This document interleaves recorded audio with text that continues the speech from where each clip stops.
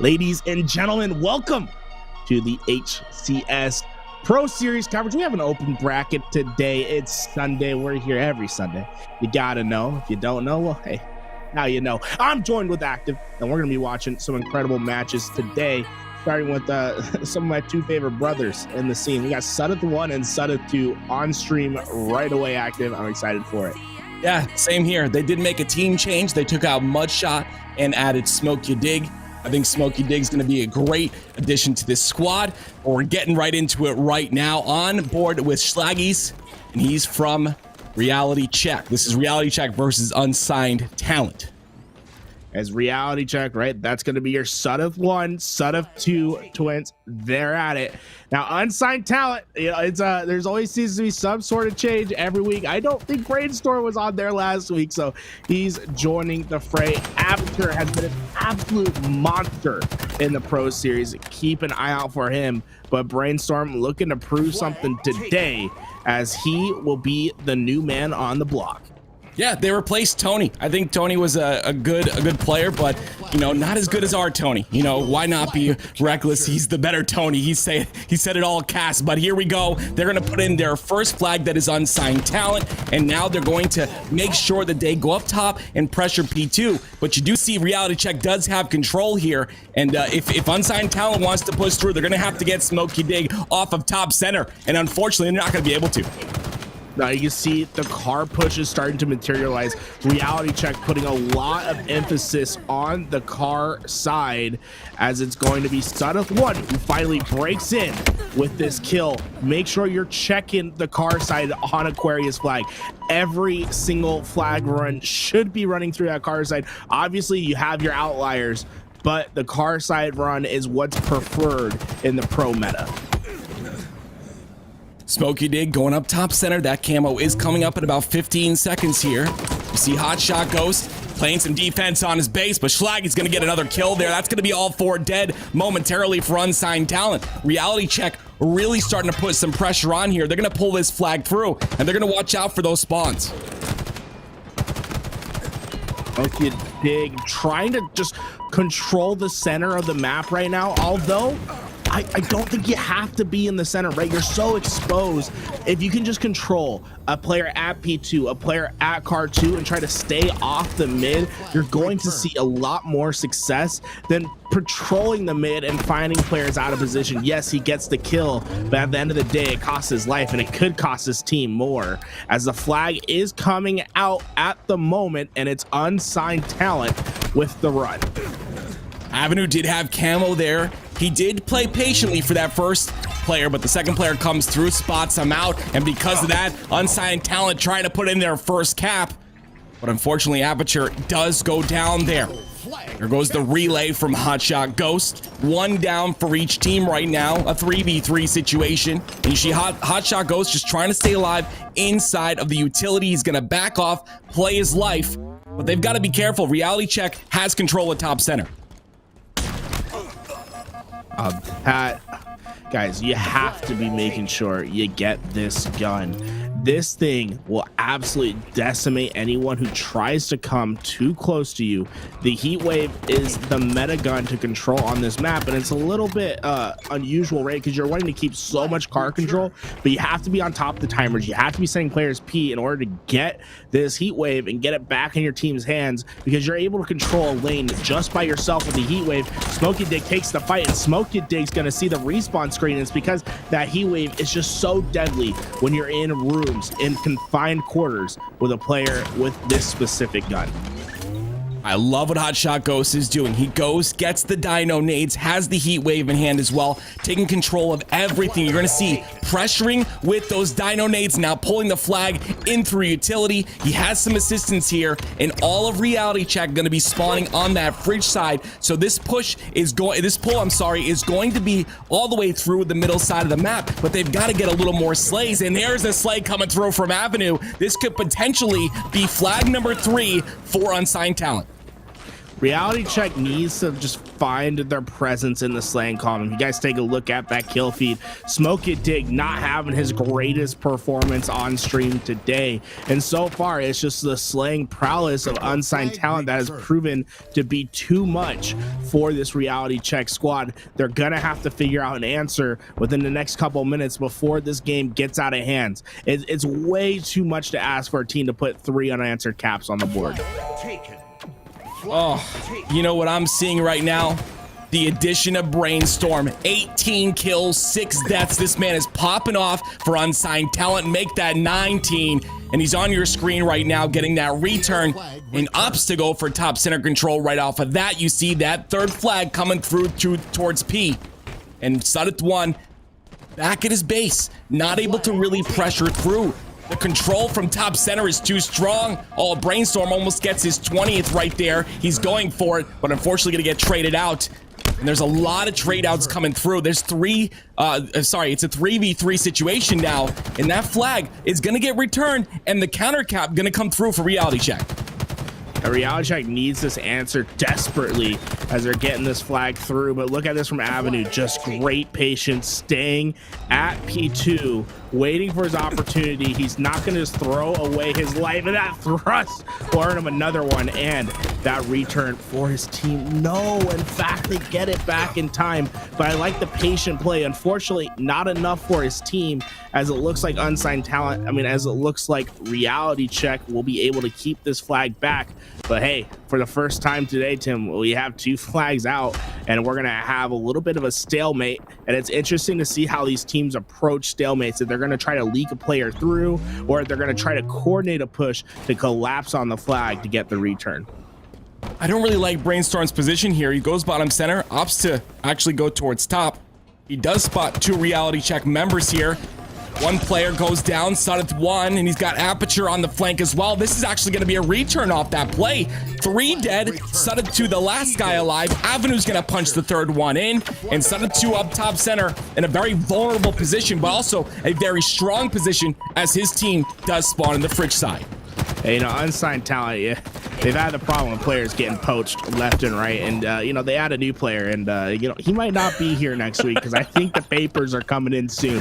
21 and 8 from Brainstorm, and he looks unstoppable as he's finding more kills. What I've noticed from this guy is he has the patience, he has the micro ability up close, and he's just playing so damn smart. He outplays on every street as he finds himself 3 kills, 2 in the form of his BR, 1 in the assist, and he's not stopping.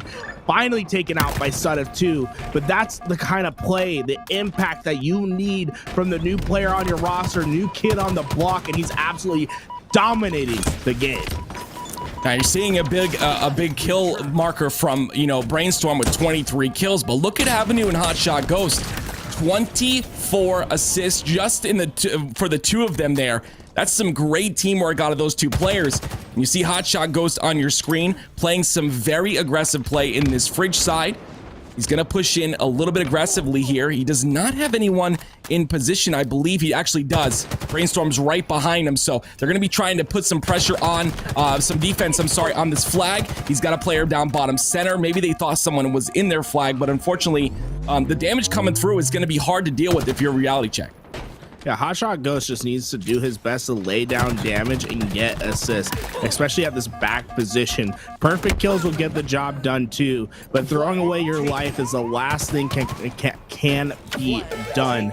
As Reality Check will get this flag out and away with 2 players down, and honestly, I think it relates to not being able to play your life in the back of your base. When you opt to stay in the back base, your life is so much more important than any kill. He overexposed himself for a little bit, got the perfect kill, but I think it's going to cost him a flag cap right here unless there's some crazy heroics come out from unsigned talent. Flag is going to get punched in. That's going to be the first one in for Reality Check. And the kill comes through as well, but the trade, it's going to be 2 dead right now for Reality Check, so they've got to stay alive here. Aperture playing back. He's got the heat wave in hand, the weapon we talked about so much, and just playing some really deep offense. We talked about the deep defense, playing that anchor role on your own base, but Aperture just making some things happen here. Schlaggies is going to take a fight There goes the kill. Finally, the reversal comes through. But 2 of his teammates are dead. He's got to stay alive here. Great patience from Aperture. His teammates just couldn't get to the point to the help. And, you know, that's the thing you have to do. When you have the heat wave and you're just in the back base, you know the flag can't really get out for your team.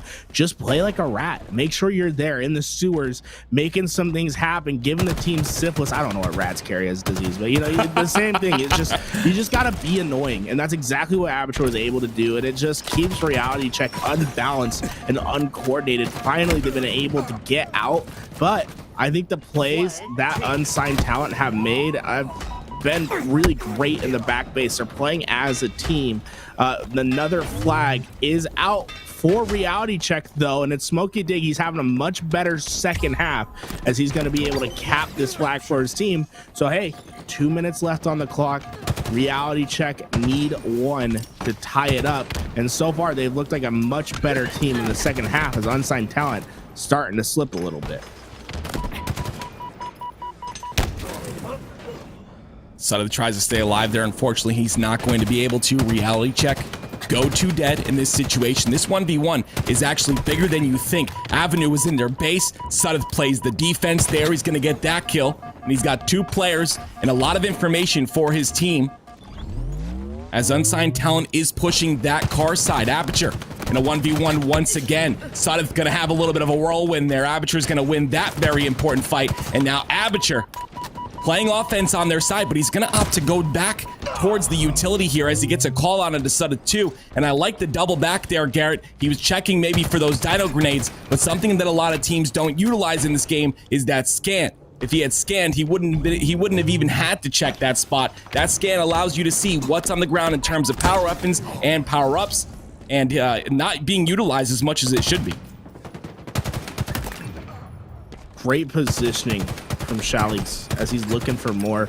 Brainstorm gonna be going down, but this is the position that you want as a team from Reality Check, getting that car control, getting the flag out. Unfortunately, when you're playing with such a limited time, you make desperation plays. If they had another minute to work with, they probably could have coordinated a little bit better on the car side. Instead, he had to push right into flag. The return will come out for unsigned talent, and now with only 10 seconds left, I don't think Reality Check's going to be able to get there in time. And this is what happens when you turn up too late in the game. You have to make desperation plays towards the end. And even though you have the position, you had the opportunity, it doesn't result in a flag cap because you weren't ready to execute, because you didn't have the time to set up. Playing strong in the start is what's so important for teams, especially when you're an underdog. You have to come out strong and then just finish and execute at the end. They played a strong second half, but the first half, I mean, it was abysmal from these guys. They know that they can play better. Shout out to Brainstorm, though, first time with the squad, and he's absolutely killing it, going 33-17. Unsigned talent, 89 kills. I mean, I'm really curious, and I have to ask, I'm really curious why unsigned talent completely outslayed Reality Check, but Reality Check was able to come through and make that a 3-2 game. It was a lot closer than I thought it was going to be, just based off of, first of all, how the game started, and then secondly, how the slays went the entire game. I feel like maybe Reality Check was playing a little more scrappy, would you say? It's more that Reality Check didn't have the slaying prowess to not play scrappy, right? It's right.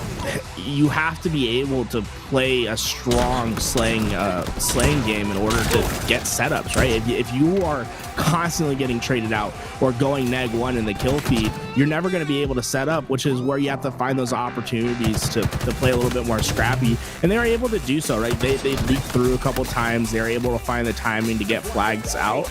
But that's not going to be long-term success. When you're going through a bracket, when you have to win 7 rounds in the winner's bracket to move on to Thursday, you're not going to be able to play every objective game or even just every flag game like that. You have to be able to outslay in the feed and be able to set up and play clean Halo.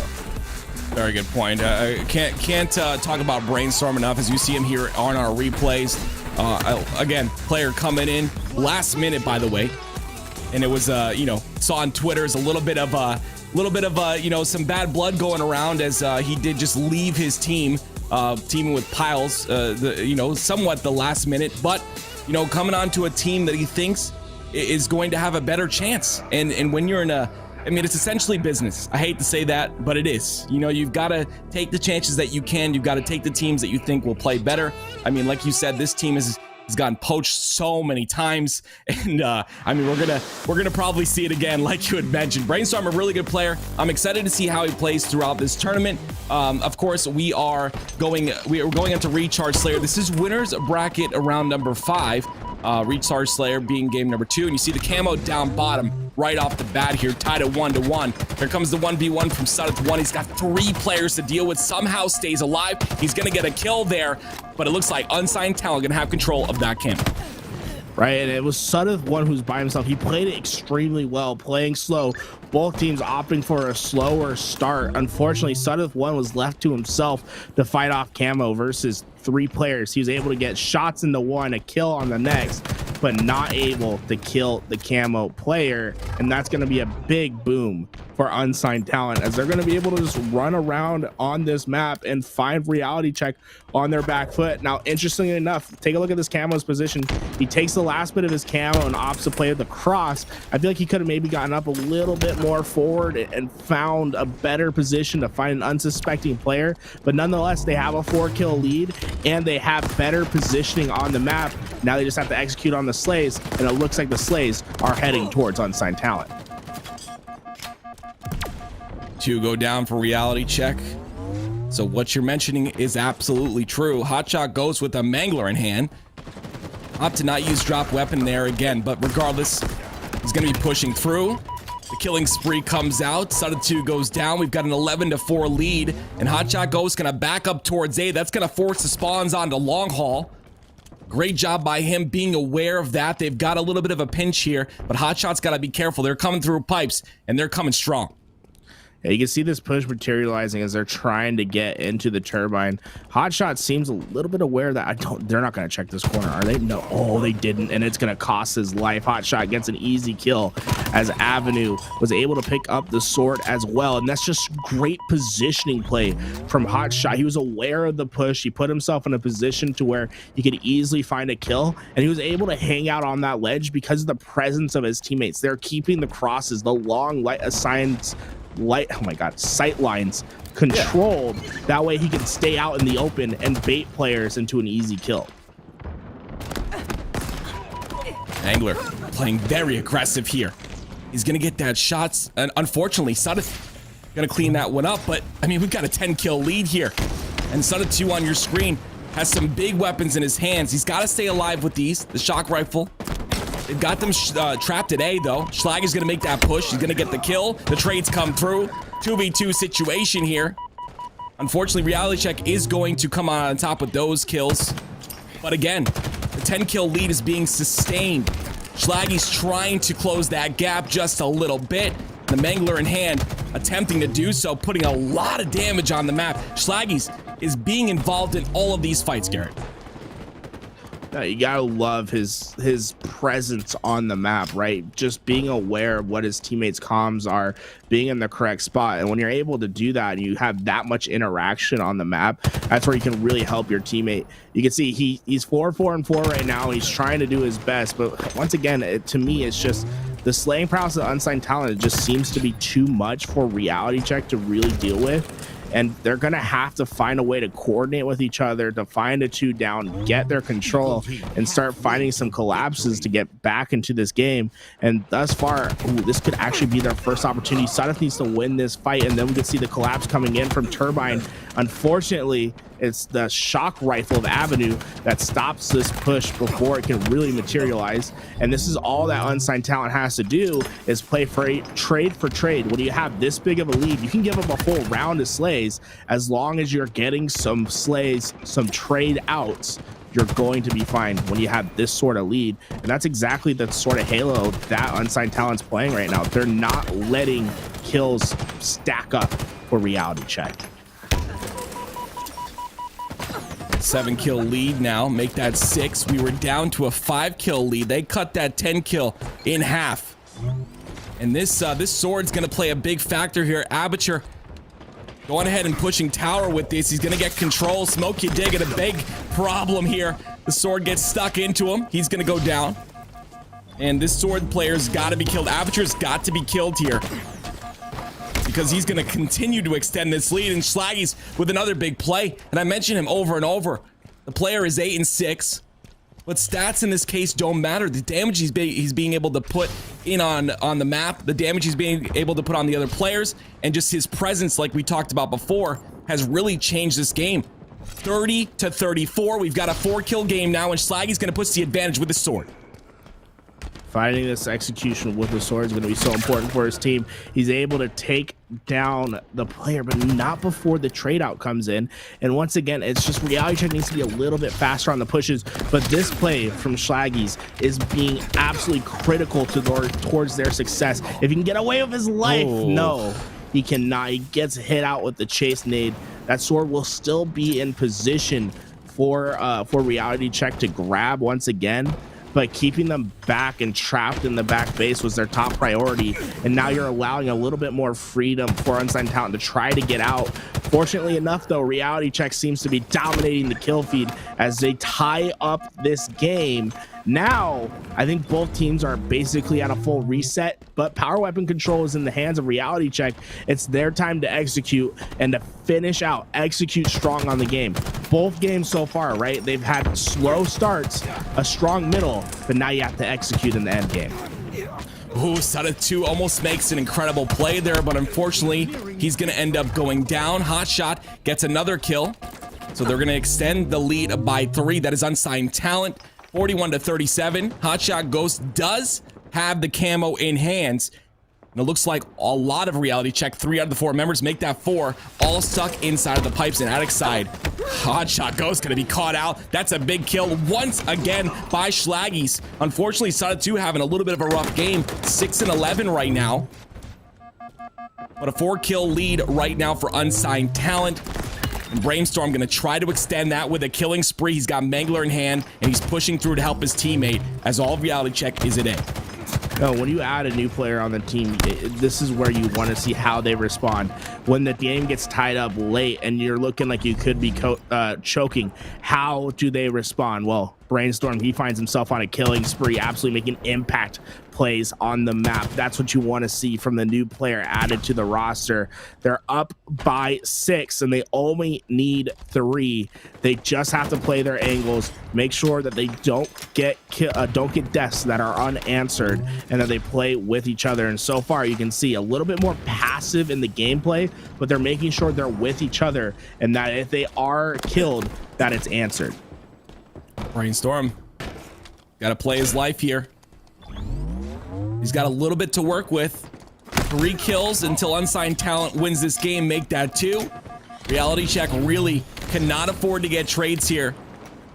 Should not have to be said, but for any new Halo players in the chat, trades are obviously not a good thing. 1 kill left for Unsigned Talent to get. Avenue's gonna try and make that happen. But Smokey Dig doing a great job of staying alive here. Comes the push. Brainstorm gets it. That's gonna be it. Unsigned Talent are gonna win 2-0. And Brainstorm went on an 8 kill streak at the end of that game to win the game for his team. As we playing impact plays, one thing I'd like to say to the Reality Check, right? They played extremely well getting back into this game, but it's this moment right here. Let's pause this for a second. Actually, go back.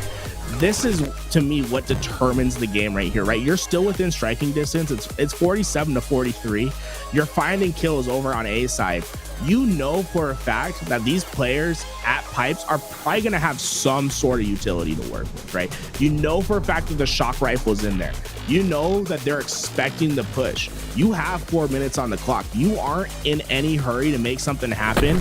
And unfortunately, Schlaggy's, he gets caught out from Brainstorm because Brainstorm's ready with the utility in the position to make it work. And you know, I just feel it's okay to literally let a game come to a grinding halt and make the other team uncomfortable and have to push out. I thought they had great positioning. They just need to sit there and wait for the other team to make a mistake, especially with 2 players on spawn. Instead, they try to get a little bit too aggressive, and you know, it honestly, it's a coin flip but I would say that the coin's a little bit weighted towards the head side. And, you know, you can't really be taking 30% chances on a play working out that can cost your team. Let the other team make mistakes rather than you trying to push a little bit too aggressively and change the game to go into the other team's favor. Though, reality check, they just need to figure out the start of the game, right? They had 2 very slow starts. They have a very strong middle game. They have a great ability to get back into games. But because you have such a lackluster start, it makes executing at the end that much harder. And that, to me, is where we really saw their problems, was in the early game and then executing in the late. Unsigned talent gonna move on, and we're gonna find out who they're gonna play up next. Complexity versus Dirge Activity. Of course, Complexity is Triton, Cody Vetra, Rob the Turtle, and Hysteria.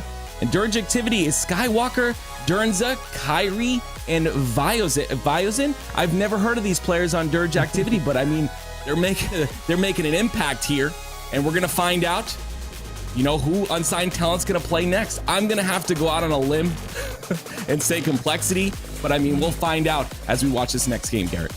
Right, Complexity guys, they're an absolutely talented roster, to say the least, right? They've had their problems.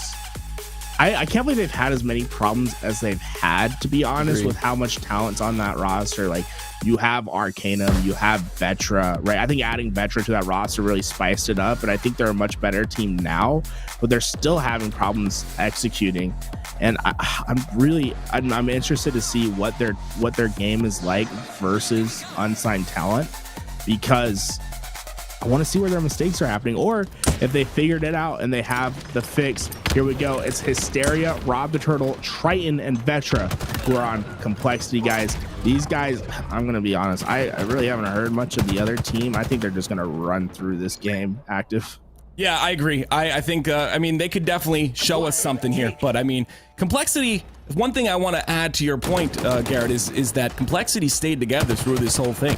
You know, ever since Raleigh, when Vetra won that free-for-all, they replaced Hunter JGX with Vetra, and I think that it's just great to see, finally, a team, as we punch that first flag in, a team that's been able to stay together through all the bad parts. I mean, they've had to play in a lot of open series, and it's just due to the fact that, like you had said, they haven't figured things out yet. Hysteria going to take control of that weapon there, a very powerful weapon on the map, the Heat Wave.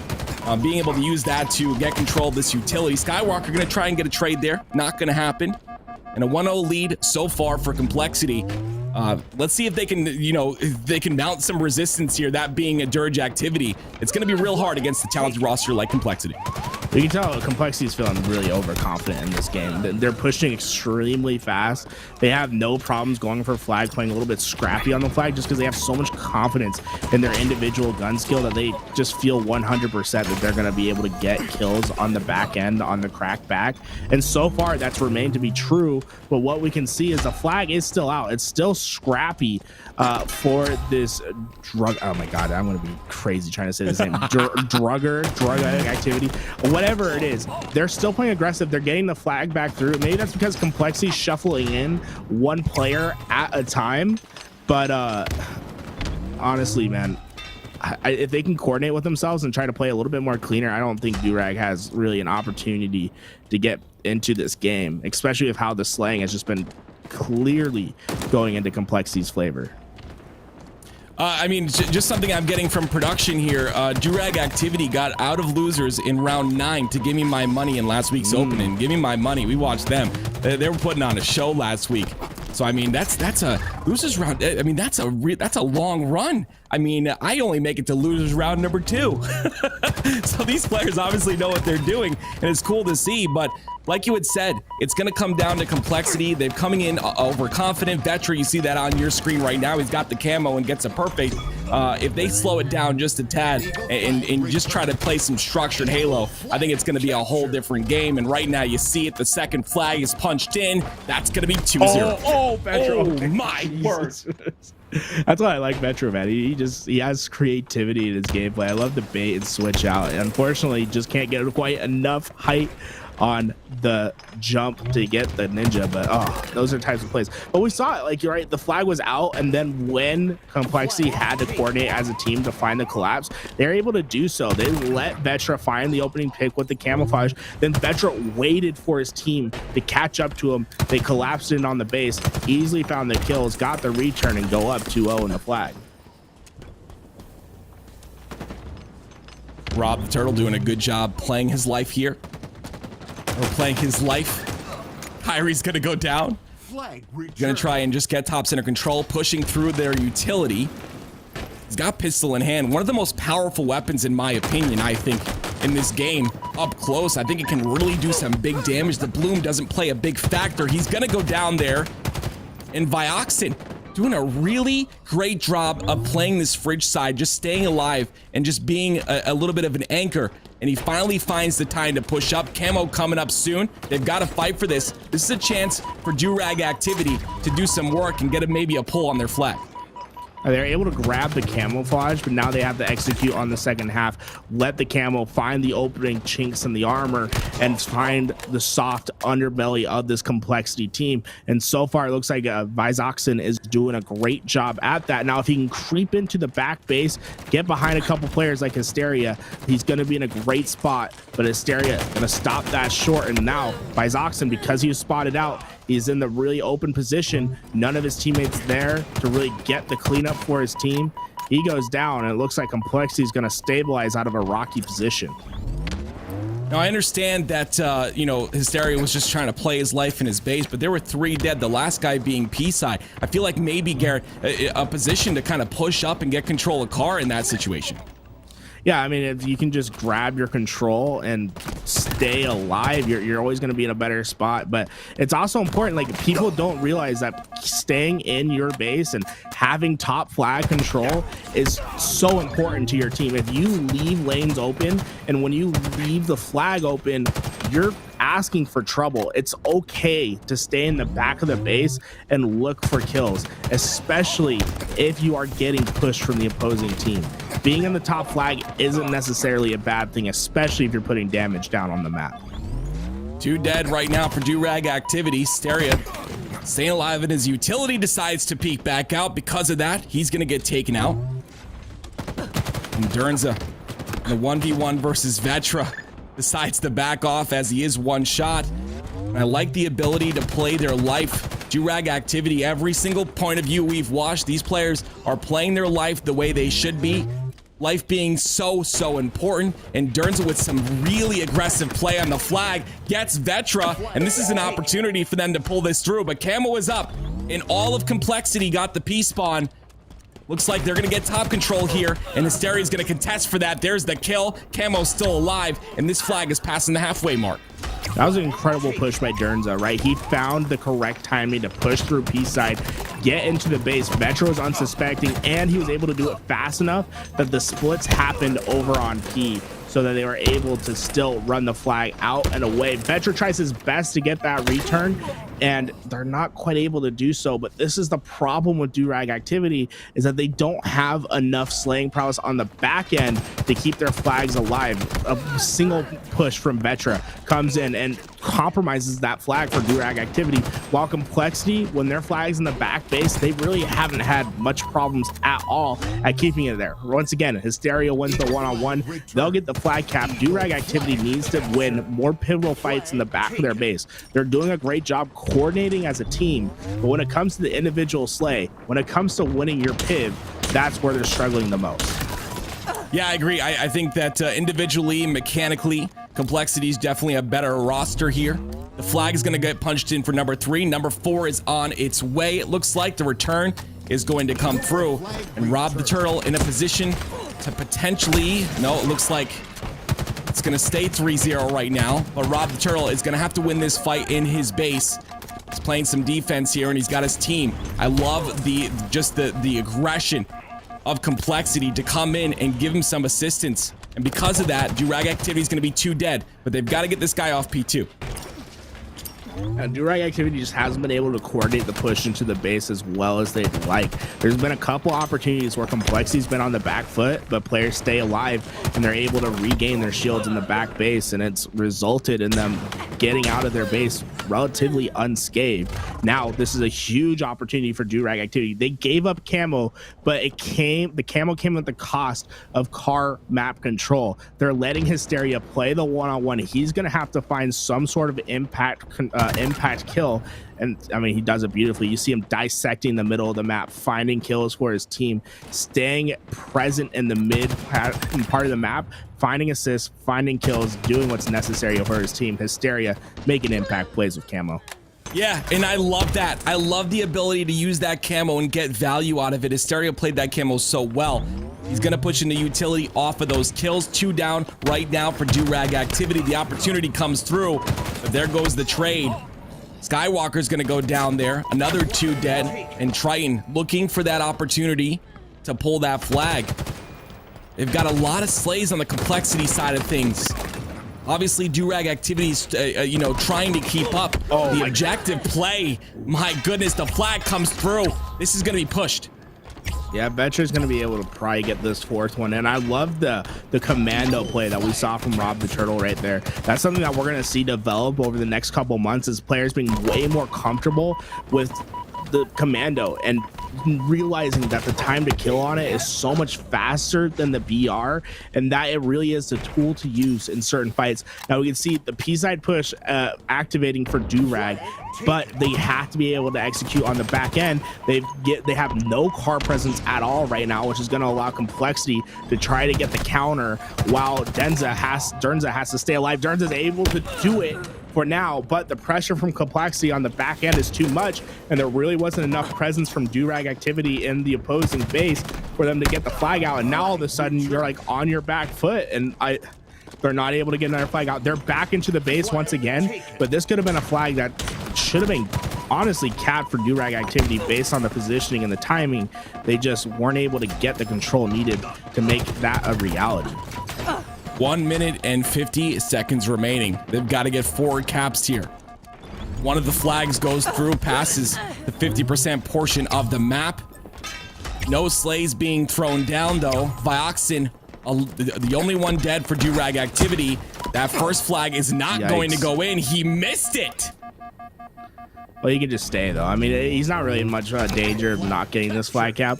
The problem is you have 1 minute and 25 seconds on the clock, and finding what I guess would be 5 unanswered flag caps is going to be a tough task. You can see Rob trying to leak through. He's not going to be able to get away with that as Kyrie's looking for more, as he's just going to be trapped over at shocknades and eventually picked up.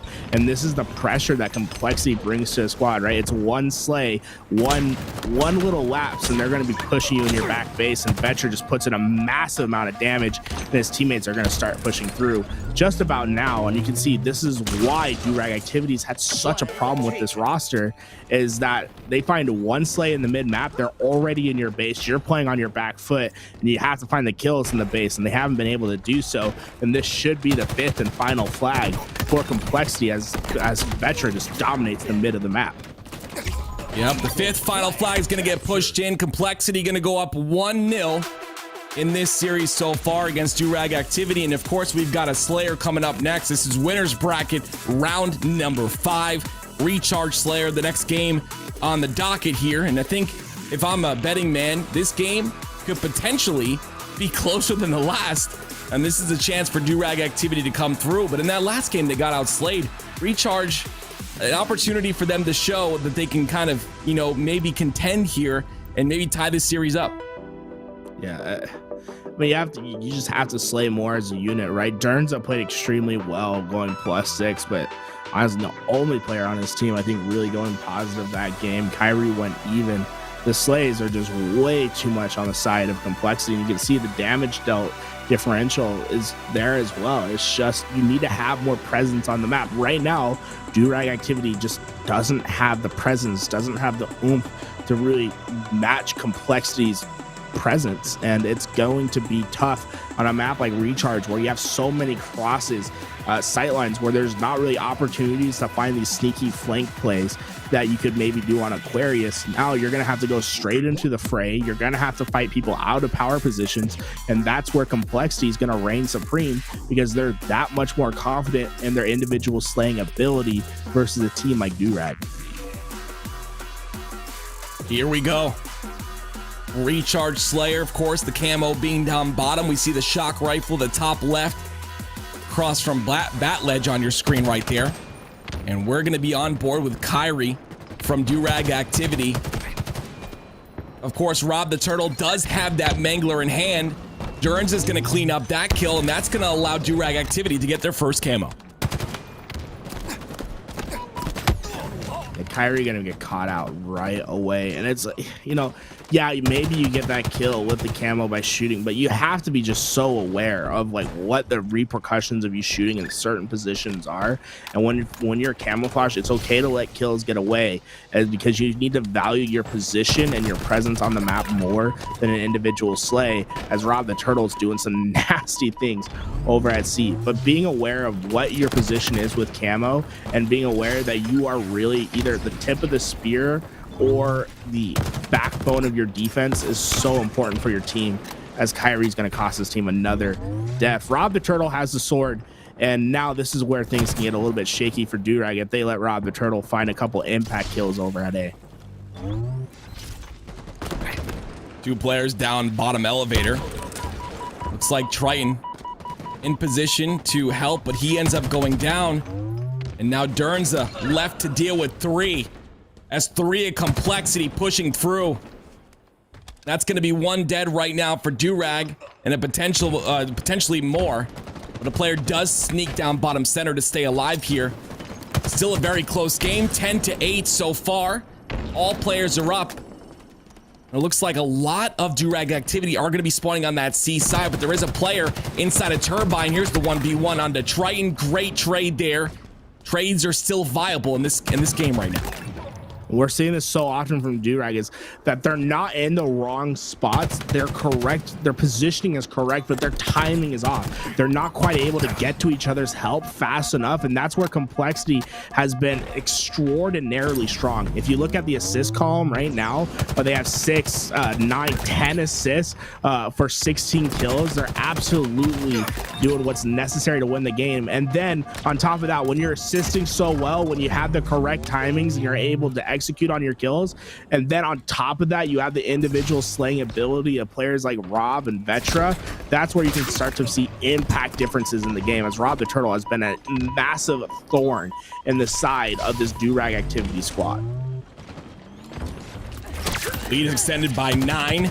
He's got sword in hand, looking to extend it more. His shots have been beautiful in these last 3 plays. Dern's finally going to shut him down and potentially bring this score a little bit closer here. But it's not going to be without Complexity getting those trades over and over, as you see Hysteria and Rob the Turtle in your kill feed are going to trade the 2 and continue to keep this lead at 9. Oh, Dernza misses a swipe, but it's going to cost his life. And that's the last thing you can give up. You needed to get that double kill with the sword to get your team back into this game. They're about, what, they're down 8 kills already, and it doesn't look like that number is going to shrink anytime soon. Based off the positioning of Durag, Triton does get taken down, but they don't have the presence at A quite yet, and they aren't in the position to coordinate a push. And now you see Skywalker having to give up control because his teammates are struggling on the other side. Oh, you almost went off the map there. But you see, they got those couple kills, and now all of a sudden they're trapped back at C. Complexity's making the push through, but the kills are just gonna be inconsequential for Durag Activity because they're not gaining any control. They're not getting any presence. They're doing step A, but they're not coordinating for step B and finishing on step C. Very well said. 6 kill lead for Complexity. Vioxen trying to make this camo play happen here. Triton waiting down bottom. And because of his positioning, he's going to go down by Vetra with a triple kill on the feed. Trying to get the overkill. Kyrie, the last man alive. And Vetra's going to win that camo. Yeah, he's gonna win the camo, right? He gets 3 kills, and now he's gonna get rewarded with the camo. And now you see, this is what I mean by having presence and knowing where you are when you shoot, right? He takes that fight, but he knows he has a quick escape, so he's okay with taking that fight. And now he's gonna find himself another 2 because he doesn't get out of position with his camouflage. They ping the shock rifle for him. Now he has the camo and the power weapon to go with it. They're up 10. This is all she wrote, because when you give a player like Vetra the shock rifle, he finds 2 and he's gonna get the 3rd. This man's on an absolute tear and he's not gonna stop. Get the over. No. Oh, Vetra, too much. That's why they picked him up, the free-for-all player. If you guys want to get into this scene, if you place well in free-for-all, teams will pick you up, and that transition is really hard, Garrett, going from a free-for-all type of play style into 4s, but Vetra's doing a great job of showing us exactly how to do that. Vetra's always been an incredible player who's just been waiting for his opportunities, and he just needs to find the right team to mesh with. And I think Complexity's been having their seesaw moments where their highs are high, their lows are really low. But if they can figure it out and start working together as a team and clean up these comms and let players like Vetra just take over games when necessary, they're gonna be in a great spot for the future. This is a team that is probably going to qualify for Anaheim, and that's going to be their real litmus test, is how do they perform at a big tournament with big money on the line. That regional is really where Complexity is going to be put to the fire. Top 16 are going to push towards Anaheim. That is top 16 after the qualifying tournament. And Complexity, 100% agree, will be one of those teams. Again, got to mention the fact that they're being, consistent. They're staying together. They're not making team changes off the whim, off of one player not performing correctly. They're sticking together. They're building that chemistry. A lot of teams, you don't see that happen. You see players kind of stick in that honeymoon phase, and all of a sudden they have a bad game, and that's it for them. They make team changes, and sometimes it does work. But here, Complexity, 5 kills to win this game, a 9 kill, make that 11 kill lead, 10 kill lead here. They're going to close out this game in fashion as Triton grappling around with a mangler in hand, doing his best job to stay alive on this box. Yeah, it's going to be too much of a task to ask. Kyrie eventually finds him with the nade. I mean, that is a 4-for-1 trade for Durag activity. The problem is just the kills are so in favor of Complexity at the moment that they're okay with giving 2-3 unanswered kills at the moment. As long as they find 1 or 2 in the process, they're going to be fine. As it's going to be Rob, who's just, you see, this is what I mean. Like, yeah, you're playing well to find a bunch of kills in succession, but you can't afford to get any of these kills traded out. And so far, that's just what's been happening. Finding great kills, playing well in the back end, but Complexity, they're playing in a fashion where they're just trying to find one, and they're not valuing their life whatsoever. Right. I mean, anything will work here. Skywalker goes down. Complexity going to be moving on to play Unsigned Talent in Winners Bracket Round 6. Now, that's going to be a match I watch for, Garrett. No, it's going to be a very interesting one. Unsigned Talent has gotten the best of Complexity in the past. I think, they've qualified for Pro Series twice, where Complexity, they lost last week 2-1 to Status Quo not to qualify. This week, they're trying to answer back and showing off strong versus this Unsigned Talent squad is going to be a great confidence boost. Dernza, guys, he's a free agent, or he can be a free agent if your offer is good enough. This man absolutely played phenomenal all game. He played extremely well in game 1 and went +6, and then it played extremely well in game 2. So keep an eye out for this guy, because he's been absolutely making waves, dropping almost 5k damage on that Slayer. Oh, I love the damage. I love the damage stats so much. As we look at some replays here, see that camo play being so vital. Rob the Turtle with a beautiful perfect here, and he gets the second one as well, which is going to be so huge. He secures that camo, gets the double kill, gets the double perfect back to back, and this was a great start to that gap that they let in. That was an 8 kill lead off that double kill camo play. Yeah, what I really want to see is the play from Vetra. I mean, this man was absolutely crazy. But yeah, Rob the Turtle dominated the early game, but then it was Vetra who came into the late, right? And this is his team just knowing what he needs, right? He finds his easy double because of his position with the camo. Remember, this was him running away from shooting and then repositioning to find himself this double kill, and it's just such a great presence play, right? He wants to be forward. He wants to cause some havoc. He's going to miss this first shot. He's like, okay, well, I'm not going to take that now. I'm just going to reposition immediately. He's going to find himself a double kill because of it. And then his teammates are like, hey, shock rifle's down. Why don't you make something happen with it with the camouflage? And that's exactly what you want to do to a young, talented player like Vetra, because he doesn't disappoint. He finds 2 immediately and will eventually get the triple kill. What a beautiful just string of events there from Vetra. You don't see a lot of value coming out of camos because the time is so short, because you pocket it nowadays as he gets the triple there. You pocket the camo nowadays, so they obviously nerfed the time on it, so it doesn't last as long as it used to in Halo 5. But you know, when you see players get that much value out of the camo, it's just so great to see. I do want to give you an update on the bracket here. We have, of course, Fnatic versus We Love Than, and Fnatic, they're gonna lose game 1 3-2. Garrett, I mean, that's kind of something we didn't expect to see. They were up 2-1 and they got double capped in the last bit of the game, and this is a team I have no idea, no offense to them, and that doesn't mean anything bad, it just means I haven't seen them perform, and apparently they are. It's Kenny Bounce, Llama 2 God, Parzelli, and Precision. And these players are apparently giving Fnatic a problem. Yeah, I mean, Fnatic, that's surprising because I think Fnatic's probably one of the best AM squads out there. They're a team that's just so explosive, but you know, finding some trouble early on.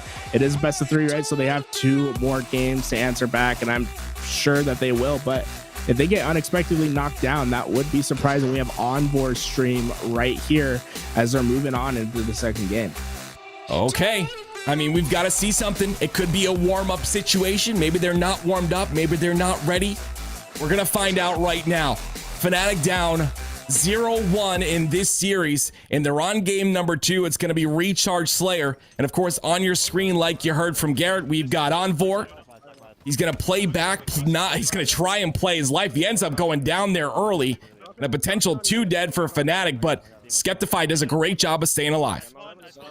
Well, Llama God, I'm familiar from him over in the COD scene. I've seen him do some crazy things over there. Sudif one in the chat, shout out to him. He's saying that Kenny is a player from the Gears of War scene. So, you know, we've seen a couple of these Gears / Call of Duty amalgamation teams come up before, and it looks like they're doing it once again. Though they're going to be going up a really strong team. Guys, you got to remember, 3/4 of this team took second place at the last major Halo 5 tournament that was online. Remember, the Sentinels 30K tournament at the end of last year. They got second place, doing an absolute incredible losers bracket run. Obviously, you had Ollie, or who was known as commonly at the time on that roster, which probably made a big difference when you have an X Games gold medalist. But you got to remember, this team has upset many pro teams in the past, and they're going to be a juggernaut to get through. And if this upset does happen, then Llama God and the squad making some waves. It's very interesting to see all of the Gears of War players coming through and performing.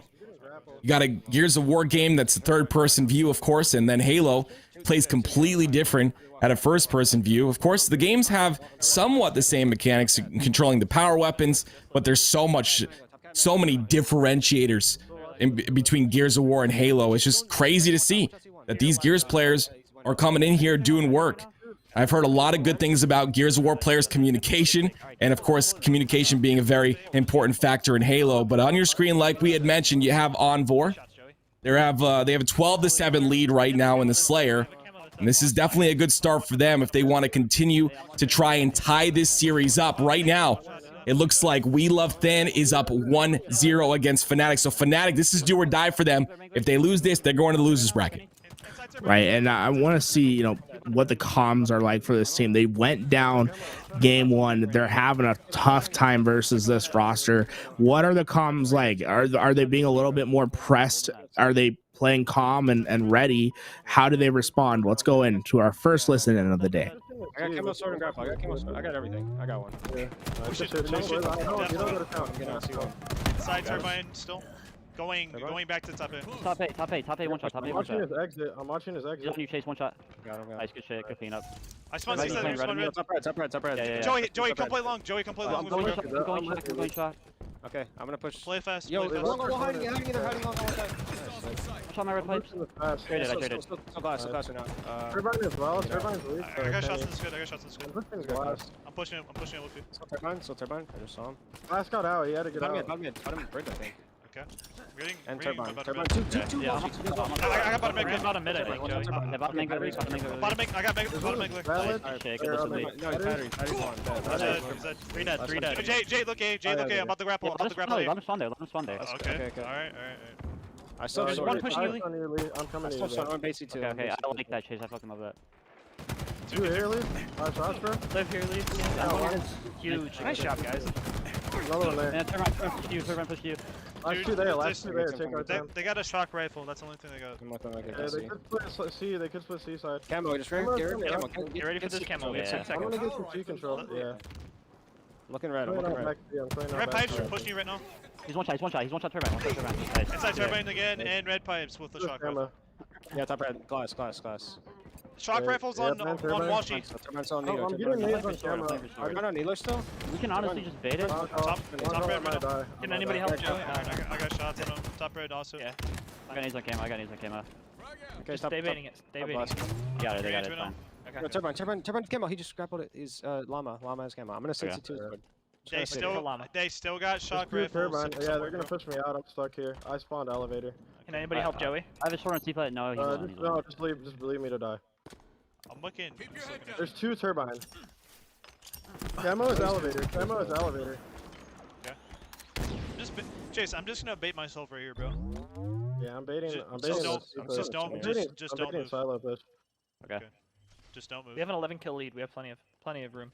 Camo just ran out. He's like bottom mid, I think. Yeah, bottom mid on stacks. Two Traded, stacks. They're just Two running. looking. Nice Right, shot. another one Good shit, good shit. One is suicide. Suicide? Okay, and killed shock. Here, take shock. Okay. Yeah, let me get that.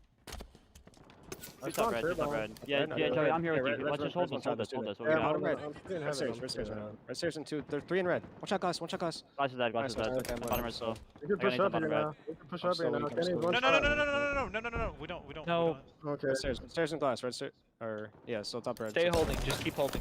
Two red pipes. Two red pipes. Ballage? Still top red. I'm living. Yeah, 2 red pipes. They're all in red. They're all trapped red. Just keep Ballage, shooting. so yeah, Ballage. We have a 12 kill lead. They have to play to us. Last. Red pipes, 2 of them. Two still pipes. Wait, Both wait. weak as fuck. Bad ledge, we- They already pushed, bro. Then top Look red, at top them. red. There's a guy weak, top red. I got Straight. one. Joey, There's you're another alone. one. Two more turbine. Okay, I got Keep holding. you. We have you. Slump sword. Nice. I'm gonna I'm gonna watch make it this. the sticky. Here I'm gonna one, make see it one, the see one, I sticky. hear one, C1. Okay. Can we look see I'm one? on sticky. Jump Camo's on, already up jump there. on, C2, jump on. C2, I got you the watch glass. out. Let's go on, only C1 top red. C1's weak, Two C1's top watch out. red. Two top red. One going to camo. Camo's weak. I got dead. Nice shot, Lee. Well, guys, it looks like this roster, well, they're answering back as strong as I thought they would. This Fnatic team, they just got signed. They're looking to not get knocked down early. So we'll keep an eye on this. But in the meantime, well, we have our main event. It's Unsigned Talent versus Complexity. They're loading into the first map right now, guys. Tarit's Oddball. This is going to be, I think this is going to be going to game 3. I honestly can't tell who's going to win between these two teams.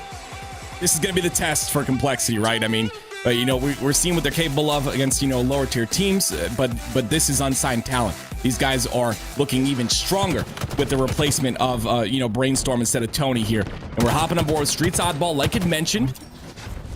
Rob the Turtle on your screen right now. He's holding that top A area. And you see 2 of Complexity members end up going down in the purple. He's going to try and win this 1v1 versus Aperture. He does. That's going to be crucial here. If he stays alive and plays his life, this could be huge. He's going to be able to get ball and rockets. He does. And there it is. The control of the ball, the control of the rockets. 1 dead for Unsigned Talent. And they're going to watch those spawns on the C. Rob, only going to be able to put one of the rockets in, but I love the push towards purple from Complexity. Although they weren't able to execute on the kills, you need to be able to control the utility that spawns over here. And you can see Hysteria, he wastes the last rocket and he grabs this shotgun. no, you don't want to be trapped at purple, but you want to be able to have the presence at purple so that you're on top of the bulldog spawns, that you're on top of the oddball on the oddball reset when it does happen. And this bulldog, most of the map's going to run through it. This weapon is absolutely devastating on the map, as it can absolutely make it's a game-changing difference when you're set up with control. And you can see why, as Asteria's got himself a couple kills with that bulldog. It does drop him to the bottom of the sea, so we'll see which team's able to finally gain control. It looks like Brainstorm is going to be the one that gets the bulldog back, but just be aware of the bulldog spawn and who has it throughout the series. Great kill onto Avenue. Even Steven all across the board here in terms of kills, in terms of ball time. Unsigned Talent going to be mounting a little bit of time here. Aperture going to run away from that one shot into Vetra. It looks like Unsigned Talent's got a little bit of a hold here. Aperture trying to play his life as rockets are coming up. These are going to be essential. The perfect comes through. That's one of those big kills that we talk about, but Vetra there to clean it up. Vetra is such a talented player, guys. Remember, he's won various FFAs throughout his entire career. Just won the most recent one at Raleigh, which made Complexity, hey, we got to pick this kid up. They did so. They look a lot better with him at the helm. Fortunately, Unsigned Talent has had Complexity's numbers throughout the last couple of times that they've played. Unsigned Talent, team that consistently gets top 8 finishes. They're looking to do so again as they're just racking up a bit of a lead on this opening streets. Oddball, Brainstorm taking one shot, having to back down, but I like this angle he's playing with Avenue. Fortunately, they're not going to be able to work with each other, but having that sort of help is what you're wanting to expect from these rosters, as Brainstorm is just being a thorn to deal with. Just staying forward and having presence, forcing Complexity to take care of the problem. They finally are able to do so, but the time bought is so valuable for Unsigned Talent. Oh, Triton just got a ninja. Oof. Whew. You hate to see it. 1v1. Another perfect out of Vetra. Something that in an FFA you have to be good at is individual skill. You see the Vetra obviously has it here. His shot is so solid. Aperture on your screen. I don't believe that Bulldog is up as of right now. That ball is in front C. It's a little bit of a contested spot, but Aperture gonna take an opportunity to throw it up on the stairs and grab the Bulldog here. That ball is just sitting out in the open, and both teams are just waiting for an opportunity to actually go for it. Aperture is going to be the first one to take the fight. Now, what you notice is he's not actually trying to get these kills. He's just trying to keep them trapped back at the moment. They don't want him to push up because rockets are coming up, and keeping them at bay and back to get the rockets for your team is going to be what's more important, right? You gave up ball time, but now you have control of the Bulldog and the rockets, and all of a sudden you're going to force a split, and these two players in the back are, well, they're in trouble. Let's just say that as the collapse comes in, and Avenue gets to save his rockets for the players that come off the respawn, as Vetra is going to see the 8-second black screen, because that play for rockets gave Unsigned Talent complete control of the map once again. What a great live there as well. I mean, just being able to thrust just completely out of that situation, being in a 2v1. Brainstorm in a 1v1 versus Hysteria. The push comes through. All 3 dead for Unsigned Talent. And now Complexity trying to answer back with a little bit of a setup here. But Garrett, Unsigned Talent with 69 seconds, a huge lead to start this game. It's nice, man. I love that. Vetra, yeah, it's a little bit of a low presence play, staying at those benches, waiting for a player to push through. And then as soon as he gets the kill at the low presence, he gets dynamic, right, and pushes straight into the enemy team. Although he doesn't get the kill, it's that sort of play that keeps teams back and doesn't let them even get into position to push the ball. You can see that Unsigned Talent's trying to do their best to coordinate to get to the ball, but they're being held back at the first step every time because of how fast Complexity's playing. Complexity's finding the weak spots, getting an easy kill, and then pushing Unsigned Talent back by throwing themselves at the next person. Here comes the push. Unsigned Talent making a play here. It's a 3v3 situation. Hysteria gonna play that ball out of front mid. But Avenue gonna pick it up and rotate it out. The great double kill from Triton. Aperture's gonna get that trade, but they're gonna get ball all the way towards A, and another setup potentially for this unsigned talent roster. They've got PD control as well.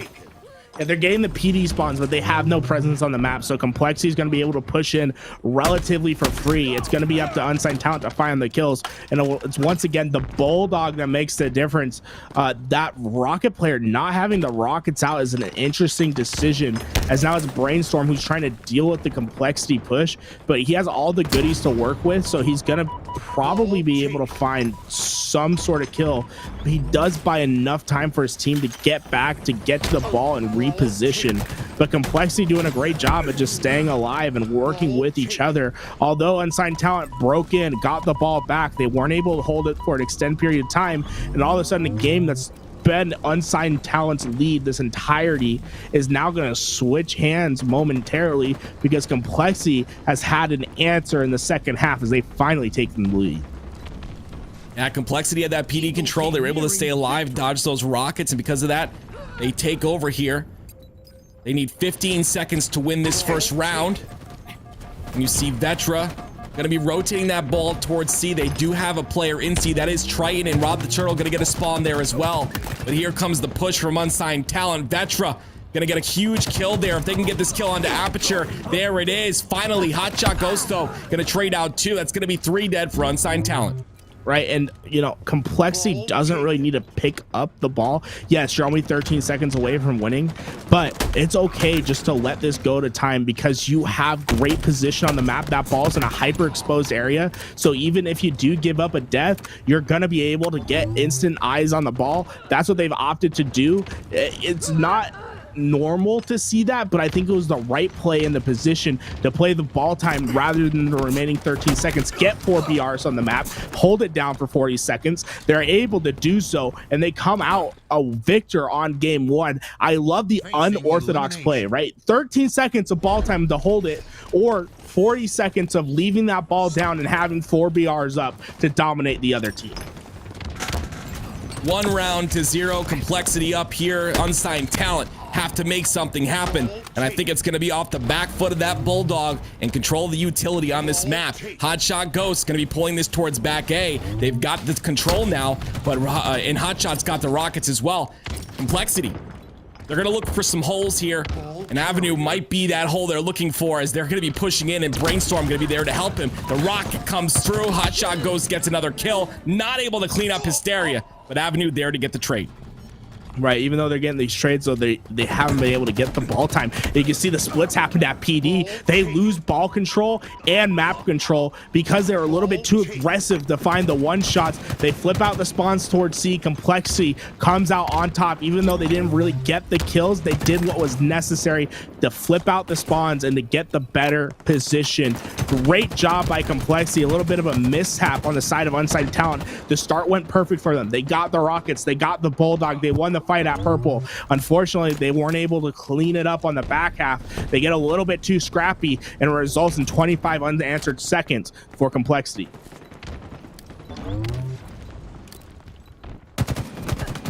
Complexity looking to close us out here. There are 2 players pushing from this B side. One does make it into PD. Rob is not aware of it. Because of that, he is going to go down, and unfortunately a player does drop out from Complexity here. It's like they are going to end this game, and I believe they will just restart with Complexity being up 1-0, but unfortunately Complexity did have like 30 seconds on the board there. Yeah, I'm curious as to whether they keep the time or not. We'll have to see what happens. I'm not really sure what the rule book says. I'll have to get an admin or something in. But if it was me, I'd be like, hey, play the differential, right? Make sure they get the time. That being said, we're going to check in on things that are happening around the scene, as it's going to be, they're going to get themselves back in. I'm curious as to whether we can get that Fnatic look back up, or if we have an update at what happened over with Fnatic. I'd love to see what was going on over there. Remember last time we saw them, they're in game 2, and they were running around with it. You can see in the chat, guys, look at the top right. This is what we're looking to see. I mean, we broke setup. Ooh, okay. Yo, this is the politics, right? Okay, this is we're going like Star Wars. We broke this setup. Okay, yeah, that's fine. Okay, look at that. Good guys can play that. Bro, I was up 30 seconds. Like, come on. Nope. That's a shim. But I do like that call. I do like that call. They did break the setup there. You know, after the 30 seconds was over, the setup was broken. So that's a potential 30 seconds for unsigned talent. So they just kind of call it there. Complexity up 1 round. We'll get back into that game in just a second here. Also looking at Fnatic. We will update you guys on that game as well. But we got Streets Oddball going to continue here from, starting from round number 2, Complexity being up 1, and then Aquarius Slayer next. I really think Complexity is looking pretty strong here.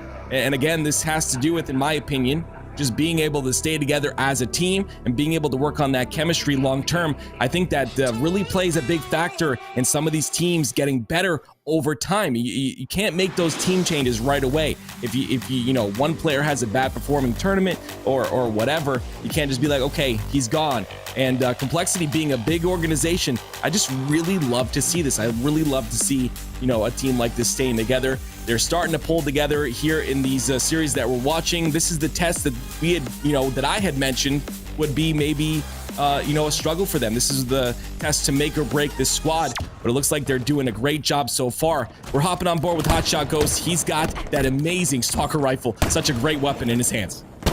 Yeah, when we're talking about big organizations, well, arguably one of the biggest organizations in Halo Esports, Fnatic, dropping their third game 250 to 99, so they dropped down to the losers bracket. Unexpected, to say the least. Rockets will fall into unsigned talent's hands, but quickly traded out. No more Rockets left, and it looks like Complexity will be able to run away with the ball for now, as Brainstorm's trying to do his best to get back in position. You can see I like this rotation from Complexity. Get it all the way back to C. Although they're not executing on the kills, they do throw it back out. Vetra's doing his best to stay alive. Vetra comes out. What is Vetra doing, bro? He gets 2, and now he's allowing Complexity to just answer right on back. His Avenue will go down as well. It's big individual plays like that from your young talent that can absolutely change games. Although unsigned talent still have ball time, they were all in backseat. They could have had a complete setup. Now they're having to play scrappy towards B. As you can see, the coordinated efforts from Complexity are coming through as Vetra's laying down damage, and we're seeing the kills. Oh, finally the kills go in unsigned talent's favor. But it's big plays like that that buy opportunity for your team to execute upon, and it's the pro teams that do the best at executing on the final phase. That's the difference between a Complexity and a FaZe. And that's something I want to mention as well, that like you said, it opens up the opportunity, but unsigned talent did such a great job, like you had mentioned, of rotating that ball towards B and then getting the reslays on the spawns as well. That's going to net them 27 seconds of ball time. But Complexity, they're answering back right now. Avenue on your screen, trying to prevent that from happening. Rockets are coming up in 2 seconds. Rockets are the ultimate tool to break setups, and it's going to be so important for Complexity to get these Rockets away for their team. Hotshot Ghost is still in position to play for these. Oh, Vetra was able to grab them. He finds the kill, but he got traded out, and you can see unsigned talent finally able to take control, and they have 1 rocket to break 1 push from Complexity, and it looks like Complexity's opting to go the B side. Vetra, Vetra's gonna be able to break through from purple, and I don't think they're aware because of how fast that death was. I don't think he saw him, and now Vetra can be making the play for the team as he gets 1, and now he just needs to stay alive. Don't worry about the ball. You just need to keep the presence for your team, flip out the spawns for your team. That's what he's doing, and he's finding kill after kill. Come on, get another one. Come on, Vetra, double for his team. Vetra has been an absolute monster this tournament, and you're seeing why you go after good young talent to fill out your rosters. A 2-point OKD in this round alone, and 32 seconds and counting for Complexity. Mounting their comeback here. The push from purple. I'm sorry, the split push, it looks like. 2 players on the B side. Vetra, the only person that's able to deal with these players on purple, and I like the idea of playing his life. He has to. Those 2v1 situations are too strong, but to get the trade outs finally, Hotshot Ghost gets 1 though as well. And it looks like maybe unsigned talent's going to win this push. Balls being down on PD side. And Complexity gonna have to make another push to break this setup. And finally, we tie the game as Unsigned Talent takes their first lead in this round. You can see Complexity finally materializing the push, and I love this coordinated effort from the B side. Triton's gonna have B control. Aperture still at back A, but if Rob's aware, he can milk out enough time. Oh, Aperture sneaky. You see this, Tim? He's playing low presence. He doesn't want Complexity to know that he's here quite yet. Now he's gonna make his play as his teammates are starting to push through. Unfortunately, the timing's just a little bit off, but I like the idea from Aperture, and he is going to be able to earn himself 1 kill at least, and now his team should be able to come in and finish the rest. Beautiful timing from Aperture. He knows the situation. He didn't just charge into the death. He waits back A, plays low presence because he has that bulldog, and gets impact kills in the back base. It could have been a little bit cleaner, but it's those kind of the plays that differentiate your average good player from your tournament player. And that's how you win those 2v1s, right, Garrett? That drop ball, so effective. Being able to use that there. They were able to get 2. They traded out the 3rd. And some ball time as well. The perfect kill from Brainstorm. We've seen so many of those on his screen. And they're looking for another player. Maybe some miscommunication there. All 4 members of Complexity. 2 of them in the middle of the map. The other 2 not really in the play at C as they just spawned. Brainstorm playing such a great role here. Tries to stay alive. 1 goes down. The push from B comes out here. Unsigned Talent, they have to stay alive, but Complexity overwhelming on the push. Rob the Turtle with a Sentinel in hand is going to try and get some more kills here. I like the pre-fire from Rob. Yeah, you're not getting away from that. And they have Unsigned Talent on their back foot right now. Even though the kills were going about even, that they're all amalgamated in the same spot, it's going to be Complexity that has clear control now. The B spawns are coming out, so that's a little unfortunate for Complexity because I think they were expecting a C spawn, but now Unsigned Talent's going to be able to pressure right away, and they're going to get right on top of that ball. So it's going to be up to Complexity to wrap back and play as a team. But Triton's already on the rotation. You'll love to see this. He's going to throw it out into the open once again, and they're going to need to slay out at these Rockets. Avenue gets the Rockets Force team, and he wastes both of them, gets 2 kills. But because of that ball play, Complexity's still in a great spot to play for that ball. And who else but Vetra to make the impact play for his team once again, finding a double in the feed and keeping the control for his team as that ball will stay in Complexity's hands. Oh, those are some huge kills by Vetra. Remember, Complexity need this round to win the first game of the series, and Vetra killing those 2 players is going to give them that lead that they're looking for. 11-second lead that is. Unfortunately, 2 go down for Unsigned Talent, and this lead is going to continue to mount. 6 seconds remaining in this game, and that's going to be it. Complexity win game number 1 versus Unsigned Talent. Yeah, what an incredible statement game, right?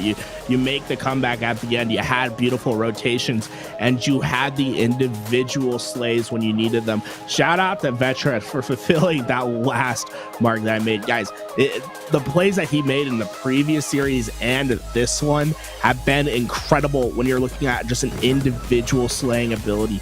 He absolutely turned the game on his head. This double kill right here to keep the team back. Look, he gets this kill, and all of a sudden, all of Unsigned Talent's going to be spawning back at PD. They're going to be as far away from this ball as possible. You're at C. You're going to be able to get at least 20 seconds of unanswered time, and then they find another 2 kills from Rob the Turtle later on. This is what you're looking for from your monster young talent, and that's exactly what Vetra has fulfilled time and time again for this Complexity roster. And on the other end of things, we talk about Brainstorm, you know, having such a good series last series, but being put to the test here. He has a little bit of a rough game on game number 1. Hopefully we can see him pick it up in the next game. It's going to be Aquarius Slayer for game number 2 here. Complexity up 1-0 with a very convincing 2-0 lead, or 2-0 game on Streets Oddball. I'm really looking for this Complexity roster to continue to get better. I just feel like, you know, like I said before, not to repeat myself a million times, I just feel like this is the test that they needed, and they're really showing. They're getting an A+ so far out of me. Let's see if they can continue this on Aquarius Slayer. man, it's going to be a tough one, right? Guys, Heat Wave going to be oh so important to your success on this map. And then also just being able to make the impact plays with the camouflage. Rob's going to fall down early for that, so you're seeing Complexity opting to go for a hyper aggressive strat to try to get away with the camo. They didn't even look at P2 to start with. Camo's still down at top mid, but they're going to give up complete P control to Unsigned Talent, and that's going to mean Heat Wave in the hands of Aperture. And Aperture has been in a complete monster with this weapon throughout every week that we see him have it in his hands. Yeah, Aperture, the only player that's not being really picked up. Like you had mentioned before and alluded to, everyone's kind of getting poached, and Aperture's kind of been on the squad since the start. I think he's a great player. I'm sure his time is near. Maybe with Unsigned Talent, they just kind of get a roster together and stay. I think this roster has a lot of potential. Brainstorm going to be 0-2 to start this game. Aperture, like you had mentioned, with the Heat Wave in hand. Almost on a killing spree there. One more kill to get that. And he's holding top P control. Has one are dead for Complexity. Aperture just being low presence, right? Trying to find his opportunity. He finds the right timing.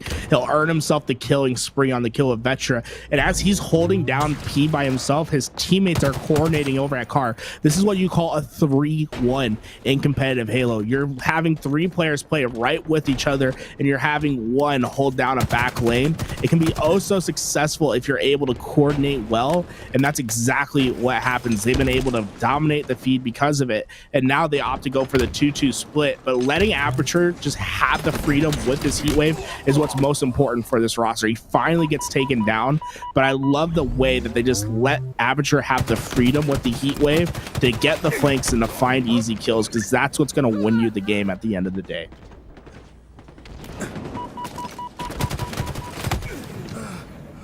Brainstorm caught bottom center. That's going to be a momentary 3 dead for Unsigned Talent. On your screen, Aperture.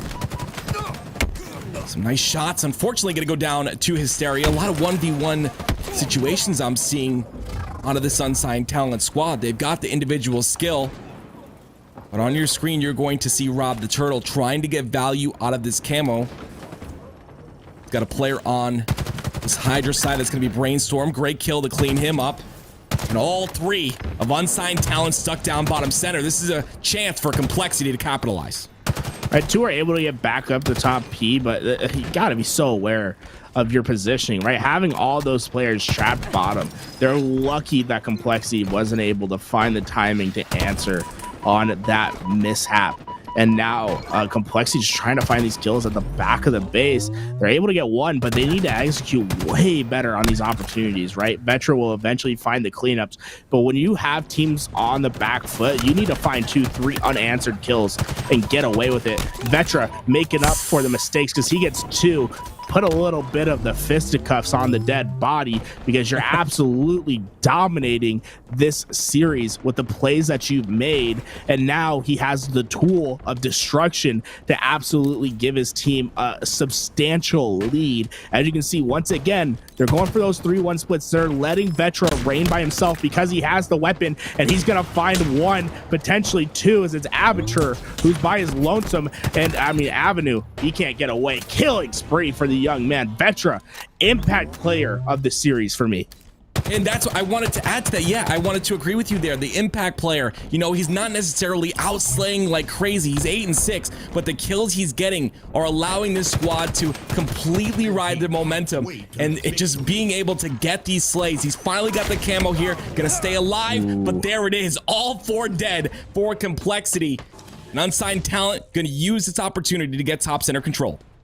And it's just unfortunate timing from Vetra, right? He goes for the camo, and right when he went and got it, his teammates went 3 down, and that is the risk of doing a 3-1 push, right? When you have a 3-1 and your teammates aren't able to at least find the trade outs and they all go down, that's when you can find yourself in trouble. And a shout out to Unsigned Talent for basically getting back-to-back full collapses, 2 triple kills in a row for Unsigned Talent. The first for Avenue, the second for Aperture, and now Complexity. You can see they're a little bit more scared to push out now. They're coordinating with each other. They're making sure they have each other's help. They don't want to get down too much in this game, and Triton's going to be able to find the first easy one. But that's what you want to see from Complexity, right? You had 2 back-to-back absolute 4 downs. Now you got to be, okay, we got to slow this down. Make sure we don't go 4 down once again. The Aperture finding, Hysteria. Okay, finding Hysteria with his back to him. Aperture's playing absolutely phenomenal right now. 14-5. He is absolutely popping off in this game. Hotshot goes on your screen right now. Gonna try and stay alive. Brainstorm here for the backup. Push onto Triton. There it is. The shots come through. This could be one dead for Complexity, but Rob the Turtle with another trade, and you're seeing killing spree after killing spree for this unsigned talent roster. These players are showing their individual mechanics, and this is really what's winning them this game. It's still striking distance for Complexity though, and if they can coordinate an effort and get a 2 or 3 down, they can start to run away with it. You can see Vetra, he's in the back and he's working on the flank right now. Unfortunately, he doesn't have the opportunity to fully execute on it quite yet because his team isn't coordinated enough, and because of that, his teammates go down over at the P side, and now it's Unsigned Talent that can start to run away. You can see they have eyes on the camouflage. They have what's necessary, the tools to win. Complexity trying to do their best to keep Hotshot Ghost off this camo.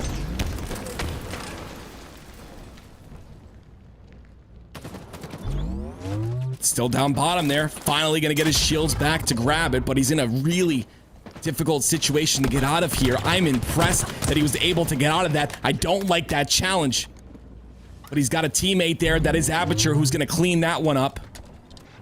He's going to try to utilize his camo again to his advantage. 2 players in his sights, playing the angles. Gets Triton there. They've got another one as well. I think Vetra gets the trade on the other end of the map. A 3v3 situation, 44-36.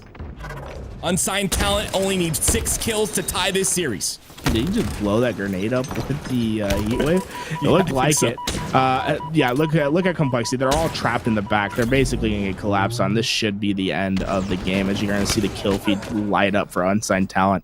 And it was those back-to-back triple kills that was the real difference maker. They were able to just dictate the pacing of the game. Complexity never really able to regain their foothold, and now you're going into an objective game once again. Complexity had a strong answer on the first one. Question is, how do they answer on the second when your back's against the wall and you lost a Slayer pretty substantially on this Aquarius map? Great job by Unsigned Talent to execute in the middle game. Those back-to-back triple kills absolutely dictated the pacing of the game. Complexity, Unsigned Talent, tied 1-1 in this series. The last game being Bizarre CTF. As we take a look at some of the stats here, Aperture having the game of the century, playing phenomenal Halo with a 15.3 KD. This player's been a part of this team since the very beginning, but it looks like maybe a poaching is going to occur in the near future. And something I kind of want to mention, Garrett, talking about that last game, is you had mentioned it actually. You called it right at the start. And it's right here. Vetra, what does he have in his hand? He's got the Heat Wave. This gun was so powerful in this series, in this game in particular. And Unsigned Talent had control of it nearly the entire game. Yeah, especially Aperture, right? He controlled the beginning of the game with that Heat Wave, and then he finished out the game with the Heat Wave. And to me, it was the big difference maker because it allows you to feel really confident in your 3-1 splits, where you can have all your BRs on one side and you can say, all right, you're going to be at P by yourself. If anyone pushes you, you get the kill. If you find the ability to get behind players, use the Heat Wave to find the easy kill. We saw it happen again and again, and it's just so interesting to see how that plays out because that wasn't what was happening 2-3 weeks ago. The meta is evolving. You're seeing teams feel a little bit more confident with leaving players by themselves. This isn't Halo 5 where you can rely on the individual gun skill to come out on top in many fights. It's very much a team-oriented game, And having 3-1 splits where you're leaving a player by themselves is something you don't see every day. Aperture not going to be able to get that overshield on his body, as it's going to be Vetra and Hysteria who will work together to try to stop the overshield from going into the hands of Unsigned Talent. But that's not going to be enough as Hotshot gets away with the overshield. Gonna try and play his life there, and he does. But Hysteria gonna get the trade. And honestly, in this map, I really do feel like Complexity has a little bit of an edge, in my opinion, of course. I feel like they play a more structured Halo, whereas Unsigned Talent plays a very aggressive, scrappy Halo, as you saw in that last Slayer game. Hysteria pushing through here. He's only got one player to deal with, and that's going to be Avenue, who is no shields. And finally, because of that, he's going to have control of their palm, along with his teammate here on his bottom side.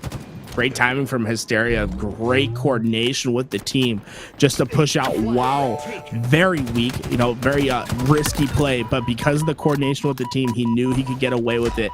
And that's going to be a flag that's out. Okay, so is he aware of the locker spawn? That would be incredible if he was. I was about to say, there was a player that's in opposite lockers right now, and look how wonderfully they played around it. They just are able to push flag throughout the middle. They haven't even gotten the slays, and they get the flag back to double doors. But Aperture could spell disaster for Complexity because he's in a great position, and he has the Bulldog to work with. And look at that. He's not desperating the flag. He's just aware of what he needs to get done. He's looking for his own slays, and he's finding them on the map. This is an incredible positional play from Aperture. Aperture showing why he is one of the better players, in my opinion, in Halo Infinite. I think this is a sleeper pick. He's so good individually. His mental's there. His positioning and timing is there as well. And taking control of that BR. So vital here. He's got Brainstorm as well. They're going to try and pinch these two players from Complexity. One goes down. There's the second. But unfortunately, to get traded out, that's going to be all 4 dead for Unsigned Talent in a position, in a place for Complexity to pull this flag through. Yeah, this is great presence from Rob the Turtle, right? He pushed forward, trusting that his teammates would get the kill on their side. Unfortunately, it's Hotshot Ghost that still got the spawn out. His timing was almost impeccable to make it so that no one from Unsigned Talent spawned over at Rockets. He wasn't quite able to get out in time, and it's Hotshot Ghost that gets the forward spawn and stops the flag for now. But those types of timing plays from Complexity are things that you like to see from the higher level squads, where they're taking advantage, they're skipping steps because they know the other team hasn't prepared their homework. They're able to take advantage of certain positions, like it from Complexity. They just need to execute on the back end. Series is tied 1-1. Hotshot Ghost gonna be pulling this flag through with a little bit of a slide. And Avenue gonna be getting those dino nades. Unfortunately, misreads the spawn. He does have a player on top Rockets. That's gonna be Vetra. This kill is ginormous in this situation. Unfortunately, he's gonna go down, but Unsigned Talent gets that flag through the double doors, and they're playing some insanely good defense here. But the shots come through, and that flag is gonna go in. 1-0 for Unsigned Talent. Yeah, Unsigned Talent just does what Complexity hasn't been able to do, and that's just find slays on the way back. And now Complexity, all of a sudden, that you've had a great start. You've been finding kills. You're constantly in the opposing base, but because you haven't been able to execute on those 2 flag caps, suddenly you're on the back foot now. You're having to play. You're having to play for the tie instead of extending out the lead. Great job by Unsigned Talent in this game to execute on their opportunities. You know, although Complexity's had a plethora of chances, if you don't execute on them, it doesn't matter at the end of the day. Unsigned Talent, they get one great chance and they make it work. Something, Garrett, I really don't like about that overshield, even though it is pocketable, is just the fact that there's no invulnerability as the shield's going up. It's pretty much been like that for every single Halo game. You see Triton there pulling through, pushing through as he gets that OS, as he triggers it, tries to get the beatdown, and his entire OS is gone because of that. Regardless of that, though, they're going to be pulling this flag through to the BR, and it looks like it's a 3v3 situation. Make that 3v2 momentarily.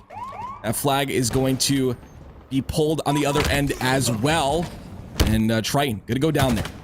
Yeah, Complexity is just not aware of what's going on with Unsigned Talent. And that's not because they're bad or anything. It's just that they don't have the information. You can see they play it very slow and methodical, even though no one from Unsigned Talent is really in position to stop the flag run. They play it too slow. They allow Unsigned Talent to go get a flag touch of their own, and now Unsigned Talent's finding the kills on the way back, and they're trying to get this flag back for their team to go up 2-0. And look at that, it's in a great spot, and Hotshot will get it back for his team. So once again, it's Complexity that just hasn't quite been able to execute on the final steps, right? They're having no problems getting into the base, but they just don't seem sure of what to do or how to slay on the back end, and making sure that they take care of the over spawners, or that they make sure that no one's able to chase, or that they watch the overextends. That's where Complexity needs the most help right now. Hysteria's been dominating the kill feed, getting into the base, but they need more help on the last phase of execution. Okay, that was nervous. He does get the overshield off that back smack. Gonna trigger that. That is Vetra. And Aperture going to be stuck in the lockers here, taking that lightning damage. My word. Vetra's OS is going to be nullified, but he's got his entire team here. And they're going to try and get these slays. 3 go down for Complexity. Vetra trying to play his life, but he just tries to get as much damage as he can there before he dies. And it looks like all of Unsigned Talent are going to prepare for this push. They've got control of the entire map here. Yeah, this is a nerve-wracking position to be in if you're Complexity. Oh, Triton almost gets the kill on Brainstorm through the 1v2, but he did get both the players weak enough for the players from Complexity to push through. And this is actually a chance. I believe it's Rob who's all the way at the opposing double doors. If they're able to find Aperture, this could be a flag cap for Complexity. And look at this. We'll talk about reversing a situation. You had all 4 players from Unsigned Talent in your base. Well, look at that. We're talking 30 seconds later. Now Complexity's pressuring a flag. And momentum on the side of Complexity in this moment. They get 3 dead for Unsigned Talent. Triton's going to grapple that flag into BR. Looks like they are going to try and make it through, but Brainstorm playing a beautiful position there on the lockers. An Avenue there to assist as well. The 2v1 is going to be huge if they can get this kill onto Avenue. He does not get the kill. Avenue is going to trade out there. That flag going to be pulled through to the bottom. Aperture with a big kill as well. Both flags are out, and 2 go down for Complexity. Yeah, this Aperture working with his teammate to get the overshield. Some of the more scrappy play we're going to see, and it just doesn't go in Complexity's favor. I thought they had a moment right there where it could have worked out. Unfortunately, it's not going to happen, and now that's going to be a 3rd flag cap for Unsigned Talent. And man, Complexity just cannot find the answer on their way back. And it was a little bit of a silly situation to where they just weren't aware of the spawns. They run that flag through bar, and they didn't expect the locker spawn. Just finish your run through the rock side because you had so much coverage, and then let your players in the mid fight the fight. Instead, they play a scrappy middle run that goes in Unsigned Talent's favor, and because it's so scrappy, you in fact allow a counter cap to go in their favor. Now you have 3 minutes to find at least 2 flags and a pull to push this to overtime. Series tied 1-1. Like you'd mentioned, 3 minutes remaining to get 3 caps to tie this game up. The Rockets in the hands of Hysteria here. Can he make something happen with these?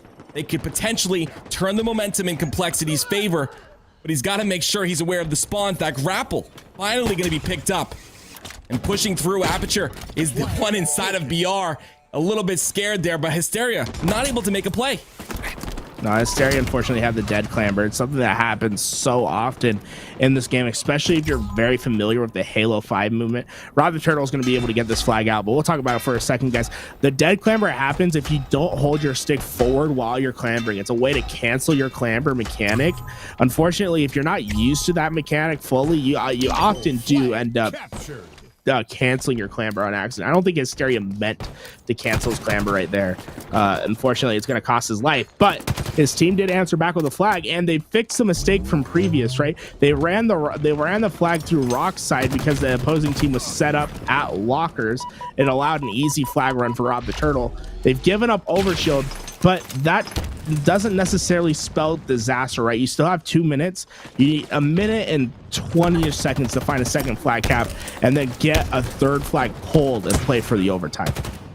I really like how Complexity was playing this here. Aperture, though, unfortunately going to make it through to the BR and to get a kill of his own. He is still not dead. He's still getting kills. This is such a big nuisance, just being on this BR, causing so much damage. They were able to get the overshield off, but Aperture, they've got to get him out of this BR, Garrett. Yeah, it's gonna be tough, and especially with the clock now coming into factor, right? You have a minute to make something happen, and when you play for desperation, that's when you have mistakes start to shine through, and you're gonna see Complexity be in odd positions from now on, just because they're gonna be desperate. And you can see the kills going into the favor of Unsigned Talent as they're pushing forward, and the more that this clock deteriorates, so does the clean gameplay that we expect from Complexity. 45 seconds remaining. Triton going to be down for Complexity. Make that 2 dead right now, and then, like you said, the timer just keeps rolling down. I don't think this is possible. I don't think Complexity can make this happen, which would mean Unsigned Talent going to move on. Complexity, it's like they'll face the loser's bracket here, and this is exactly what I really love to see. Coming from Unsigned Talent, a team, I mean, as easy as it sounds, is unsigned against an organization like Complexity. And this is what you like to see. You know, you like to see them show out like this. Brainstorm, we've seen already being a beautiful addition to this squad. The squad changing so often. And Aperture playing incredibly in this series is going to net them that win. Unsigned Talent is moving on. Yeah, Unsigned Talent, I mean, incredible answer back, right? You lose game 1 in, I mean, pretty dominating fashion, and then to come back in game 2 and game 3 and not really show much of a trouble, I love to see it. And I think the way that they played this bizarre flag kind of epitomizes what happened in the series, right? You lose the first game. How do you answer back? They were constantly losing control of their base, and the way that they answered back on the clapback is how they won the game. Constantly, we saw pressure from Complexity to pull out flags. I wonder if we can get a stat showing how many flags were pulled out from Complexity, because it had to be double. I wonder if that's a stat on this game. I don't know if it is. Let's see. Captures, returns, steals. Yeah, look at that. 2, 4, 5 steals from the side of Complexity to get 1 cap, while you had 100% efficiency rate from Unsigned Talent. 3 flag pulls, 3 flag captures. That's what makes the difference. It's the objective efficiency that came out from Aperture and the crew. And check out that damage for a second. Avenue all over the map, dropping 7,700. Yeah, we didn't say much about Avenue in that game. At least I didn't. The talk of the town was Aperture in that BR position, just holding that down, getting the slays, getting the important slays. And a great point there. The 100% efficiency out of objective, just being, you know, I called them the scrappy squad at the beginning of this game, but it really does look like Complexity played way more scrappy. And I think, honestly, it started to happen, like you had mentioned, towards the end. You know, when the time was dwindling down, their setup, you know, their positioning just started to fall to the wayside. It wasn't good to see, and that's something that maybe, you know, needs to be fixed as time goes on for that squad. Yeah, some answers need to be found. That's for certain. We have a live look right here from Llama to God, the former Call of Duty player. They're going up against this, I believe, I don't know if they're still signed with Solaris. I think the bracket name is Anime right now, but this is Gold Star, BR, JK, that roster. You guys might be familiar. We talked about Vetra. This is the roster that Vetra played with at Raleigh, where they got a top 32 finish. Top 32 is nothing to squawk at. You notice a lot of these names from Halo 5. Llama 2 God is going to go down there on the respawn screen. They are going to have a very sizable lead here. It looks like if the overlay of the UI is not incorrect, it looks like they are up 1 round to 0 in this game so far with 65 to 29 lead. And Llama 2 God potentially 2 times on the death screen here. They're going to make a push towards B. Absolutely, guys. Let's listen to what a team that is filled of years of war and Call of Duty former professionals. What do their comms sound like? How do they adapt to Halo as they're trying to prevent this round 2 from falling into the hands of Solaris? I can't see that guy. Got him. Nice. Someone play left with me, Osman. Kenny, I'm coming up you. I'm aware. I have one hurt. See life, Kenny. I'm one shot. I'm one shot. Monster, dumpster, I monster. can't see you guys. Monster. I literally Oh, can't. see shot you on guys. me. I made him. Bottom C1. Go Monster, on. front C. He's dead. And one more dumpster. Dumpster, one shot. He's just hiding dumpster. Going mid. One shot, Mid front on C. you, Devin. He's front C still, front C still. You went top C, And one front orange, bottom orange right now. I'm throwing the ball. Yeah, just right out. Chase me. Yeah, beneath you, one. It's fine, I died. Dude, you They're guys gonna be that pinching you top soon. man, okay? They're gonna be pinching you soon. I have your Yeah. pinch now? He's Already B stairs weak. They brought ball back inside. He was in red room with Bulldog. He's arcade now. He's playing EV stairs. Okay. Playing at ball. One shot. It's we're- still tires. Ball. Yeah, ball guy weak. Rockets are about to be up. Weak with ball and one guy running down mid. B Got stairs. shot. And Another one B-steps. stairs. He's one shot in the corner. B-steps right now. Yeah, He well. played it. There you go. They got this. They got rockets as well. Enemy has the ball.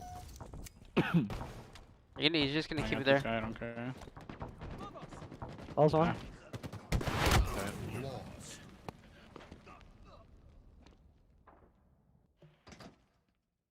Final round. Last time I don't think they sent anyone live. One more win. One more and we I didn't see No one anything. bottom orange. No one orange. There's one top orange. Tell me anything. Dead. Weak Orange B heaven. stairs. B stairs one shot. He ran They're out both mid, weak back and- ATM? Yeah, he's top purple or have the pink. ball. Good job, Ethan. Top one, That's shape three. one. Place A side. Play A side. We have the Yep. ball. Yep. I have ball and Top two rockets. weak. Someone- Yeah, They're gonna put. I have your help stall. Yeah, There's two top C. yeah. I'm watching your mid, Ethan. I'm Hey, hiding they in can your hit red him room. middle. Yeah, I'm hiding your red room. I can see when they One guy have Dead. He's one shot in red room. He has no shield flying through arcade. Ball dropped. Just Shen. You guys gotta focus skills. One is hitting in middle. This is blind too. It's my boy. On me. For us. On me, Yeah, sir. try nading ball. I'm going purple. That suck, man. One guy, Bulldog, he's weak on Gen. Enemy has the ball. I have your help. Double nade, man. He's one shot mid or like. Wait, wait, wait, I what think he's he might- doing? he's Yeah, one he's shot dead. mid. I'm playing my life. I'm keep trying that with you. Nice for him. Enemy has the ball. Then just Wait, try to throw wait, it out. Yeah, I'm Okay, gonna help you just take PD. me. I don't see him in PD. And one tires really weak. He has no shield, one planner. Ben. Yes. You got me. No one be. There's two And B. he's like, yeah.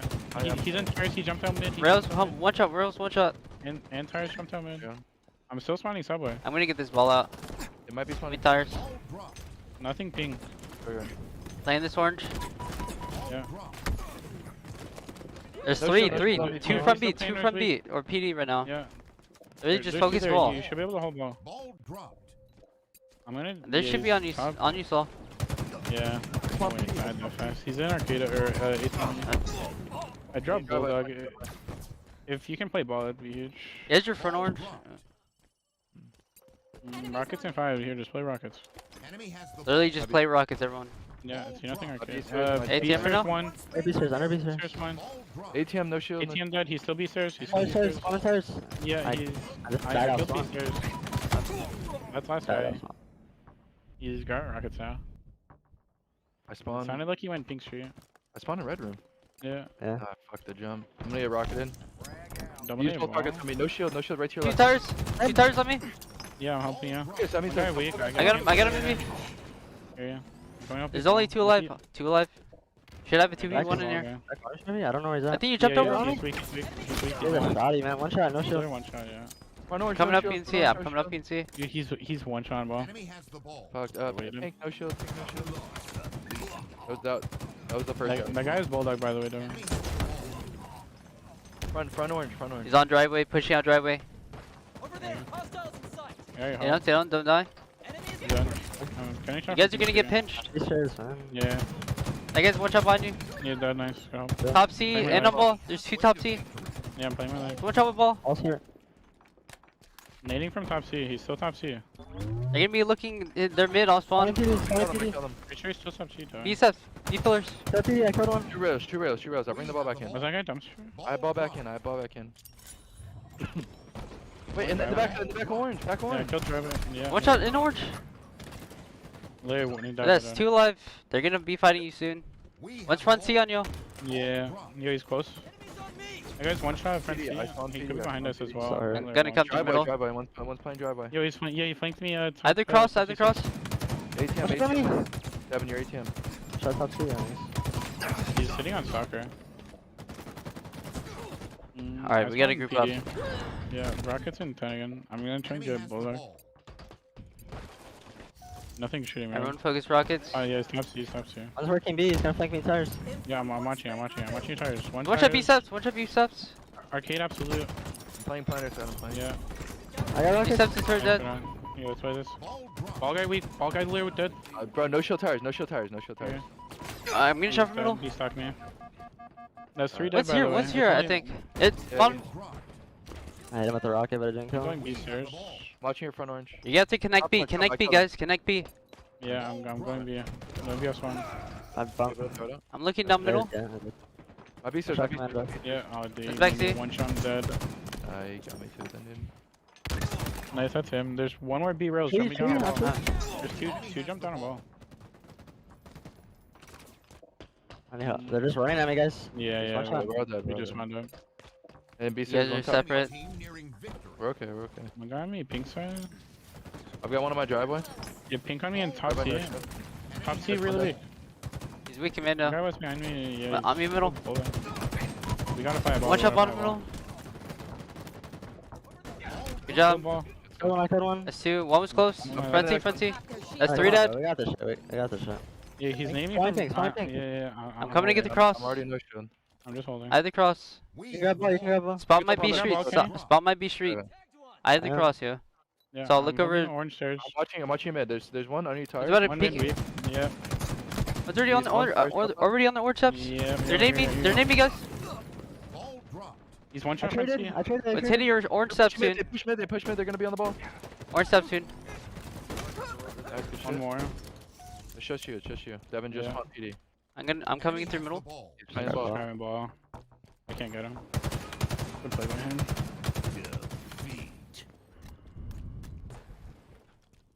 Definitely got a bit sloppy. I don't know. I don't get how you guys are dying in like some spots. To be honest, like there's so many times I'm just literally dying because you guys are all 3 dead. Yeah, we definitely got whipped quite a bit.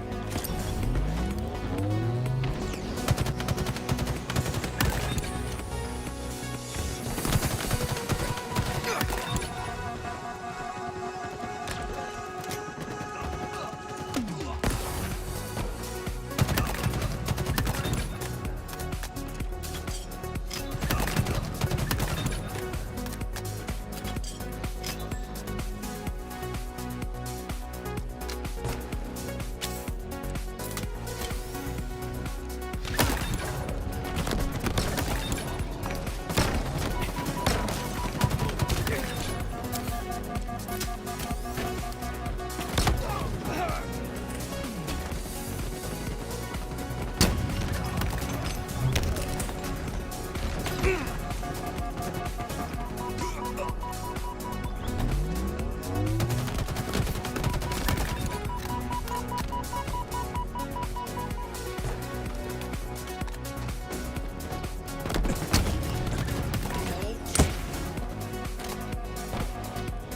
take.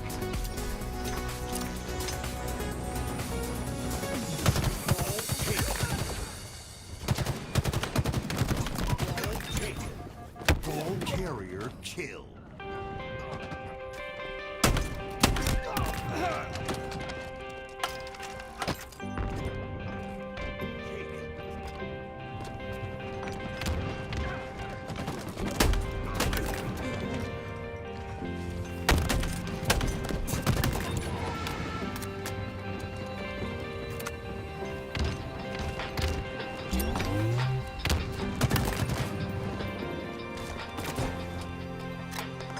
Ball take.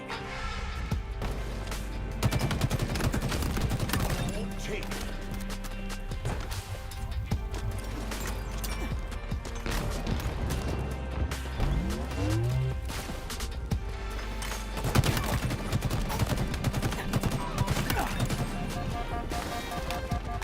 Ball.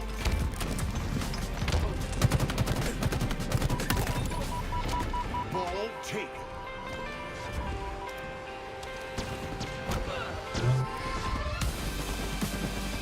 take.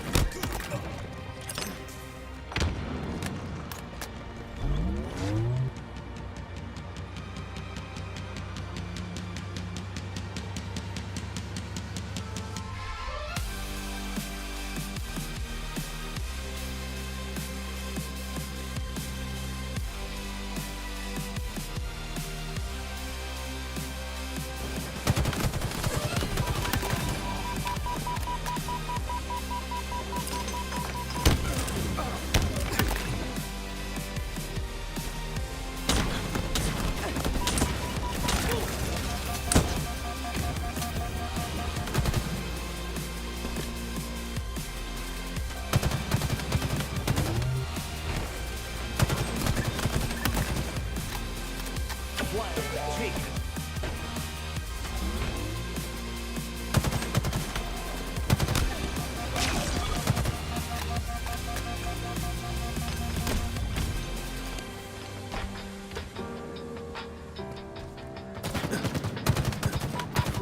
Take it.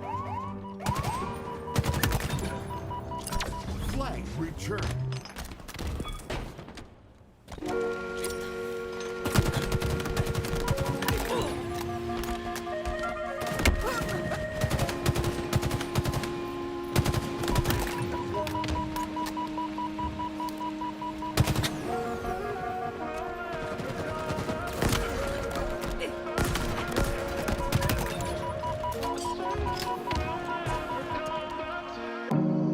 What's going on, guys? Welcome back to the LVT watch party of the HCS Open Series. Now today we're going to be watching some great games. We got G1 versus Oxygen Esports up next, but I want to bring on a caster that is going to do an amazing job with me in this cast today, and his name is Seymour. Seymour, what's going on today, man? How you doing? I am doing fantastic. You know, I may have just woken up, but I've been paying attention on the side of what's been going through the open bracket, and things have looked good. We've seen some upsets, we've seen some crazy matches so far. You know, hopping into 2-1 versus Oxford, both teams were in the Pro Series last time they got relegated. Now looking to battle back with this game, it's a big one because the winner is going to punch their ticket over to the Pro Series. Yeah, Oxygen Esports is such a great team. Both these teams are great. They've got some great organizations backing them as well. But I want to take a look at this series layout and see what exactly we have coming up here for these two teams to battle for. And of course, we're starting off with Recharge on Recharge Strongholds. This is one of my better and more favorite game types. I think this is going to be a great test and a great test for these two squads to play against each other and see who's the better one straight off the bat. You know, I think I am in love with Recharge as a map in total for Infinite. It's really grown on me. I think it's probably my favorite in every map mode combo that I'm going to see in it. The sandbox just provides so much for you to take control of, and especially the map layout as well. It's going to be looking at that crossfires, you know, looking to play as a team to really cover all those maps, gain the information, and feed them to your teammates. So it's a great place to start off. It's a great place to break the ice between both of them. And why don't we hop on in? Recharge Stronghold. It's going to be on the menu. Swish Fives going to be going down bottom center, going to be contested for this camo. This is a player that I've asked to change his name because he doesn't 5 anymore, okay? He's, you know, naming yourself Swish Fives is back in Halo 5 when, you know, a 5-shot was a perfect, but we're in Halo Infinite now. 4 shots are a perfect, so he needs to change his name to Swish 4s because that player's got a lot of really just a lot of individual talent. And we're going to see on your screen right now, he's holding this top BR side. Very strong positioning for him. Very strong indeed. You can see a 2-cap right now. AB set up for Gamers first auction, setting up for the break. As on screen, we are looking at Swish Fives, but Common with that energy sword inbound. He is setting up this break now as the collapse is going to be there. A double kill now working for the third. The beatdown from Kerma, but it is going to still be Swish Fives to break on through. And as Gamers first now looking to hold on tight as much as they can while Oxygen flip these flags. A 2-cap right now for Oxygen Esports, and they're all stuck at C. That is G1. Some great repulsor gonna come out there and save his life, and as his shields are still recharging, goes in with the timing, gets a kill onto Carmea, and now gonna play some defense on this A side. They snuck through. 3 down for G1 though. They're gonna be able to take that A real quickly. They've got a really good numbers advantage right now.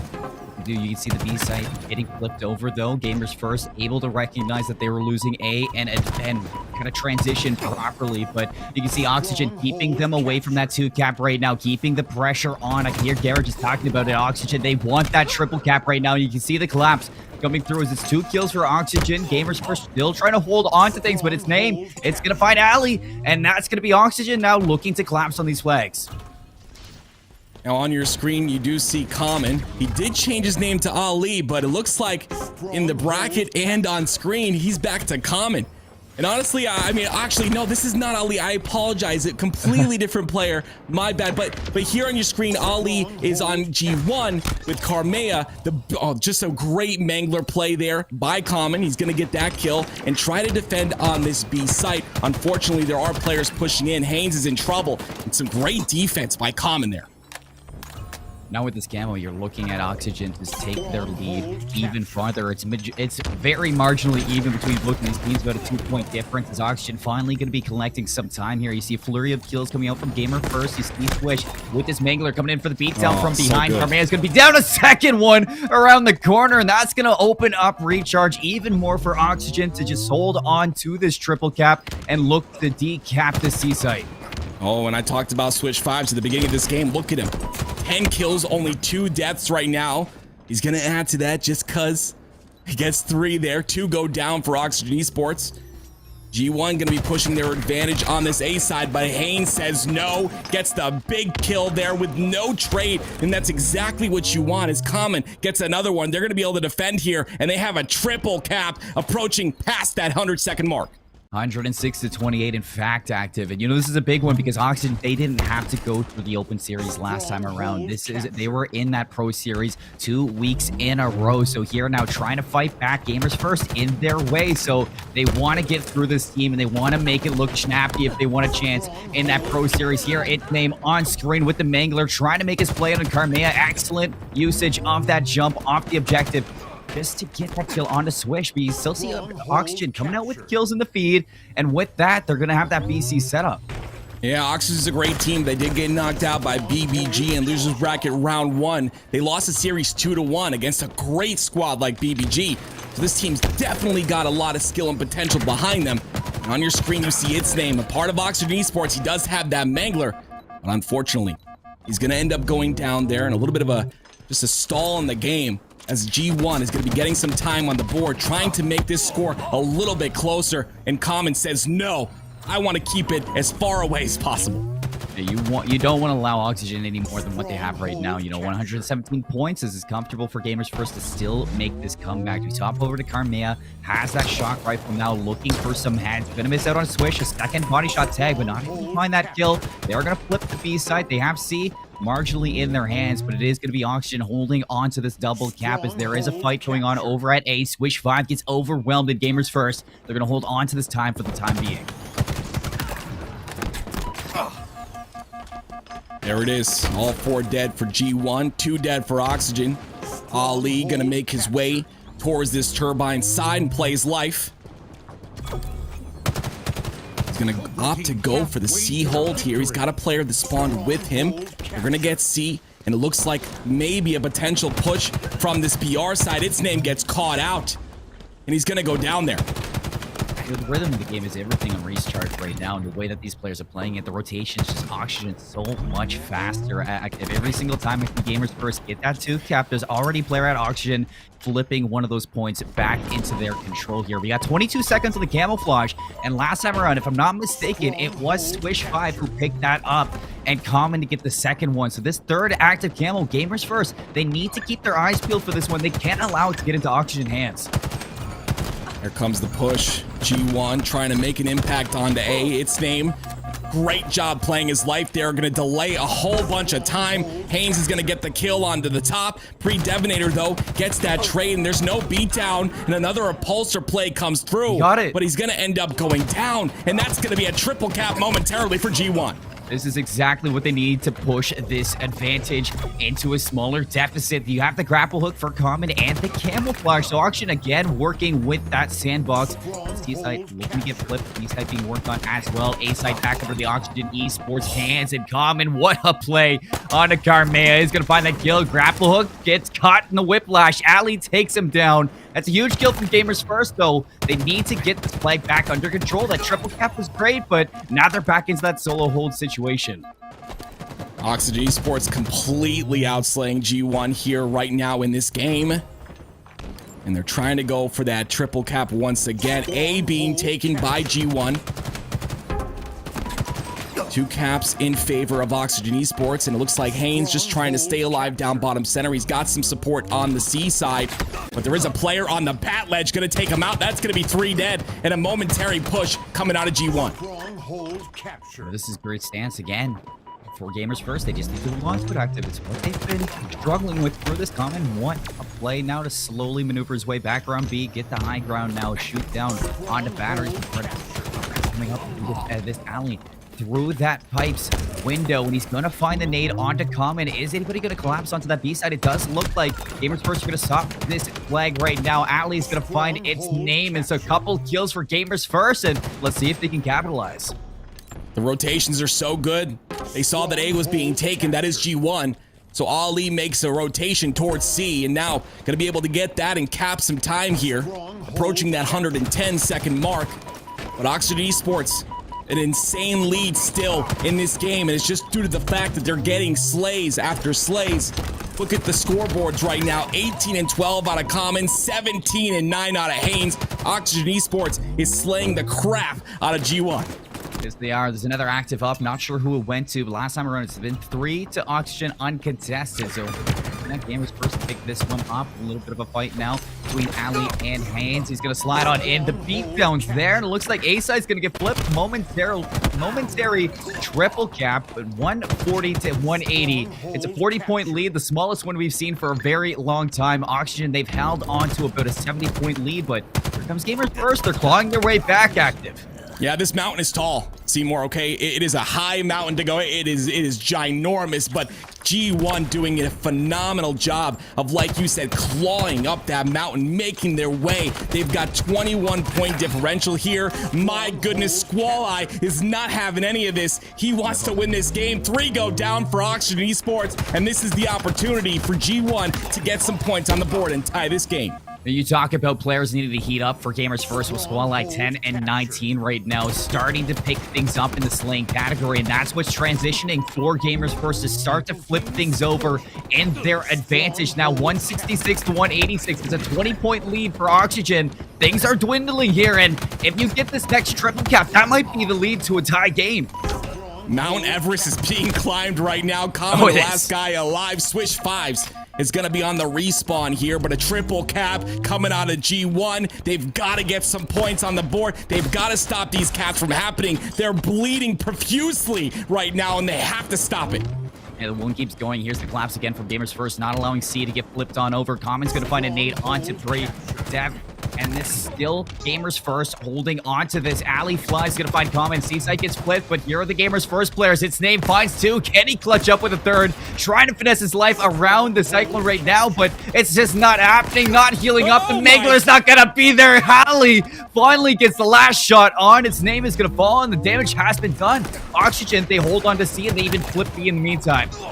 Playing his life there was so huge. He was able to stall for so long, even mid-fight, able to stay alive as he was one shot, and that's going to allow them to get 2 points on the board here and allowing them to get some time as well. 204 to 220. Oxygen Esports, you know, they started to fall down, but they're starting to pick themselves back up. 9 more seconds and they'll tie this up.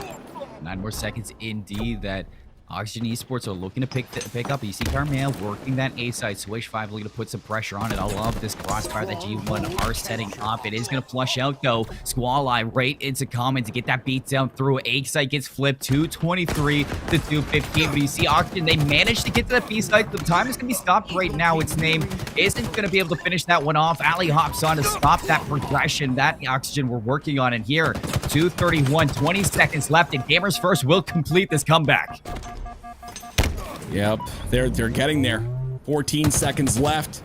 But its name once again being a thorn in the side onto B. They're gonna get B, but A needs their help as well. They finally get the A side, but the push comes through from Squall-Eye. He gets a big kill. Pre-Devinator goes down, unfortunately, on the batteries, but Oxygen Esports beginning to continue to get time here, and Swish 5's a big kill onto Squall-Eye to stop that push. This is a very close game, and it's gonna be up to the Slays coming up here next.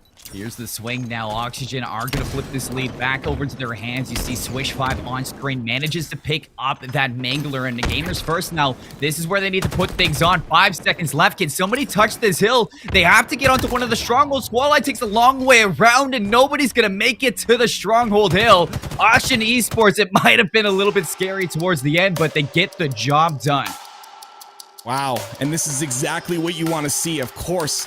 This is a best-of-5 series in Winners Bracket Round 7, so we've got a little bit of a longer game series here to look at.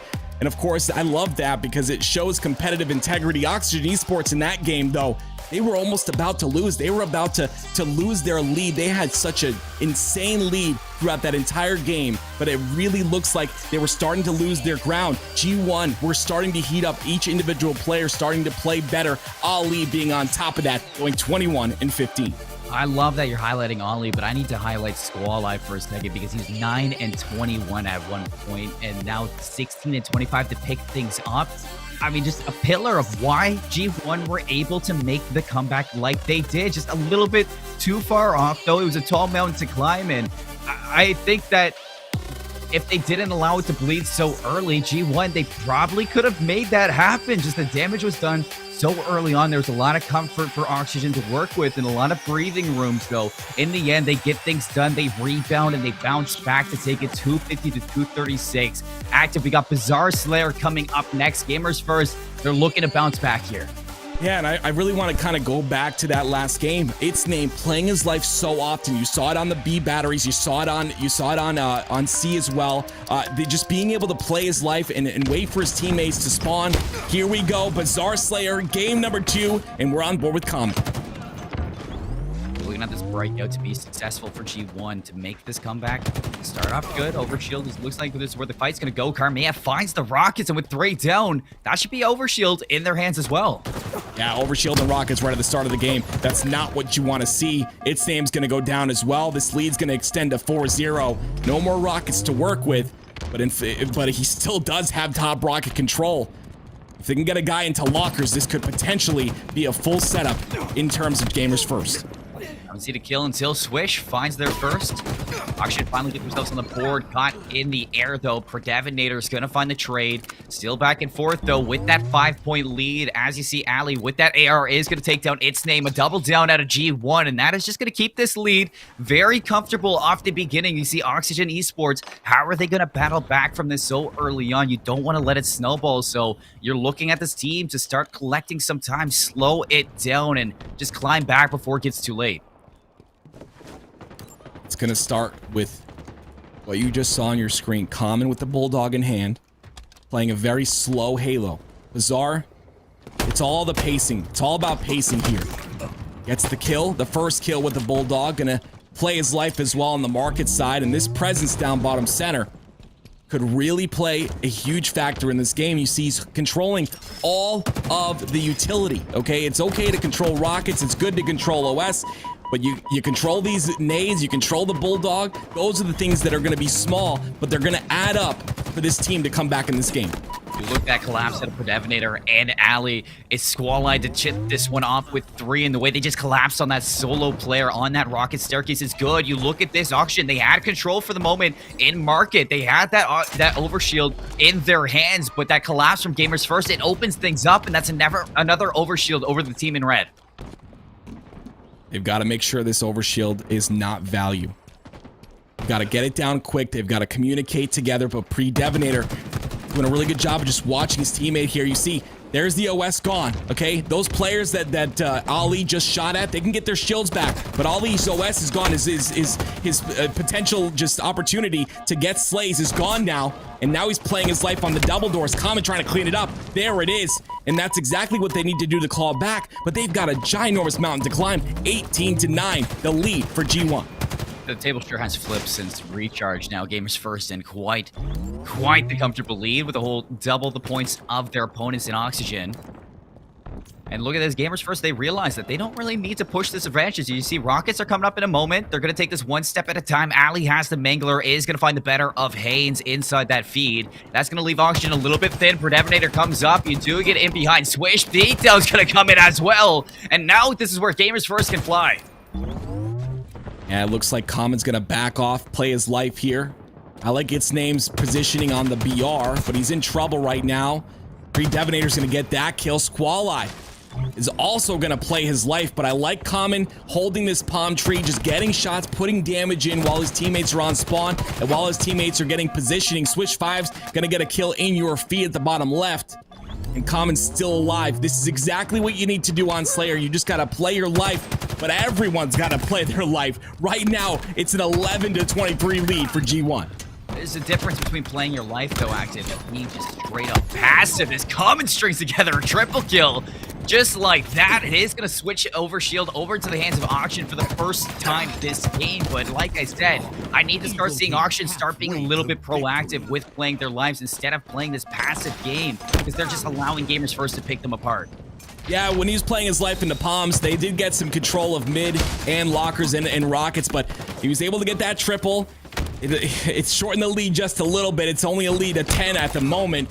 And there he is, gets the kill as well onto Top Rockets. Now he's got positioning, and now you're going to see a little bit of a push from Oxygen, but Switch 5 is getting cross-mapped. So Common going to go for the flank here on the play. Gets taken out. Unfortunate kill there. He could have got that kill and got control of their pump.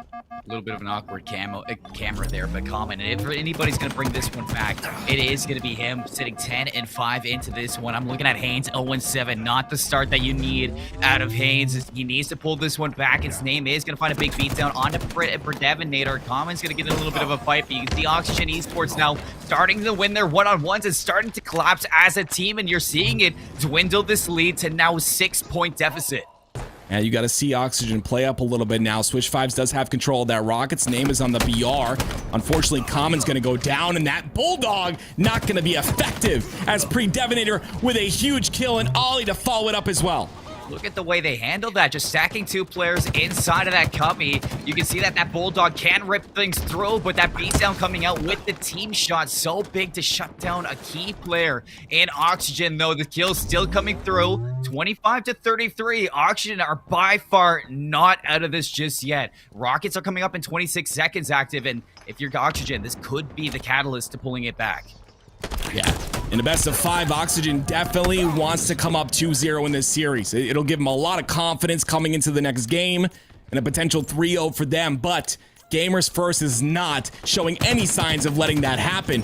Haynes trying to get the second overshield in a row. Squall-Eye wants to stop that from happening. Name tries to assist there. Predevinator gets that kill, and this fight for OS is going to be in the hands of Oxygen. Their second OS in a row. Can they shorten this lead? He's popped. Snake now collapsing with Haynes. The damage is done. Common's able to finish off on Squall-Eye now. Rockets in the hands of your OS player. It's a 6-point lead still for Gamers First, but this should guarantee you 2 kills if you use it right. And that's going to knock it down to 4. Ali gets shot. Nice finish from Swish. The second one, using them both to full effect. The double kill is going to be there. Now Gamers First, they have to be careful. Oxygen, they can collapse.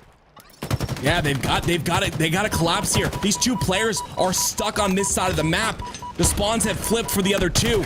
So Common knows that, takes advantage, gets 1, but Predevinator somehow gets a double. He's got Squall-Eye Squall-Eye gets a double. That's gonna be huge and a big blunder for Oxygen Esports. But we still got a 3-kill game here. Oxygen bringing this back. It might be the smallest blunder, but if you look at Oxygen, they are clawing their way 1 gunfight at a time from 4 deficit to a 3 deficit in that little stint there. So ever so slowly closing this lead. And you like to see that in the composition that Oxygen are trying to keep with their mental game right now. Gamers First, they have to be careful because they are slipping up right now and things are tightening when it comes to the difference.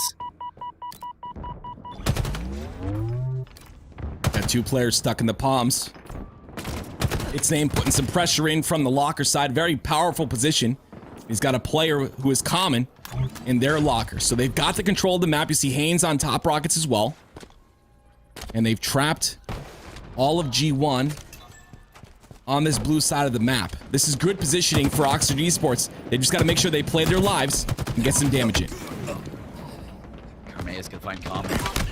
They're down now. The beat's up from Ali, but it's a trade from Switch, so not too much of a difference now. 2 points here. Predevinator gets caught in the open in a weird 1-on-2 situation, and Oxygen, they're gonna get this OS. This is where things can flip.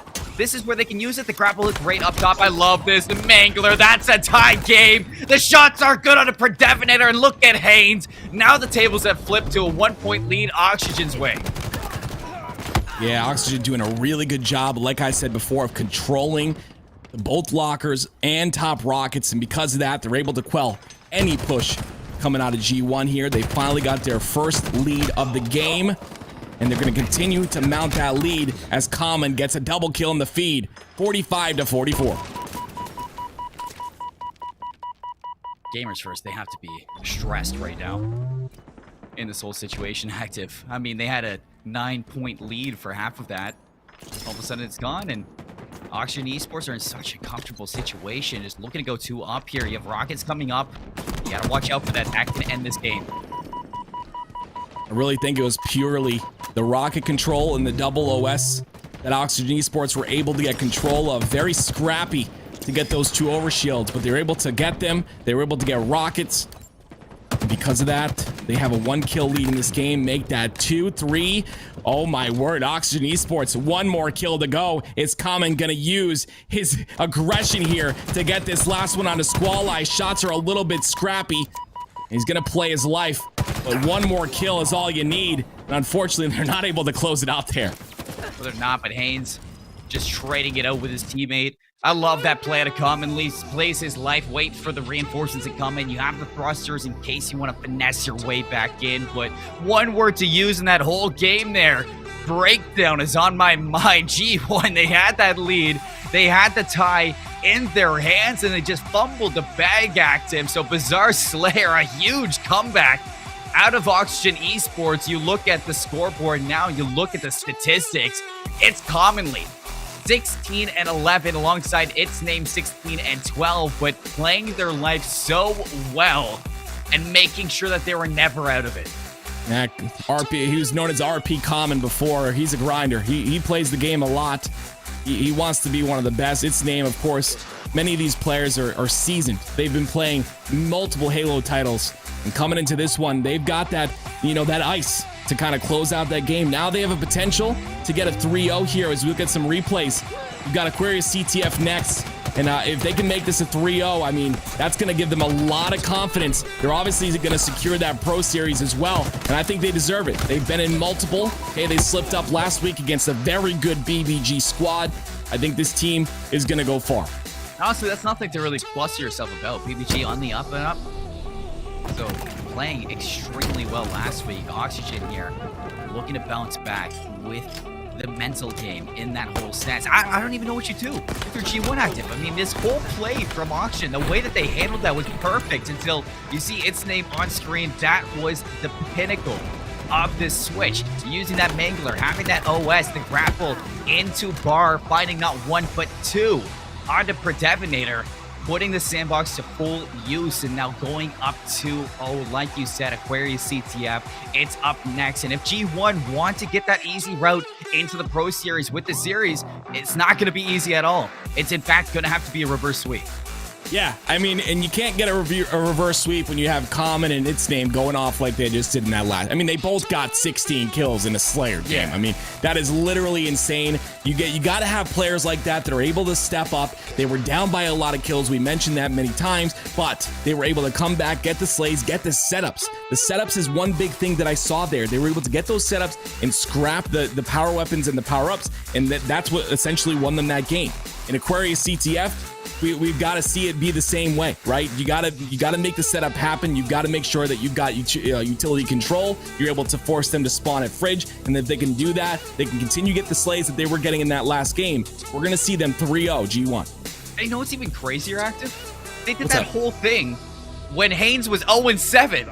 I mean, I would have said he was in the agency, an agent of 007, if he didn't have 3 assists at the time. But it's crazy the fact that they're able to make that happen while Haynes is practically MIA inside Bizarre Slayer. They bring things back, and it just shows how much this team wants to be inside that Pro Series and how much they deserve to make a comeback like that. Not all teams can do that. Yeah, it's scary too, because Haynes is a phenomenal player. So if he's playing poorly, if he's having a rough game, which everyone does, and he's able to step it up in this Aquarius game, I mean, you're going to have a whole different Oxygen Esports in your face. And I think that's exactly what's going to happen. I haven't seen Haynes have many bad games like that. He's been on this squad since the very beginning. He's definitely one of those, one of those aggressive type players. But, unfortunately, he had a rough game last game. But if he brings it back this game, as we're getting into it, it's going to be really difficult for G1 to step up and get this reverse sweep. Well, as we load on in, I want to hear from you, Active. Kind of highlight what's the catalyst for G1. Where do they need to put their focus into this map to start that reverse sweep?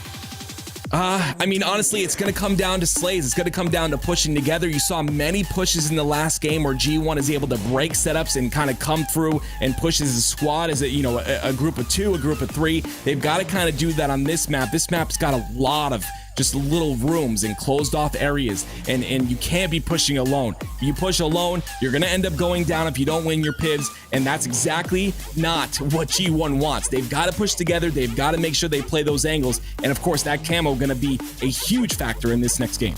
I mean, it has been something that has been dampening this attack from the likes of G1. Are these one-on-ones that they just keep on falling victim to? At least the Optus pre-detonator is going to open up with first easy trade from Haynes though to clean things up, and it is going to be 2, make it 3 down for Oxygen. And look at this proactive play here from Carmea, looking for a pull early. Yeah, they're gonna go ahead and pull it on utility side, but they've got to watch out for these fridge spawns. I love the play by Haynes. That's huge. Carmea ends up going down. That's gonna quell that push right away. Pre-Devonator is going to try and push utility to get a semblance of control here, but Haynes, we saw him not do so well in that last game. He's starting off with a big piv, and that's gonna be huge for his confidence. Gamers First still keeping this flag alive. For Devonator is going to pick things up now, looking to take it across Hydro. Swish, excellent nade now. It's going to tag him up, but he can't finish the kill. Ali's still slaying out inside the utility, in this flag, it might be close to home free. Gamers First, they strike first inside of Aquarius. And right, you saw that it was very scrappy play. They were able to get that flag all the way through. It was scrappy, but they got the slays they needed to. They were able to get that first flag, and they punch it in. And now 2 dead for Oxygen. This is going to allow Ali to push in and get control of the utility. This is exactly what you want, but Common with a big stop. Big stop indeed. Dynamo grenades.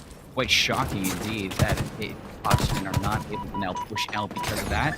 Haynes trying to play his life. Couple shots in the back. Swished him. Excellent nade onto Squall-Eye, and the team shots to pick things up and take care of business inside. You see 23 seconds on that active camo. Oxygen Esports now flying into the spawn at Gamer First, and with this control of the middle of the map, they can put this active camo to use. I love that player sitting down below the box there. I'm not sure if he's still there, but as a player from G1 that was able to sit down and just make sure he played his life. He knew they were pushing through utility. That's going to be 3 dead for Oxygen and a potential push from Ali, but he's got to get Common off this Hydro 2 spawn. The push comes through, the assist comes through for Devonator with a big kill. Here comes that utility push. Watch out, Oxygen. They're going to be in your flag soon. Oxygen turtling right now off spawn. Haynes and Swish 5 still there. Dynamo Grenade is going to get rid of these shields. In fact, Haynes still trying to finesse his life in the back for Devonator, getting some excellent shots. And look at that finish from Squall-Eye. That's an opening now for a flag pull. Just a few more kills, and they're going to pull this one to utility. Here it goes. Gamers First. Can they rally a second? They've got it all the way past the halfway point. Great ramp slide there, but Common with a heat wave. An X factor on this map, a weapon you need to control, you need to make things happen. Just want to update you guys, SQ is actually going to be down 0-2 in their series versus Anime with JK, Goldstar BR, Furiously, and Exodai. Not something we thought we'd see, but if they win one more game, status quo going to be pushed to the losers bracket. Anime, I need to know, if you're watching this, what anime are you? Because that's gonna kind of guarantee like how that series is gonna flow for the anime. Because there's some S tier animes, there's some pretty bad ones, and right now you're looking pretty S tier at the moment against status quo. But shifting our focus back over to Gamers First and Oxygen Esports, Squall-Eye is gonna get overwhelmed. That's 2 players down for G1. You need a big play out of Pre-Devonator, a little bit shaky, and its name puts that heat wave to use. Yeah, that's gonna be 4 dead for G1. And its name already doing what he needs to do, pushing into their utility. We constantly talk about that. This flag's going to be pulled out. It's going to be pulled towards utility, and now its name going to be watching these fridge spawns. But I like the fact that he went back, doubled back to their base to make sure there was no one getting control of their flag. And now he's going to push towards top center to get a little bit of a cross shot and some damage on the players pushing from P. Devonator has the cross. Its name's going to fall. Haynes has a little bit of a fight now. Squall-Eye has made his way in. Is he going to go for the pull? Dynamo grenade. What a great usage of that lethal. The flag's not going to go, though. Carmea gets the back smack, and he's going to get that flag on out, looking for the return. What a turn of events for Gamers First. Huge kills by Carmea. That's going to be 4 dead for Oxygen. And this is looking to be a tie game right now for G1. This is the momentum they needed. All of Oxygen stuck at fridge side. And this is going to be a cap. I'm sorry, this is going to be a 2-0 lead for G1. Ramp slide in. Squall-Eye keeping the pressure up. A stick on the Swish 5. That's 2 players out for Oxygen. This could be a rally now. You can see the flag's already out. It's a camo holding on to it. This is getting a little bit dangerous if you're Oxygen. Gamers First having another phenomenal start here inside Aquarius CTF. Some great slays and some perfect times. You see Oxygen seems a little more structured on this map, but G1 able to put the flags in when it matters. And Ali, this top center control is gonna potentially get them more control to put some damage in. They've got 3 dead once again. They're pulling that flag through. It returns. Unfortunately, that could have been flag number 3, but it's still gonna be 2-0. Oxygen throwing up a couple Hail Marys for that one, Active. That could have been a little bit dangerous. His name, slide out, big one-on-one here. The nade's going to be damaging Ali down low. Still has a few shields to work with, so still trying to kind of hold on tight right now. Its name, very heads-up plays right now from Oxygen Esports that they have slowed things down, turtling in their base. But now's the blast from Gamers First, looking to just overwhelm inside Common. A huge kill onto Ali should open things up for Oxygen to hold on tight. But the flag gets out. Swallow starting to get this rally in. Haynes on the hunt, and he's going to find it. Stop it for now. Can they get the return? They need to get this return. Yeah, they just got to take care of Carmea and Ali right now. And unfortunately, Haynes is going to go down. Haynes got to get this kill. He does. He's got another player in Ali to deal with. That flag's still there. Looks like it ends up getting returned, I believe. And now Name going to make sure that he tries to get this player off a Hydro, because he can be a big thorn in the side as that camo is up. It's another situation where Gamers First almost got another capture, but Oxygen Esports wiping the sweat off their brow. There's another active camo on the board. Haynes looking to set up for this one with the rest of his team. A big fight up top. Beat down from Squall now trying to get on down into Hydro. Active camo. It does get picked up. It's Carman now looking to siege the base. Let's see what he does with this camo. He does have the sidekick in hand. Look how strong this weapon is. Literally melting Swish 5s. He's gonna have the heat wave as well. This is going to be huge. If he's able to get these slays, this flagpole is going to come through. But I like the patience here. He does pull the flag out, try and pressure a little bit on that side. His teammates have to get the slays here. They're not able to. It's a 3v3 situation. They're all inside a utility. He decides to pull the flag. It's going to be a little bit of a standoff. One flag in front of the base, but he decides to leave it and use his heat wave. But no, Haynes with a big kill. That's such a big kill from Oxygen. It's a 3-on-2 practically in that base with the overextension that we did see. The return comes through, now looking to put their first on the board. As you can see in hand of Haynes, that flag is making some distance across the board. Squall is going to get some lasting shots, a little bit of a gift goodbye. But that flag looking to get picked back up by these teammates. Nobody really in a good situation until Carmea is going to slip the line. Scare kill goes on to its name. Now players dropping for Oxygen. There's no way they lose this, but wait, was that flag stuck in the roof? I think the flag is glitched out at the moment, so they're not able to get it. It's going to return. But anyway, I mean, Oxygen were in a situation where they were getting outslayed. The only problem is this counter cap's going to come through, but Haynes with a ginormous kill right there to stop that potential push, and he gets a double with a trade. Great job by Haynes. It's going to be a 2v2 situation. This is Oxygen's cap to stop. I think I've seen it all now. It glitched out into the roof. Oxygen playing for the return on their flag, but that would have been such a strong moment for them to turn things around and start dwindling this lead even more. That Gamers First have kind of opened up at the start of this, though. 2-0 is where we're going to stand. 3 minutes and 41 seconds. Look, Carmea, he gets the active camo again. Oxygen Esports losing out on this power utility constantly here. Yeah, this is what we saw at the beginning of the last game, right?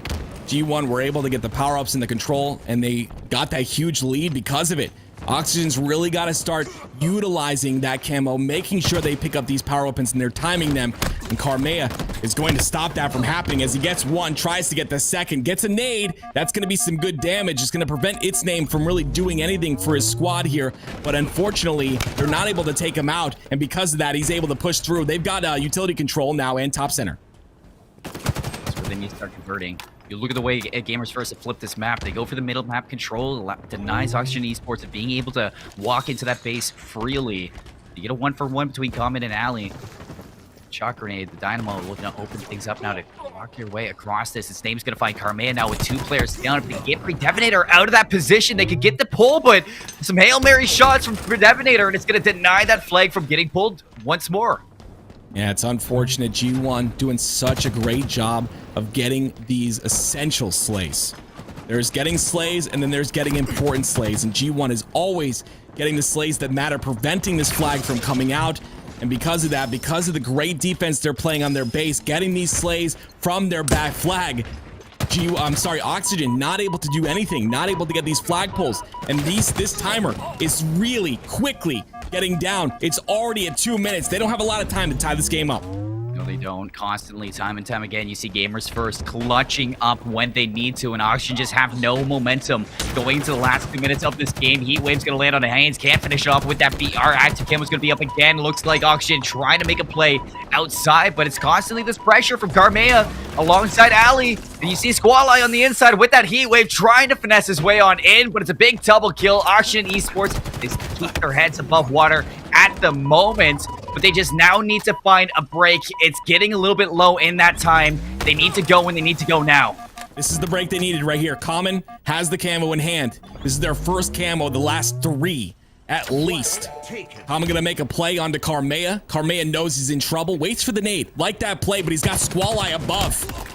Tries to play his life, gets that kill. This is gonna be a huge one right here. Squall-Eye, great job staying alive, and Swish 5's gonna clean that one up. This potentially is going to be their first cap. And in turn, they need to set up a rally.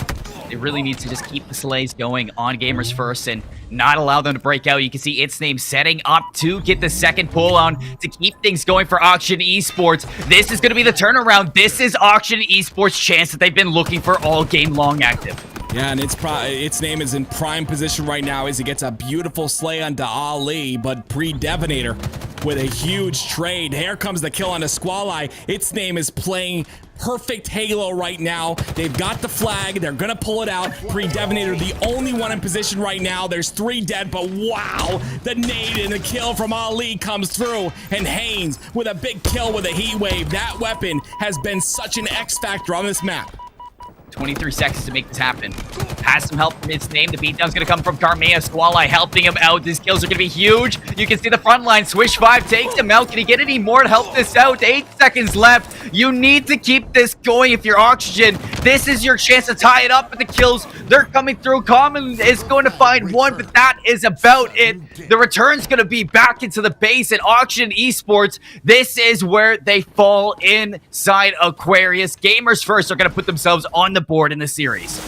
Wow, just that they played way too scrappy at the end there. You have a flag out, it's not being returned. You don't need to jump on it right away. It's going to go to sudden death. If you have a flag out and it's 2-1 and you're down, you can play your life for a little longer. You've got that sudden death timer, and the minute you step on that little circle of the flag, you're going to be able to stop that sudden death timer. I mean, that's how it works. But these players, Oxygen Esports, were playing so scrappy at the end there, and because of that, they all went down to some great play from the utility.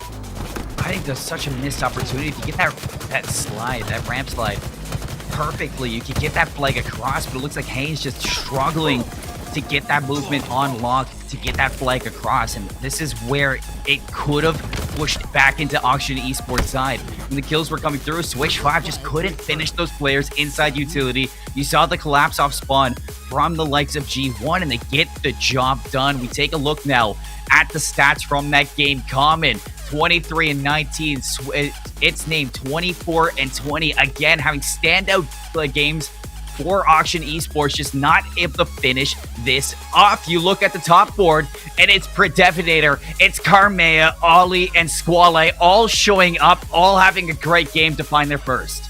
Yeah, look at the damage there. I mean, Common putting up 7,000. Its name almost putting up 7,000 as well. But unfortunately, the damage was not enough. They were able to get that first cap. They looked really good for that second one. But unfortunately, just a little bit too scrappy there. There was a situation where Swish 5s was in that corner. He got double naded. So he just got a little bit nervous and antsy. I mean, this stop was incredible as well. That back smack and the double kill really just you know, put a thorn in their side. But back to the last play, Swish 5s was no shields in that corner. They were throwing nades at him. He expected another one, so he decided to push in because he heard some weak calls in the communication. But unfortunately, it was a little bit too early. He got 2v1. They were able to stop that. But this last flag cap, I mean, it could have been done so much better. If its name just, you know, played his life a little bit more, he got this cleanup kill. That was the big one. Karmea staying alive there for that long, it allowed Ali to push through from the flag and help on utility as well. And if I'm not mistaken, I mean, we saw pretty much the same thing happened back in Rally with if it was United and Cloud9 in that grand finals of Aquarius CTF when Cloud9 were constantly slaying out, finding their way into the base, but if you can't manipulate those spawns properly and pick those players up off spawn to deny them to overextend, you can see that constantly out, G1 were making their way into some pretty good positions to shut down those pulls time and time again, denying Oxygen Esports of getting anything going. There was plenty of times where Oxygen could make it happen, but always one, maybe two players from Gamers First to shut down a big play. But right into straight oddball now, it looks like they're ready to go. Gamers First, this is their chance on oddball to push us to a Game 5. I'm glad we got a best of 5 series here because I really truly think that it's definitely deserved when you get this far into the bracket. G1 need to win this game, and potentially if they do, a reverse sweep is in the cards. Squall-Eye on your screen had an incredible game last game. Let's see if he can pick it up and do the same this one.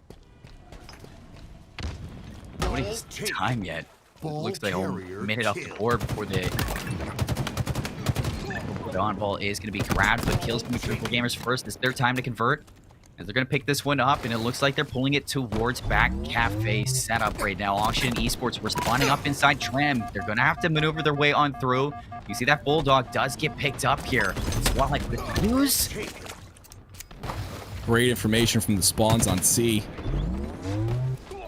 End up pushing on B fully. Its name going to play his life there. Predevinator doing a great job of backing off, but again, G1 is completely outslaying Oxygen Esports, and this is going to be a big problem because Common right now is stuck in the red room, which means they're going to be spawning at C side, and that means that G1 going to mount a lot more time here. When you talk about the history of the series and game number 1 on Strongholds, Gamers First completely getting slayed out, but they pick it up halfway through. They have a phenomenal start to Bizarre Slayer. They just fumble the bag halfway out and Oxygen clutch up. Now, that last game inside CTF, they do a great job at constantly finding 2 pieces, maybe even 3 pieces together, and now back into this oddball. It looks like we're seeing Gamers 1 hit their final form, hit their pinnacle against Oxygen Esports. You have to be scary because it's not just Oxygen Esports slaying out now. Gamers First are here to play.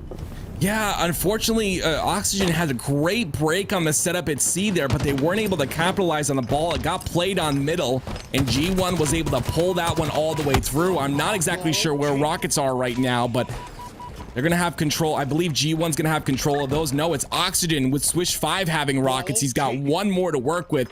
He could potentially play some defense here. Oxygen Esports is on the board. And the Spanker in hand. Still 1 rocket in. Swish can deny this retake for one. Thin the lines of Gamers First when they try to happen. There it is. Predevinator off the board. The main Slayer for this Gamers First squad. A big player to take off it as well. The collapse is going to be through. Excellent shots onto Haynes, but Ali now needs to be careful, trying to play his life on the outside. Commonly cleans one up. Carmea for the trade. Nobody on the oddball right now, so yes, Oxygen are finding the kills, but right now Gamers First are negating this time. And what a play for Predevinator. He gets in there, and he gets that oddball out into the open. Yeah, that play ball is going to be huge, but Haynes was able to get that kill. I'm sorry, Name was able to get that kill, and Haynes his own, and that's going to be 3 down for Gamers First. And potentially, that's going to quell the push, maybe bring them to about 35 to 40 seconds. This next push from G1 is going to be big, but Oxygen Esports doing a really good job of getting the trades they need to and the slays they need to bring up some time here. Talk about people heating up. Well, it's named now 11 kills in a row from 0-4 to 11-4. Putting the Stalker rifle in hand, but is going to be finally caught out by Squall-Eye. It's 2 kills going the way of Gamers First. Now an opening oddball hasn't been picked up. You see Common. Top pizza now. Round shots can be there with the Stalker. Nice swap over to the BR. Is able to finish things out. Now Gamers First. They can convert this into time. Yeah, too many 1v1s going on right now. Common was out in the out by himself there. He had 3 players to deal with. Even if he killed that one, he was going to get collapsed on, but his teammate spawned at B. Here comes the trade, the self-destruction. Predevinator goes down, but he gets that trade. 3 down for Oxygen Esports. Haynes, the last guy alive. He's got to play this on bottom middle, but decides to hold it as he does know that the spawns are coming through from purple. Nice thruster up top. Oh, almost finesses his life, but Predevinator able to clean this one up. No shields, in fact. It's Name over on the rails. able to get these shots in. In fact, Predevinator doing a great job at taming these players at Auction Esports for the time being. You see Swish 5 is going to drop down. Predevinator able to find that kill. Now 2 players inside. Tram, the spike grenade is going to find Squall Lion. Here we go, Auction Esports back in control. Yeah, Swish 5s did die there, and you saw that on your screen, but that was a death that was necessary, I believe, for Oxygen Esports to push through from B, and they did just that, and because of that, they have a nice hold on the C side. Name on your screen now with some great shots. Gonna take out Predevinator, but the push is gonna come through. Swish has a nice little flank here with the Bulldog. Can he make something happen? Like you're talking about the sleight of hand that you can see from these attacks on these teammates. Auction Esports doing a great job. Bulldog here. Gets the climb. Weak player. He's going to find one on that oddball. Gets the beat down as well. It's going to stop the clock now at 97. Clutching up for his team. Gamers first. They have 3 points away from taking this. Auction Esports, they have to be perfect with their hold now. Yeah, it's got to be. We got to see perfect Halo here. The push is going to come through real strong. Ali sitting down bottom. I believe he's on the purple stairs, on the C stairs right now. Look at him. He's just playing his life right there. This is such good Halo right now. He's waiting for his opportunity to push through with his team. I love the ability to go in. Now he's going to be in a 1v1, but no, there was another player, and that's going to be Haynes sitting in the corner. That's going to be a break on the setup here, but Oxygen has 2 dead right now. This is big kills on a Predevinator. He's the last guy alive in this squad, and he ends up getting taken out by Name. Great job by Oxygen to quell that push. But here comes Ali. Nade right at the feet of Haynes. The backgamers first up for a little bit. Spanker's going to be on the board. Haynes is going to make a play for this one, keeping it away from the hands, trying to lessen the arsenal of gamers first for this retake. Ball's going to be dropped. These are some big kills that need to come through from its name. Is he going to expect the player below him into the back line? Still has this Bulldog, so if he puts it down, the beatdown can be put to use, but no, Predevinator's going to find it coming. Huge kill now. This is the last chance for Auction Esports to make a play. Haynes needs to turn up at the moment. Big one-on-one, and he finds the trade. That's huge. Big trade right there. 3 down for G1. Predevinator, though, in a position to grab this ball and close it out, and he's going to do just that. Throws it to his teammate. Catch this. Get the last 2 seconds for me, buddy. And he does. That's going to be round number 1 going to G1. A little bit of an alley-oop. They finish things out. You know, just things you love to see out of G1 here. Again, a slip up through the middle of the map. Auction Esports, they made it close, but that's what's expected out of these 2 teams who came from the Pro Series and are looking to climb their way back out now. Here into round number 2, gamers first with the advantage. This could be their means to a map number 5. Auction Esports, if they want to close it out for now, they have to go back to back. Squall Eye with the rockets in hand. Great shots up top from Ali with that stalker rifle. Gonna grab and take control of those rockets for his team. Stalker rifle, one of the weapons that's slept on in this game, in my opinion. I mean, you shoot someone twice in the body, there are no shields. That's an easy cleanup. Such an incredible weapon, such an important weapon to time. I talk about the sandbox so much in this game. A lot of teams just really not taking advantage of it just yet. We've seen it definitely evolve from the very first tournament where Optic is continually, controlling the sandbox, and now other teams starting to do so as well. Comment on your screen. Gonna grab some ball time, but the push from G1's coming through. They've only got 2 players to push with, though. Nice heads up play here from Haynes. Is getting some early shots in alley. Should slow down this attack from gamers first.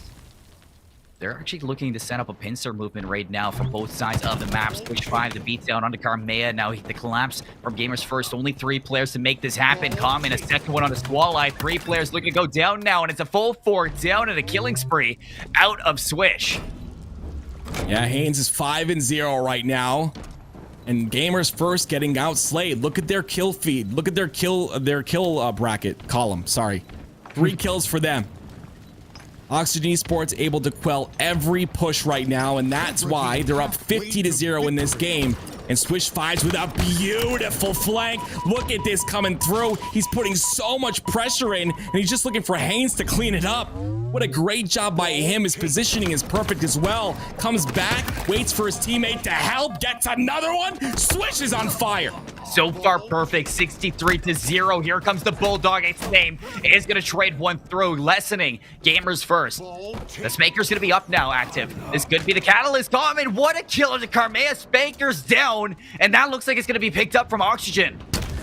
And as this is all happening, Seymour, they're getting just time after time. 74 seconds just sitting in the corner, eating his pizza. Doesn't care. His teammates are controlling the map in such an incredible way. What a way to start round number 2. Oxygen Esports is showing that they belong in the Pro Series, and they're doing that with this beautiful game you see on your screen. You have to be careful if you're gamers first. This is not the momentum you want to allow Oxygen Esports back into this game. So these next couple kills are going to be huge. You see the break from Swalleye is going to pick up the ball with the help of Carman. Now 3v1 on the inside here. Don't know how Common stayed alive for that long. Finally going to get picked up, but here comes the rest of players. Swish 5 up top is going to pick up the kill onto Predevator. The stick from a teammate, Haynes. The ball is going to be down momentarily. The Gamers First finally getting some semblance into this game. Oxygen Esports, they now have to scuff for this one.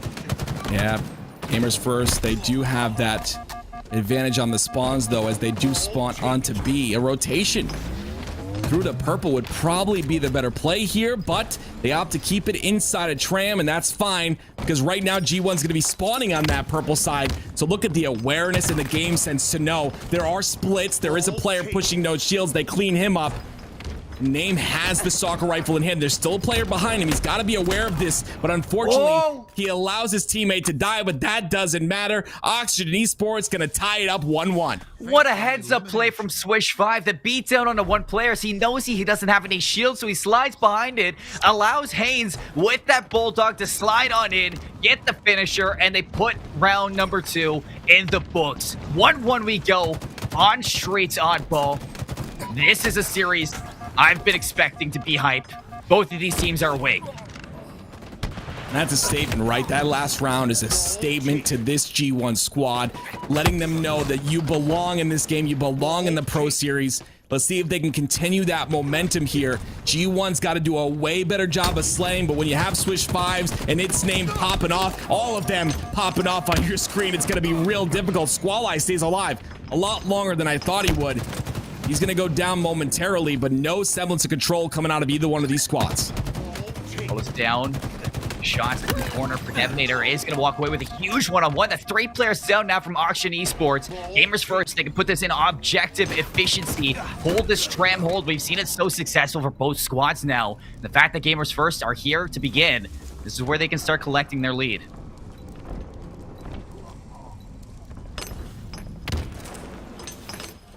Looks like that push is going to be stopped on the B side. Ali staying alive, playing his life in that red room. Oh, the nades come through. Haynes with the beautiful nade. Communication on the side of Oxygen Esports, obviously at an all-time high. That strafe, Predevator dealt with that real well.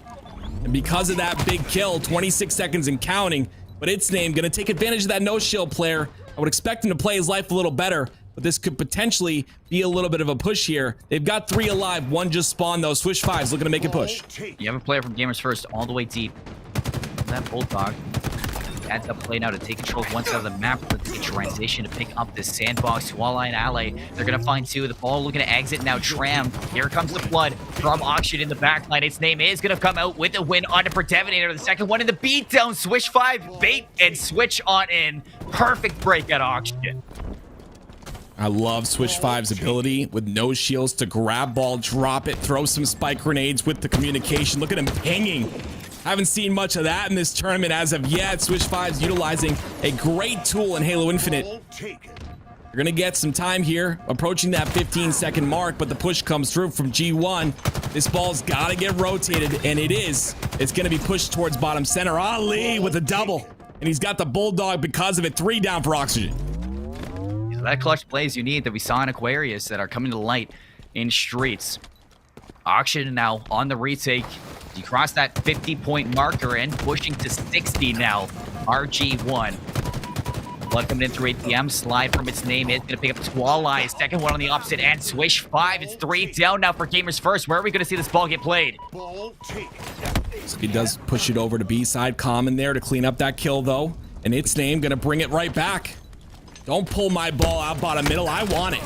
I want it inside a tram. The kills come through. Unfortunately, Haynes goes down. But Common, look at the confidence. He's not able to clean it up, though. That was a huge kill. It's named there for the trade. Inside, Soccer Rifle Blame for the perfect. Gonna have to use that trusty old BR. The stick comes through from Carmea, and love this rotation. This is the first time we've seen the ball really move over to PD. Heads up from Oxygen. Yeah, I was gonna say that, man. That rotation, this is the very first time we've seen a rotation like that. They've been constantly pushing from both sides. There was many opportunities to rotate. Finally, they take one. They've got 30 seconds more to get here to tie this game. And it's going to come off these slays, but a 1v1 situation momentarily as G1 has the ball in their hands. When you leave your home, the adventure is dangerous, and Gamers First, they do retaliate quite efficiently, finding the slays that they need, now flipping it back into their hand. Only 12 seconds left to get this game in the book to push a map number 5. Very low is this objective, getting every last drop of seconds that he can. Haynes is going to find the kill with the help of Common. Can you stay alive in the back line? Squally in a great position to slow things down here for Oxygen. They know they need to clean him up, but this is some good time to stall out. Yeah, there's no ball time being gotten right now, but Squally playing such a good role right there. He's just stalling the enemy team. They're not able to get ready for the next push because he was playing his life, and that's going to prevent Oxygen from getting any control. And they're 2 down right now, but there goes the trades coming in from its name. He's going to try and stop this ball. They don't need a lot of time. 9 more seconds, Love and that play ball is going to be huge. Putting it out into the middle of the map. It's going to be a scuffle just to pick this up. Common's going to find Carmea. Lessen the amount of players that Gamer 1 has. It's going to be picked up from Haynes. It looks like he wants to bring this back to Soda. He needs to find a couple more kills just to pick up this time, to start picking up the score. Lessening this lead. Haynes is going to grab that one now. 50-91. Squally's flipped the lines to the back line. He's going to pick up its name. The trade looking to be there from Common. There it is. He finds it. Oxygen barely holding on to this one. Ooh, really aggressive by Common there. I like the play. He did get that cleanup on the bottom A, but a little too aggressive with the Bulldog. They're back to Tram active. Yeah, they like it. Like you said, it's their home right now, right? 2 down for Oxygen, 2 down for Gamers First, but Gamers First, like we saw, look at the scoreboard here. 9 seconds remaining in that for them to win this game. It's tied 1-1 in rounds right now, and only 2 minutes left on the board to make something happen. But Predevinator and Squally having some really good games right now. Everyone slaying really well. We've got to see some more slays come out of Oxygen here. Ball gets reset into ATM. Like I said, needs perfect halo, just like in round number 1, and I think it's only a matter of time before G1 just gets a semblance of control to pick this one back up. Spanker's acquired its name. You got to be careful in the back line because here comes the Rockets right at the doorstep. A's going to find the kill. 2 down now. A Hail Mary across. Commonly, we'll see you later. Can they turn this into time? 9 seconds left, and they're bringing this back to Tram.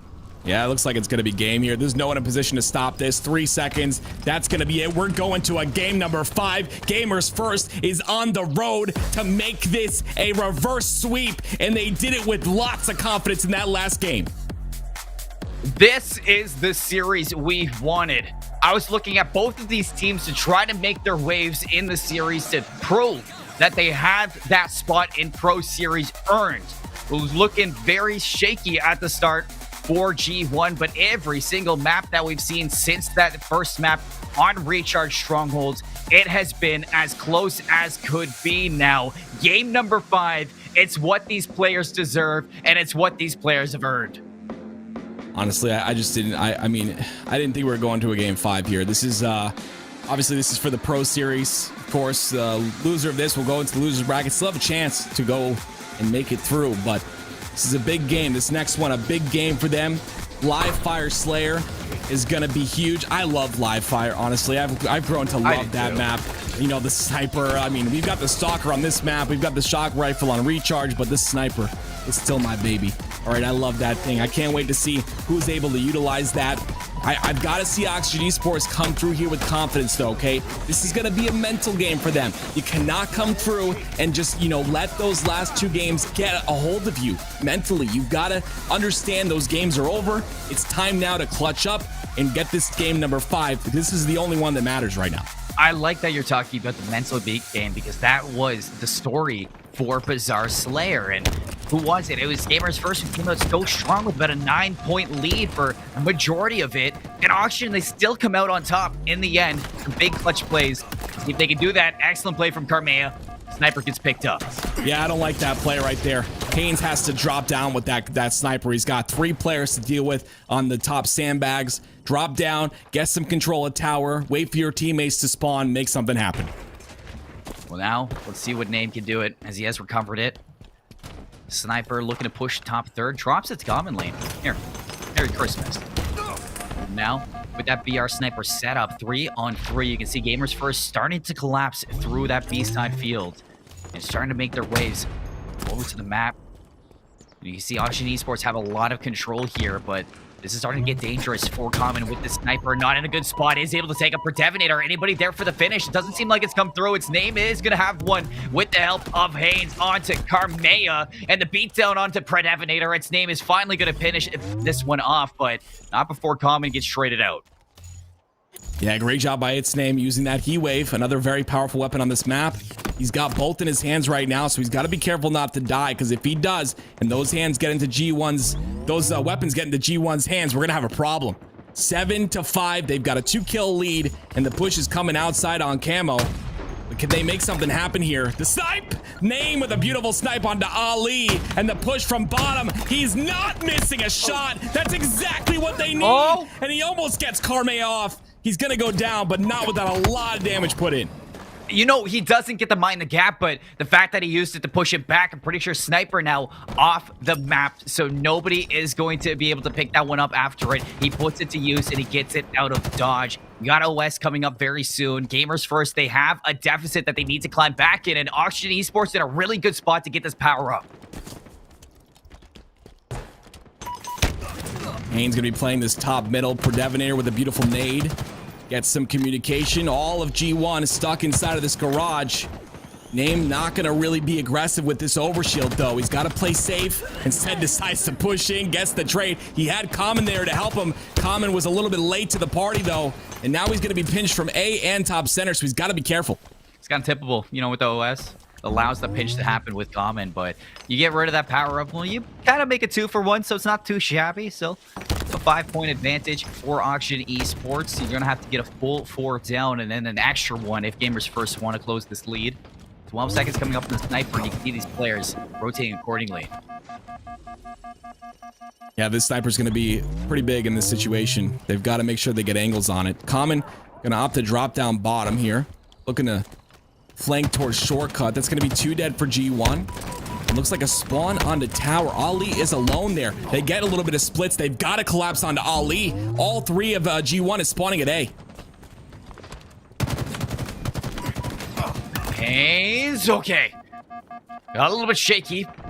But a big win now. 6 life lead for Auction Esports as they're starting to pick up the pace here as well. And another one, Mangler's going to be scavenged commonly with the beatdown on the Carmea. They're flying on Ali. He's out of the mix now. Haynes for the full collapse for the 4 down. Not going to be there. Squall-Eye barely scraping alive, but the hunt is on. Going to clean him up. Squall-Eye still managing to slip the line and get out of dodge, but commonly he is going to pick him up. That next overshield coming up in 15 seconds here. Its Name's in a prime position to play defense on that with this sniper rifle. It's like the push from top center is going to come through. Haynes trying to get some control on that overshield. Looks like he's not going to have it.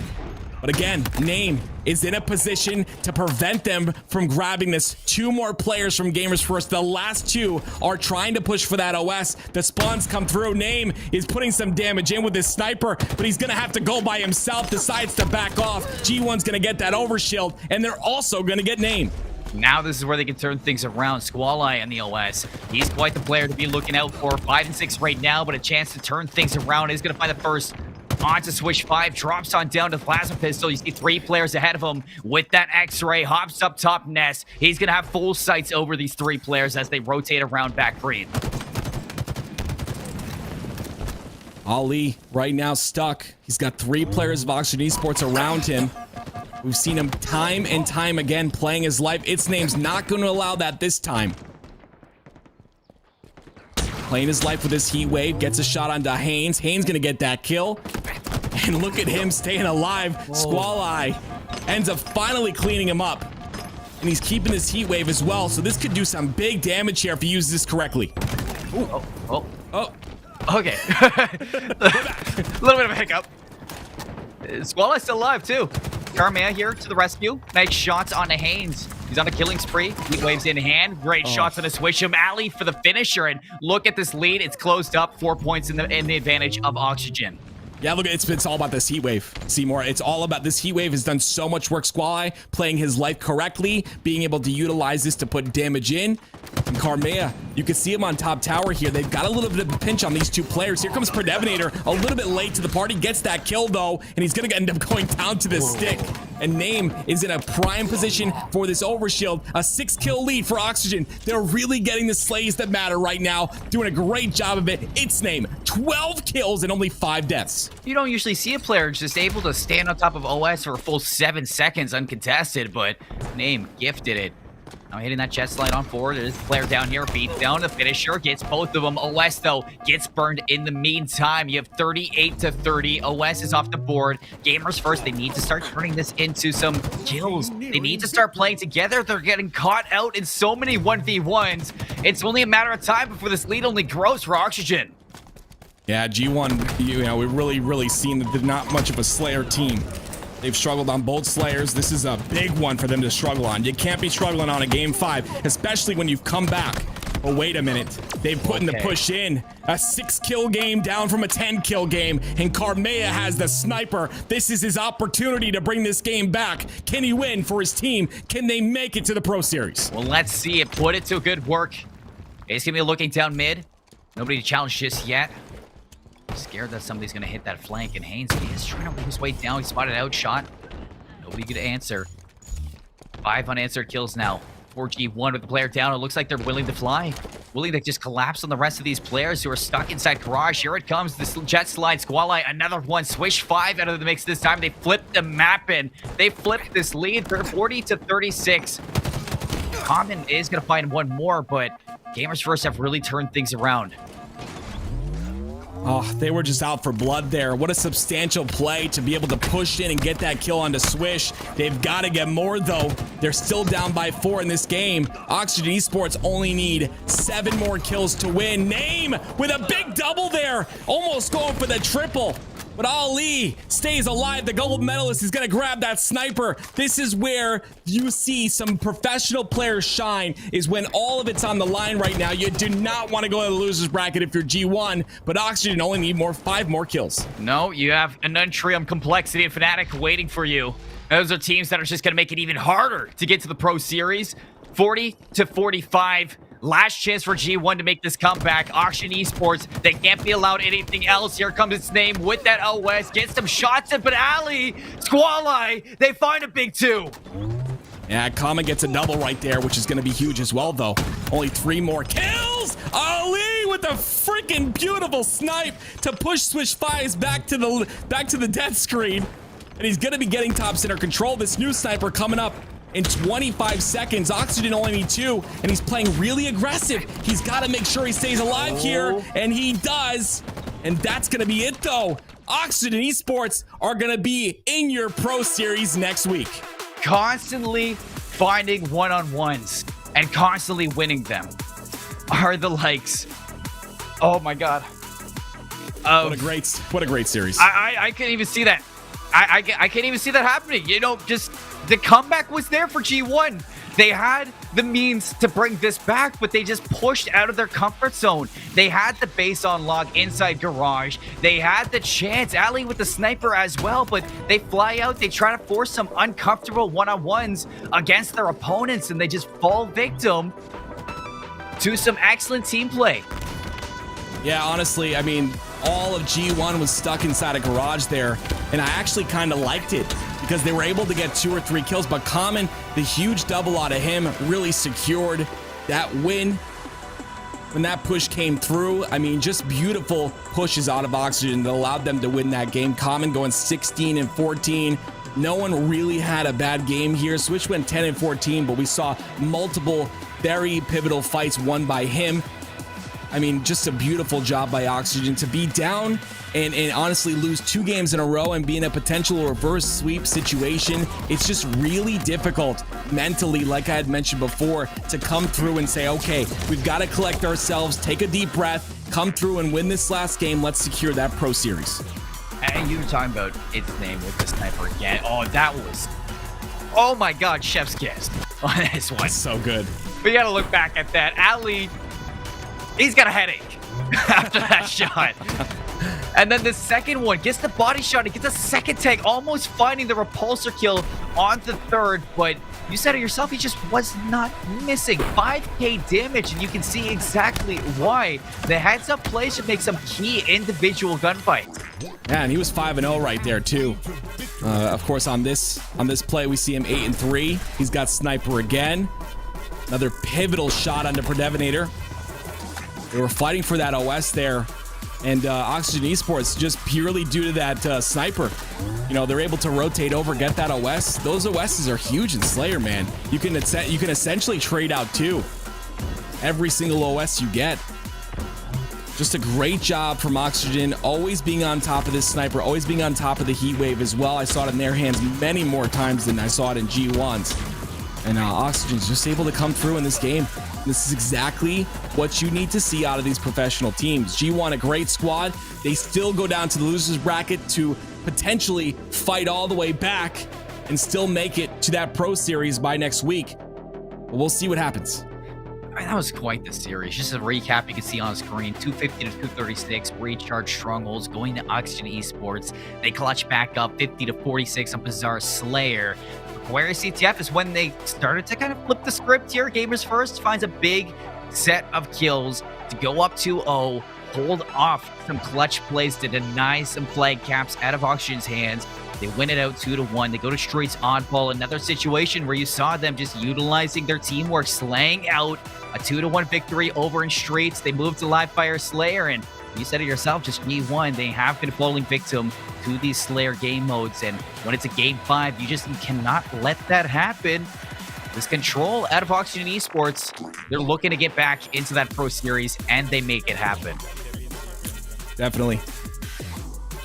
On your screen, you see Frosty, of course. And of course, Sentinels. They've got to play in this open bracket because Frosty was actually out of town last week during the Pro Series. So that's going to force them to play in the open bracket. Right now, they are playing against unsigned talent on your screen. Sentinels have had pretty much an easy road here. 2-0s all across the board. Unsigned talent is their very first test. And this is a little bit scary. Honestly, I mean, they're up 4-1, but I mean, it just for me, when you're playing against a whole bunch of open teams and like unsigned talent is your very first, pushback, when unsigned talent's played some really decent rosters, you just feel like, unsigned talent's going to be able to come through and show some here. But guys, we're going to take a little break here. Thank you for watching the LVT HCS Open Watch Party. We'll be back right after this.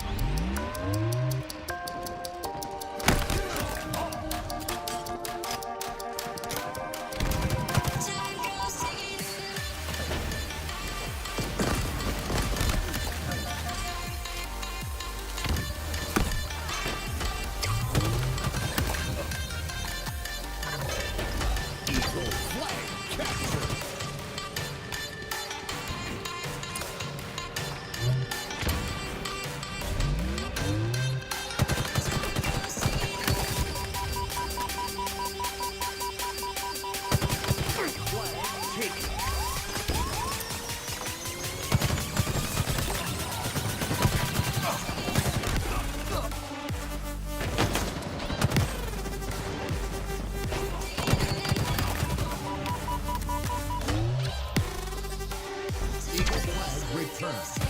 Eagle flag capture.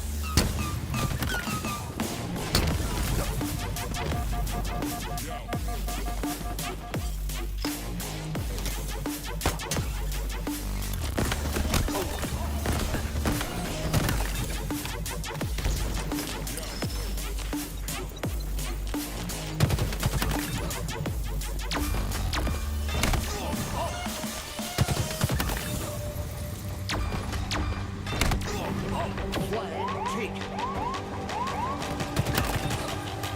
Eagle flag returned.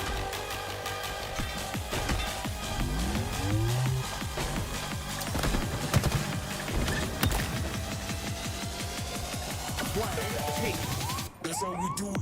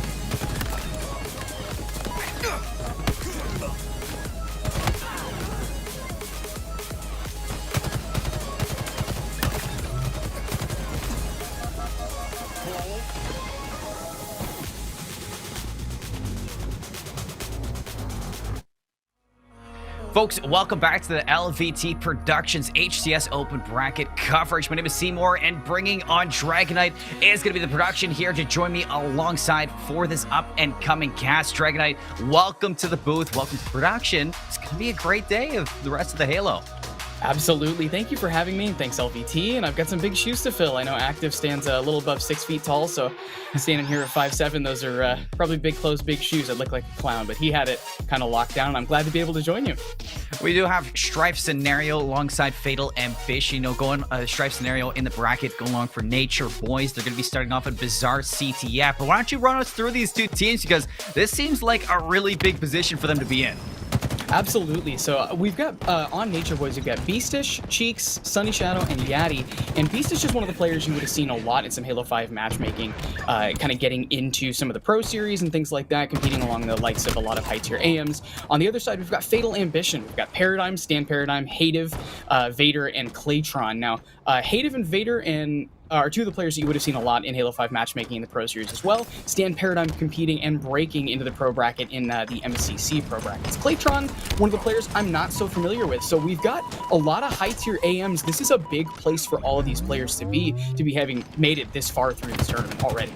And looking at the rest of the bracket, winner of this looks like they go to play Fnatic, so it doesn't get any easier after that. But we are, as you can see, on Bizarre CTF, and for all those that know this, you know, it's ever so evolving, but you're not expecting it to be a high capture game rate. Now, fighting is Fatal Ambition for some map control into Nature Boys spawn, but not able to make anything happen. It's a really good semblance of control from Fatal Ambition to deny any control.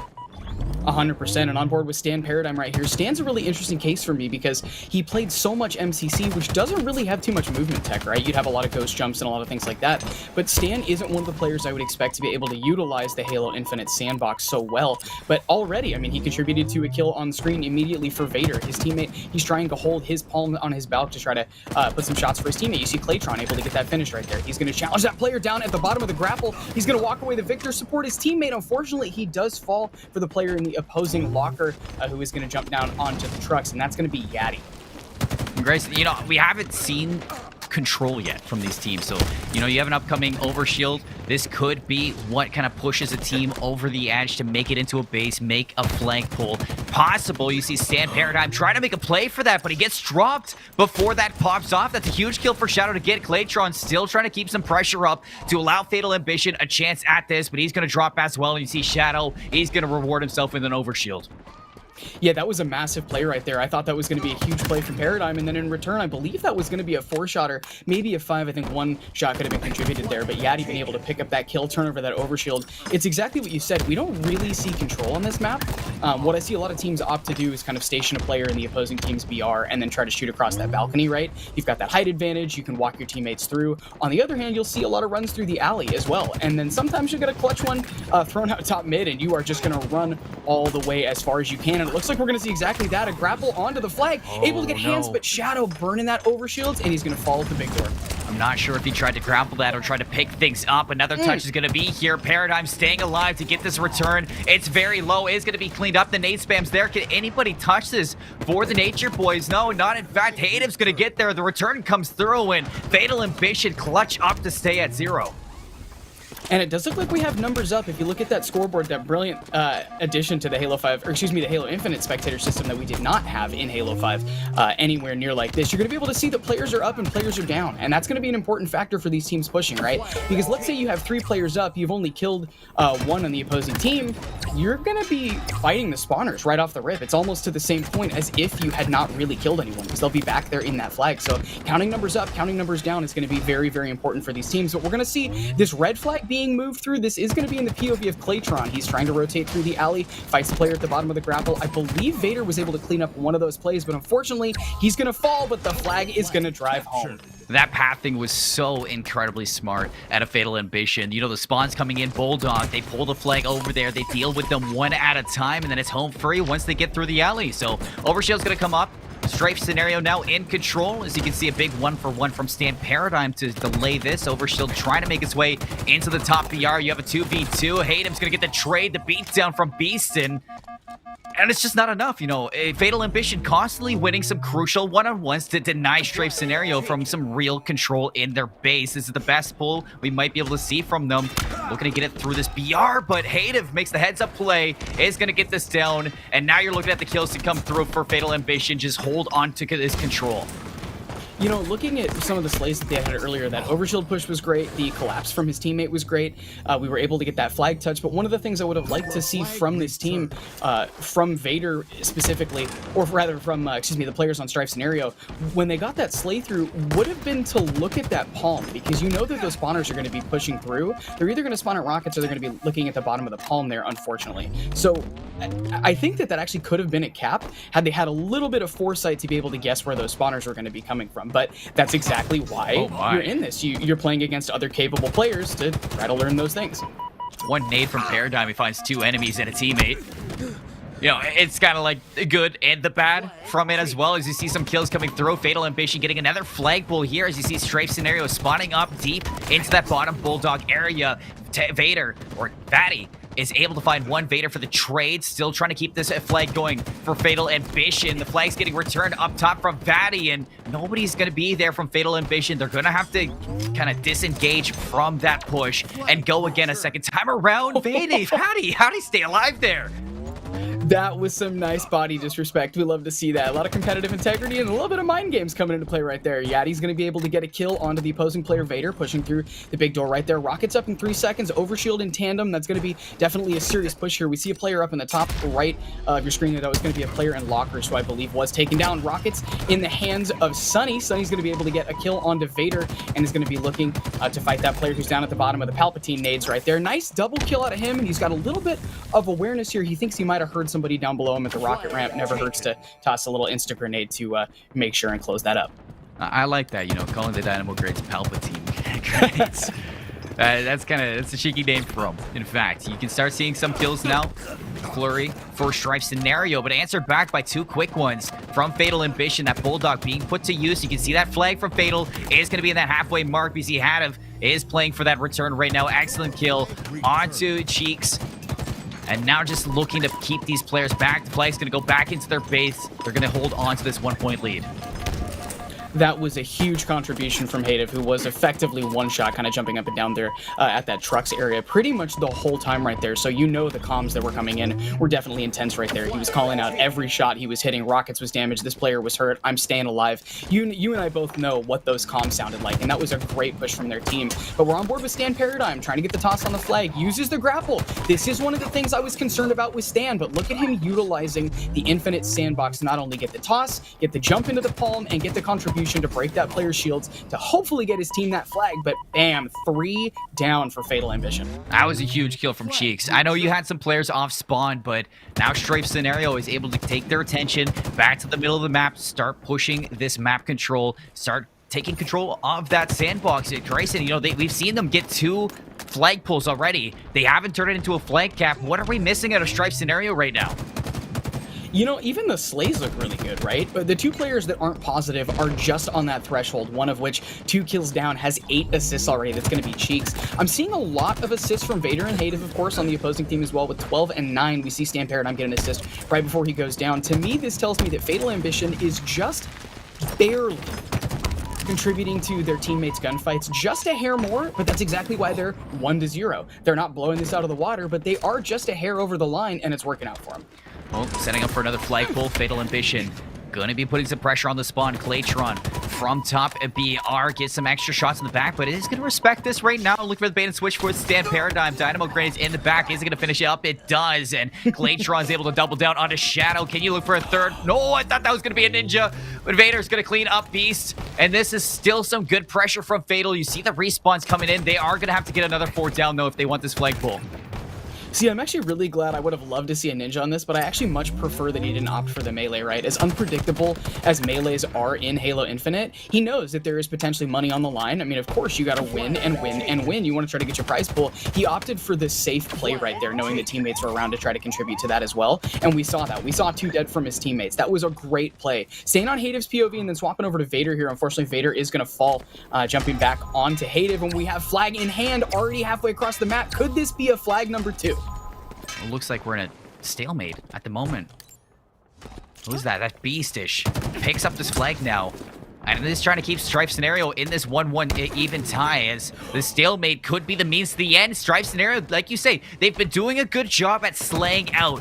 Fatal Ambition have had that 1 step ahead of them. If Strife Scenario can do what they've been doing best and slay out the spawn, this could be a tie game. Here's the chance for the return. Vatty's going to be here. He's going to hop right on it, and there it is. 1-1. We go even.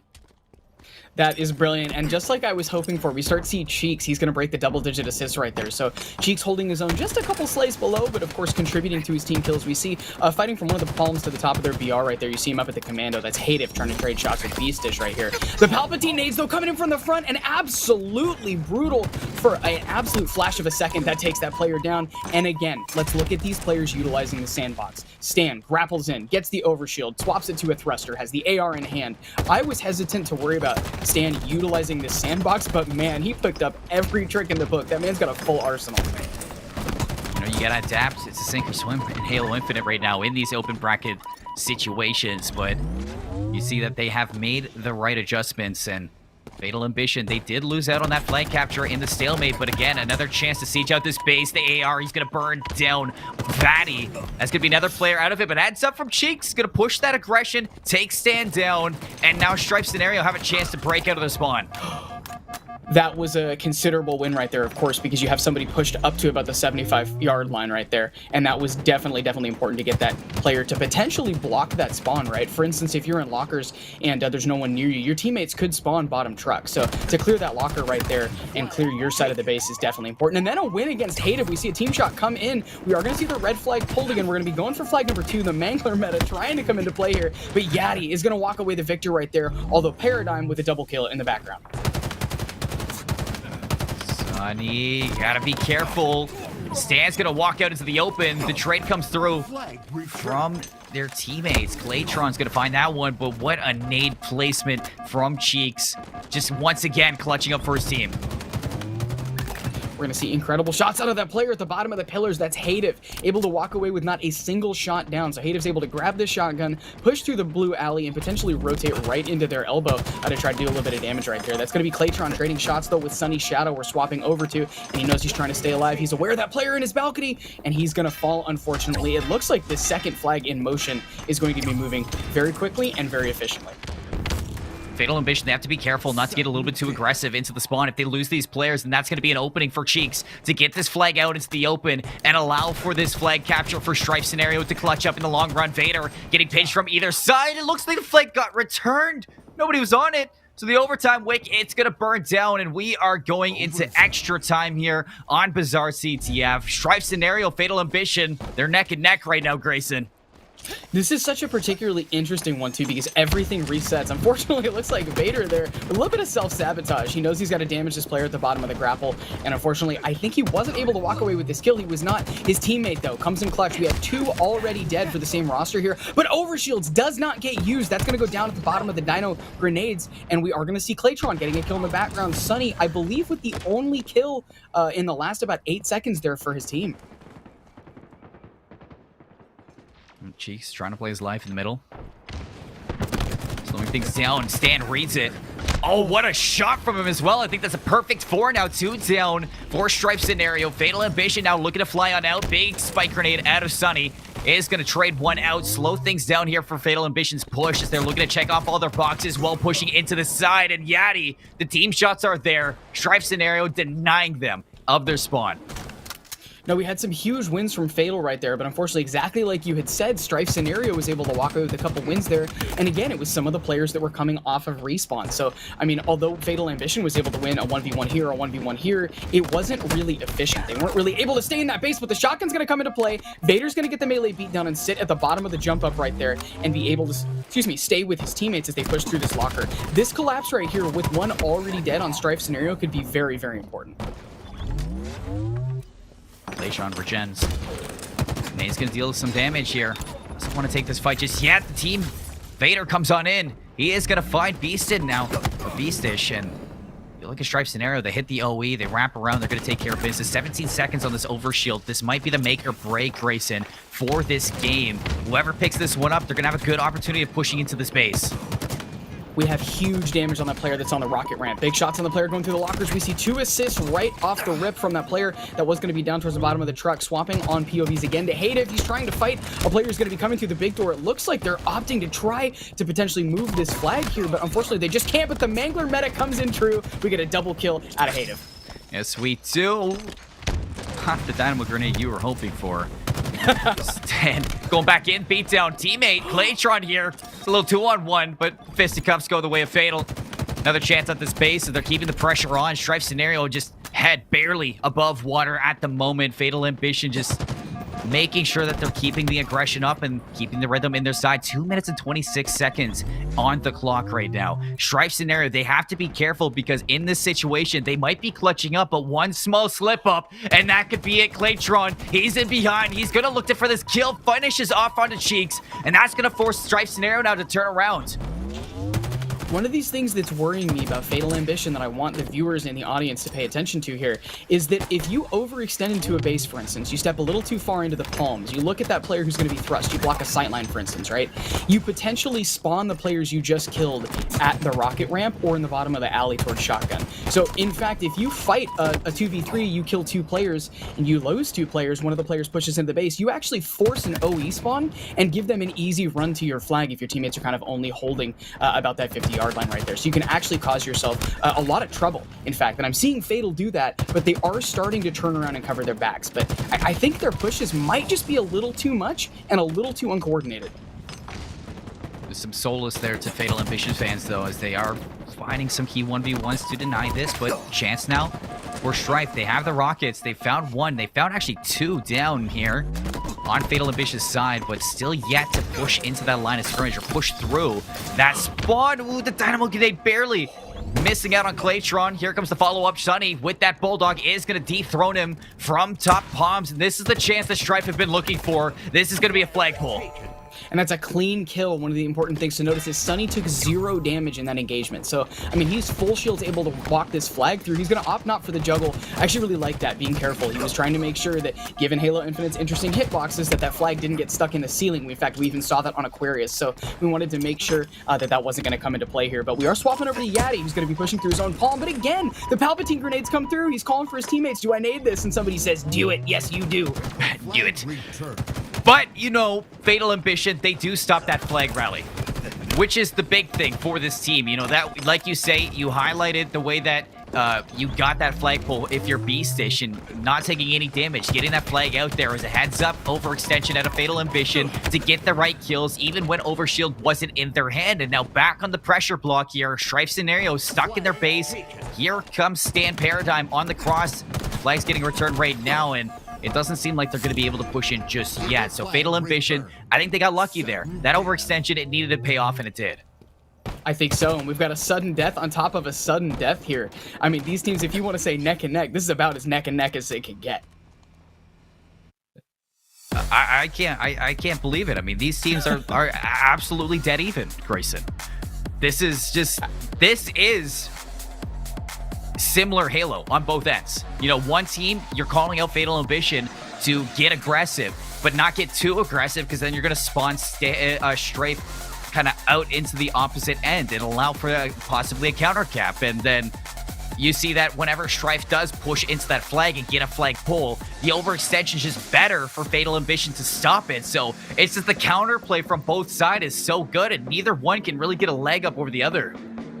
Absolutely. I think the Slays were a little bit more in favor of Vader's roster, the Fatal Ambition roster.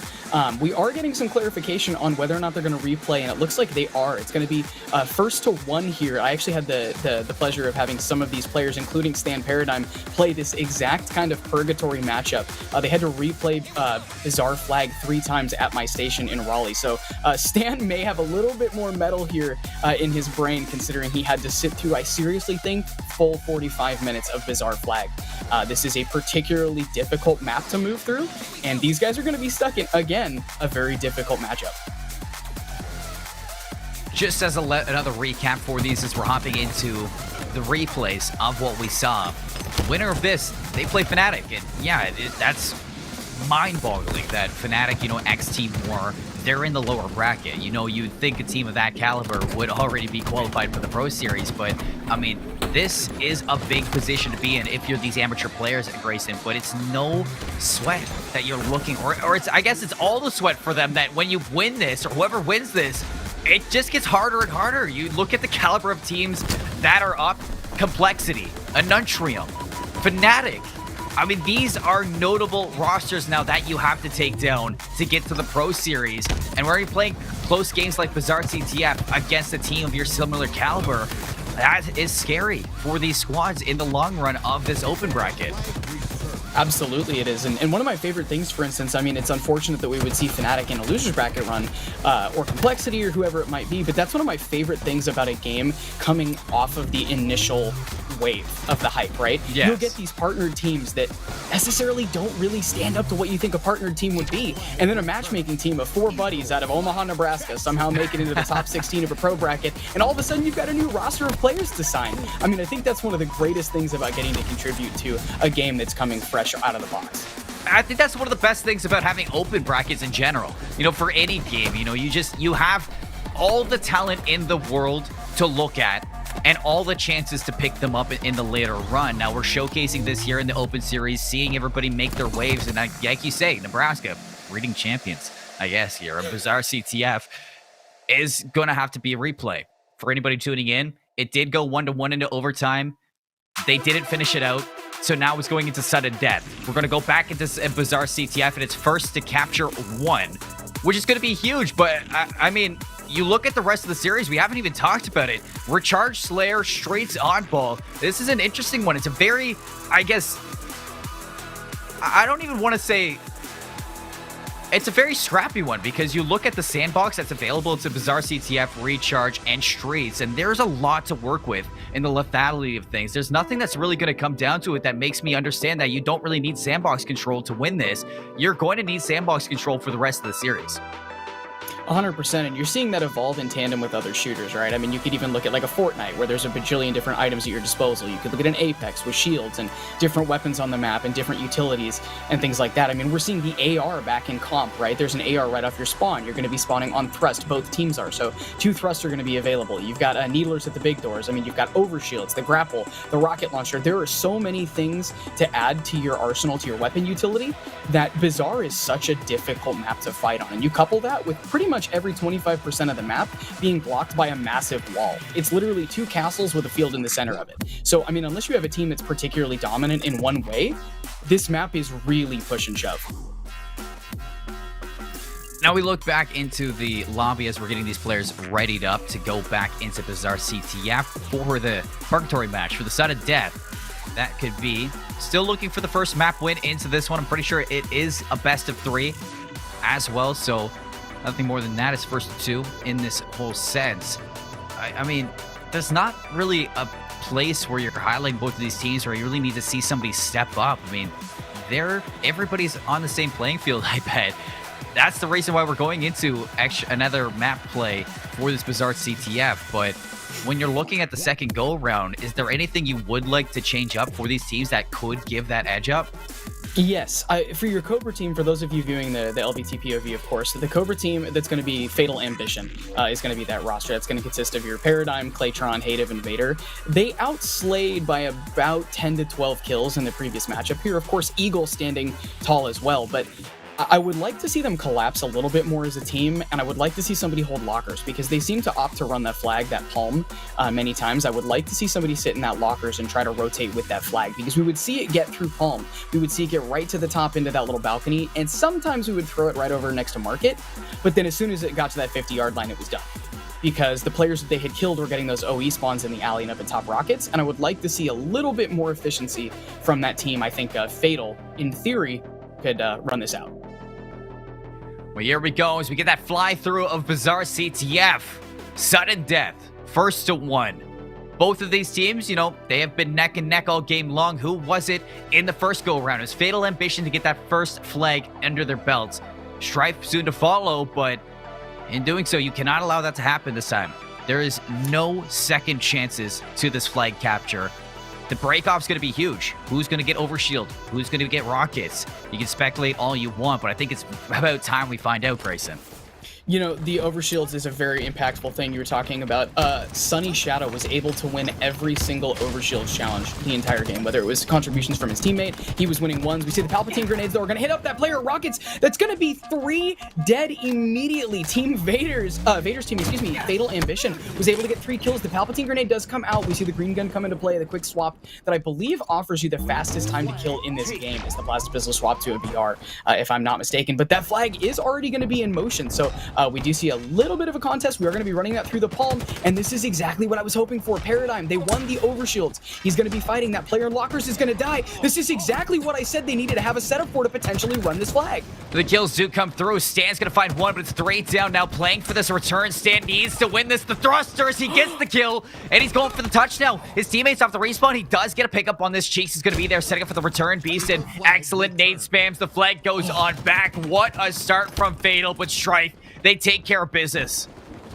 That's exactly what I was hoping for, but unfortunately we gave up our height advantage at the top of the lockers right there to try to move that flag through, and having that player block that whole area down, he would have had the long shots at the rockets. This is going to put us in Sunny Shadow's POV, and now his team is able to answer back because they were able to wipe the players that were trying to desperate for that flag. We see Shadow pick up a kill on Stan Paradigm. We see Vader get a kill in the background. Sunny Shadow able to get a second one, pick up another kill as well. He is going to get shot from the top of the BR, so we know those nades are going to be coming from the opposing balcony, but we have 4 up and flag in motion in favor of Strife scenario. Fatal have done a phenomenal job at shutting this down time and time again. Stan Paradigm across those pillars. There's the beatdown. Get that ping for lockers. All the communication's gonna be there. Vader finds the trade on Cheeks. Flag's still up, and in fact, it's on the high ground inside Cubby. Haydev's gonna be there to try to get this return. It looks like it's gonna come through the beatdown and returns back to base. Fatal Ambition, they hold on to things. Here's the overshield coming up, and Stan's gonna win a huge 1v1 this time. Overshield, it goes the way of Fatal. You know, and we did see a little yellow tail peeking out of Stan right there, and it was going to be that overshield. So again, we have overshields has flipped control. We saw Sunny pick 2 of the overshields right off the rip, but unfortunately, Stan is going to go down almost immediately, very quickly melted. That overshield is not going to make an appearance, really. We're going to see 2 players up at their jump box moving up through the jump up. That's going to be Beastish's POV, and they are going to try to push the thrust. We see this plasma pistol once again take that player down who is going to be at the big door. There's a player in the alley that we can see they may not see. The flag is going to be thrown, and we're going to be looking towards this alley into this elbow. That's Claytron. He gets a good nade onto Beastish, and I like this push. Beastish knows he has a teammate behind in the opposing base. He's going to opt to run the flag and leave that challenge to his teammate so he can try and recharge, but it does not look like it's panning out very well for him. And look at the map control at a Hative. Vader's going to be able to hop on for this rotation or the reset. What a nade from Beastish. Still losing off of these players. Claytron's going to double down. Rocket's coming up as well. Can they get the touch? No, Claytron triple kill right now. Picks up those Palpatine nades, like you say. And this is Sunny Shadow just trying to stay alive, just to finesse his way around for Strife Scenario to stay out of their base. It's going to pick up the trade on a Hative, but I mean, Fatal Ambition, they do it again. They get that flag back to base, and this is starting to fall into the same patterns that we saw last time around. Just the counterplay from each team are so significant that they're just used to taking things back into their own bases. You know, I loved that play from Claytron right there. We opted to use the grapple to close over the top of the front of the palm on the opposing team. I love that he was a little bit worried about getting meleeed or potentially getting challenged right there, so we opted to get the shotgun in. But unfortunately, somebody else had his number, was able to take him down. Cheeks, effectively employing the same thing, fights 2 with the shotgun, is able to break both, and a kill from the grave is going to come through. I actually think that was a teammate's grenade, as he was given credit for that. But staying on Claytron's POV, is able to get up a very clean kill from the top of his balcony, dropping down. And of course, they're trying to set up the overshield, and he is going to grapple down, but he's going to have to stay alive in his locker. He does have the shotgun, able to challenge the plasma pistol player. He falls, and we see a couple dead for both teams. Yeah, but Vader has the OS, so this return, it should come up pretty easily, and it does. You know, Fatal Ambition, again, they just make the heads-up play, utilize the sandbox to the full extent. They allow that flag to leave, but and they return it back to the base with ease here. Still some players from Strife Scenario around the base, putting the pressure on. The only thing is they just haven't gone through the middle of the map. And Fatal Ambition have to be careful, because if they keep allowing this to happen, I mean, 1 point, they're going to slip up, and it's been scary so far. Hative's going to turn around, get the trade onto Sunny, and that's a 2 down for Strife Scenario.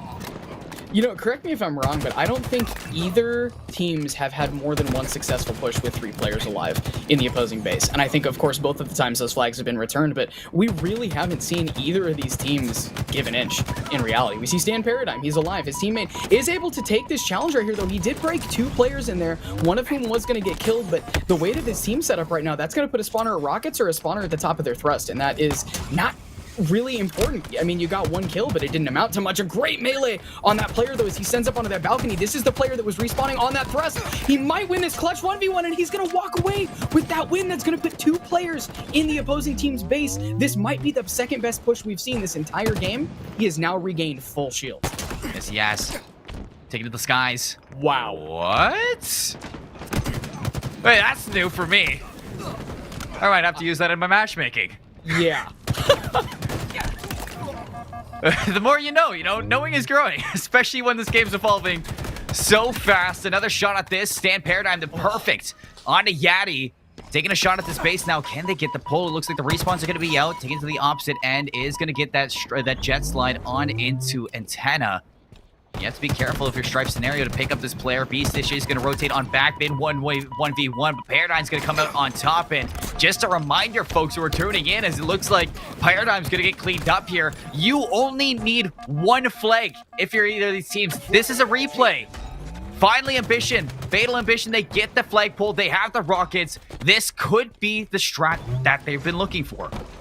I love that these 2 teams, right, they know they're being streamed, of course. They know their gameplay is important, and they opted to not give our viewers just the 3 maps that we were going to get initially. They were like, you know what, we'll tease you. We'll give you like 3.5. We'll give you another 1 flag replay. We wanted to give you guys an extra game for the boys back at home. But 3 dead for Fatal Ambition. Of course, we have some people coming up on the spawns, but again, this is going to give you that opportunity to rotate forward. We see Stan Paradigm down below. He is going to challenge that player who's going to be up on his jump up. Beastish with a great grenade, though. Paradigm potentially broken, and I believe we see Yati push through in the background, able to get that kill onto Stan, and then able to get a double, and we see more body disrespect from Yati.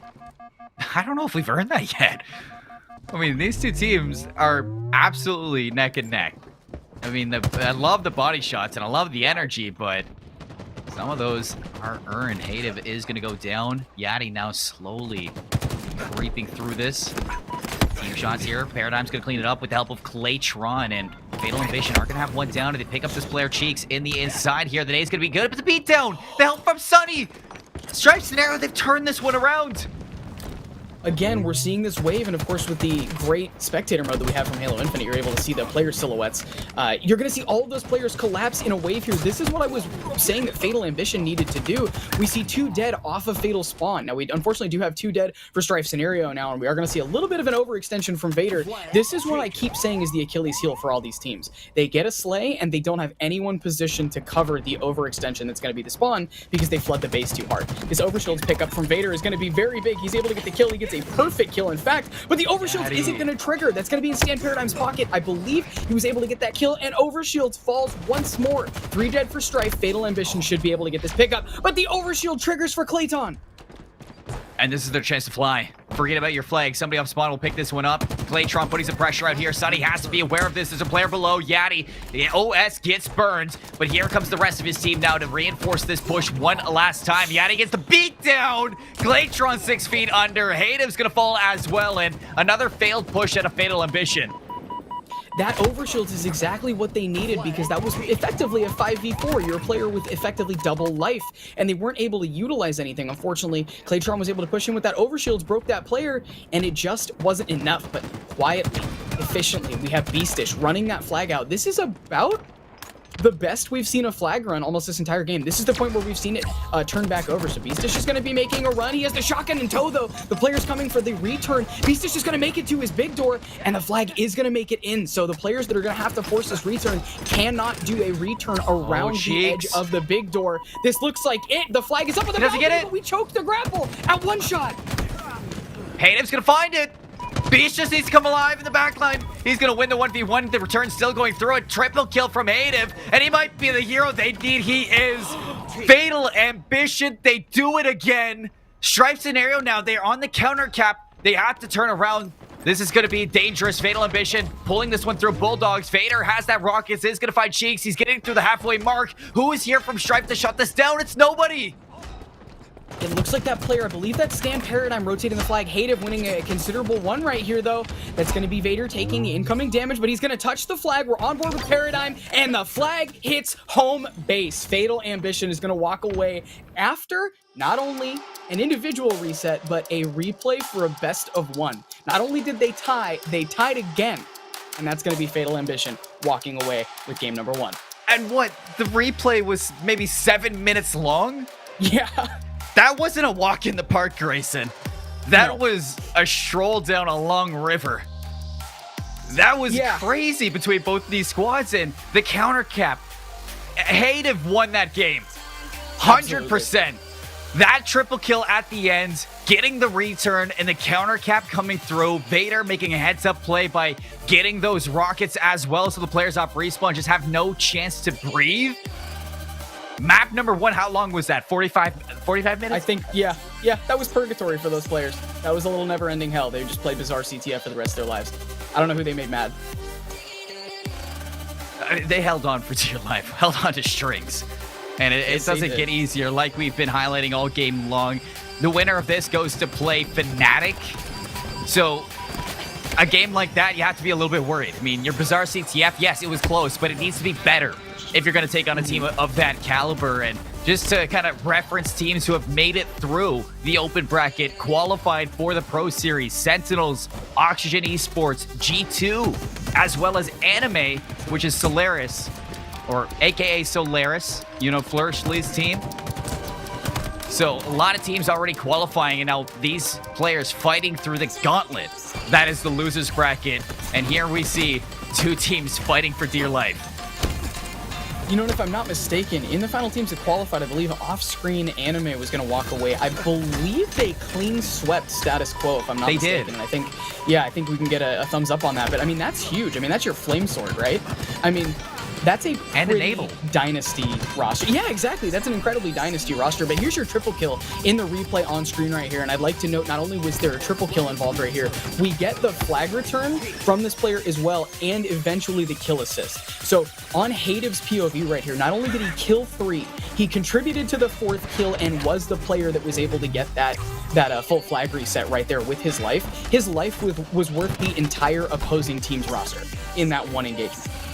It's not even that. You can see how nervous they were to make that flagpole. I mean, Paradigm fumbled it off the bridge, still managed to go pick this up, and it's because you had the rockets in hand of Vader that flag comes through. And you highlighted it time and time again throughout that whole series. I mean, Fatal Ambition, they were slaying out a lot better than Strife. It was only a matter of time before we see it pay off, and Vader picks up the power weapon, makes it happen. We're heading to recharge Slayer now. The Sandbox got a lot of lethal toys to play with here, and it looks like Strife Scenario are going to be the first to get that active camo, if I'm not mistaken. Maybe not. It's a 4-1 lead, though. This is a great start. Absolutely. We're on board with Yadi. He's going to be potentially getting a 30 grab that grapple, but it might end up taking him down, and I think that's going to end up in the pocket of somebody else. But swapping on POVs to Sunny, he is going to be up at the top of the A overhang here. He's going to be maybe looking for a player that's going to be B long. We can see the silhouettes. I know he can't. We have this player below him down in the turbine here, and we see Vader. This is probably going to be a 2v1 engagement against Vader right here, but look at how carefully these teams are playing. In the favor of Strife Scenario, which is interesting, is we saw Fatal be a lot more aggressive with their slays in the previous matchup. Vader whiffing some shots with that shock rifles. You know, English gets hard sometimes, guys. It's crazy to see the way that Fatal are able to just bully their way back into this. The way that they're utilizing the sandbox, not just in Bazaar, but here again, to slow things down. Now flood on in and fly at the enemies. Hativ's going to find Yadi. Flips the switch now, 8-7. As these players of Strife trying to fight their way out of the seaside. Shock Rifle's going to tag up Sunny. Not able to finish him off, though. I'd like to look at the lethality of this team, right, of Fatal Ambition right here, because we're not even a fifth of the way through the match, so I am definitely overstepping here a little bit. But look at the assists from Strife Scenario, right? So Fatal Ambition only trailing by 1 kill, but look at the assists across the board right there. You have 6 assists out of the 10 kills that they've gotten. Make that 7 assists out of the 10 kills that they had at that point. Look at how much they're contributing to each other's gunfights comparatively to Fatal, that is just winning individual 1v1s. So if, in my opinion, if Fatal's able to operate more as a team in this engagement, they can walk away the victors here. But this is far more of a team game than, like, for instance, a Halo 5, where everybody was equipped with the thruster to be able to use a panic button and get out of individual engagements. But we do see a couple players fall. We see the 16-10, a 6-kill gap right off of a tied scenario in the favor of Strife, who's down 0-1 in the series. And not to mention, you even had the ground pound. Just to stop your way through that. There's a lot to work with in Halo 5. And now, even farther, Beastish! Nice lineup with the hipfire. Latron, another headache on his end. Shock therapy, Hative, the beatdown is now going to recover that shock rifle in his own sense. Oh, it has the active camo, so this escape is huge. This is another big deal that we were talking about on Bazaar with all of the Halo Infinite sandbox, right? That player had a shock rifle, the grapples on the map. There's a repulsor as well, camouflage. I mean, you've got, I think, there's mangler spawns. I mean, you've got so many different lethal things at your disposal that these players who were playing otherwise just an arena shooter now have a whole in-game economy to manage. So there's going to be a lot more brain power involved in this as well. But we still see 4 down. We saw Fatal come out, start with a lead, and unfortunately it did not turn into that. And that player is going to hit that panic button, and Vader is going down. Then did you watch Indiana Jones? You never bring a knife to a gunfight. I mean, sometimes the energy sword can, like, have a long lunge. Maybe a space knife sometimes, but not in that situation. Vader's gonna get caught with his pants down. Cheeks trying to pull things back. 22-18. The lead has diminished as now the 19th is gonna be put on the board. You can see active camo coming up in 24 seconds, and these teams, they're gonna be rotating accordingly to get things under control in the pit. You look at the high ground control from Fatal Ambition. Claytron on that Mangler. Vader down low, hits the stick onto Yadi. Paradigm putting that energy store to use now in the collapse from Fatal Ambition. This might be dangerous, but excellent team shots coming through from Beastish. Yeah, that was a collapse that I had admittedly thought Sunny was going to lose right there, but that team shot on that player that was going to be coming down the ramp was huge. But there's Vader with the Mangler meta, baby. He's holding onto that balcony, 3 kills separating these teams. We are going to lose a fight down at Camo, but our teammate is going to be able to pick that up. Camo now in the hands of Claytron, and we saw Claytron abusing a lot of the power-ups in the previous matchup on Bizarre here. So if there's a person that I think is being effective and efficient with picking up a lot of the on-map utilities, it's been Paradigm and Claytron. So I really like to see this in the hands of him with the Mauler as well. Ooh, they haven't put it to use though. Stripe scenario, they flip the switch and they deal with them. The nade spam through that. It's full 4 down. The beatdown as well from Yati. Gets the trade onto Paradigm. 31-26. Things are going fast here as we start picking up the pace. The fight over towards Energy Sword. It is going to be Cheeks going down. Hative to find him, and Yati's going to tuck his tail between his legs. And the escape. Vader says, no, I got your number. I'm watching for you to try to escape you, and I have you trapped. Hative to double down now. You look at this Fatal Ambition. They're picking up a pace of their own, and they're looking to trap these players on the inside of pipes. One last player in the back. Disruptor, or no, Mangler is going to be picked up here from Vader. And the lead down to 2, Grayson. So Fatal Ambition doing a great job at staying in this, just barely on the cusp of that. Misses the Mangler, and Beastish exposes him. And I believe he was able to pick that up as well, and the grapple making another great appearance, right? We talk about utilizing that sandbox. It's exactly what we need, but we see a couple players come into top gold, and there comes the grapple once more. He was only awarded 1 kill. He lived a little bit longer than he would have, and he was able to at least afford himself a trade right there, right? So, I mean, when you're playing other capable teams, getting a trade in a scenario where you're going to die is great because then you don't snowball. But swapping POVs, we're going to be on the bottom of Sunny. He is going to be pushing up to the top of C2 right here. He's going to be looking for a player that's going to be at the gold steps. He's got shots on the Claytron who's going to be in the top red right there. And I believe we saw one of his teammates, I believe, just fall right at the bottom of battery. Hative able to pick up a kill, and Stan as well. This is going to put 2 kills separating us, just over 10 for Strife to close out their first win of the series. Oh, that nade's going to be good. Plasma's here. Mangler gets picked up. Hative with team shot. Second one around there. Hative finds 2 with the help of a Mangler. Now they can turn things around. It's 40-39. Strife scenario. What was a 4-point lead? Fatal Ambition. They cut that down by 1. Here comes the collapse. Shots are good for the player up top. Hative evens us up. Still keeping them up though. That is important from Strife scenario. It looks like they're going to pick up a power-up as well and take their lead back up to 2. That was a big win because we saw a ton of damage on Sunny, and if you saw in the kill feed right there for a moment, Sunny was up sitting at the top of the balcony in control there, and was able to get a kill at half shields right there. So you saw, again, the contribution from their team, which is, of course, at a high level of play, very, very important. Now we see one of the red players is going to be bottom. He's sitting down there kind of in the bottom of C stairs right there. Big damage on this player on C plat. You know, team shots are going to be coming through. 42-43. Fatal Ambition, though, does have numbers here, so if they're able to figure out the spawn, they could collapse pretty efficiently here and be able to at least tie this up. You see a ping, I believe he was trying to ping that there was a player at the bottom control. We see Cheeks, though, sitting up at the top of A, again, trying to play kind of passive here. Vader was able to get a kill. We see another one answered in the background here. I mean, this is going to be a really difficult struggle between passive and aggressive. The 2v1 there. Vader barely missing Beastish's head. You see Claytron on the chase. With this great escape here. 44-44. We're dead even. Everyone into this map. And the back shot from Vader finishes it up, saving his teammate. If you all know, you look up top, this is a best of 3. Fatal Ambition, if they take this, that's it. That was a huge contribution. I believe Claytron was able to damage someone. We get a perfect. That's all 3 bursts of this weapon going into that player's head right there. So the new version of Banished Sniper Rifle, effectively, if y'all aren't familiar, that is going to be a 3-shot or a 3-burst weapon right there. That player is going to narrowly stay alive. We have all the players trapped in long haul. Do we know if Stan Paradigm is aware? I don't think he is. We have the damage onto Hative, 49-47, and Fatal Ambition is going to walk away with a 2-0 sweep, narrowly taking the victory over Strife. Strife had the lead, Grayson, for practically the whole time.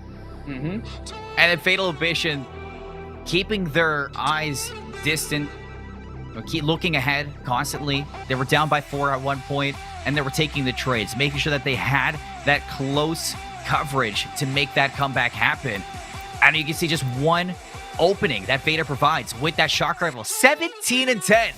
Putting that shock rifle to use, he finds an opening. If it's not the shock rifle, it was the Mangler. And as soon as that kill comes through, you can see the rest of them. Hative, Claytron, and Paradigm are very fast to follow up onto Vader's openings, and they never let them breathe. That comeback comes through. They take a lead, and they never look back. 50-47. We can look at the rest of it. Vader, 61% accuracy and putting down 4.3k damage, alongside Hative with 4.5k. Absolutely, and I think one of the impactful things that was in there that you touched on a little bit there, and a little bit of nod to Claytron's name there with the Mauler. The Mangler is effectively an evolution of the Mauler, in my opinion, and it's definitely more lethal with the long-range capabilities of it. But we saw Fatal Ambition's roster abuse that Mangler a little bit more. They would get one pick, and then all of a sudden, when the opposing roster of Nature Boys was going to go for a trade right there, or go for a pick rather, there was some cheeky little trade. We'd whip out that Mangler and get that one-shot beatdown and tie it. So for every death, every other one turned into 2 kills instead of 1. And I think that's what really brought them back. They were utilizing just a little bit more of the map and abusing, admittedly, a particularly difficult to counter weapon. And when you're at a high tier like this, that is exactly what you have to do. And with that, Fatal Ambition are going to be rewarded with now a chance to take off a partner team, Fnatic. The X-Team War roster have dropped down into the losers bracket. That's going to be up next for this team. The winner pushes on even farther, and they are a couple steps away from playing Complexity as well. So this bracket closing in, Grayson. Things are locking down. I did talk about teams that have already made it through and qualified for that Pro Series. It's Sentinels, Oxygen, G2, and Anime. So those teams already made it through, but things closing out in the lower bracket, and things are definitely heating up. Those upsets earlier on into the bracket are turning around now to make things interesting in the gauntlet. 100%, and we talked about it, if I'm not mistaken. I think you just hinted at it earlier. I believe that this group is going to be playing the roster of Fnatic, if I'm not mistaken, which is going to be Jazero and that roster. That's a huge statement, to be able to fight a team right after an opening signing when you are not a partnered team. I mean, that's very, very big, because this is how you make your name in an esports scene. Somebody ends up getting signed, there's a bunch of fan base, there's a bunch of attention, there's a bunch of excitement around the roster that was going to get signed, and all of a sudden, you're the spotlight? Like, what a great way to put eyes on yourself. You turn the camera whichever way you want. I mean, you were talking about earlier Status Quo getting swept in their winners bracket side of things by Anime for that qualifying.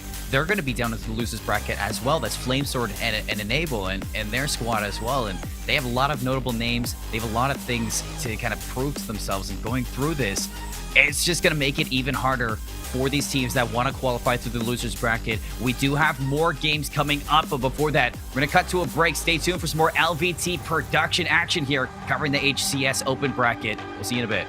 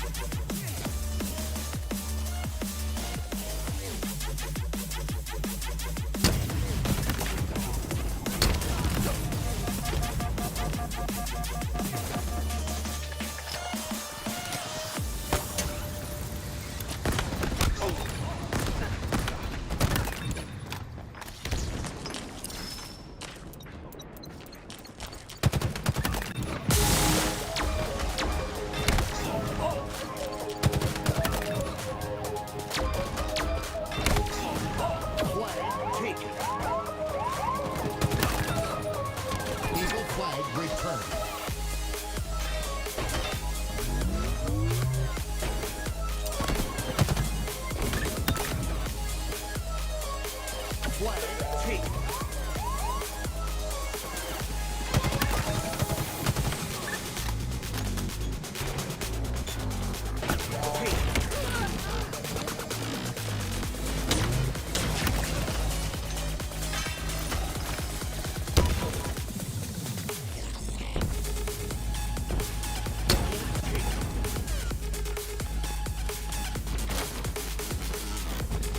Ball taken.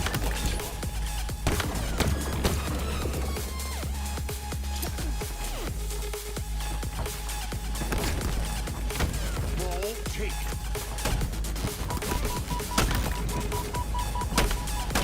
Carrier kill. Ball taken.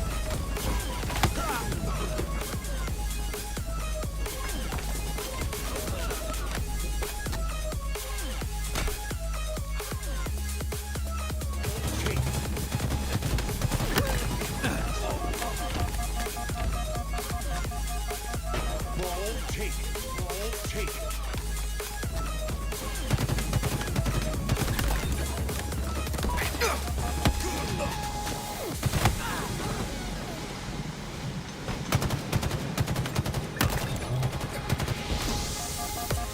Ball.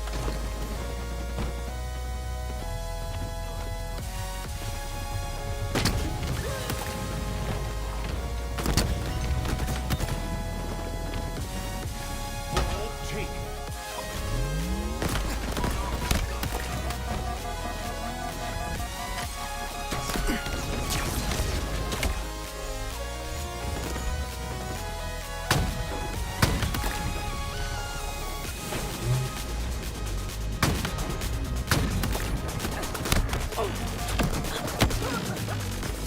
Cobra Team halfway to victory.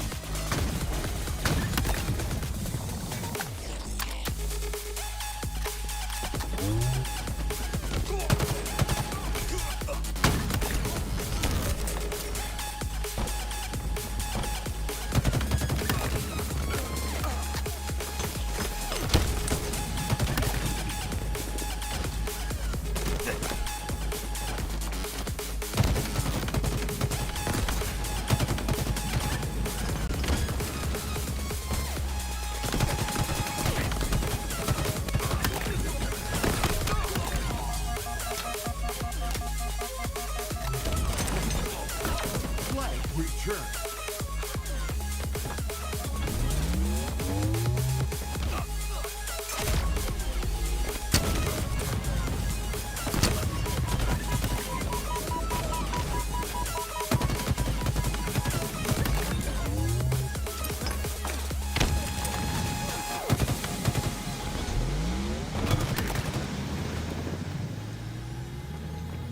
Cobra flag return.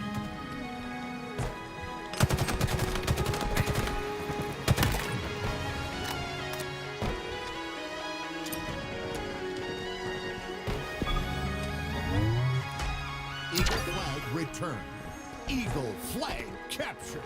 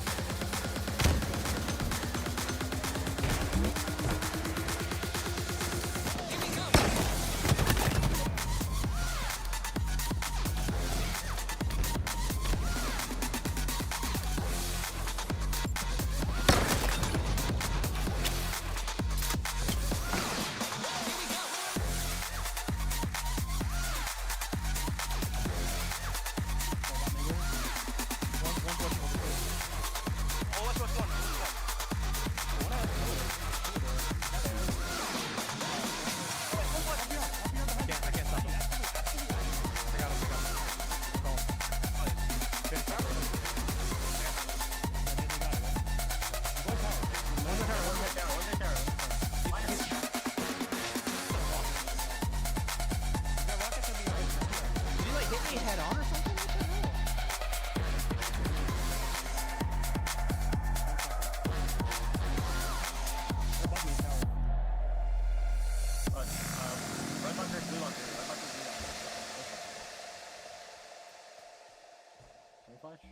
I'm good, bro. Okay. Their tower, and one more.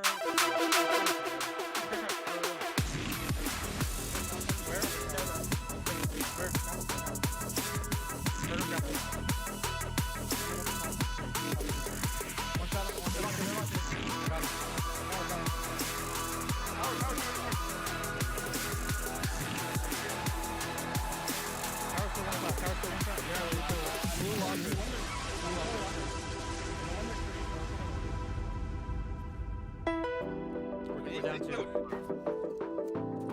White's being.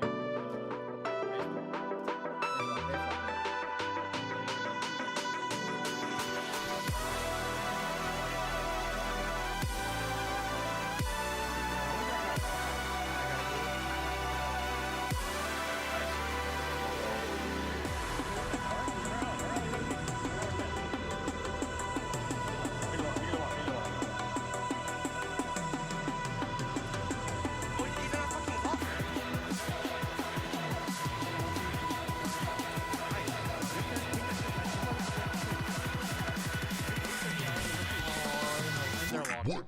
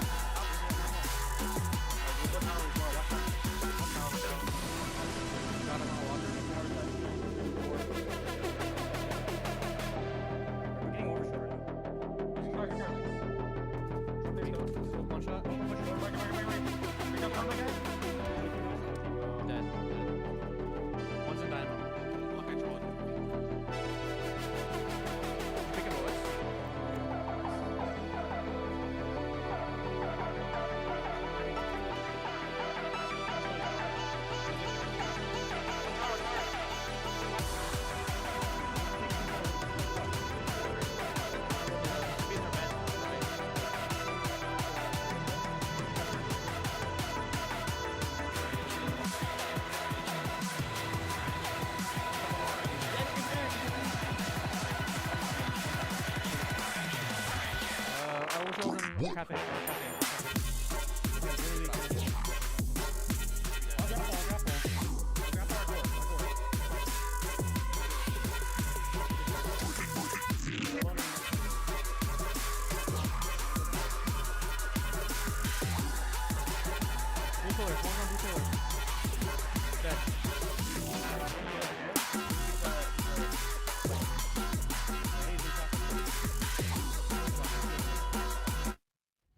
Folks, welcome back after coming off that fatal ambitious win. We are now moving on with them to play against Fnatic. And once again, it's myself, Seymour, alongside Grayson, aka Dragonite, to bring you this action. Dragonite, welcome back to the booth. It's going to be a big one, but now it's an upgrade for Fatal Ambition. They have to go toe-to-toe with Fnatic.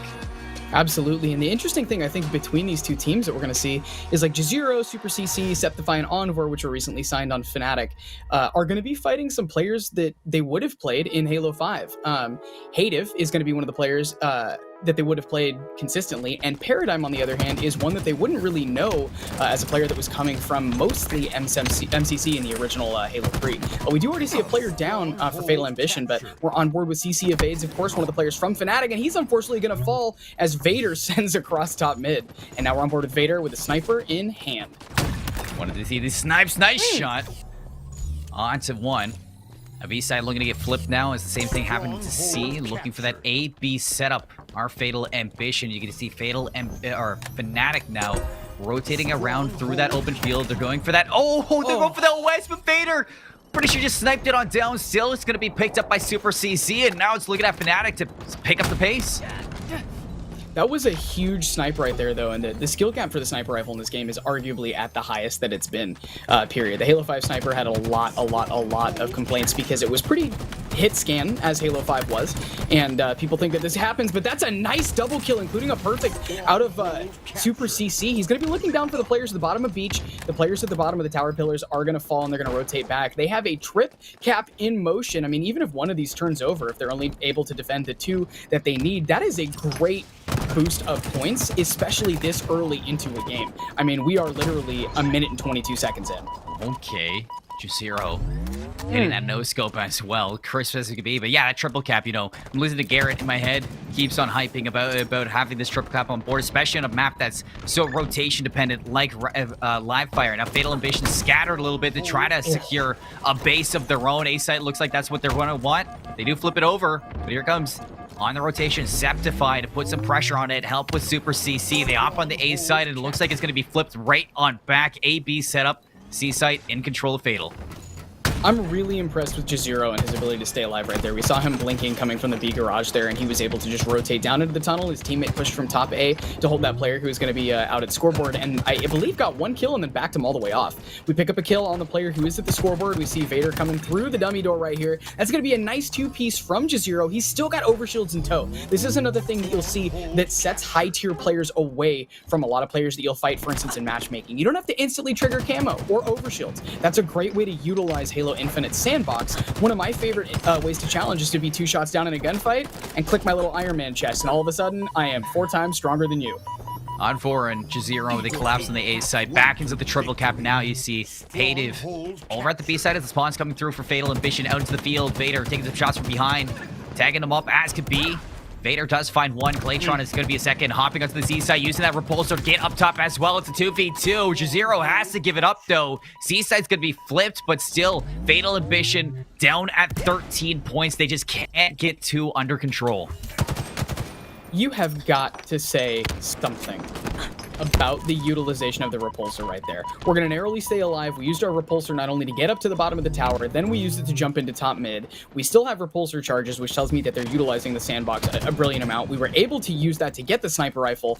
2 dead, Septify and Envor, both getting kills onto Hativ and Claytron. We're once again going to get an easy jump, and it's going to result in a kill. We go for the ego shot on the sniper rifle. It does not connect, but it doesn't even matter. This is closer to an exhibition match from Fnatic than it is an actual bracket play. You know it would be hard for Fatal Ambition, but I mean, this is fantastic from Fnatic.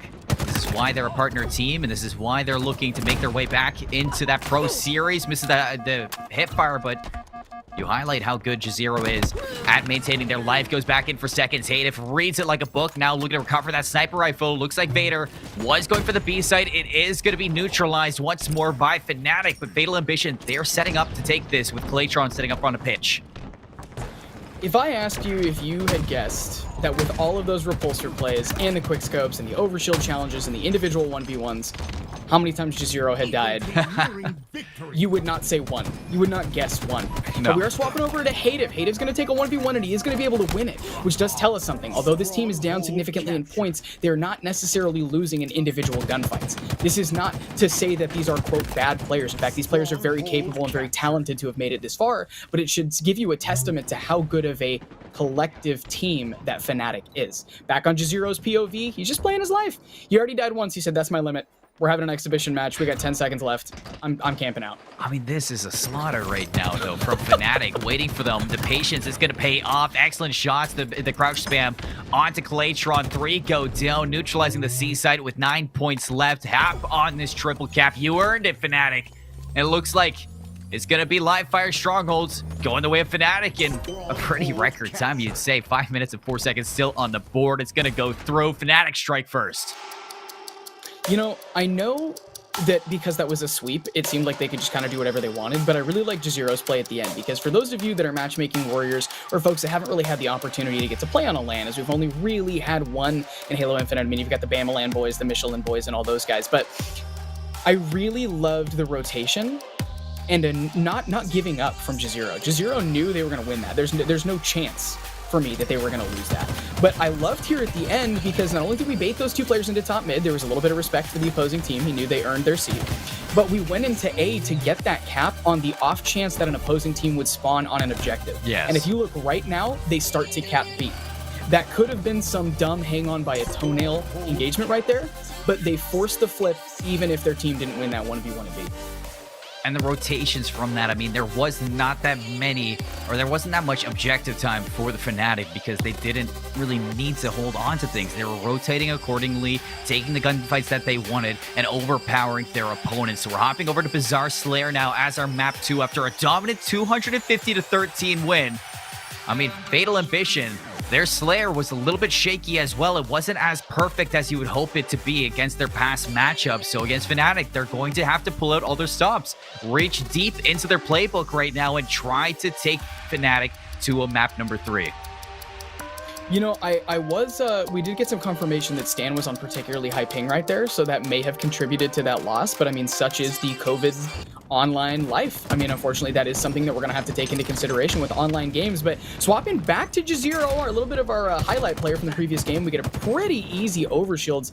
We do see some shots going on to a player. We're going to get an assist right there. Shots on the Claytron and one other, I believe that's Hative, who's going to be at the opposing team's rocket. Shots on this player at the bottom of the balcony. That's Stan. Stan's going to fall as well. Jazero burning that overshields, but I mean, that's a pretty righteous start off the rip for Fnatic. But we do see the Rockets in the hands of Hative. We talked about utilizing sandboxes to beat otherwise good teams.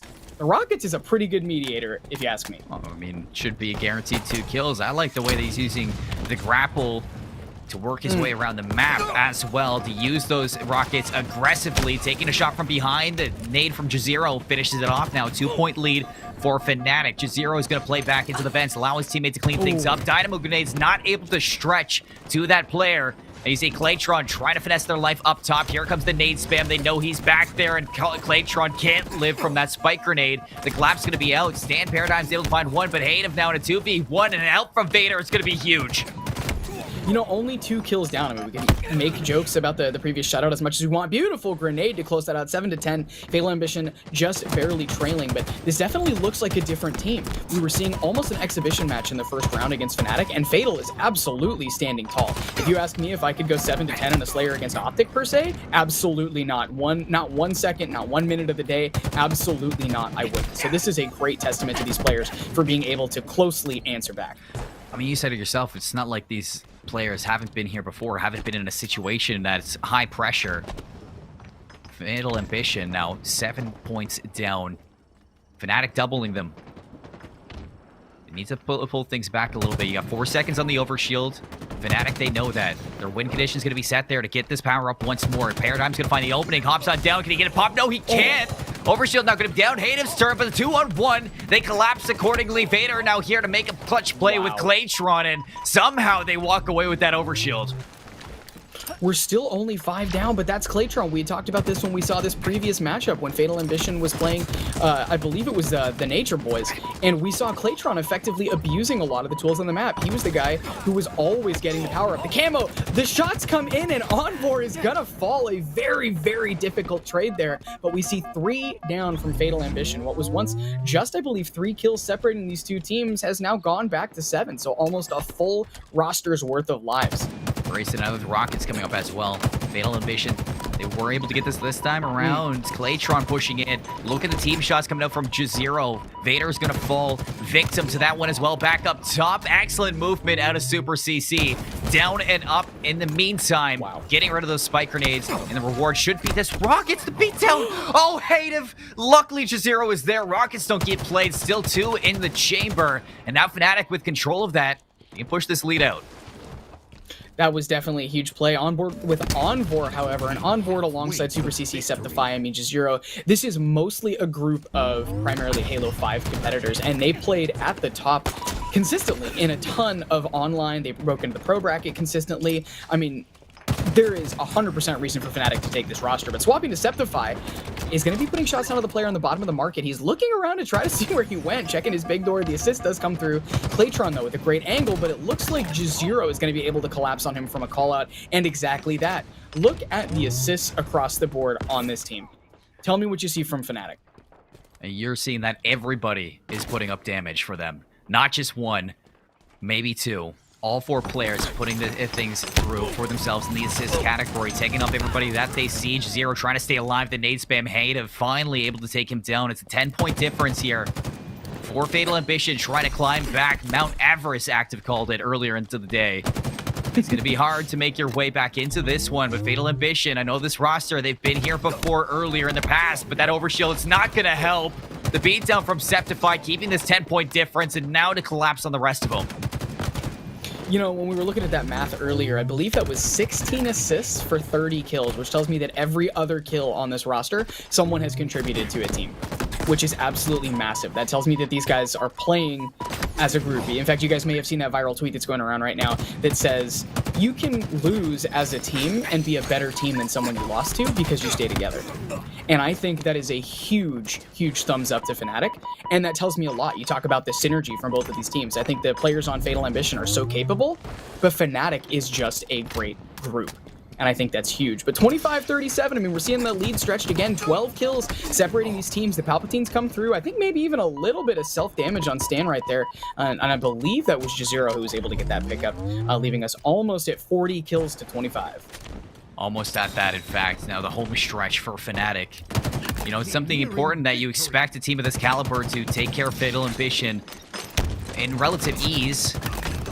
But it's going to be a testament to if they can do that or not in this series. And so far, it's so good. The Dynamo was able to take care of 1. You can see Super wasn't able to get OS control, but the rest of his team following in suit, picking up where this teammate left off now, holding off on this rocket spawn. Seems like they're getting the call out for Vader. The collapse is there with the Bulldog and the Mangler. That's scary. I mean, they have to deal with the Mangler and the Bulldog, probably 2 of the best weapons that you can have in your hand. You throw a height advantage in right there, and I'm about to have sleep paralysis. I'm going to have nightmares at the end of my night. I mean, that was a dangerous fight to be in. But you see all those players stacking in the lockers. We are looking to do damage onto Hative. He's going to fall to, I believe, the Bulldog in the background there. And we are going to be swapping over. If I'm not mistaken, that's the Nerf coating for the Bulldog. But there are no Nerf pellets here. These are full-on Bulldog shots, and they are hitting their mark. I believe that puts us at 49-26. Jazero even juggling the shotgun. Got overshields. I mean, we talked about managing economy. You got every weapon in your pocket right here. Every single weapon and more. Looking to put the nail in the coffin now are Fnatic. You can see Fatal Ambition turtling here. Super CC setting up for what you might call the noob combo. I like to call it just plain old efficiency. Hative slipping the lines is spotted out. Here's the call now to collapse on this player who's overextending. Hops on it. There's the combo. Steaktacular. As meat's on the menu, boys. After a very victorious win for Fnatic here to push on farther into this lower bracket, they make it look easy on Bazaar Slayer, and they get the job done. Exactly what you expect from a roster of that caliber. Absolutely. If you've got partnered skins in a game, you don't go down like that, or that is going to be a massive upset. But once again, look across. Okay, so I want to highlight something here because we talked a lot about assists, right?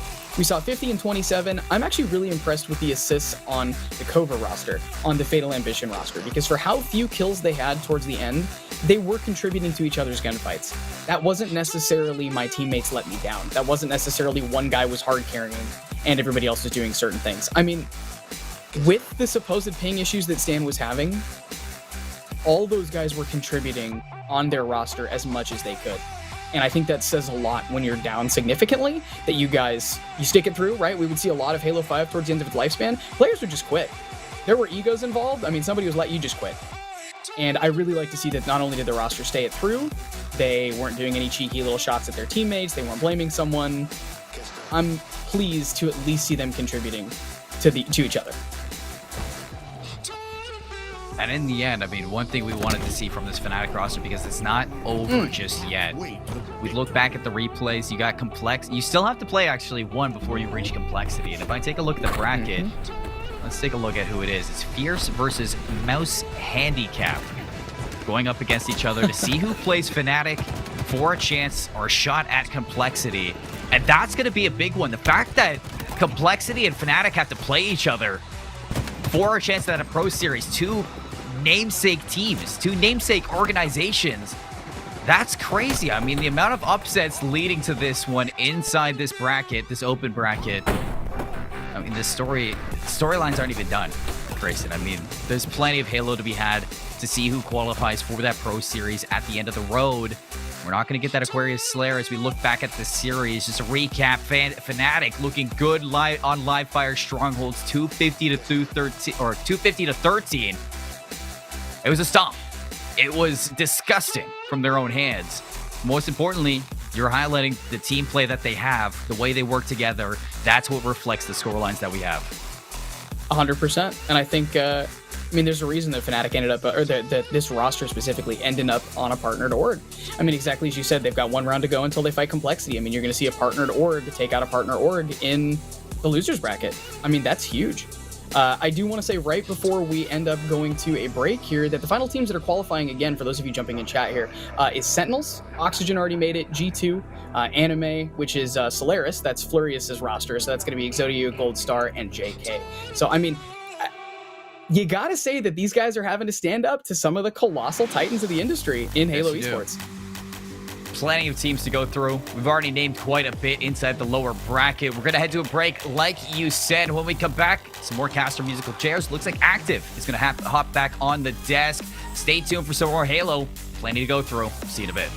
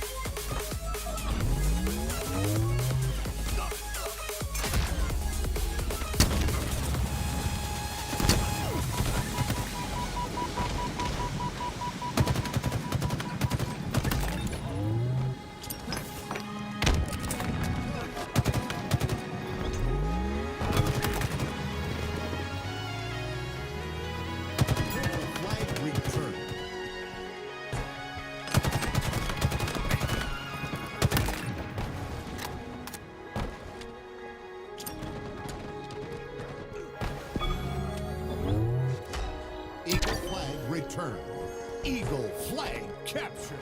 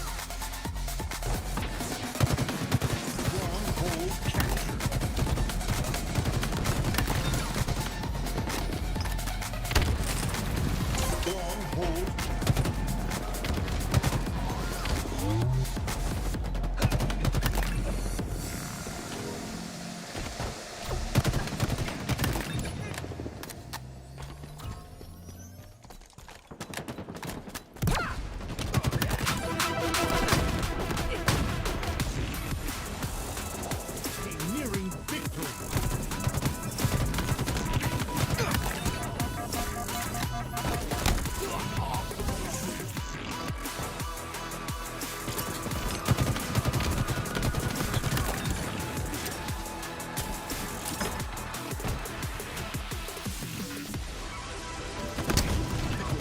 Halfway to victory.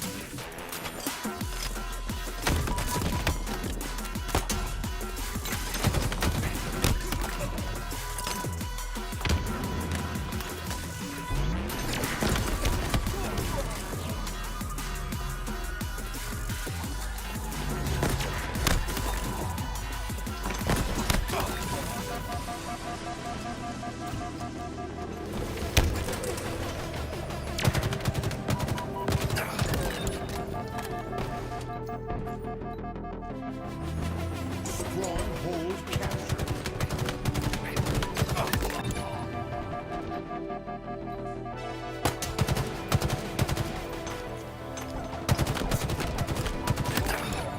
Stronghold captured.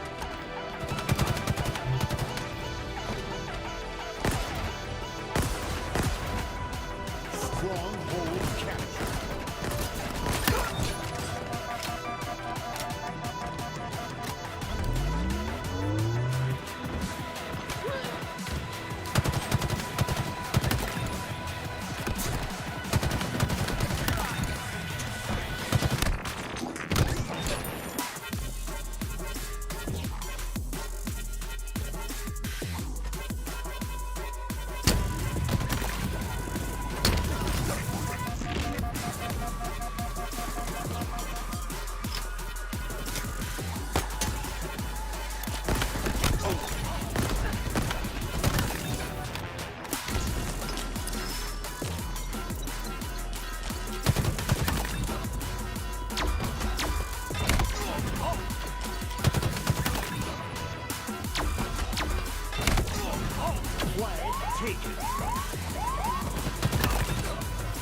Eagle flag returned.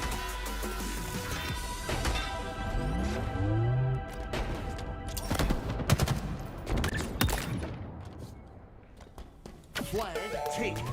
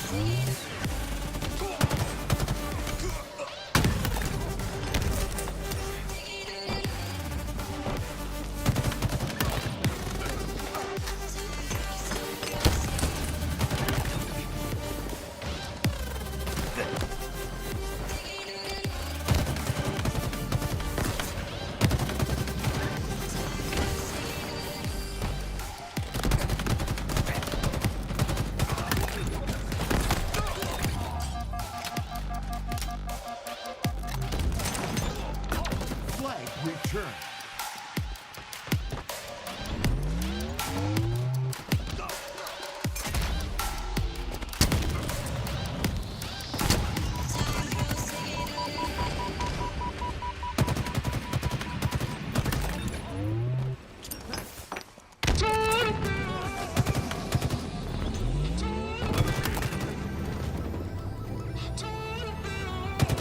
Flag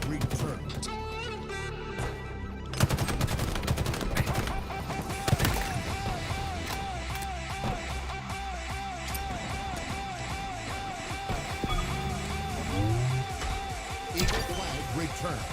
Eagle flag returned. Eagle flag captured.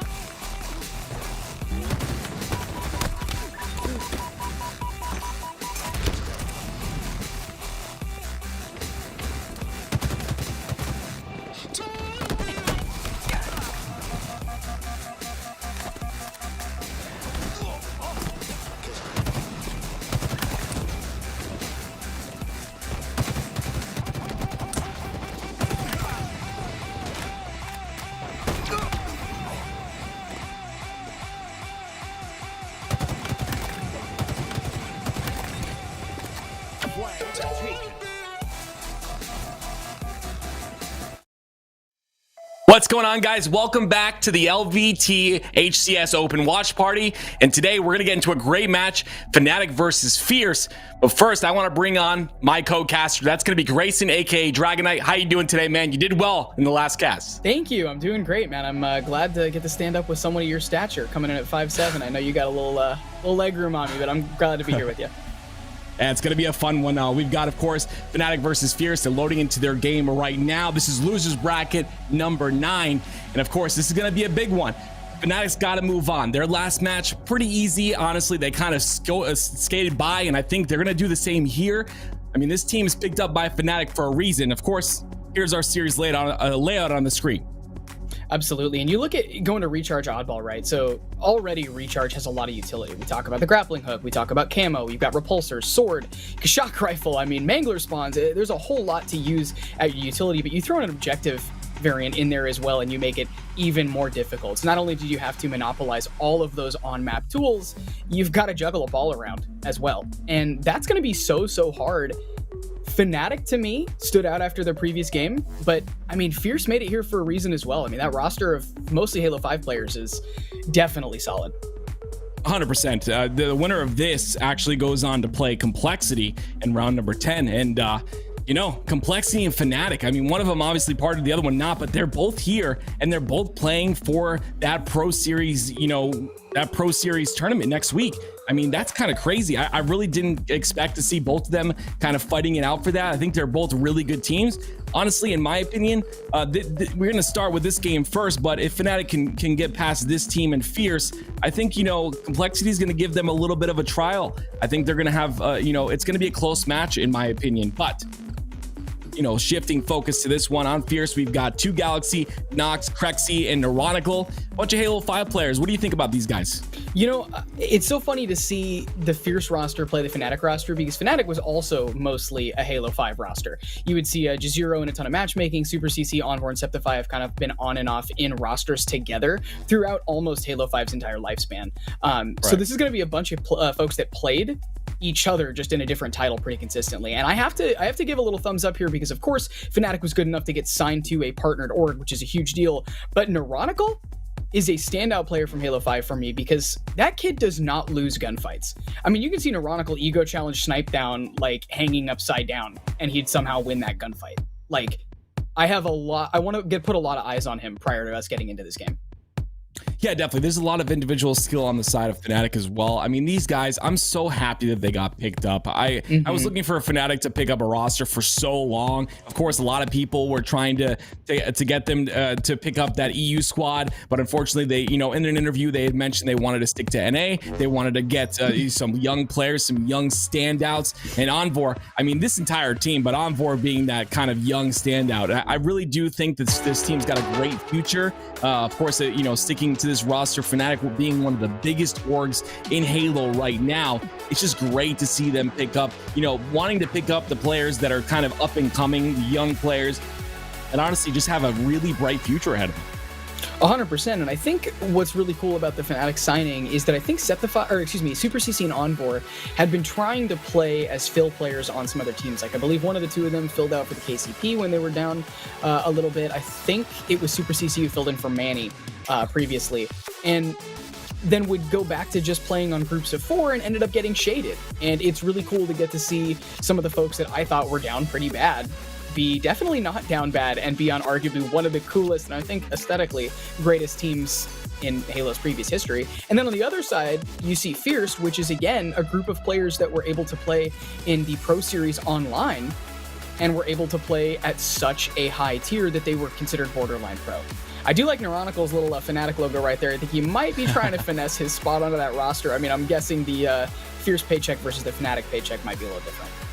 Whole bunch of mental games. Guys, so just to give you an update, we are trying to get into this lobby. There are apparently some issues right now with the Halo servers, so we're doing our best to get in here, guys. We're going to go to a quick break just to give you guys some highlights of the tournament today. We'll be back as soon as possible.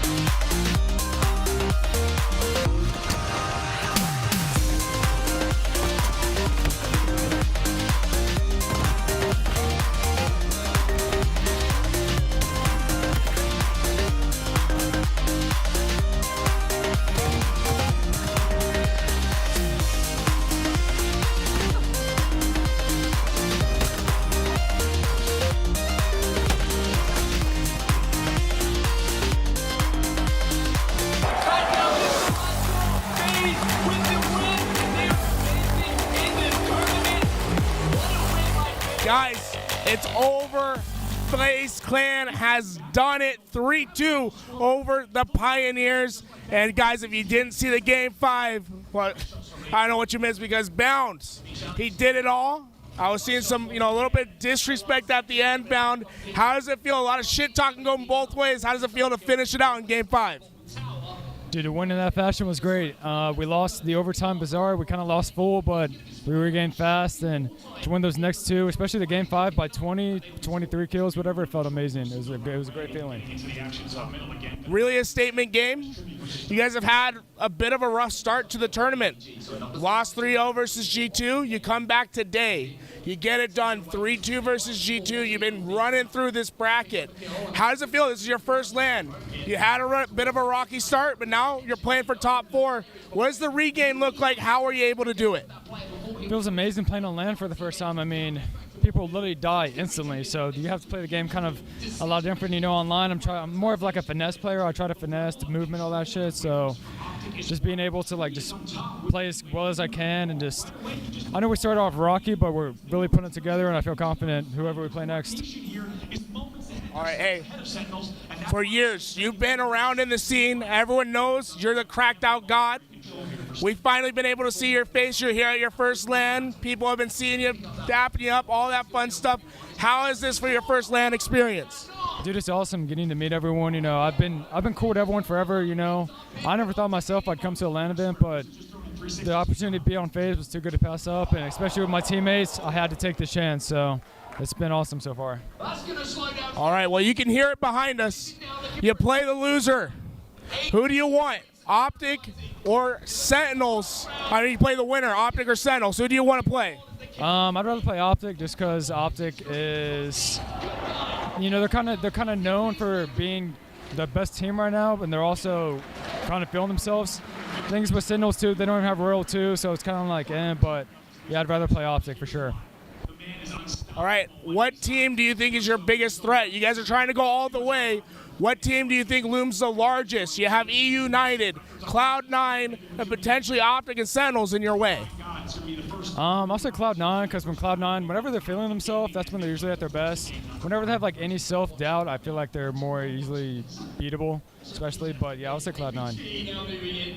All right, a lot of people know you from LVT's Money Tuesdays.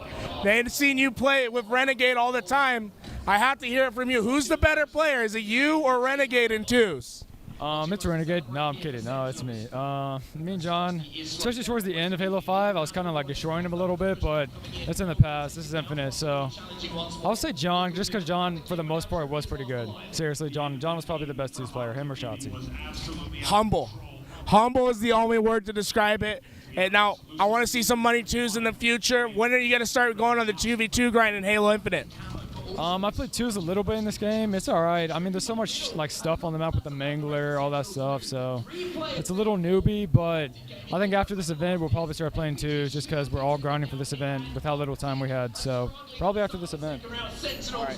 Thank you for coming outbound. I appreciate the interview. Guys, if you want more about what's happening behind us Championship Sunday, stay following the Twitter. We'll have more today. Thank you.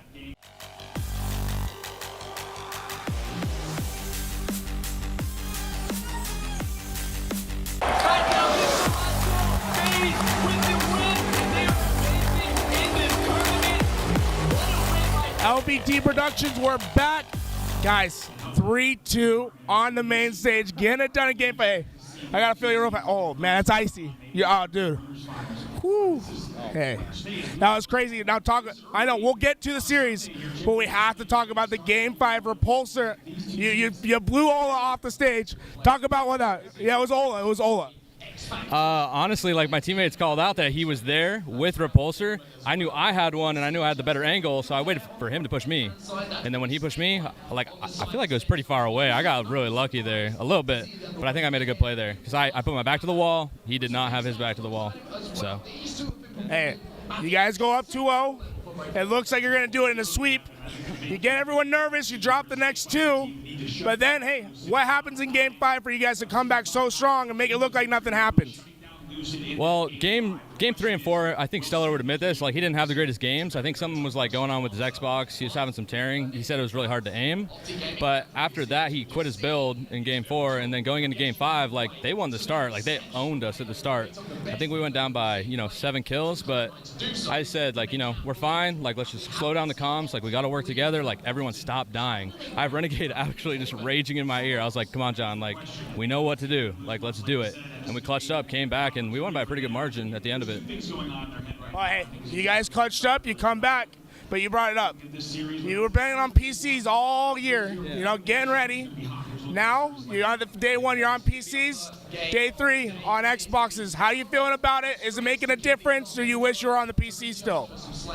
Xbox is surprisingly smooth. Like, obviously there's VSync and not as much customization as PC, but it seems really good when it works. But I was having problems on main stage. Braden was having problems on main stage. So hopefully that gets figured out. Maybe it was like we were on quality instead of performance mode on accident. I'm not sure. But yeah, I mean, Xbox feels good. Seems like auto aim's more consistent.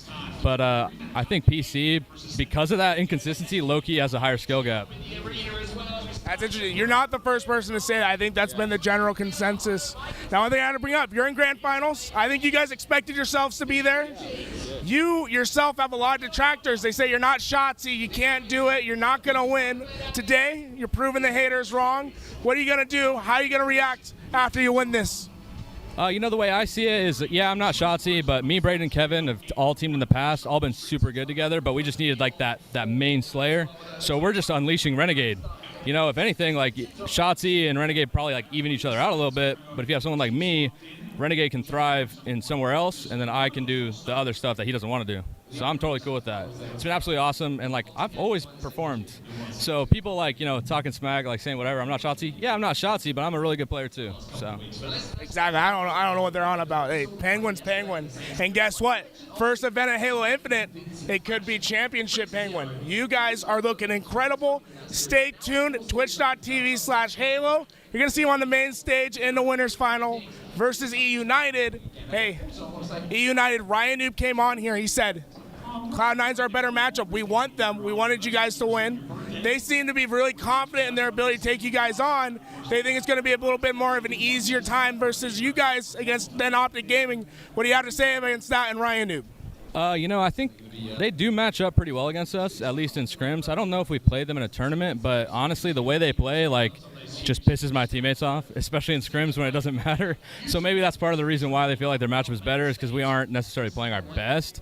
We're just like kind of tilted. But going into Winners Grands, like we're freaking ready. Like we're taking everyone absolutely seriously. So no matter what, like we're gonna try our freaking hardest, and we have to adjust a little bit to play them. That's totally fine with us. I'm rooting for you, Penguin. Thank you for coming on out. Awesome interview. Guys, if you want more interviews, more action about what's happening right behind us, make sure you follow the Twitter. It's going to be lit. Championship Sunday going off with a bang.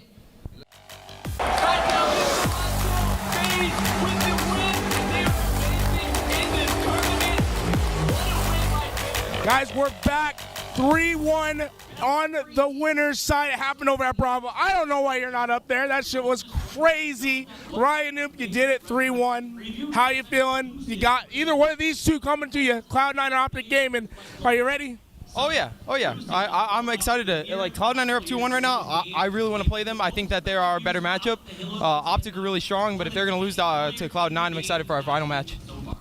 All right, hey, a lot of doubters this tournament. People saying you haven't played as well as you guys have been expecting in the online tournaments. You're on LAN, top 3.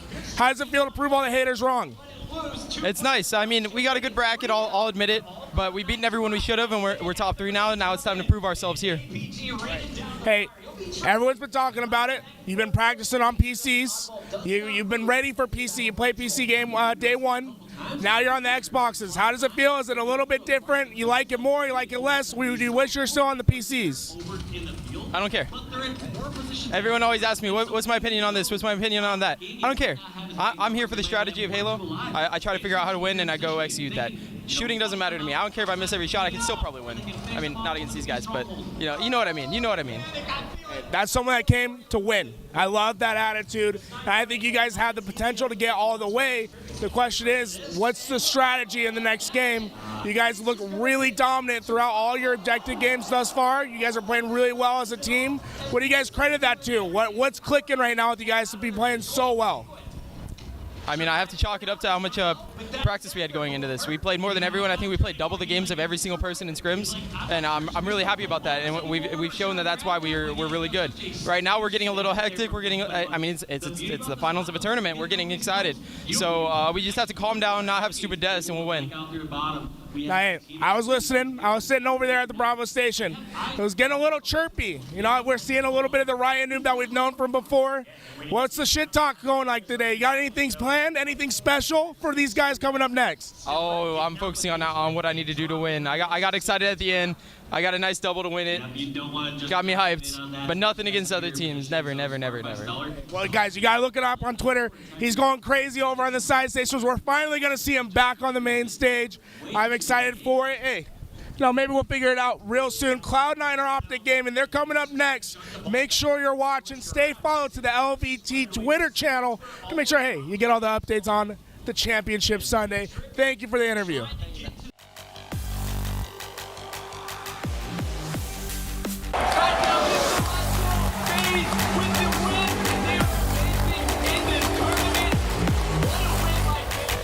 LVT Productions is back, guys. Championship Sunday in Sentinels. They've done it.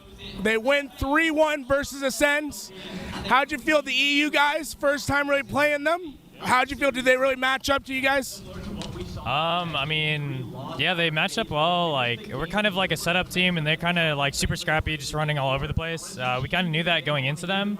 But I mean, yeah, they played it really well. I mean, we were just the better team at the end of it. But I mean, they're super good. They impressed me for sure this whole weekend.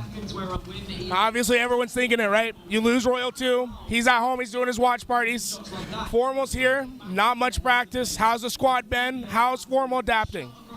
I mean, with how much he's played compared to everybody else, he's super good, man.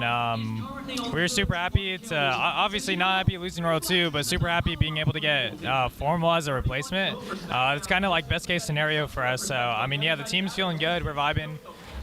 We're just trying to have some fun this event, and we're just going to put on a show for you guys. Now, you guys had to go through the open bracket. You know, I think it was 5 rounds of winners. You got it done. Wasn't really much of a problem. How was it warming up and the winners compared to your normal pool play? Yeah, I mean, pool play, we ran through like some decent teams, but obviously making it a champ bracket, it's like a whole new playing field. And, you know, we picked up Formal right before the event, so we didn't get to practice much. We didn't scrim any top team. Yeah, now that we're jumping in champ bracket, this is our first test to play against all these good teams. Now, they've been having problems. You were in the open bracket, so you've been on Xboxes all day.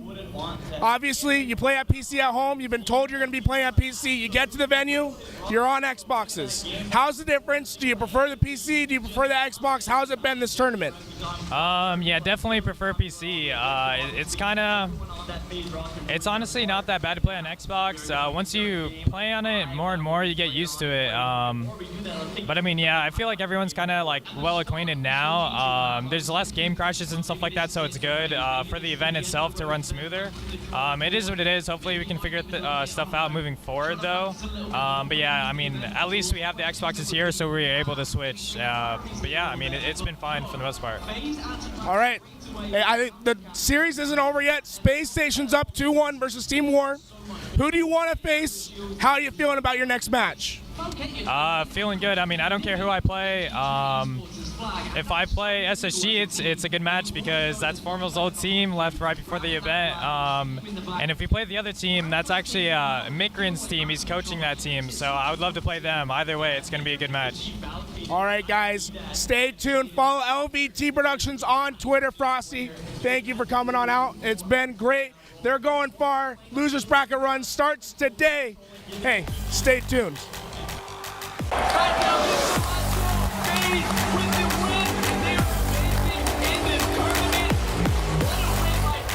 Guys, Tools back with LVT Productions. I'm joined with the greatest Slayer of all, Spartan, getting it done with E United 3-0 over Space Station. How did you feel after the first match?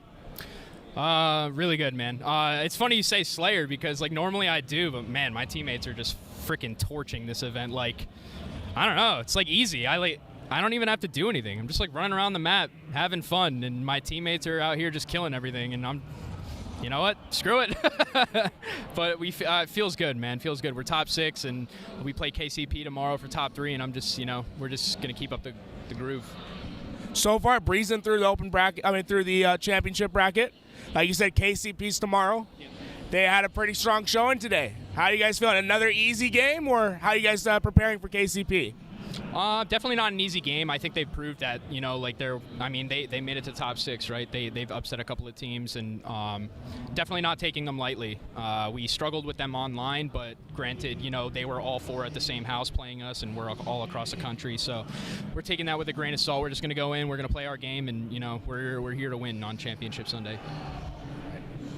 Now, a lot of people been discounting E United the last couple weeks with the performances that came out with the lower placings than expected.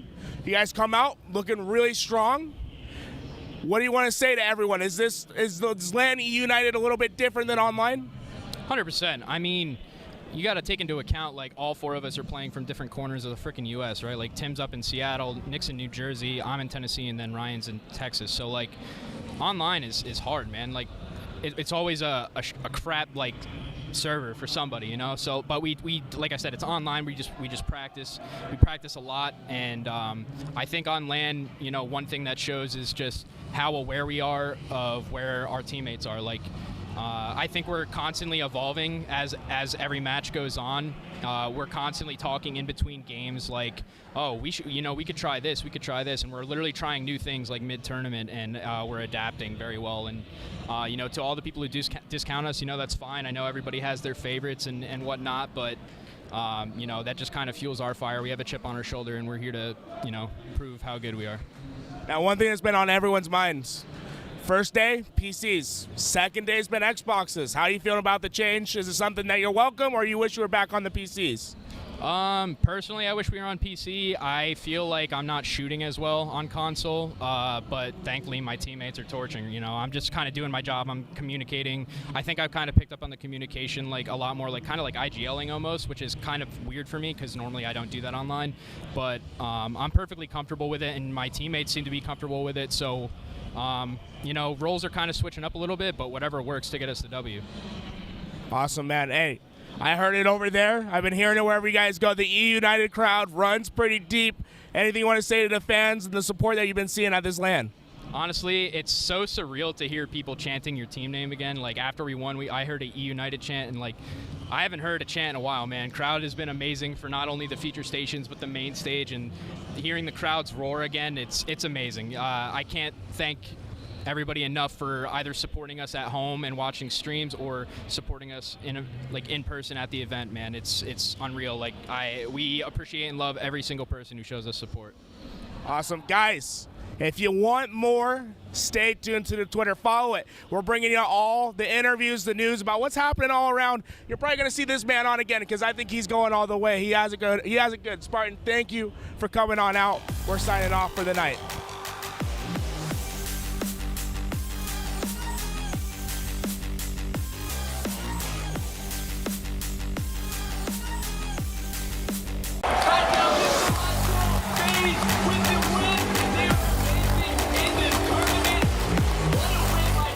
Guys, Tools back with LVT Productions. I'm with the one and only Sika. There's fans out in the guys. You have no idea how big of a deal this was. Ascend, they beat XSET Game 5. It took about 3 hours. You know, it was a long time. But I'm here with Sika. How are you guys feeling? EU finally out representing. How do you feel about after the game? I'm very, very happy to win this first series. It was very long. There were a lot of replays. At some point, I thought, am I going to sleep today? And yeah, finally we got it down. Like, Europe got our first win, I think, or maybe some other win, but the only one on main stage. So we're the first Infinite LAN for me, first LAN in the US for me as well, for our team as well, first LAN together. We're so proud of our first win. And now we just want to win the pool. I'm not gonna lie. Second is not enough.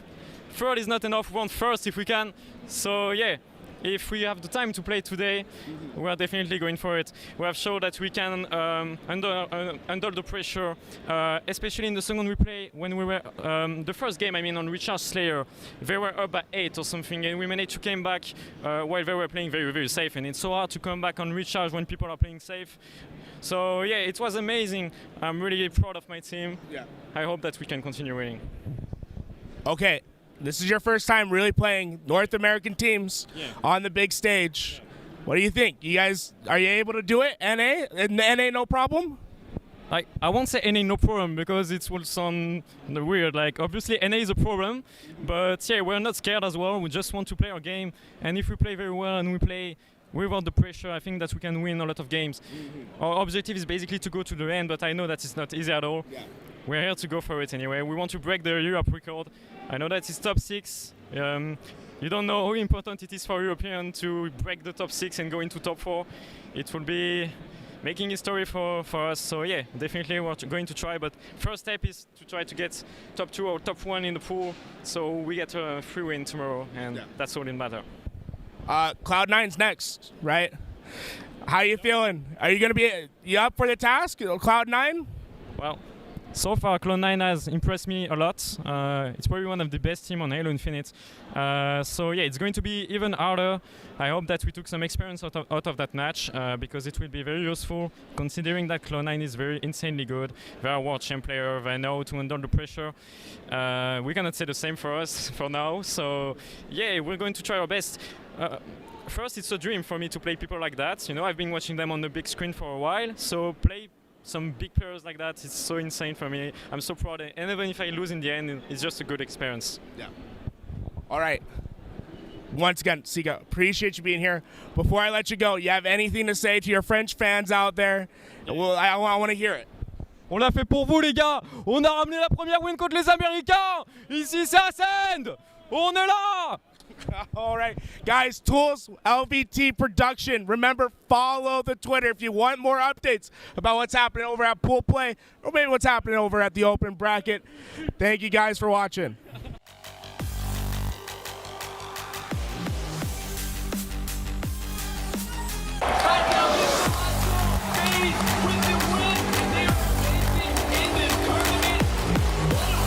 All right, guys, Tools Cast back here with some more pool play action. Drunk 84 for the Kansas City Pioneers. They just did it. They beat the EU boys over on the other side. How you guys feeling right now? I mean, we feel good. Like, it's good to be back online again, but we beat them, but like, I still feel like we could be playing like so much better. Like, personally, like, the audio is kind of fucking with me, and like, can I swear? the audio is messing with me, and like the white noise is just takes a while to get used to it because we haven't played it like in an event in 3 years, and like every station we're playing on now has white noise, and it's like a crazy amount. So like you gotta get used to, like, you know, like your teammates' voices are like registering again, like stuff like that, like levels you want to call out, like just getting used to LAN and the LAN environment again. But yeah, we feel good. Well, we expected the 3-0. You know, we're not gonna lie, we have a lot of faith in you guys over here.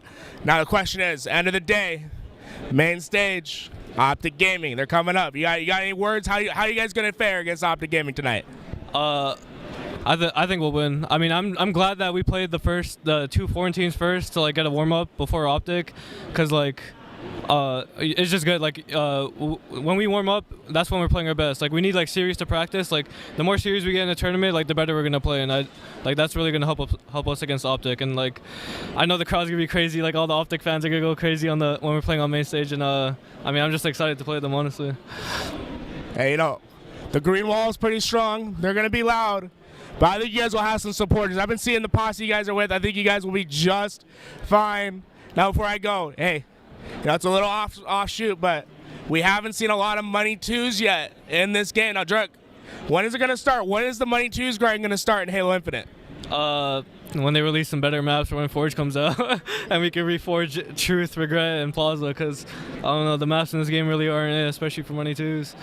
All right, guys, we need Forge ASAP. Tashi, Get on the phone. Make something happen. We need this man back playing some money twos. He's too good. Guys, thank you for coming out. KCP Optic Gaming tonight. It's going to be crazy. Make sure you follow us for more pool play action. Thank you, Drek, for coming on out.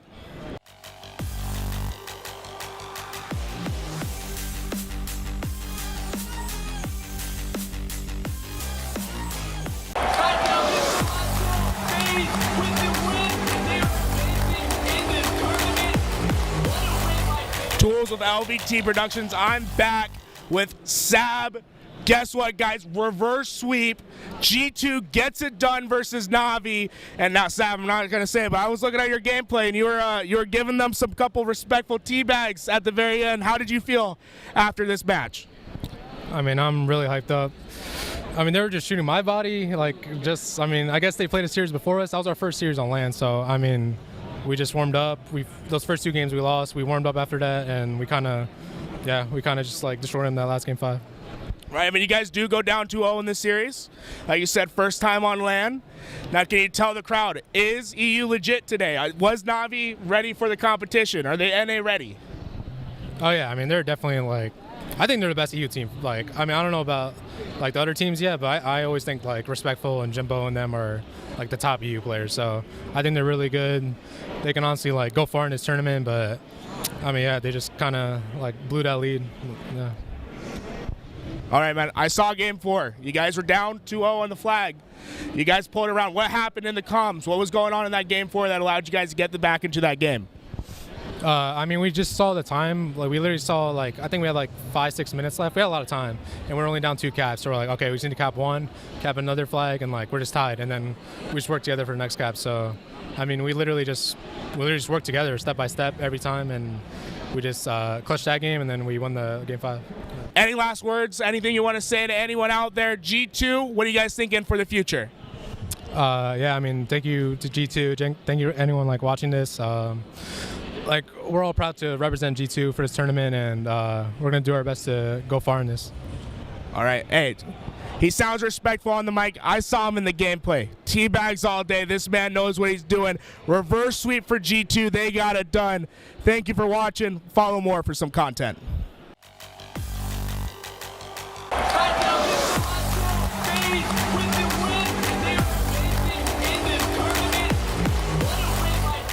Tools back with LVT Productions, and hey, we had the losers final behind us, but while that was going on, the FFA finals are done, and our victor right here, Vetra, you might have heard of him. He's on Solaris, got top 32 in the 4v4, but man, he just beat out a 1,000-man FFA for $2,000. What are you gonna spend that money on?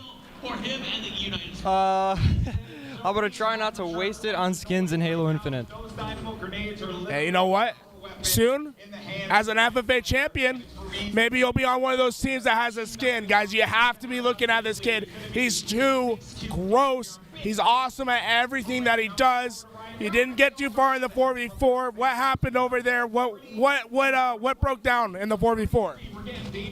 Okay, so it was actually pretty hard for my team to practice online. A lot of our players have very bad setups, and that's just something that we really can't do anything about. So it just kind of holds our practice back. And we did lose to Sentinels round 5 in winners, which is unfortunate. Somebody had to play against them. It was us. And then we got taken out by Oxygen.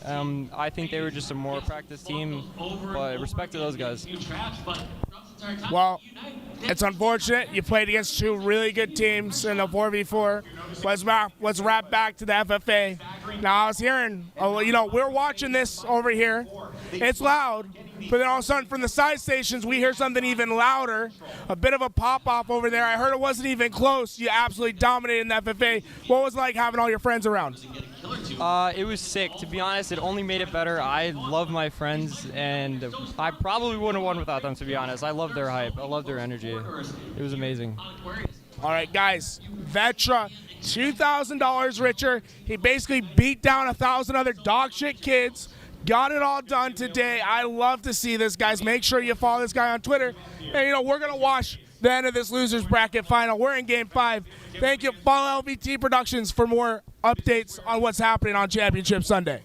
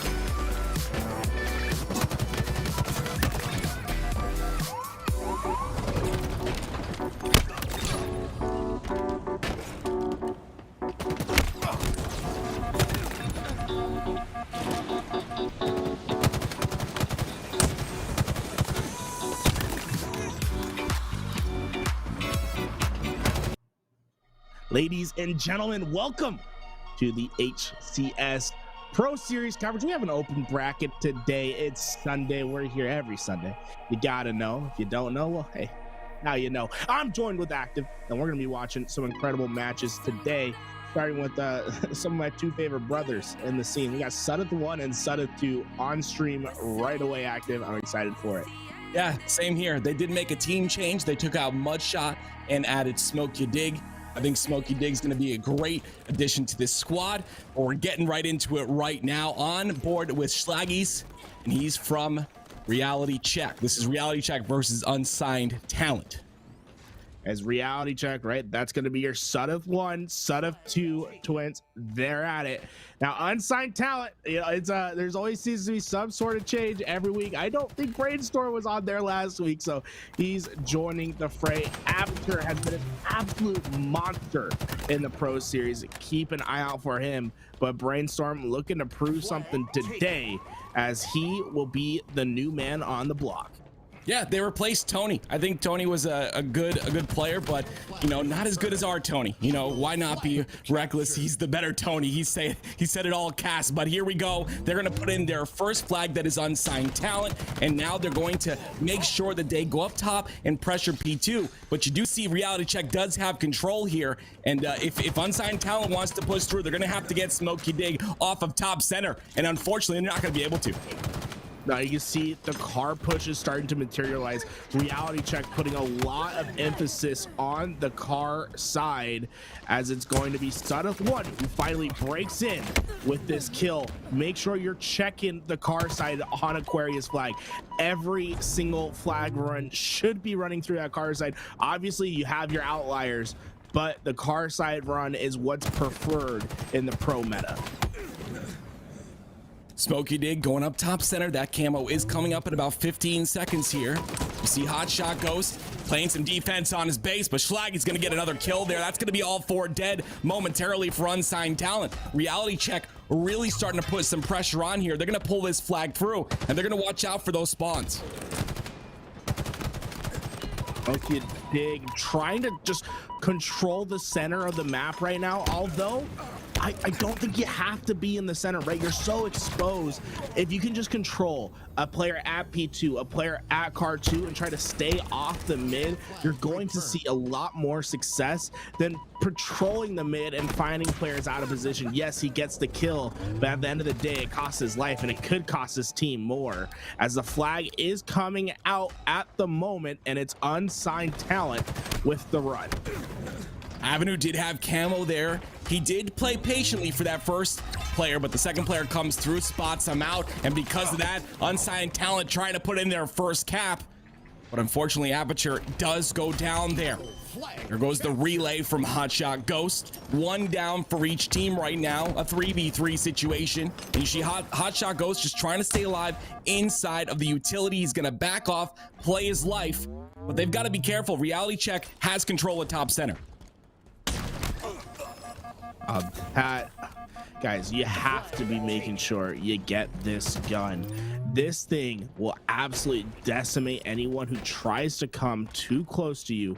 The heat wave is the meta gun to control on this map, and it's a little bit unusual, right? Because you're wanting to keep so much car control, but you have to be on top of the timers. You have to be setting players P in order to get this heat wave and get it back in your team's hands, because you're able to control a lane just by yourself with the heat wave. Smokey Dig takes the fight, and Smokey Dig's gonna see the respawn screen. It's because that heat wave is just so deadly when you're in rooms, in confined quarters with a player with this specific gun. I love what Hotshot Ghost is doing. He goes, gets the dino nades, has the heat wave in hand as well, taking control of everything. You're gonna see pressuring with those dino nades, now pulling the flag in through utility. He has some assistance here, and all of Reality Check gonna be spawning on that fridge side. So this pull, is going to be all the way through the middle side of the map, but they've got to get a little more slays, and there's a slay coming through from Avenue. This could potentially be flag number 3 for Unsigned Talent. Reality Check needs to just find their presence in the slang column. If you guys take a look at that kill feed, Smoke It Dig not having his greatest performance on stream today, and so far it's just the slang prowess of unsigned talent that has proven to be too much for this Reality Check squad. They're gonna have to figure out an answer within the next couple minutes before this game gets out of hands. It's way too much to ask for a team to put 3 unanswered caps on the board. Oh, you know what I'm seeing right now? The addition of Brainstorm. 18 kills, 6 deaths. This man is popping off for unsigned talent. Make that 19. And he's on your screen right now getting that return and opts to go for top center control right off of that. You see that third flag coming through towards P. And Sudeth 1 back at his base, not able to really pressure through. The control from top center is too strong. Oh, Brainstorm almost gets his 20th right there. He's going for it, but unfortunately gonna get traded out. And there's a lot of trade outs coming through. There's it's a 3v3 situation now, and that flag is gonna get returned, and the counter cap gonna come through for Reality Check. A Reality Check needs this answer desperately as they're getting this flag through, but look at this from Avenue. Just great patience, staying at P2, waiting for his opportunity. He's not going to just throw away his life, and that thrust will earn him another one, and that return for his team. No, in fact, they get it back in time, but I like the patient play. Unfortunately, not enough for his team, as it looks like unsigned talent, as it looks like Reality Check will be able to keep this flag back. But hey, for the first time today, Tim, we have 2 flags out, and we're gonna have a little bit of a stalemate. And it's interesting to see how these teams approach stalemates. If they're gonna try to leak a player through, or if they're gonna try to coordinate a push to collapse on the flag to get the return. I don't really like Brainstorm's position here. He goes bottom center, opts to actually go towards top. He does spot 2 Reality Check members here. One player goes down, Sudeth 1, and he's got Aperture on the flank as well. This is actually going to be a return off that play. 3 dead, Sudeth 2, the last guy alive. Avenue's going to punch the third one in, and Sudeth 2 up top center in a very vulnerable position, but also a very strong position as his team does spawn in the fridge side. Hey, unsigned talent, yeah, they've had the problem with players getting poached left and right, and they add a new player, and he might not be here next week because I think the papers are coming in soon. 21-8 from Brainstorm, and he looks unstoppable as he's finding more kills. What I've noticed from this guy is he has the patience, he has the micro ability up close, and he's just playing so damn smart. He outplays on every street as he finds himself 3 kills, 2 in the form of his BR, 1 in the assist, and he's not stopping. Finally taken out by Sudeth 2, but that's the kind of play, the impact that you need from the new player on your roster, new kid on the block, and he's absolutely dominating the game. Now you're seeing a big kill marker from Brainstorm with 23 kills, but look at Avenue and Hotshot Ghost, 24 assists just for the 2 of them there. That's some great teamwork out of those 2 players. And you see Hotshot Ghost on your screen playing some very aggressive play in this fridge side. He's going to push in a little bit aggressively here. He does not have anyone in position. I believe he actually does. Brainstorm's right behind him, so they're going to be trying to put some pressure on, some defense, on this flag. He's got a player down bottom center. Maybe they thought someone was in their flag, but unfortunately, the damage coming through is going to be hard to deal with if you're a Reality Check. Yeah, Hotshot Ghost just needs to do his best to lay down damage and get assists, especially at this back position. Perfect kills will get the job done too, but throwing away your life is the last thing can be done. As Reality Check will get this flag out and away with 2 players down, and honestly I think it relates to not being able to play your life in the back of your base. When you opt to stay in the back base, your life is so much more important than any kill. He overexposed himself for a little bit, got the perfect kill, but I think it's going to cost him a flag cap right here unless there's some crazy heroics come out from unsigned talent. Flag is going to get punched in. That's going to be the first one in for Reality Check. And the kill comes through as well, but the trade, it's going to be 2 dead right now for Reality Check, so they've got to stay alive here. Aperture playing back. He's got the heat wave in hand, the weapon we talked about so much, and just playing some really deep offense. We talked about the deep defense, playing that anchor role on your own base. But Aperture just making some things happen here. Schlaggies is going to take a fight There goes the kill. Finally, the reversal comes through. But 2 of his teammates are dead. He's got to stay alive here. Great patience from Aperture. His teammates just couldn't get to the point to the help. And, you know, that's the thing you have to do. When you have the heat wave and you're just in the back base, you know the flag can't really get out for your team. Just play like a rat. Make sure you're there in the sewers, making some things happen, giving the team syphilis. I don't know what rats carry as disease, but, you know, the same thing. It's just, you just got to be annoying. And that's exactly what Aperture was able to do. And it just keeps Reality Check unbalanced and uncoordinated. Finally, they've been able to get out. But I think the plays that Unsigned Talent have made have been really great in the back base. They're playing as a team. Another flag is out for Reality Check though, and it's Smokey Dig. He's having a much better second half as he's going to be able to cap this flag for his team. So hey, 2 minutes left on the clock. Reality Check need 1 to tie it up, and so far they've looked like a much better team in the second half as Unsigned Talent starting to slip a little bit. Sudden tries to stay alive there. Unfortunately, he's not going to be able to. Reality Check go to dead in this situation. This 1v1 is actually bigger than you think. Avenue is in their base. Sudden plays the defense there. He's going to get that kill. And he's got 2 players and a lot of information for his team. As Unsigned Talent is pushing that car side. Aperture in a 1v1 once again. Sudden's going to have a little bit of a whirlwind there. Aperture is going to win that very important fight. And now Aperture playing offense on their side, but he's going to opt to go back towards the utility here as he gets a call out into Sudden 2. And I like the double back there, Garrett. He was checking maybe for those dino grenades, but something that a lot of teams don't utilize in this game is that scan. If he had scanned, he wouldn't have even had to check that spot. That scan allows you to see what's on the ground in terms of power weapons and power ups, and not being utilized as much as it should be.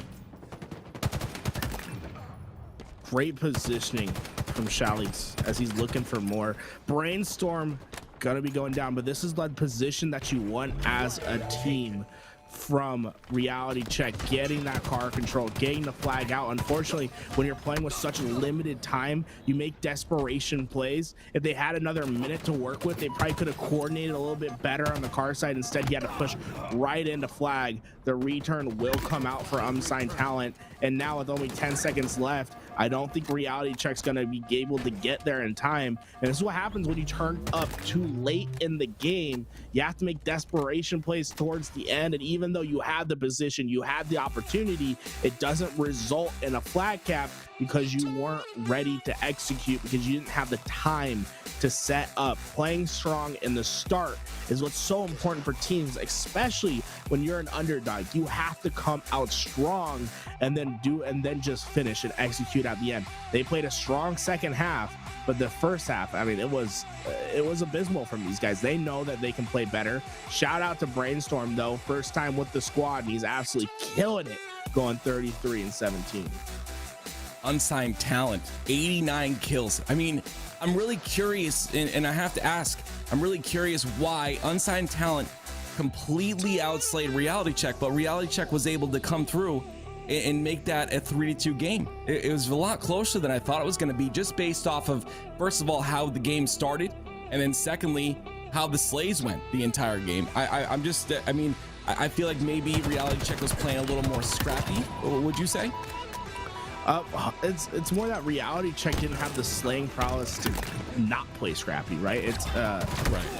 You have to be able to play a strong slaying game in order to get setups, right? If you are constantly getting traded out or going -1 in the kill feed, you're never going to be able to set up, which is where you have to find those opportunities to play a little bit more scrappy. And they were able to do so, right? They leaked through a couple times. They were able to find the timing to get flags out. But that's not going to be long-term success. When you're going through a bracket, when you have to win 7 rounds in the winner's bracket to move on to Thursday, you're not going to be able to play every objective game or even just every flag game like that. You have to be able to outslay in the feed and be able to set up and play clean Halo. Very good point. Can't talk about Brainstorm enough as you see him here on our replays. Again, player coming in last minute, by the way. And it was, saw on Twitter is a little bit of some bad blood going around as he did just leave his team, teaming with Piles, somewhat the last minute. But you know, coming onto a team that he thinks is going to have a better chance. And when you're in a, I mean, it's essentially business. I hate to say that, but it is. You know, you've got to take the chances that you can. You've got to take the teams that you think will play better. I mean, like you said, this team has gotten poached so many times, and I mean, we're gonna probably see it again, like you had mentioned. Brainstorm, a really good player. I'm excited to see how he plays throughout this tournament. Of course, we are going into Recharge Slayer. This is winners bracket round number 5. Recharge Slayer being game number 2, and you see the camo down bottom right off the bat here, tied at 1-1. Here comes the 1v1 from Sudeth 1. He's got 3 players to deal with, somehow stays alive. He's gonna get a kill there, but it looks like Unsigned Talent gonna have control of that camo. Right, and it was Sudeth 1 who's by himself. He played it extremely well, playing slow. Both teams opting for a slower start. Unfortunately, Sudeth 1 was left to himself to fight off camo versus 3 players. He was able to get shots into one, a kill on the next, but not able to kill the camo player. And that's going to be a big boom for Unsigned Talent, as they're going to be able to just run around on this map and find Reality Check on their back foot. Now, interestingly enough, take a look at this camo's position. He takes the last bit of his camo and opts to play with the cross. I feel like he could have maybe gotten up a little bit more forward and found a better position to find an unsuspecting player, but nonetheless, they have a 4-kill lead and they have better positioning on the map. Now they just have to execute on the slays, and it looks like the slays are heading towards Unsigned Talent. 2 go down for Reality Check. So what you're mentioning is absolutely true. Hotshot goes with a Mangler in hand. Opt to not use drop weapon there again, but regardless, he's going to be pushing through. The killing spree comes out. Sudden 2 goes down. We've got an 11-4 lead, and Hotshot Ghost going to back up towards A. That's going to force the spawns onto Long Haul. Great job by him being aware of that. They've got a little bit of a pinch here, but Hotshot's got to be careful. They're coming through pipes, and they're coming strong. Yeah, you can see this push materializing as they're trying to get into the turbine. Hotshot seems a little bit aware that they're not going to check this corner, are they? No, oh, they didn't, and it's going to cost his life. Hotshot gets an easy kill as Avenue was able to pick up the sword as well, and that's just great positioning play from Hotshot. He was aware of the push. He put himself in a position to where he could easily find a kill, and he was able to hang out on that ledge because of the presence of his teammates. They're keeping the crosses, the long light assigns oh my god, sight lines controlled. That way he can stay out in the open and bait players into an easy kill. Angler playing very aggressive here. He's gonna get that shots, and unfortunately Sudeth gonna clean that one up. But I mean, we've got a 10-kill lead here, and Sudeth 2 on your screen has some big weapons in his hands. He's got to stay alive with these. The shock rifle, they've got them trapped at A though. Schlag is gonna make that push. He's gonna get the kill. The trades come through. 2v2 situation here. Unfortunately, Reality Check is going to come on top with those kills. But again, the 10-kill lead is being sustained. Schlaggy's trying to close that gap just a little bit. The Mangler in hand, attempting to do so, putting a lot of damage on the map. Schlaggy's is being involved in all of these fights, Garrett. You gotta love his presence on the map, right? Just being aware of what his teammates' comms are, being in the correct spot. And when you're able to do that and you have that much interaction on the map, that's where you can really help your teammate. You can see he's 4-4-4 right now. He's trying to do his best, but once again, to me, it's just the slaying prowess of Unsigned Talent. It just seems to be too much for Reality Check to really deal with. And they're going to have to find a way to coordinate with each other to find a 2 down, get their control, and start finding some collapses to get back into this game. And thus far, this could actually be their first opportunity. Sudeth needs to win this fight, and then we could see the collapse coming in from Turbine. Unfortunately, it's the shock rifle of Avenue that stops this push before it can really materialize. And this is all that Unsigned Talent has to do, is play for trade for trade. When you have this big of a lead, you can give up a full round of slays. As long as you're getting some slays, some trade outs, you're going to be fine when you have this sort of lead. And that's exactly the sort of Halo that Unsigned Talent's playing right now. They're not letting kills stack up for Reality Check. 7-kill lead now, make that 6. We were down to a 5-kill lead. They cut that 10-kill in half. And this sword's gonna play a big factor here. Aperture Going ahead and pushing tower with this. He's gonna get control. Smokey Dig at a big problem here. The sword gets stuck into him. He's gonna go down. And this sword player's gotta be killed. Aperture's got to be killed here, because he's gonna continue to extend this lead. And Schlaggy's with another big play. And I mentioned him over and over. The player is 8 and 6.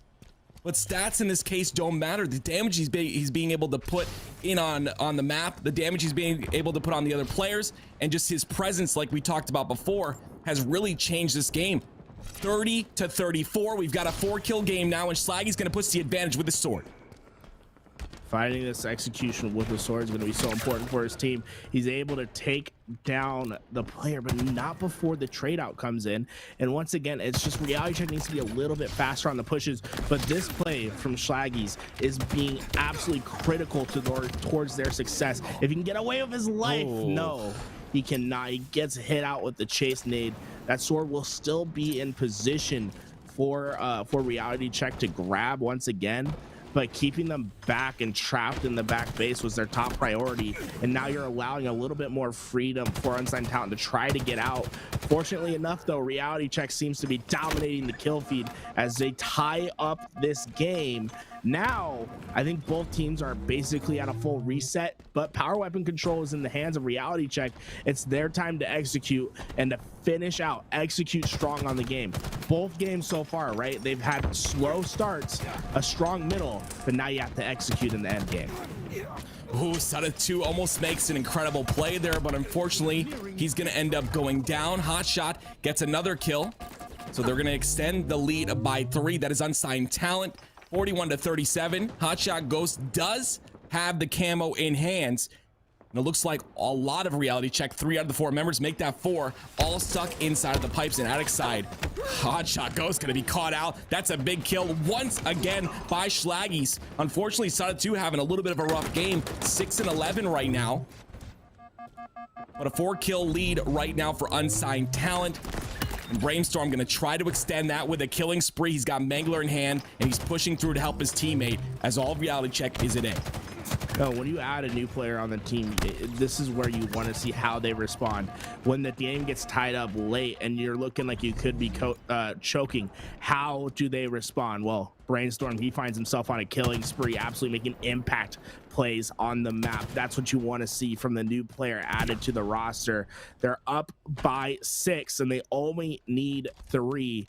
They just have to play their angles, make sure that they don't get deaths that are unanswered, and that they play with each other. And so far you can see a little bit more passive in the gameplay, but they're making sure they're with each other, and that if they are killed, that it's answered.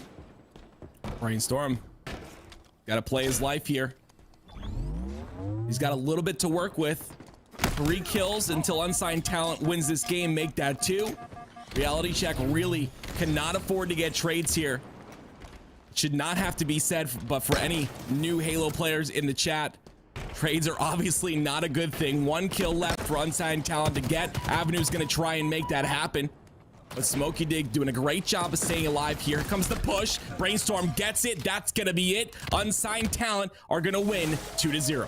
And Brainstorm went on an 8 kill streak at the end of that game to win the game for his team. As we playing impact plays, one thing I'd like to say to the Reality Check, right? They played extremely well getting back into this game, but it's this moment right here. Let's pause this for a second. Actually, go back. This is, to me, what determines the game right here, right? You're still within striking distance. It's 47-43. You're finding kills over on A side. You know for a fact that these players at Pipes are probably going to have some sort of utility to work with, right? You know for a fact that the shock rifle is in there. You know that they're expecting the push. You have 4 minutes on the clock. You aren't in any hurry to make something happen. And unfortunately, Schlaggies, he gets caught out from Brainstorm because Brainstorm's ready with the utility in the position to make it work. And you know, I just feel it's okay to literally let a game come to a grinding halt and make the other team uncomfortable and have to push out. I thought they had great positioning. They just need to sit there and wait for the other team to make a mistake, especially with 2 players on spawn. Instead, they try to get a little bit too aggressive, and you know, honestly, it's a coin flip, but I would say that the coin's a little bit weighted towards the head side, and you know, you can't really be taking 30% chances on a play working out that can cost your team.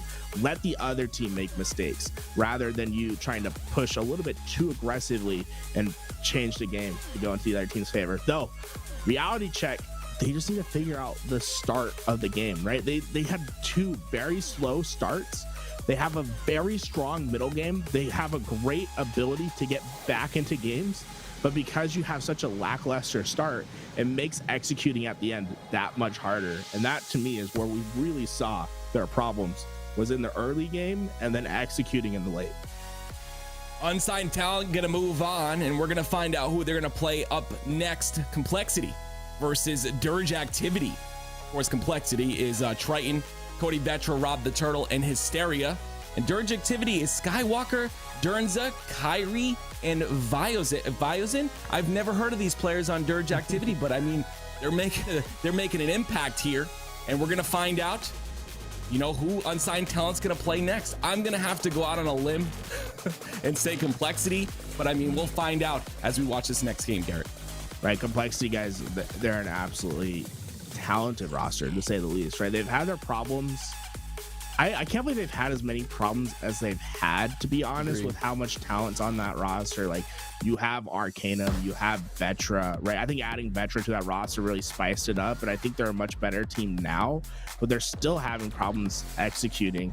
And I'm interested to see what their game is like versus unsigned talent, because I want to see where their mistakes are happening, or if they figured it out and they have the fix. Here we go. It's Hysteria, Rob the Turtle, Triton, and Vetra who are on Complexity, guys. These guys, I'm going to be honest, I really haven't heard much of the other team. I think they're just going to run through this game active. Yeah, I agree. I think, I mean, they could definitely show us something here, but I mean, Complexity, one thing I want to add to your point, Garrett, is that Complexity stayed together through this whole thing. You know, ever since Raleigh, when Vetra won that free-for-all, they replaced Hunter JGX with Vetra, and I think that it's just great to see, finally, a team, as we punch that first flag in, a team that's been able to stay together through all the bad parts. I mean, they've had to play in a lot of open series, and it's just due to the fact that, like you had said, they haven't figured things out yet. Hysteria going to take control of that weapon there, a very powerful weapon on the map, the Heat Wave. Being able to use that to get control of this utility. Skywalker going to try and get a trade there. Not going to happen. And a 1-0 lead so far for Complexity. Let's see if they can, you know, if they can mount some resistance here, that being a Dirge Activity. It's going to be real hard against the talented roster like Complexity. You can tell Complexity's feeling really overconfident in this game. They're pushing extremely fast. They have no problems going for flag, playing a little bit scrappy on the flag, just because they have so much confidence in their individual gun skill that they just feel 100% that they're going to be able to get kills on the back end, on the crack back. And so far, that's remained to be true. But what we can see is the flag is still out. It's still scrappy for this drug. Oh my God, I'm going to be crazy trying to say this name. Drug activity. Whatever it is, they're still playing aggressive. They're getting the flag back through. Maybe that's because Complexity's shuffling in one player at a time. But honestly, man, if they can coordinate with themselves and try to play a little bit more cleaner, I don't think Durag has really an opportunity to get into this game, especially with how the slaying has just been clearly going into Complexity's flavor. I mean, just something I'm getting from production here. Durag Activity got out of losers in round 9 to give me my money in last week's opening. Give me my money. We watched them. They were putting on a show last week. So I mean, that's a losers round. I mean, that's a long run. I mean, I only make it to losers round number 2. So these players obviously know what they're doing, and it's cool to see. But like you had said, it's going to come down to Complexity. They're coming in overconfident. Vetra, you see that on your screen right now. He's got the camo and gets a perfect. If they slow it down just a tad and just try to play some structured Halo, I think it's going to be a whole different game. And right now, you see it. The second flag is punched in. That's going to be 2-0. Oh, Vetra. Oh, my word. That's why I like Vetra, man. He has creativity in his gameplay. I love the bait and switch out. Unfortunately, just can't get quite enough height on the jump to get the ninja, but those are types of plays. But we saw it, like, you're right, the flag was out, and then when Complexity had to coordinate as a team to find the collapse, they're able to do so. They let Vetra find the opening pick with the camouflage, then Vetra waited for his team to catch up to him. They collapsed in on the base, easily found the kills, got the return, and go up 2-0 in the flag. Rob the Turtle doing a good job playing his life here. Or playing his life. Kyrie's gonna go down. Gonna try and just get top center control, pushing through their utility. He's got pistol in hand. One of the most powerful weapons, in my opinion, I think, in this game. Up close, I think it can really do some big damage. The bloom doesn't play a big factor. He's gonna go down there. And Vioxen doing a really great job of playing this fridge side, just staying alive and just being a little bit of an anchor. And he finally finds the time to push up. Camo coming up soon. They've got to fight for this. This is a chance for Durag Activity to do some work and get maybe a pull on their flag. They're able to grab the camouflage, but now they have to execute on the second half. Let the camo find the opening chinks in the armor and find the soft underbelly of this Complexity team. And so far, it looks like Vioxen is doing a great job at that. Now, if he can creep into the back base, get behind a couple players like Hysteria, he's going to be in a great spot. But Hysteria going to stop that short. And now, Vioxen, because he was spotted out, he's in the really open position. None of his teammates there to really get the cleanup for his team. He goes down, and it looks like Complexity is going to stabilize out of a rocky position.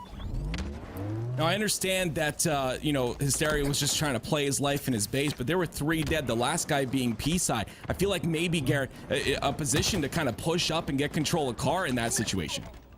Yeah, I mean, if you can just grab your control and stay alive, you're always going to be in a better spot. But it's also important, like, people don't realize that staying in your base and having top flag control is so important to your team. If you leave lanes open, and when you leave the flag open, you're asking for trouble. It's okay to stay in the back of the base and look for kills, especially if you are getting pushed from the opposing team.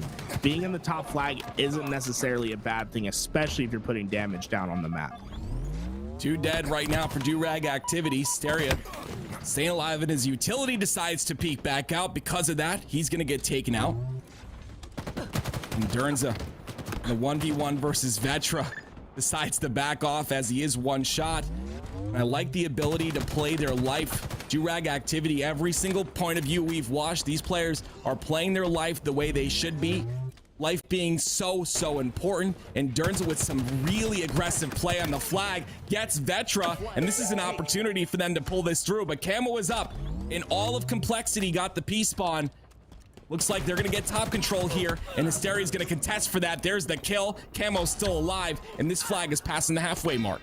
That was an incredible push by Dernza, right? He found the correct timing to push through P-side, get into the base. Vetra was unsuspecting, and he was able to do it fast enough that the splits happened over on P, so that they were able to still run the flag out and away. Vetra tries his best to get that return, and they're not quite able to do so. But this is the problem with Durag Activity, is that they don't have enough slaying prowess on the back end to keep their flags alive.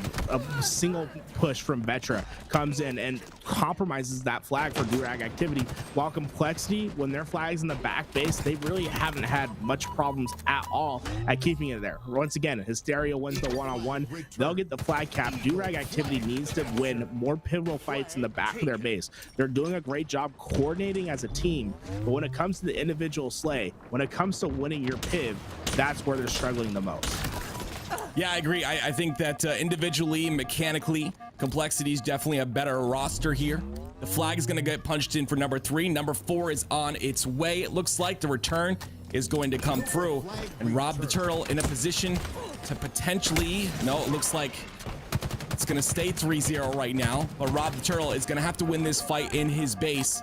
He's playing some defense here, and he's got his team. I love the aggression of Complexity to come in and give him some assistance. And because of that, Durag Activity is going to be 2 dead, but they've got to get this guy off P2.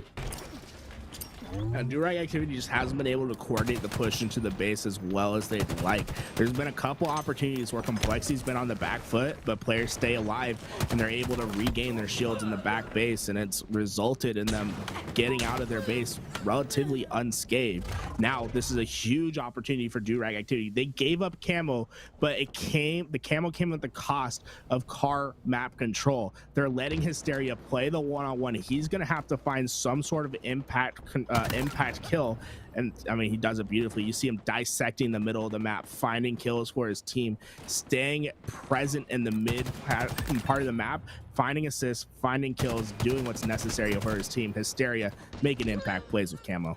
Yeah, and I love that. I love the ability to use that camo and get value out of it. Hysteria played that camo so well. He's going to push into utility off of those kills. 2 down right now for Durag Activity. The opportunity comes through, but there goes the trade. Skywalker's going to go down there. Another 2 dead, and Triton looking for that opportunity to pull that flag. They've got a lot of slays on the Complexity side of things.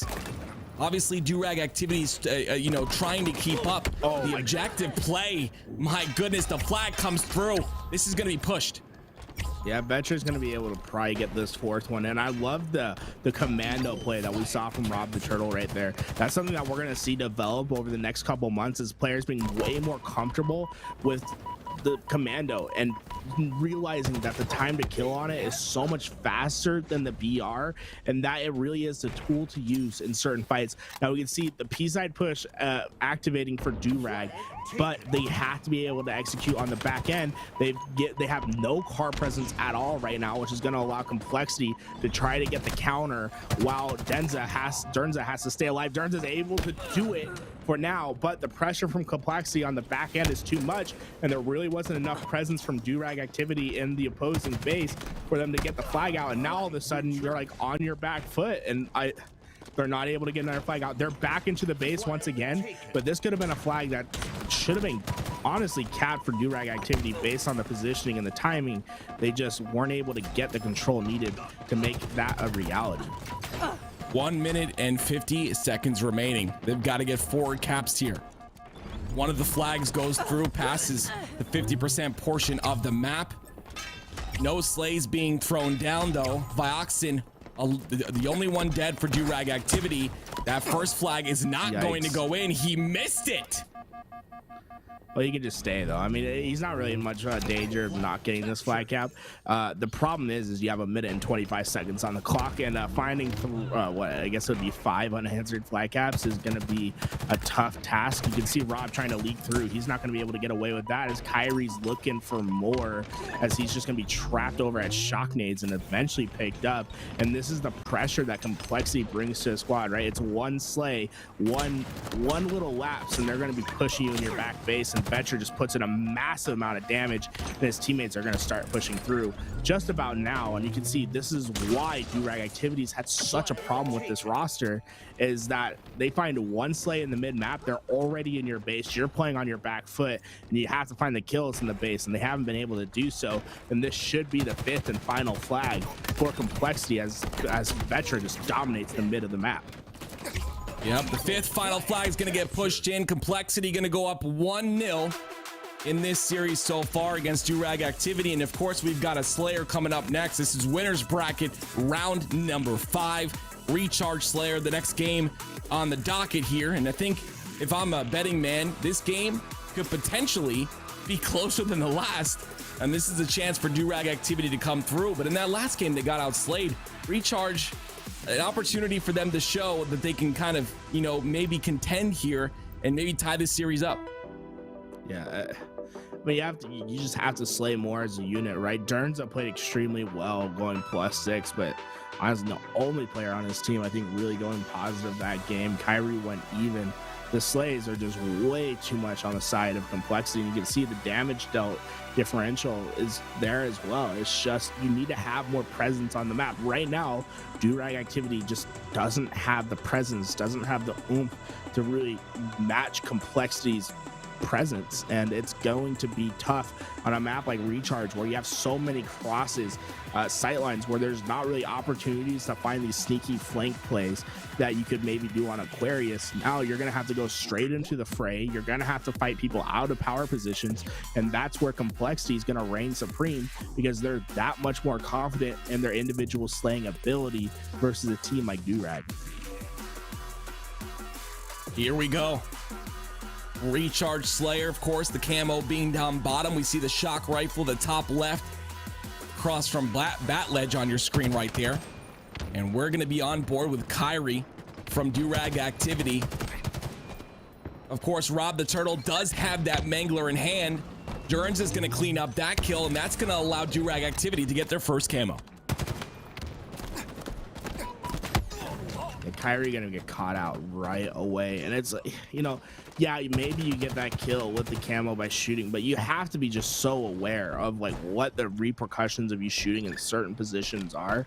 And when you're camouflaged, it's okay to let kills get away, because you need to value your position and your presence on the map more than an individual slay, as Rob the Turtle's doing some nasty things over at C. But being aware of what your position is with camo, and being aware that you are really either the tip of the spear or the backbone of your defense is so important for your team, as Kyrie's going to cost his team another death. Rob the Turtle has the sword, and now this is where things can get a little bit shaky for Durag if they let Rob the Turtle find a couple impact kills over at A.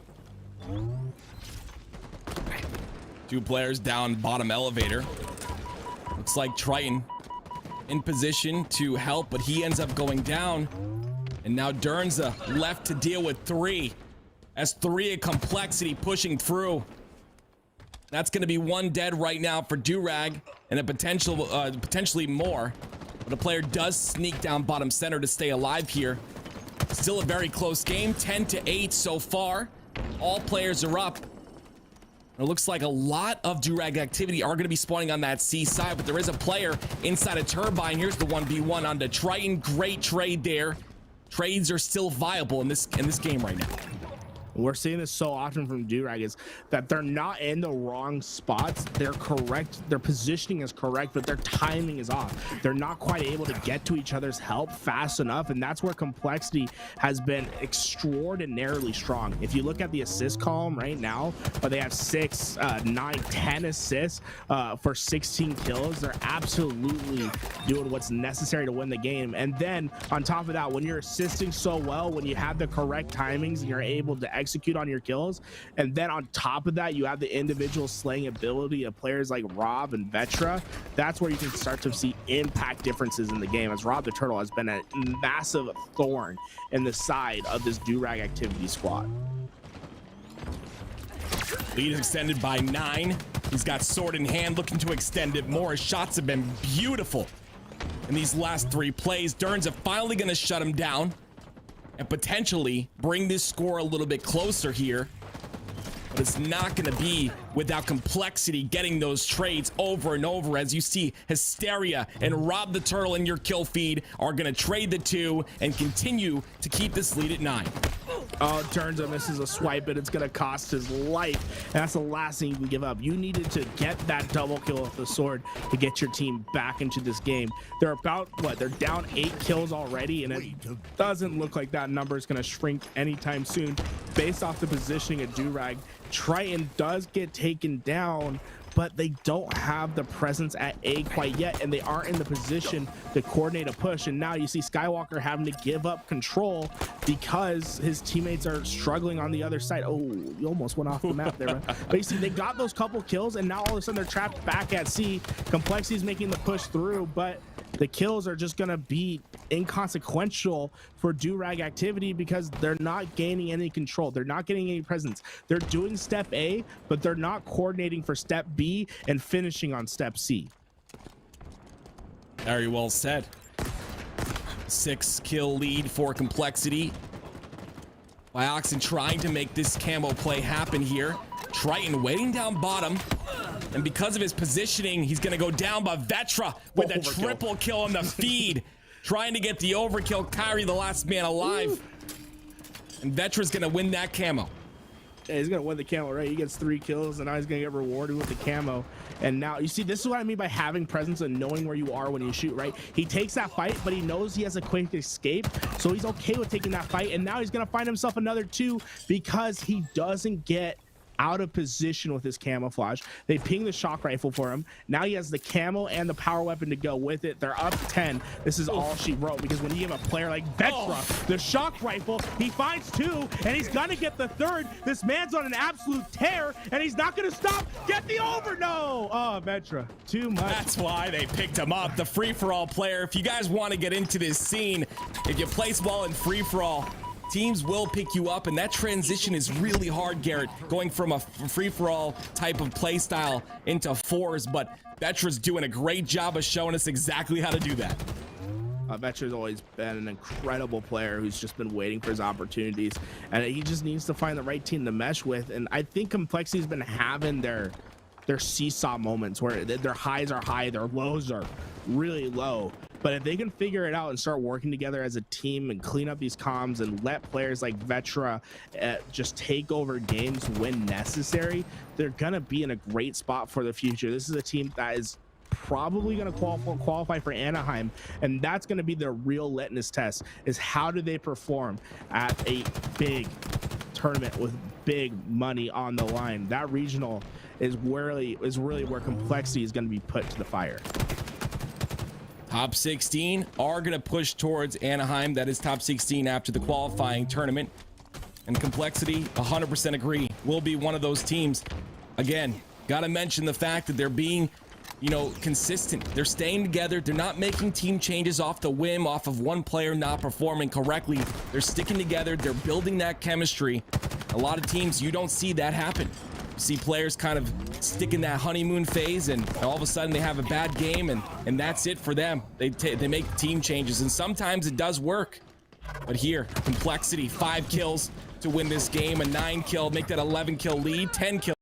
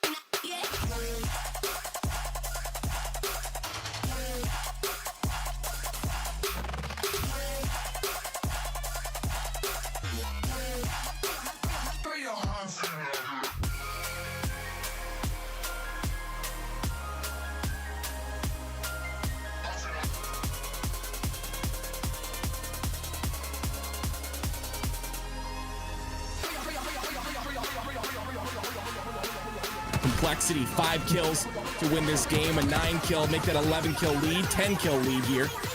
They're going to close out this game in fashion as Triton grappling around with a mangler in hand, doing his best job to stay alive on this box. Yeah, it's going to be too much of a task to ask. Kyrie eventually finds him with the nade.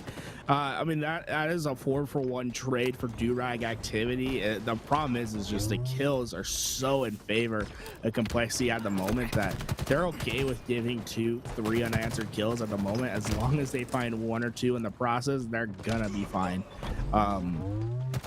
As it's going to be Rob, who's just, you see, this is what I mean. Like, yeah, you're playing well to find a bunch of kills in succession, but you can't afford to get any of these kills traded out. And so far, that's just what's been happening. Finding great kills, playing well in the back end, but Complexity, they're playing in a fashion where they're just trying to find one and they're not valuing their life whatsoever. Right. I mean, anything will work here. Skywalker goes down. Complexity going to be moving on to play Unsigned Talent in winners bracket round 6. Now that's going to be a match I watch for, Garrett. No, it's going to be a very interesting one. I'm Unsigned Talent has gotten the best of Complexity in the past. I think, you know, they've qualified for Pro Series twice for Complexity. They lost last week 2-1 to Status Quo, not to qualify. This week, they're trying to answer back and showing off strong versus this Unsigned Talent squad is going to be a great confidence boost. Dernza, you know, guys, he's a free agent, or, you know, he can be a free agent if your offer is good enough. This man absolutely played phenomenal all game. He played extremely well in game 1. He went +6, and then it played extremely well in game 2. So keep an eye out for this guy, because he's been absolutely making waves, dropping almost 5k damage on that Slayer. Oh, I love the damage. I love the damage stats so much. As we look at some replays here, see that camo play being so vital. Rob the Turtle with a beautiful perfect here, and he gets the second one as well, which is going to be so huge. He secures that camo, gets the double kill, gets the double perfect back to back, and this was a great start to that gap that they let in. That was an 8 kill lead off that double kill camo play. Yeah, what I really want to see is the play from Vetra. I mean, this man was absolutely crazy. But yeah, Rob the Turtle dominated the early game, but then it was Vetra who came into the late, right? And this is his team just knowing what he needs, right? He finds his easy double because of his position with the camo. Remember, this was him running away from shooting and then repositioning to find himself this double kill, and it's just such a great presence play, right? He wants to be forward. He wants to cause some havoc. He's going to miss this first shot. He's like, okay, well, I'm not going to take that now. I'm just going to reposition immediately. He's going to find himself a double kill because of it. And then his teammates are like, hey, shock rifle's down. Why don't you make something happen with it with the camouflage? And that's exactly what you want to do to a young, talented player like Vetra, because he doesn't disappoint. He finds 2 immediately and will eventually get the triple kill. What a beautiful just string of events there from Vetra. You don't see a lot of value coming out of camos because the time is so short, because you pocket it nowadays as he gets the triple there. You pocket the camo nowadays, so they obviously nerfed the time on it, so it doesn't last as long as it used to in Halo 5. But, you know, when you see players get that much value out of the camo, it's just so great to see. I do want to give you an update on the bracket here. We have, of course, Fnatic versus We Love Fan, and Fnatic, they're gonna lose game 1 3-2, Garrett. I mean, that's kind of something we didn't expect to see. They were up 2-1 and they got double capped in the last bit of the game, and this is a team I have no idea, no offense to them, and that doesn't mean anything bad, just means I haven't seen them perform, and apparently they are. It's Kenny Bounce, Llama 2 God, Parzelli, and Precision. And these players are apparently giving Fnatic a problem. Yeah, I mean, Fnatic, that's surprising, because I think Fnatic's probably one of the best AM squads out there. They're a team that's just so explosive, but you know, finding some trouble early on. It is best of 3, right? So they have 2 more games to answer back, and I'm sure that they will.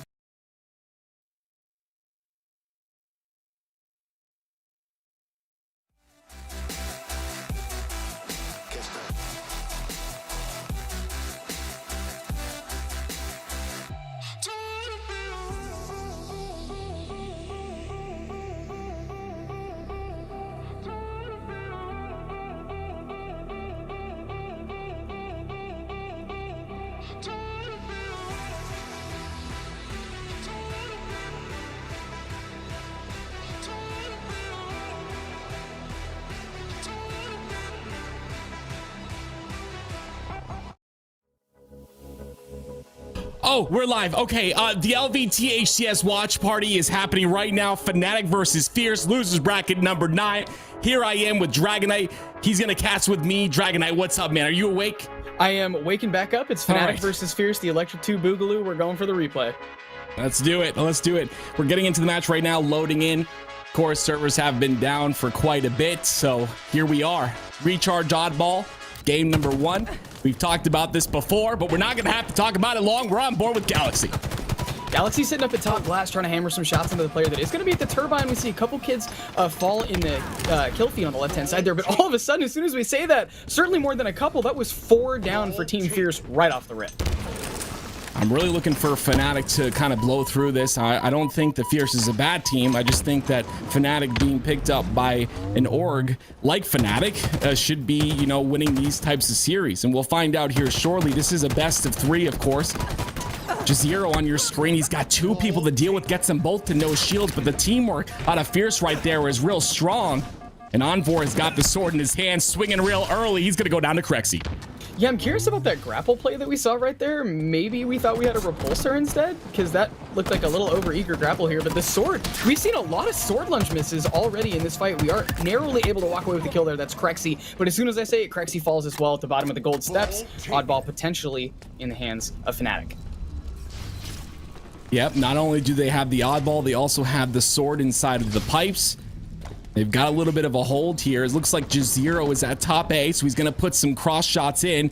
Does ping the players at long hauls. You see Skeptify playing a very back angle here, just in case he needs to rotate that ball over, but he's not going to need to, because Envor gets a double in the feed with a sword.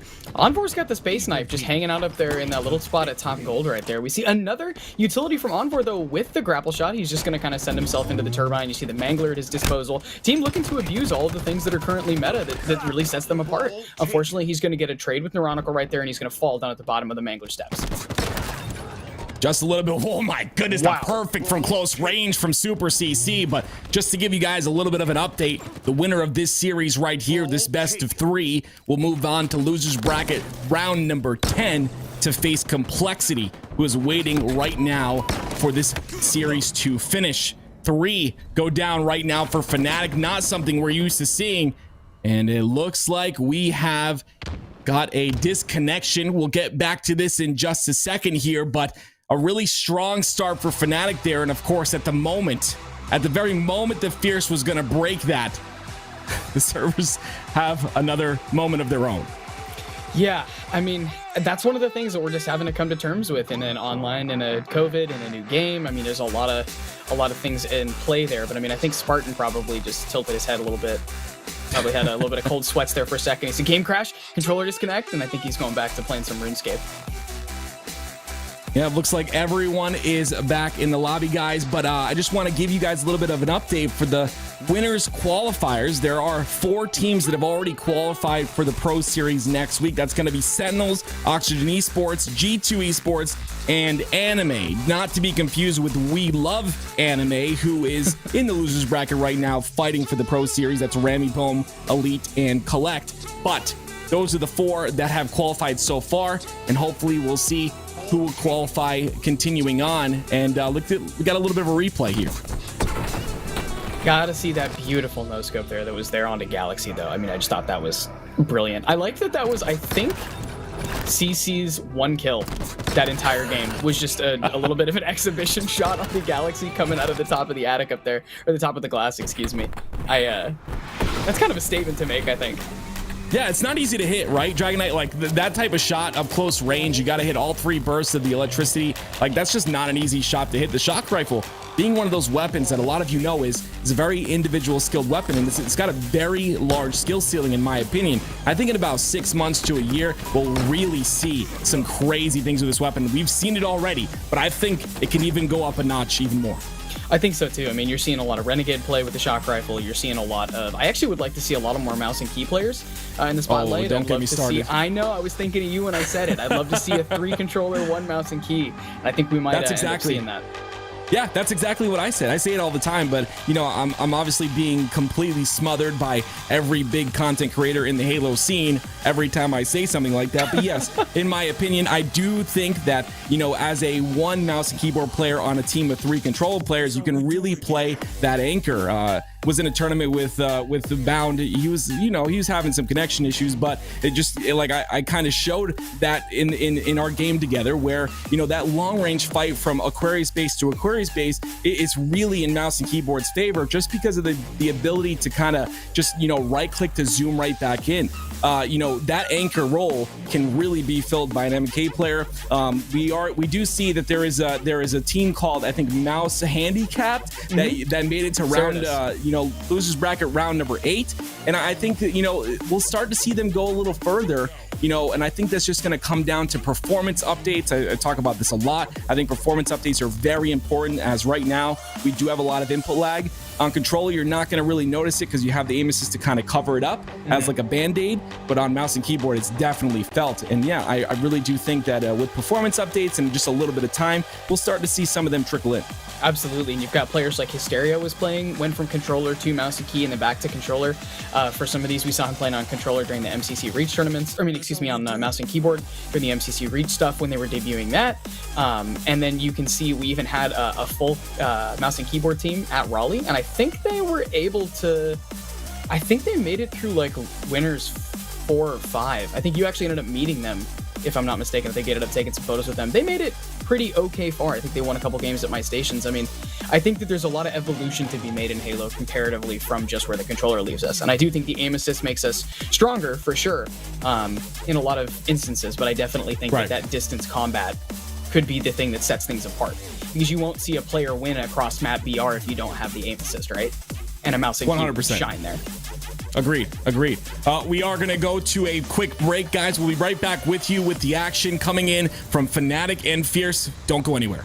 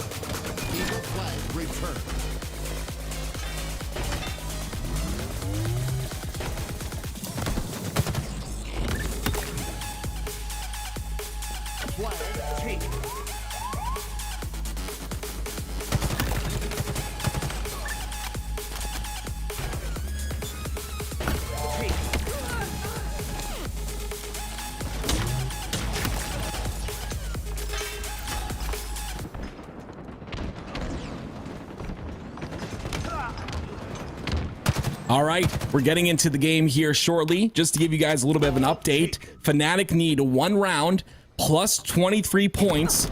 And of course, Fierce have to start from scratch. And here we go.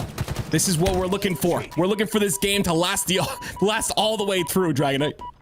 Well, hopefully Envor can at least take us forward, maybe if not the way all through. But we are going to start with points on Fierce's side, which we did not see in the in the previous lobby, rather. We're going to be juggling that ball, though, in Envor's hands. We're going to take it into the back of Gold Pipes. We're going to be rotating towards top red here. Of course, we have a teammate on our side. We've got Septify up there holding at the top of the glass. But as soon as I say that, he does jump down. It looks like he's going to be in an engagement with Noxed. And Septify is going to be able to take that assist right there. Somebody else, Super CC, is going to walk away with that kill. I like that spot by Skeptify, just waiting for the push from long haul. They're going to quell a push from top A as well, or try. Galaxy ends up getting that kill. It's going to be a 3v3 situation. And you see Envor doing his best to rotate this ball over to Skeptify, trying to get some positioning on the long haul side as Super CC does spawn on the plat. Yeah, I like the rotation into the C sneaky right there. They're going to try to rotate it towards front. So you've got damage of blue pipes. Galaxy's going to fall, so probably no repulsor is going to be in play. We get a nice double kill as well. A little bit of damage on ourselves. We're hitting 100% accuracy. We're hitting ourselves, the floor, the teammates. It doesn't matter. He hit everything he wanted with those nades. Crexy going to be down bottom in the bottom pipes area. Envor should be aware of that. He's going to come behind him, and the rotation comes through. Great job by Envor. His rotations have been phenomenal here. He's going to get that kill. Envor going to be just sitting on top of this elevator. He's also got a player that was Jazero. He was on top control, but he's going to end up dropping down, grappling the camo. Really good play out of Fnatic so far. That's been one of the biggest things for me, no matter what team we've been watching throughout the opportunity I've had to cast on this LVT production, has been watching the teams that are not only successful in gunfights, but players that can abuse and utilize the sandbox in this game here. And Jazero's got 2 things. We used a grappling hook, we turned that into camo, and now we have the shock rifle. I mean, talk about having a good arsenal in your pocket.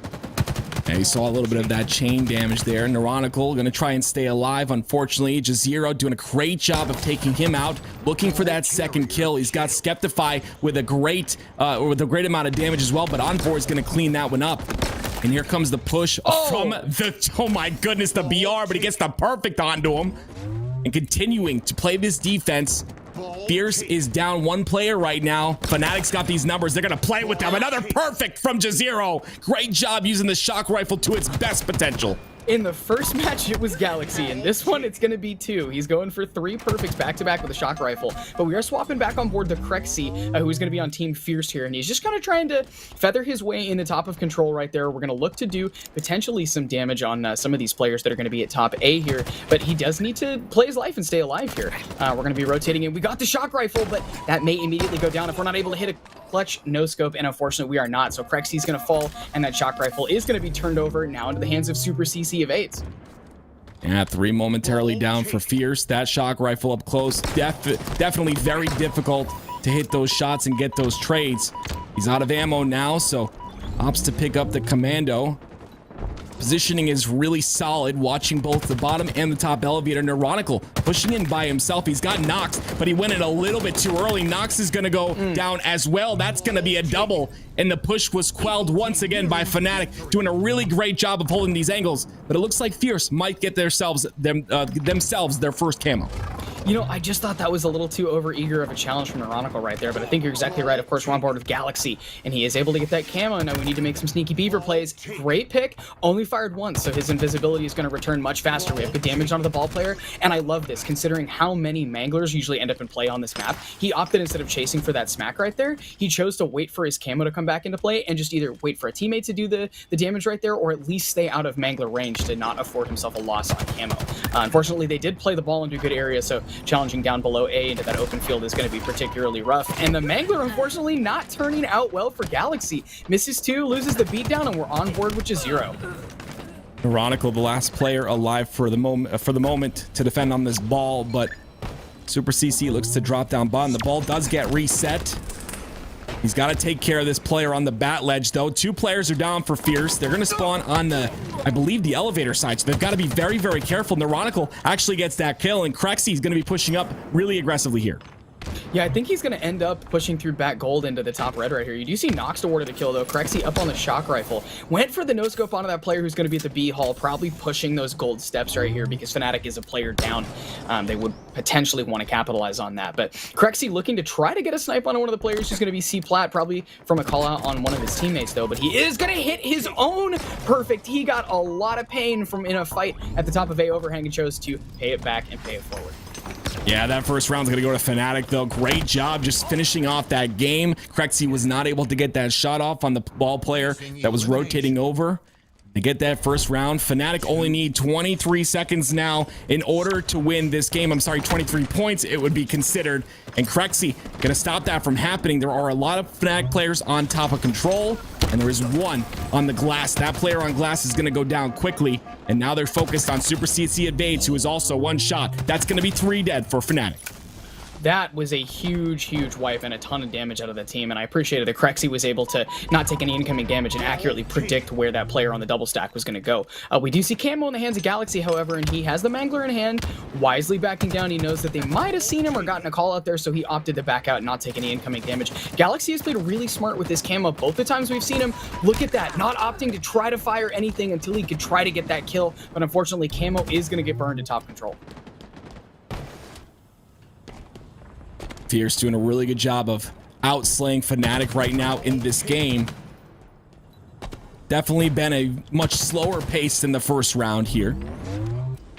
Fnatic, they literally only need 23 points to win this game, and they're trying to get the Slays to do so. 2 go down for Fierce. The ball in the hands of Galaxy.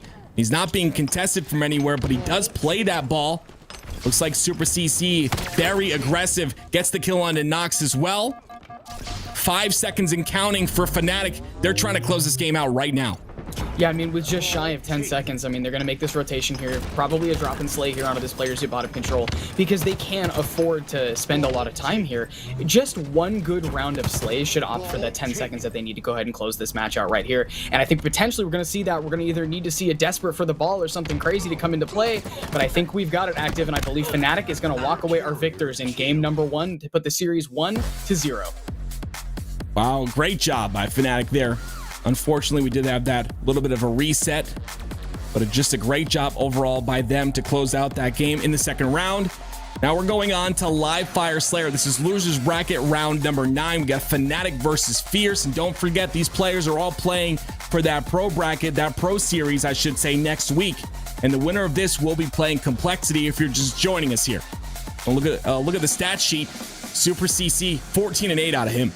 Yeah, that's what really stood out to me. And again, I think it was both Jazero and Super CC had some incredible plays with that shock rifle. I think a lot of players at the beginning of this game's lifespan were kind of iffy on it, considering that it's kind of a burst fire weapon, like you almost lead a little bit at a distance, but obviously this is in very capable hands, and they were able to employ that pretty much at the peak of at the pinnacle of its skill. Looks like we're loading into the next match very, very shortly. Here's a replay. Super CC evades with that close range shock rifle shot. Very difficult to hit. And Fnatic really slayed out in the first game. They slowed down the pace in the second game, and I really like that because they were able to kind of collect themselves, get the slays, rotate the ball for long, and get the 23 seconds that they needed. Skeptify was sitting in a nice spot there, by the way, on the sneaky ledge. I really like that to avoid nades. He is sitting on a little ledge up there, a little bit higher than the floor. And again, nothing but shock rifle plays out of these guys on Fnatic. Just overall phenomenal play. You know, I'm curious, do you think they're going to be able to employ kind of the same thing here, considering the sniper rifle on live fire as opposed to the banished weapon on recharge, of course? Do you think that we're going to see some similar plays? Because the sniper rifle, to me, has a much higher skill ceiling in this than it did in Halo 5. Agreed. And I think at the beginning, the players were still getting used to it, but I think at this point, we've come to the point where these players have played so much Halo Infinite that they're already at the point where, their skill level with that sniper is high. Can it get higher? Absolutely. I think the skill ceiling is ginormous on that snipe. We're hopping on board with Jazero now. That OS is coming up in about 4 seconds here, and you see Fnatic already making a push for it. Envor gets the spawn on the window, so that's going to be a secured OS for this Fnatic squad. I love the read on that player who is going to be coming from the bottom of the dummy door. We're swapping over to Septify's POV. Only one shot of his OS gone down. I don't even know if he actually took damage or if it is just sequentially coming down. Gets the melee onto that player though, top mid, and we're awarded again with the kill assist, so he was able to help his team clear that out. Of course, leading 6-2 is not a bad way to start the game. Swapping over to Nox though, and he's just going to do, he and his teammate Galaxy rather, are going to be kind of hanging out the Mangler, the sandbags, top A, just kind of trying to feel out the opposing team. Nobody wants to overly commit. You don't want to snowball too quick. There's the kill onto Skeptify. Very slow pace at the beginning of this game. We normally see that out of live fire. Envor gonna repulse himself up to Nest. Very, very good power position for this specific play. You see them all spawning at garage. He's got Jazero on that B, on that green side. So Neuronical cannot play too aggressive here, and he knows it. There are 2 players up top, but Neuronical gonna go towards bottom center, maybe play for a flank. Yeah, and you've got Jazero holding the right-hand corner here in a great way, so he and Envor are pretty much a kill zone right here, because as soon as Nox is going to peek or overly commit to potentially try to fight Envor, you've got a player that can just shoot him in the side. You can make an easy cleanup right there. We see Septify, though, and 3 opposing enemies on the other side there, and he's kind of having to rotate through bottom mid, but it looks like he's going to do just fine, and all of a sudden, the dog's off the chain, and we're going to send our teammate in to pick up our 2-shot in B Garage, and that is going to work very, very well. Super CC awarded a kill in the background as well. Jazero in his happy little camping spot here. We saw that when they were originally playing, I believe, against another team on this POV. He was enjoying camping out at that sandbox near the Mangler there, so he was doing a great job. And Jazero just narrowly staying alive for long enough to give his teammate a kill, but unfortunately he falls. I like the aggression out of Fnatic finally. I mean, these guys are so individually skilled. To see them play aggressive and confident like this is really, really solid. Envor gets another kill there. A 3v4 situation momentarily. They know there is a player inside of A. That's Galaxy. He's all alone. They staggered the spawns, it looks like. Nox actually gets a spawn there too. So 2 players are going to be inside of A. They've got to collapse on this situation.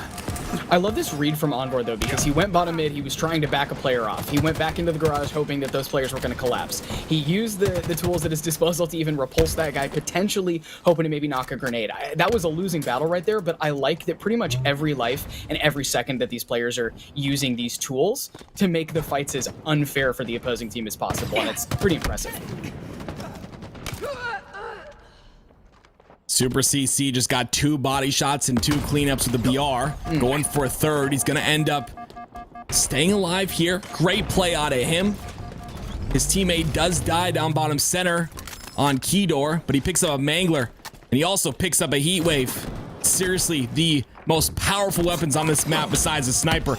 Just a great job to keep control of those, but Galaxy with a ginormous kill, gonna have control of the power weapons now. Let's see if he can do anything with them. This is a great place to be putting yourself in case in point, he was able to hit the headshot onto Neuronical. It's exactly what I was gonna say. You wanna hold this window or this side of the garage towards the scoreboard here in order to secure that overshield for your team. You may also get a couple lucky chance spawns pushing those players onto dummies, right? So even if you do get a kill, you may be able to get 2 in quick succession, try to guarantee that overshield. But we are seeing a tiny bit of a comeback from Team Fierce here. 19-11, make that 19-12. Sniper rifle no longer in the hands of Team Fnatic here. It is going to turn it over for Team Fierce, but a quick death right there. Back on board with Septify with the Heat Wave, and 3 players stuck bottom mid near dummy doors and pillars. Yeah, Fierce gets their first OS of the game. Unfortunately, I believe half of it was knocked off by that Heat Wave. And something that Fnatic's doing really well is just trading out kills. Every time one of their players goes down, you see a trade come out, and that makes it real impossible for Fierce to come back in this game. They're down by 7. 100%. If one of your lives is worth 2, even if it takes a little while, you end up with a Steaktacular. That's a pretty easy bit of math right there. But CC just trying to stay up at the sandbox. He's looking for some players that may be pushing over the top of the C boxes. We are going to be aware that one of our teammates is coming back through back A, and probably get a good read here from one of our teammates or a call out that they're going to be pushing towards Nest and towards bottom green here. We do see Neuronical. Looks like he's probably coming up through shortcuts. We probably got a call out, or just great awareness. And we're going to try to scope out some of these players. Nice body shot and a swap right there. A player is going to come in the garage. I believe that's Nox with 2 or 3 shots on him. Neuronical potentially walks away with that snipe, but I do think it ended up being burned. He does have the Heat Wave in hand, going to be taking advantage of this window side. All 4 of Fnatic members are on the C side of the map. 1 player down below on pillars. That's going to be Super CC. Skeptify with a great kill with the nade. Great trade out, though, by Neuronical here. He's got a little bit of an aggressive push, but Galaxy's all alone, and 2 players from Fnatic are coming in for that trade. 3 down for Fierce. Yeah, I love that he was trying to go for that heat wave swap and get that parting damage, but just nothing came out. I think just a shadow too short right there. That sniper rifle coming up, of course, the overshield in tandem. These are going to be 2 big things that you're going to have to fight for at a specific time here. We see Nox kind of down there at the scoreboard, potentially coming through the window. He's going to peek. Great shots from CC with the Commando, though, and one thing to note, the Commando, although people treat it like an assault rifle, that is a long-range DMR. If you burst fire this thing, it is very, very lethal. And I think a lot of the higher tier players are going to be adding that to their usage of the sandbox here. And again, essential is the name of the game when it comes to the sandbox. I mean, you've got to be able to use these weapons at a high skill level. You see, if you watch Mikwin's stream, that man with the Commando is insane. It did get nerfed from the flights, but like you said, if you pace your shots, wait for that reset, Commando can be an incredible weapon. 3. Make that 2. I'm sorry, go down for Fierce. Fnatic's starting to step away with this. They've got a 9-kill lead, and they've got all of Fierce stuck on C. Let's see what kind of push materializes here for Fnatic. Yeah, I'm very scared of a big grenade coming in from top mid here. Fnatic has the potential to kind of just keep widening this. And we're going to see, one of the players with a BR kill in the background here. We see that in the kill feed. We have CC on our POV right here, and he's looking like he's going to go for the repulsor jump to tower. He is. He's going to end up on the elbow. Gets a great pickup on the players at the C box. He's going to pick up 2. He's going to maybe look for a pre-nade on that player's going bottom mid, but I really like the non-overextension. A lot of the matchmaking players would have tried to opt for a kill. He would have wanted to opt to get the triple, then the over. Of course, you can generate a clip. I mean, congratulations, you got something to post on Twitter, but he opted to stay alive and not over-challenge right there because he knows that they have a lot more to gain from making it through these series efficiently than just one little quick clip. As we continue here with the 9-kill lead, I just kind of want to add to your point, that repulsor being such an effective equipment on that tower, using it to break ball setups and now using it to break the setup on Fierce. And I loved, like you said, the ability to not overextend, sitting there holding his angles, making sure that he's only able to see 1 or 2 players. They weren't looking at him. He was able to get 2 kills because of that, and this lead is extended to 11. We should have some power weapons and power utilities coming back up relatively soon here. We should see the overshield up in about 8 seconds right here. And that's, of course, going to be on the field side over here. Galaxy staying up the Mangler. We see him in the foreground. Jazero challenging a player at shortcuts. Unfortunately, Jazero is going to fall. His team is going to be awarded an assist. And as we see in this POV here, that OS is going to be down on the OS spawn.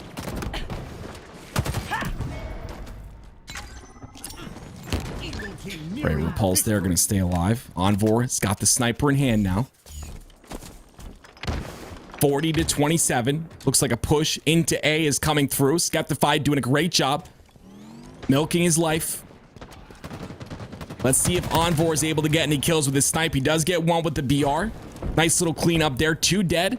Looks like the last player is on the Nest side, and you see the collapse coming through. All of Fnatic pushing this player, gets the kill onto him. Galaxy goes down, Nox goes down, 44-28. They don't want it. They want to end it right now. They want themselves a steak for dinner. Yeah, this was once a relatively close game, and it's just consistently being pushed away in the hands of Fnatic. And I think a lot of the competitive tenure from this team is part of why that's happening. You've got a pretty young roster on Fierce, if I'm not mistaken here, and you can kind of see the competitive tenure from Fnatic. But we have great tower control. I mean, we've all played shooters, competitive shooters. Height advantage plus a one-hit kill gun is a pretty good combo there. Super CC staying alive at the bottom of the shortcuts, it looks like. We're aware that some of the players are probably going to be OS or probably pushing top mid. We've got a one-shot on OS itself in the field. Neuronical taking shots top mid, killing spree awarded to Envor here. He's like a shark in the water. He smelled a little bit of blood. He shot somebody he knows. His teammates calling it out. He's looking for another pick. 3 kills remaining. OS coming up in 28 seconds. Do not believe that will play a factor in this game. Wow. What a great cleanup by Super CC. Skeptify's got his own sniper. 2 snipers on the board. That equals a win. 50-30. We got ourselves a steak-tacular. Yeah, Active, if you're anything like me, and I know you and I are a little bit birds of a feather here, I think you talked about that steak dinner, and that's got to feel pretty dang good. For those of you that are old Halo fans, the steak-tacular is a medal related to a Bungie community board member, Lukums. And I think Lukums owes a lot of people a lot of food over these games' lifespans. Definitely. I love the aggression at the end there by Fnatic, slowing it down to a nice little setup on the tower side. They had 2 snipers in the game at the same time. And And I don't think any player on Fnatic had a bad game.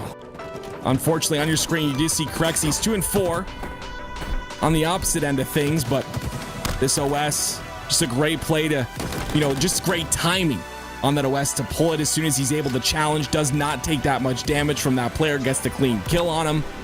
Again, the break of the setup right here. He has 2 players in front of him. Look at him switch targets to the one that's weak. Target prioritization. A lot of players in matchmaking also don't know those words very well. You got to get the kill that's guaranteed, the kill that's confirmed, the closer kill. There's so many situations that are different in this game on which kill to capitalize on first. And just a great overall break there. They're going to win the series 2-0. And now Fnatic faces Complexity in losers bracket round number 10. Yeah, I mean, look at the stat spread across this, though. I mean, unfortunately, we've got a 3 and 10 from Crexy. We've got a 5 and 12 from Nox. Now, of course, I know we're in the COVID sphere, right? Internet may have played a little bit of a part right there. We saw, unfortunately, earlier in a series like Stand Paradigm had like a couple hundred ping, and unfortunately, that's something we just come to terms with in online games at this point. But Galaxy and Ironical genuinely doing a great job of holding their own against an otherwise incredibly capable team. 2 players that you would know from Halo 5 matchmaking in the Pro Series, I think, did a great job of standing pretty tall, especially against a partnered org or a partnered team right there. I mean, 50 to 30, certainly not great, but definitely there's room for improvement, and I think those kids played fantastic. Definitely. I have to get your thoughts on the next series, kind of moving on here. What are your thoughts on picking up Vetra for Complexity? Obviously, Hunter JJX, a great player. He's currently playing for Nuntrium. We'll get you the status on those guys as soon as we can. But what do you think so much about, just the addition of the free-for-all champion from Raleigh in Vetra? I have a really interesting insight on Vetra. So I was actually running the free-for-all at Raleigh. That was me. And Vetra played through and won at my stations. I think Vetra's really interesting because he's a young gun. I think he definitely has a lot of room to learn from competitors who have been at LANs and been around in the physical space for a long time. But I think Vetra is one of the most capable raw gun skill players in the FPS industry. I'm not even just going to say Halo. I think Vetra has some of the best awareness and movement potential and raw gun skill. I think as long as Complexity is able to mentor him in any kind of way, I think that Vetra can, this could be a breakout moment for him, to be honest. Okay, some big words there. I like it. Yeah. All right. We're on board with Hunter JJX. Of course, Nuntrium is the name of his squad. And, Neighbor on this squad today. So that's an interesting one. They're playing, I believe they're playing against Last Minute Goats. And it looks like they did lose game number 1 in losers bracket round 10, 3-0. So, of course, this is a Slayer. And right now, it's a little bit of a tie game. 11-10, actually. And you know what? I kind of want to hear what the comms sound like for these two teams, Dragon Knight. I want to hear what they're looking like. Let's hop into a listening with Hunter JJX and his team. Rusty Gunplexion 1 shot. Tires 1 shot. He has Nice, buddy. Bottom purple. Dead. Gunplexion has that weird gun. Coming. Near purple. At freaking pink side, P side. One shot in alley, Gunplexion. One shot in alley, Gunplexion. Got him. Top C as well. Top C and one's going driveway. Here. I'm looking driveway. Does somebody have my whole driveway or no? Driveway right now. Driveway, Justin. Give me a sec. There's two. No one there. Cheris 1 shot. Be real, neighbor. They're both one. Nice job, Cobb. Live. PD to arcade. In arcade now. I'm coming up B stairs, buddy. He's still arcade. I'm 1 shot. I gotta live here, boys. 1 shot arcade. Chase me. Front A weak. I'm living. Stairs, 1 shot. Stairs, buddy. 1. Got him. Nice. Live up. Buddy, stay alive. 1 shot for tires, Cherish. Heard. Terrell's 1 shot as well. I'm 1 shot. Ah, dude. I'm teammated. right with you. I'm jumping up tires. Tires jumping. I killed one. Yeah, front A, dark matter. Hey, weak. 1 shot front A. Tires weak. Justin. Front A again. Terrell's weak. On cafe spawn there. Yeah, 2 spawn cafe. Tire jumped. Dark matter. 1 shot on tires. He's popped. Yeah, buddy. I'm looking cafe. Shotty front tires. I'm here with you. Looking shotty. Going back there. He's still there. Behind us, at C-stairs. C-stairs got me. In tires. Dead. Shot is down in tires. Front A's weak. I'm staying alive. They got me. I gotta dip. Yeah, just live. They're coming up soon. 20 seconds. Front tires. I'm here with you, Jar. I'm a couple seconds back, Jar. I'm jumping tires. 1 shot front planners and there's a guy back A. 1 shot PD, I got one. Watch out, buddy. Okay. Let's just play for these rockets. Front C. 1 shot, dead. Nice. Top B on me. Weak B stairs, weak B stairs. Get the shot, get the rockets. I'm looking B stairs, looking B stairs. Two B stairs, they're both one shot. Get the rockets, get the rockets. Oh, never mind. Tire window, jumping out, bottom mid. You got me, Rux, you're down ATM. Stairs and bottom center. Go, he's ATM, rocket. I got one, dude. 2 1-shots in ATM, 2 1-shots in ATM. And Planners killed me, Planners killed me. 2 in ATM, just live. Slower death here. They have rockets somewhere, we gotta find them. Cafe. Back A already, he just ran back A. Okay, we're spawning C here. We're C here. Rockets one shot in tires right now, like front tires. Heard. I'm here with you. I've shot it. Rockets are in B pillars weak, rockets. Looking for Heaven. I don't see Heaven, guy. Is he back A? I'm pushing back A with Shoddy. I'm just sitting back A with Shoddy. I'm here with you, Hunter. I'm just sitting back here with Shoddy. They have rockets somewhere around. Don't jump up, Cobb. Don't jump up, Cobb. He's got rockets. One shot, PD. One shot, rockets, PD. Tires. He's inside PD. Yeah. Bottom mid on me, guys. In PD still, but be careful.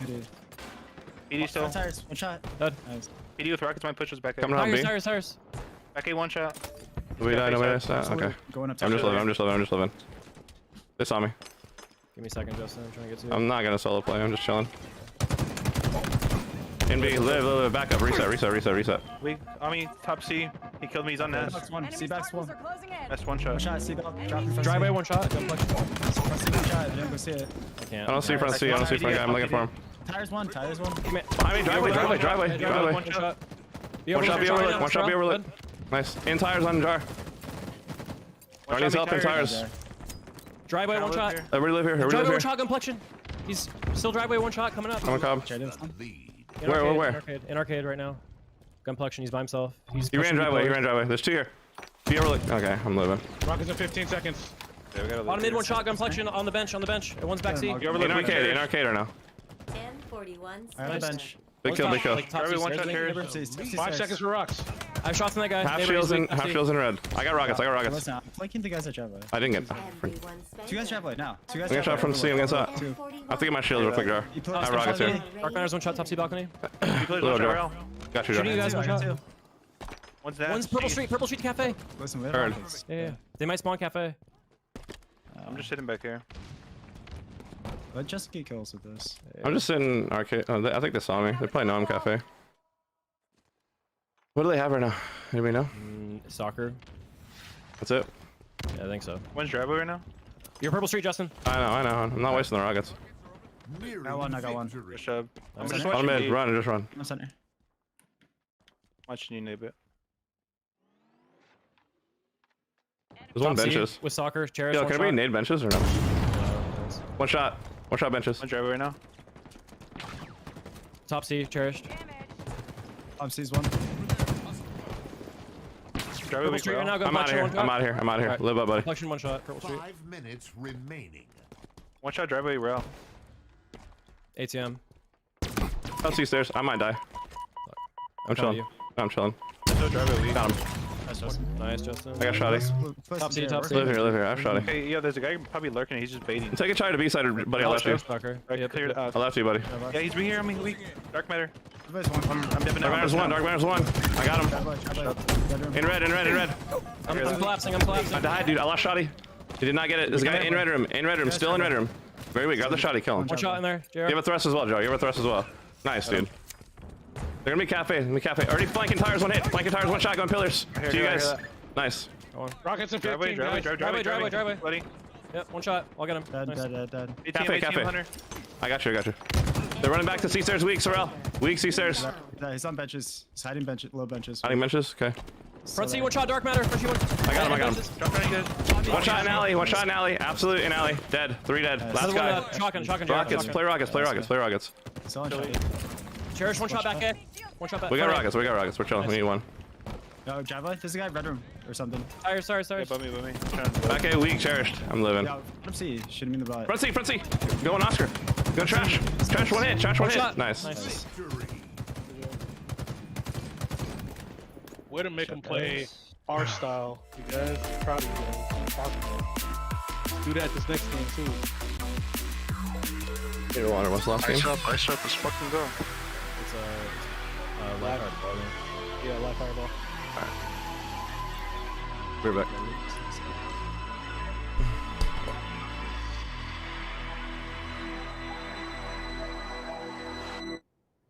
Hunter JJX's team gets it done. Guys, Active will be right back. We're putting him on a short break, and I get to fill in while he's gone. Hunter JJX's team looking great. I'm joined once again with Dragonite, aka Grayson, whatever you want to go by. He's with me, and man, Hunter JJX's team looking just as bright as his hair today, man. They look awesome. Love to see that from them.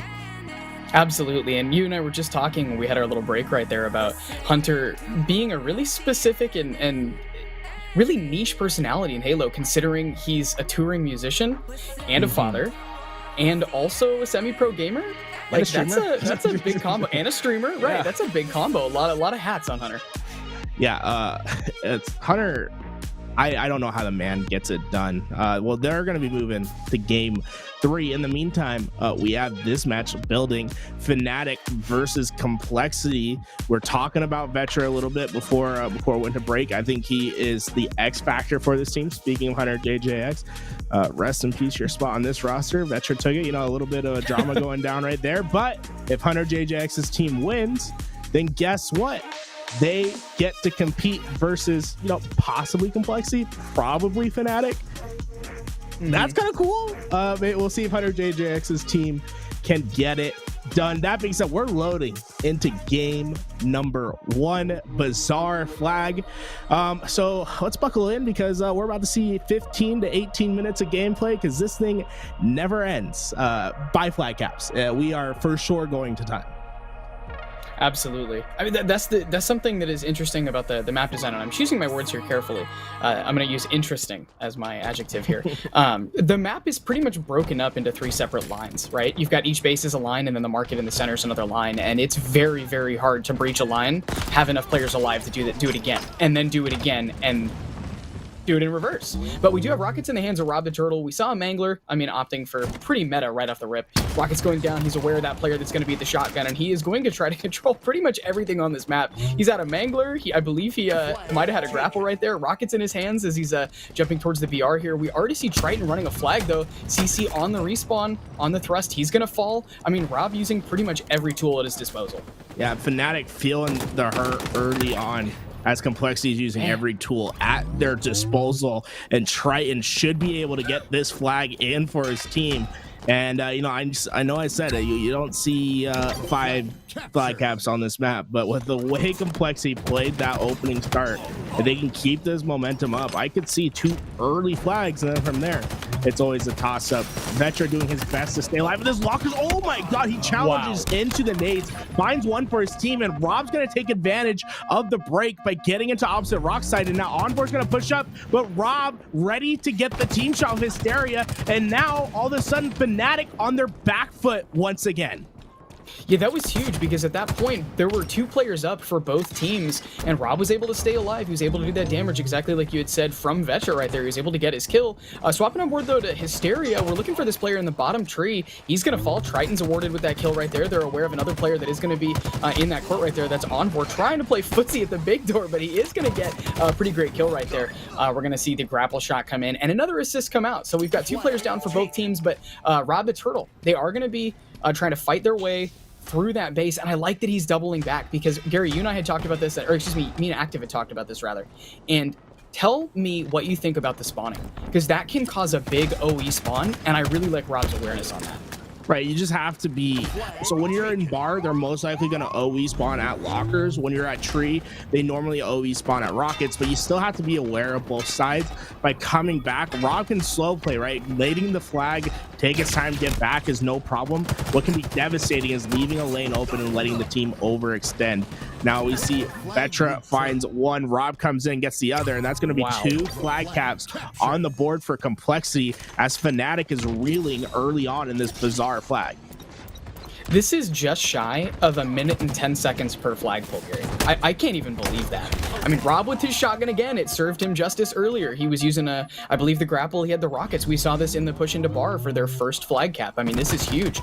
Rob looking for those spawners that should be in lockers. He sees 2 and wisely backs down, right? He knows that 2 of his teammates are down. It's him and one guy who's potentially got shots. Cleans up Septify at the bottom of the market, pretty much doing exactly what I've been not seeing from other teams that have been struggling on this. Get your kill and check your back. back, because that's how this map works. As you broke down, Gary, there's oftentimes players always spawn directly behind you, and you can win a 1v1, and all of a sudden there's 2 guys behind you. You know, this might not be a well-known fact, but in the animal kingdom, the apex predator of the southern hemisphere is in fact the turtle, because Rob is just decimating Fnatic. He went on a killing frenzy, and he's just allowing his team to push forward. That is one crazed turtle who knows what needs to happen to win games. Triton's gonna get this next flag out. There is the counter coming, but Rob the turtle is on the case. He's looking for another kill, and honestly, this reeks kind of desperation from Fnatic to be overextending into the base like they are and trying desperately to get kills, but Rob the turtle isn't letting them get 1 inch as this flag is still out for Complexity. And like, even with numbers down right there, we saw Triton trying to set up for that overshields, and I really like that, though. Envor with a great read, able to get that overshields. We see Hysteria trying to immediately turn around. He's just going to try to fight this overshield. I think he went for the melee right there, and it just did not line up. I think definitely a wasted life right there. But Envor with overshields on the opposing palm, he is going to get that kill against Rob the Turtle, but burn all of the overshields in the process. I do like the assault rifle in tow, trying to kind of use everything, but bam, 2 players on him in the opposing treehouse. His life pretty much was just forfeit right there at a certain point, because his teammates weren't there to help him or enable him in any of those fights. No, but what was so important is that he milked for as long as he did, right? Because it's allowing his teammates to spawn up and gain some sort of position on the map. If he were to die early on and allow Complexity to push forward, Onboard and Septify would be having a hard time even gaining the position that they're in now. One thing that does go in the favor of Fnatic right now is the weapon control. This Bulldog can absolutely open up a map like no one's business. By far, the best weapon in the game that isn't, you know, a rocket per se. You know, I think the Bulldog, the fact that it's on that timer, it can just absolutely shred teammates. It can absolutely shred enemies. It does what it's needed. And look at this push from Fnatic. They're finally getting some sort of presence on the map, and Complexity for the first time looking in trouble and giving up a flag cap. But who else other than the apex predator of Rob the Turtle to find the kills to get his team out of their base? You know, I think the mascot for the turtle in the mascot for the Kami House in Dragon Ball was also the turtle, and I think that we're learning a lot of things here about turtles. They're apex predators. I mean, they're heroes for a reason. They're a mascot, one of the greatest animes of all time. I think Rob's channeling that power. He's going to be fighting Zero, though, who is on the thrust. He's going to get a nice pick. He's awarded half shields. I mean, Rob was able to get that. We pick up another player who's 2-shot as well, and we use the grapple shot. Again, trying to use those things that are at our disposal, trying to use all the tools in the sandbox, and both of those players stay alive. Neither of the 2 of them falling. I believe they were able to kill 4 players, if I'm not mistaken, Gary. They're going to kill this player who is trying to push through the big door. 2 shots perfectly. Zero's going to fall as well, and I think that flag may stay in motion here. Triton with the overshield, he should hopefully be able to win this challenge and keep this flag in motion and call for some backup. I think Rob has to be a snapping turtle, right? The way that he just decimates teammates. He has a biting force that can split open a skull of any enemy that comes towards him. He is absolutely incredible.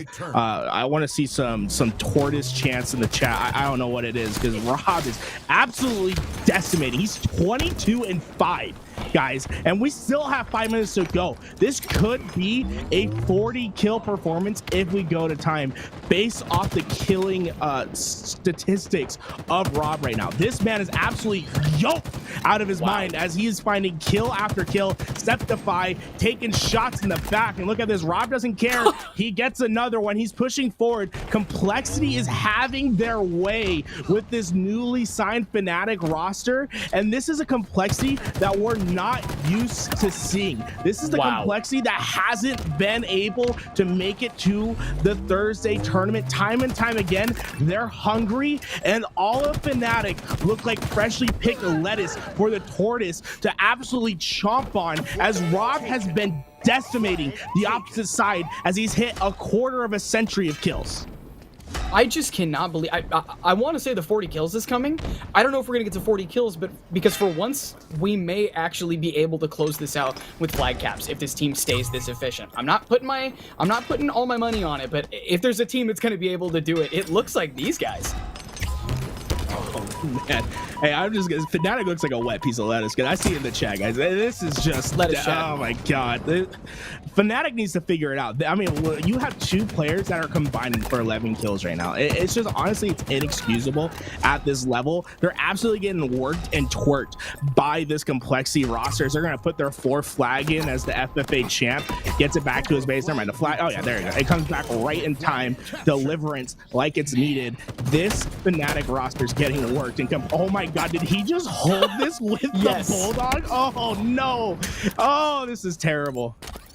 Yeah, I'm willing to bet there's going to be a real interesting conversation between Complexity and somebody at the studio going, so why don't we have partner skins? Why doesn't Rob have his own partner skin? What's this orange and black deal? We were looking for blue and white because I think we probably deserve it. But Envor taking good shots up there, but Rob the Turtle, I mean, the thing is, Rob doesn't even need to hit good shots there because 3 of his teammates were able to engage on that one player. Rob's hit the Palpatine nades, getting hit by the Palpatines up in the top of the Balk though, able to get a kill on Deceptify. I mean, Gary, you kind of said it earlier. We're looking for 40 kills out of Rob. They can pretty much just boldly challenge anything at this point. That wasn't necessarily a smart challenge from Rob, given that he was half shields, but he did it. He walked away with the kill. I mean, this is like blatantly casual from this roster. If I am Complexity, I don't even care about the last flag clap. You know they're not going to get 5 unanswered. I'm statting and making them feel terrible about themselves. Like, I don't even go for the flag. I feed kills. I get Rob to 40. I get my teammates as high as they can get. We are absolutely destroying your confidence for when you come into this layer. Because when you're outslayed by over 50 kills and you have to go into a game 2 and you're like, okay, well, they outslayed us by the amount that we have to get to win. Yeah, I don't know if this is going to be a possibility. Rob has 2 in front of him, and once again, he is the herbivore that does not disappoint, as he is just mowing people down. He gets the assist. The flag is out. They're not paying attention to my creed. They're going to try to win this like good teammates. With 2 minutes left in the game, this is probably one of the most dominating performances I've seen at this high level of play. These teams are not that far apart from each other in pro point standings, in overall just performance in the game. This is just an absolutely devastating performance on the side of Complexity, absolutely tearing Fnatic apart.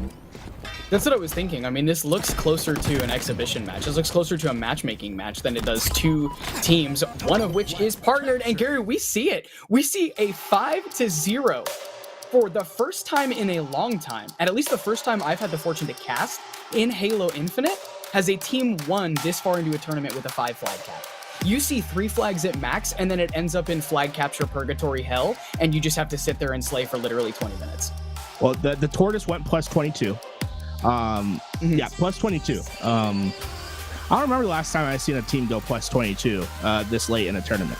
I mean, not even just a player going plus 22 in a tournament. He had 13 assists to go on top of that. Let's do the math. So 22 plus 11, that's 33, 36, 41 kills on the outslays. Going plus 41 in the slays. Oh my god, dude! Turtle power. Turtle power, dude. This is crazy, man. He looks like he lives in the sewers of Manhattan, and that he eats pizza for a living, because this man is an absolute ninja on the map. It felt like they just couldn't get a handle on him, and it starts early on in the game, right? He gets I guess what would be considered the T-squared on this map. He pushes forward with it. He keeps them on their back foot. He always had them off kilter, and they just couldn't deal with him. And now they have to go into a Slayer where his only priority is to find kills. And he just dropped 31 on your forehead. He's not going to stop. Absolutely. I mean, like, here's the genuine question, though, Gary. Like, thinking about streets, right? You've got the Stalker Rifle. You've got another Bulldog. Do you think there's going to be any difference in here between these two? I mean, I'm feeling like this momentum is going to carry directly forward. In my opinion, I think this team is going to feel pretty damn good about what they did, and I think Fnatic's probably pretty frustrated. This was a huge challenge to me that's in this replay, by the way. Rob challenged directly against vertical height and walks away with a kill that should not have been awarded. That would not be, or should not have been, an easy win right there. But given that we're headed to streets, and given what things are on the map as a utility, do you think we see this turn around? I mean, what really comes down on streets is controlling the power weapon. So it's how they approach the parts of the map that are important, right? So purple although you don't want to stay at purple, you need to have purple control because you don't want to give up the bulldog. You have to be on top of the bulldog spawns the entire time. What you're trying to do most of the game is either spawn trap over at PD or at C or at B and just collapsing over and over and over again. But the power weapons reign supreme on this map. Making sure you have the stalker rifle, making sure that you have the bulldog, getting the rockets when they spawn up, using the thrust and the drop shield to your best of your ability is how you win on this map. And so far it's even, but you can see Rob, he has angles on this rockets and he's not going to let anyone get them for free. If you try coming out, you're going to feel the bite as he's laying down shots. But look at this, both teams being very patient, waiting for their picks and their opportunity to grab those rockets. 100%. I think you do see a rotation over there. It looked like one player was going to rotate Neon, but Rob's going to get the stalker rifle and opt for that challenge instead of YYing into the rockets. You see the kill assist. That's big. Vetra picking up a kill. Hysteria getting a kill of his own. And Rob opting to take the bulldog, obviously putting it to great use in the match prior. We're looking for those spawners that are going to be bottom C. I think we see Septify and Envor. Envor pushing up towards the rails, and I think Septify pushing the driveway as well, with Super CC's trying to lock down those C steps right there. But swapping onto Vetra, he's holding the tire jump up. He's just going to sit in tires here and make sure he can cover all the crosses for his teammates. This is exactly the kind of discipline and listening I really wanted to see from Vetra, because I think his raw talent is insane. Yeah, I mean, there's very few players that can make an impact like Vetra can on a map. He's very much akin to what you would figure is a Renegade, a Frosty, a Shotzzy. He's just this raw individual slayer that you put out. He still needs some development. He's very much a diamond in the rough, but if you're Complexity, you cannot be happier with your signing of this young man. And now it finally feels as if things are coming together for this Complexity roster, because we've seen a very shaky boat ever since the sign, where we see bright moments, but we also see the dark, deep pits that they fall into and that they just can't recover from. And from the first time, it looks like they're just running away with the tournament and they're not looking back, as they have a 13-5 lead early on and they're setting up for the next pair of rockets. Rob still hasn't died and hasn't got a kill. There we go. He finally dies, but he was alive all that time, just laying down the hurt and keeping them away. Fnatic finally has their first chance to make something happen, as they do have correct positioning for these rockets, but can they get away with them? Envor is going to die with them and drop them at the tires for now. We're on a 1v1 with Vetra, and Vetra's going to walk away the victor right there. We see Super CC's pushing the planners from the PD corner. Jazero is going to fall, unfortunately, as well. Triton, they've recovered those rockets as well. Hysteria's pushing into PD. They know that they're collapsing together on one guy. Rob's going to end up with the melee kill onto Envor, and we're going to be able to sit in tires and wait for our teammates to give us some callouts. I mean, we've got the boomstick. What else can you really do, considering that we're holding angles? Envor definitely got hit with that rocket right there as he goes into the red room, and he is going to fall. And it looks like Rob, once again, is looking... He started with a bunch of assists, and now he's going to be picking up assists from his teammates. I mean, one of the things that I'm noticing, Gary, is that a lot of these players are sometimes trading in 1v1s, but this team Complexity is sweeping together. There's a ton of... Every kill is an assist to me. Mm-hmm. You can just tell by the way that they're looking at each other's kills that the comms are like 100% running. These guys feel so confident, and this is a roster that's their biggest downfall, is that they have a tendency to tilt and to not play well and mesh with each other when things aren't going right. And this makes me so excited for this roster, because things are meshing, things are going right, and they're finding the kills on the map.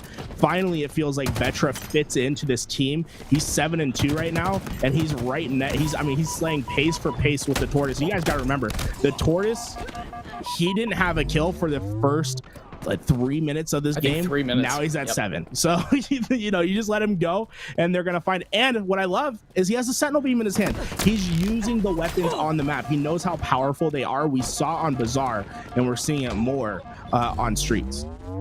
Yeah, off screen, it was, I believe, in a challenge we saw from Vetra's POV earlier, but Rob was able to use the drop shield as well to keep himself alive. He gets a kill with the sentinel beam. He's looking for the player at the bottom of his jump up. He's going to get the double kill. It may have taken a little bit extra time, but using your life, if my life is worth 2, I have done a good job with my life. Triton's going to fall to the rockets. I don't know if there are still rockets on the field, Gary. I don't know if you managed to catch to see whether they fired 1 or 2 at that specific instance, but 17-30, regardless of the 1 rocket on the field, that's not changing the expected outcome, at least at this point.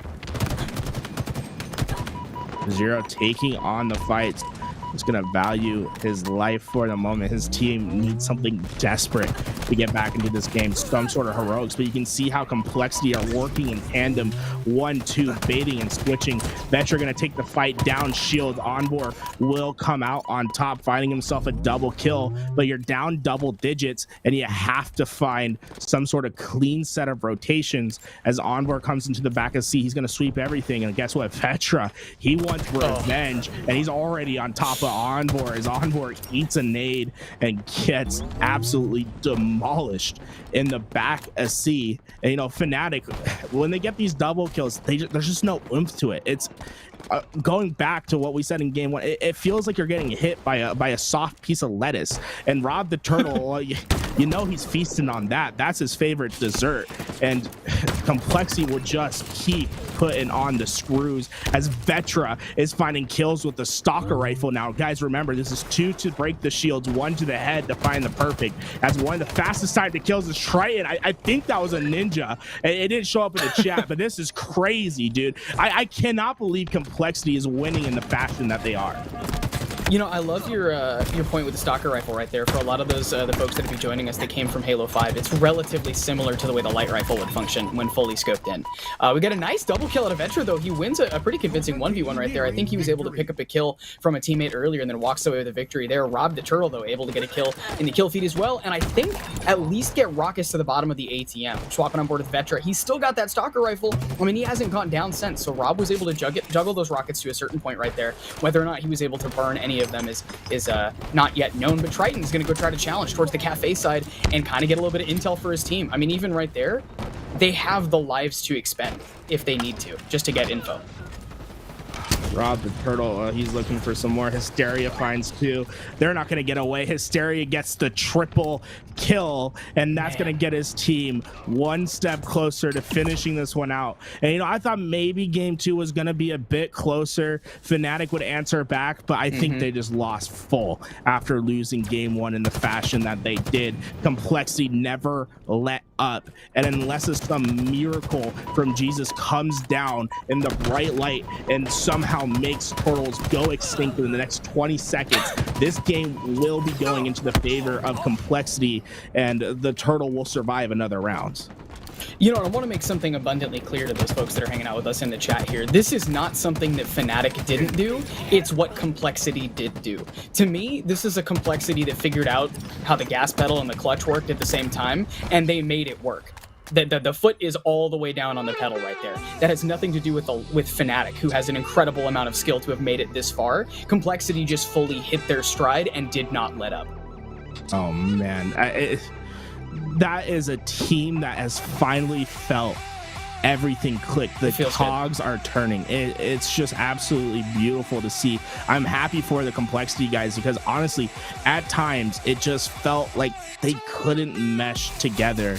And honestly, if you go back, you saw the zebras at the top of benches right there. We might need to repaint those with some turtles in honor of what Rob the Turtle does this game with his squad. Vetra leading the slaying department for his team at 17-8. Super CC having a game to forget at 3-13. But just an absolutely a display from this Complexity roster. I think Ashes is very happy right now that he signed these guys and that they're going to be competing at Anaheim for him. Absolutely. And I mean, like, again, you've said it time and time again, like, the Sentinel Beam play here was massive for me. I do wish we would have been able to stay alive here from Rob. I wish we could have maybe not taken that parting shot right there. But again, we talked about how using your life for 2 lives. If you do that 25 times, you win 50 to 25. I mean, like, the math on that is very clean and very good. I like the picks from Onboard here, and I am completely aware that we were leaning very heavy into Complexity.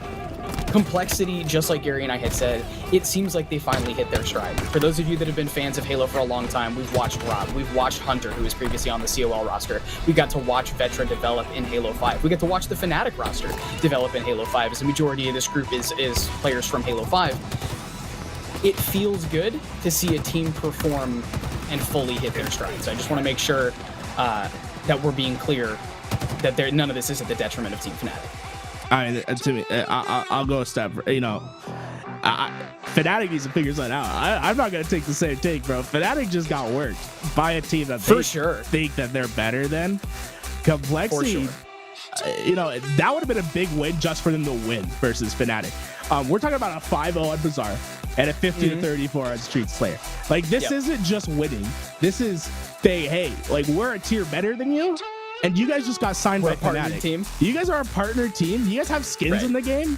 We don't have those skins, and we just absolutely worked you. So, you know what? In my opinion, Complexity's riding high. They know what needs to be done. Yeah. I love this from Complexity. Obviously, Fnatic, they've had their moments. They looked at Raleigh. They looked like the best AM team there. Not the same team, I guess. I don't know what happened today. Maybe they got cold with the servers going down, something of that nature. But Complexity just spanked them. Like, that looked like a winners round 1 matchup, to be honest. Like, there was nothing close about it. And guess what? The storyline comes true, Grayson. Guess who's on that other side? A man who wants revenge, a man who can knock Complexity out of the tournament after they decided to drop him. Hunter JJX makes it to losers bracket round 12, and he gets to play against Complexity and to potentially make it to Thursday and send his old team packing. My God, talk about a matchup made in heaven.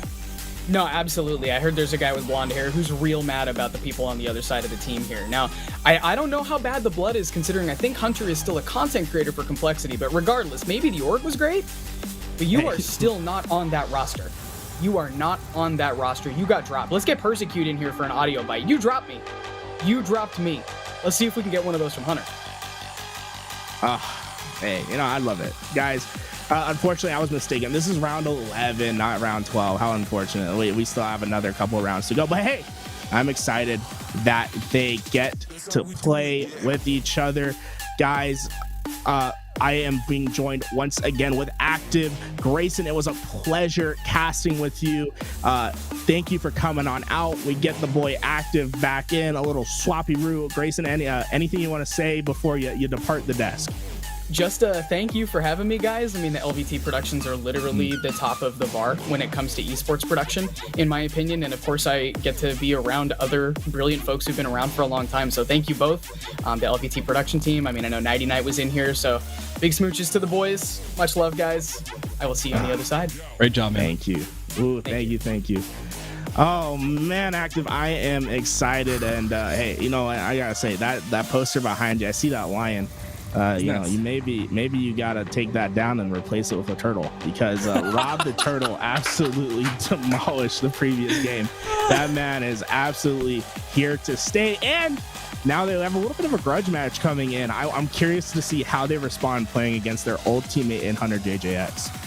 Honestly, I don't care if there was no drama. I don't care if he left on a good note. I'm going to start the drama right now. Hunter wants to demolish this Complexity roster, and I want to see it right now. He was fired up after that last game, and he did say, I'm teaming with the homies. That's what he said. I'm teaming with the homies for these open brackets, and he's doing just that. Neighbor on the squad. I mean, fantasy, conspiracy. I wish you were on mouse and keyboard, but he's not. I understand why. I get it. If you were on mouse and keyboard, you probably wouldn't be this far. But regardless, this is going to be a great series. I really wish it was a best of 5, but we are going to do a best of 3. So we've only got a little bit of time with these guys, but I'm excited. Someone's got to call Tashi up. I mean, this has to be a best of 5, right? I mean, like, hey, Tashi, get on up and make something happen. Losers round 11. Let's make it a best of 5. I saw Ashes in the chat, guys. If you aren't familiar, Ashes is the GM of Complexity. He's the one that assembled this roster, got them all paid, and now they're finally performing for him. I love to see this from Complexity. It's finally, for the first time, it feels like Complexity is a team to beat, and I'm excited for it. Now on the other side, like you said, it's a bunch of people that love to play with each other. The vibes are going to be immaculate. Fantasy, such a fun player to watch, guys. If you don't know Fantasy, what he did in Halo 3, why don't you give a little bit of a history for the people out there, because everyone knows who Neighbor is, everyone knows who Hunter JJX is. People might not be as familiar with Fantasy and what he was able to accomplish in the last couple years. Fantasy was incredible, especially at the very end of Halo. He's just such a great overall player. He's got that just whatever needs to be done mentality. He does it, and that's what I love about Fantasy. I can't wait to see him step up here. Of course, Neighbor, like you said, we all know who Neighbor is. I mean, the guy's accomplished. He's got that mental. He knows exactly what to do. The fundamentals are there. this is going to be exciting. And then Hunter, I mean, I'm sure, you know, he's still a part of Complexity, so I'm sure there was no bad blood there. But, I mean, he's looking to make a statement right now. Who wouldn't be at this point? Oh, well, we'll eventually get this lobby up and running, guys. I mean, if Rob the Turtle leads the squad for Complexity, well, it's the bright northern star that is Hunter JJX's hair that will lead the squad for Hunter's team. I love his hair, man. It's just so out there. Right. Guys, if you aren't familiar, Hunter JJX, you know, on top of being a semi-professional player, a streamer, a father, he's also he does some vocals for a band. You know, the man screams his face off sometimes. I love to see it. Hunter JJX is incredible. Oh, look at that, he put the heart in the chat. Oh, we love you, Hunter. But yeah, he has an incredible band. I'm sure if you go on his chat, he'll link you over to it. I have a couple of their songs in my rotation. I'm a big I like the water music. Yeah, Upon the Water.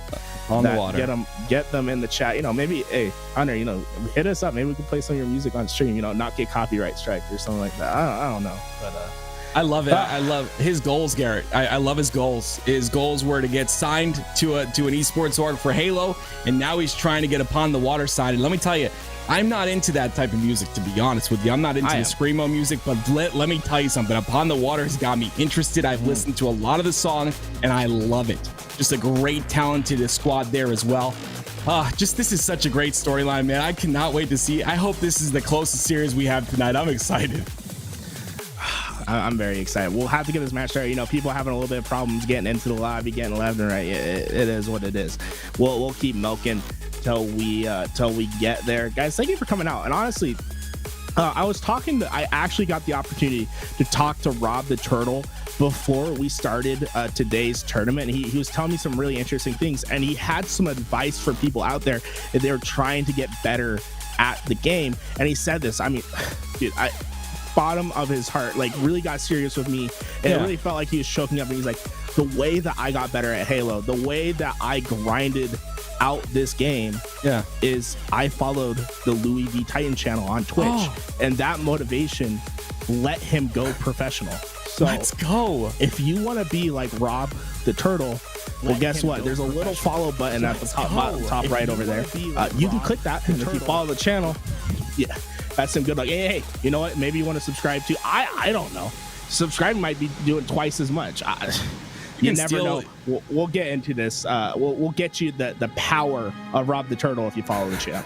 And you can steal Elon Musk's money if you I'm sorry, not Elon Musk. Who's the guy that owns Amazon again? I forgot. But you can steal his money. Bezos? He's got enough of it. All right, just take it. Take the Twitch Prime, put it in the channel. No, but honestly, guys, in all seriousness, LVT. I mean, these guys on the production team have done so much. If you enjoy these, we do all these watch parties every single week. Every single Sunday, you'll see an open watch party here, and sometimes on the Thursdays as well for the Pro Series. You'll see some side stuff here as well. But just show some love, because these guys put in their blood, sweat, and tears, put a lot of work into this production, and they're just a bunch of great people. So we're actually getting into our very first game. Garrett, it's going to be Street Stronghold Losers Bracket round 11 right now. This is going to be a good one. This is my favorite map, my favorite game type, and this is perfect. This is perfect Halo. Guys, Street Strongholds. Now check this out. People will always tell you in matchmaking, don't go for the 2 cap. Oh no, don't go for the trip cap. The 2 cap is how you do it. Hold this. You can't push forward. Don't expect to see that from these teams. These teams will absolutely push the trip cap if the opportunity is given. Love to see it from these squads, as we're on with Hunter JJX for the time being. He's putting in some great shots. And, I know we just got into this, but I do want to listen what the passion is like from Hunter JJX. He's playing against his team that dropped him. They finally are scoring some points. I want to see what the passion what the comms sound from Hunter JJX to start this game. After run. Hey. There's three of them on B. Okay, just live. Got one. Reset, get kills. One's pillars, the B stairs. Oh, that's me. Push up. I'm coming, Hunter. I thought I had the rest. In arcade weak. Two in arcade and B. There's another guy in there. There's two there. That guy's weak, Cobb. Nice job. I'm here. Okay. Two on me. Yeah, live, reset. I'm coming. Thatcher's weak. Pushing. I got one. I'm gonna reach on a sec. Reach on now. On you, trying weak. Then I got back in B. not know he was there. So one shot B, one shot B. Absolutely. Can I be? Is anybody there? Yeah, no. You went arcade side. Okay, we can't go that way. We needed someone to play mid here. Mid around, aid me. B stairs now, kill me. In alley, in alley. Yeah, and TB stairs. Has a shot. I got one. Dead. Front C. Mincemeat confirmed. I can help, buddy. I can help, buddy. That's on A. I can help C, buddy. Give me a second. I help. He is thruster. He's one hit. He's absolute backseat. Go and drive. One driveway. Make sure we get A. Okay. Rockets at 15, guys. We need... Well, Hunter JJX's team, although they don't have a lead at the moment, I'm liking the comms, right? They're clear, they're concise, they're gathering the information, and they're executing on it. Now, Complexity, though, they've been absolutely dominating on the map, and it comes between the pair of Vetra and Hysteria, who have been dominating the kill feed as they put in the temporary trip cap, and they're trying to keep them off A as well, as Hysteria gets in through the flank and stops A. This trip cap control is something that we should be expecting from Complexity. Whenever the opportunity is there, they're gonna push for the trip cap, and it can give you massive leads in the game. Stronghold captured. And they finally, that is an Nuntrim, get A. Rob the Turtle does have the stalker rifle in hand. He's gonna try and just put some shots in. The pressure is gonna come into B. Hunter is trying to go into the middle, but he's getting chased as he's one shot. There's finally a kill. And that B hold is, they're gonna have to play some defense on that, but Rob the Turtle is gonna opt to go towards this thruster. Keeping this control is top priority for Complexity right now, and beautiful rotations from Rob the Turtle is going to find him one and potentially two, as it's Conspiracy who's taking a fight at backseat. But that rotation back from Rob allows him to cut off the middle of the map, and he finds an unsuspecting Hunter JJX, gets the free kill, and then flips out the spawns for his team to let them have an A-B hold for the time being. Stronghold captured. Every time an Untrim gets one, Complexity answers back, and they're doing the same thing on to B. Hysteria, no shields, opts to stay out to avoid any nades, but he's not going to be able to. Fantasy gets that cleanup. That's going to be 2 dead for an Untrium there, but the trades come through, and Complexity ends up going down. And finally, Neighbor going to be taking this B hold, and they're going to have B and C for a short while here.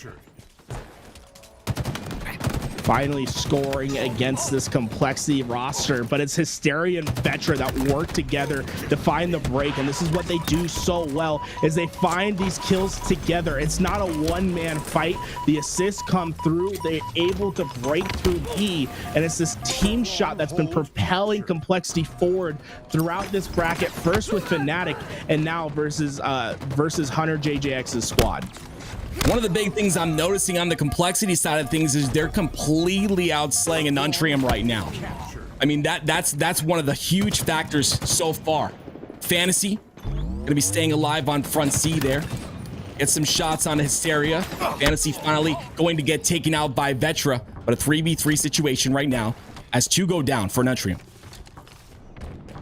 Complexity has a massive lead to work with, so they don't have to feel forced to pressure anything, while on the other side, Unentrium definitely feels the need to have to play for every fight, right? You can't be giving up control left and right, and that's where you're going to see mistakes like this, where Fantasy runs out into the open, gives the opposing team a free kill, but Conspiracy answers back, and while they get B, Hysteria was on the quick rotation to C, so they'll maintain their scoring for now, and they'll be able to fight into B. If they can find these kills, they will maintain their hold. Unfortunately for Complexity, they're going to give it up for now, but it's Rob the Turtle who's on a mission over at A. He wins the PIV. Fantasy trying to take care of Rob, but it's going to be too much for him to handle. The outer shell is too hard. Notorious is chopping, and Unentrium is feeling the hurts. Oh my word, I cannot believe Rob. He just continues on his momentum from the last series, brings it into this one, and it looks like they're looking to close this out very shortly here. Gets the trade as well, 210 to 47. Complexity is putting in some work right now, and on top of that, they're gonna have the Rockets.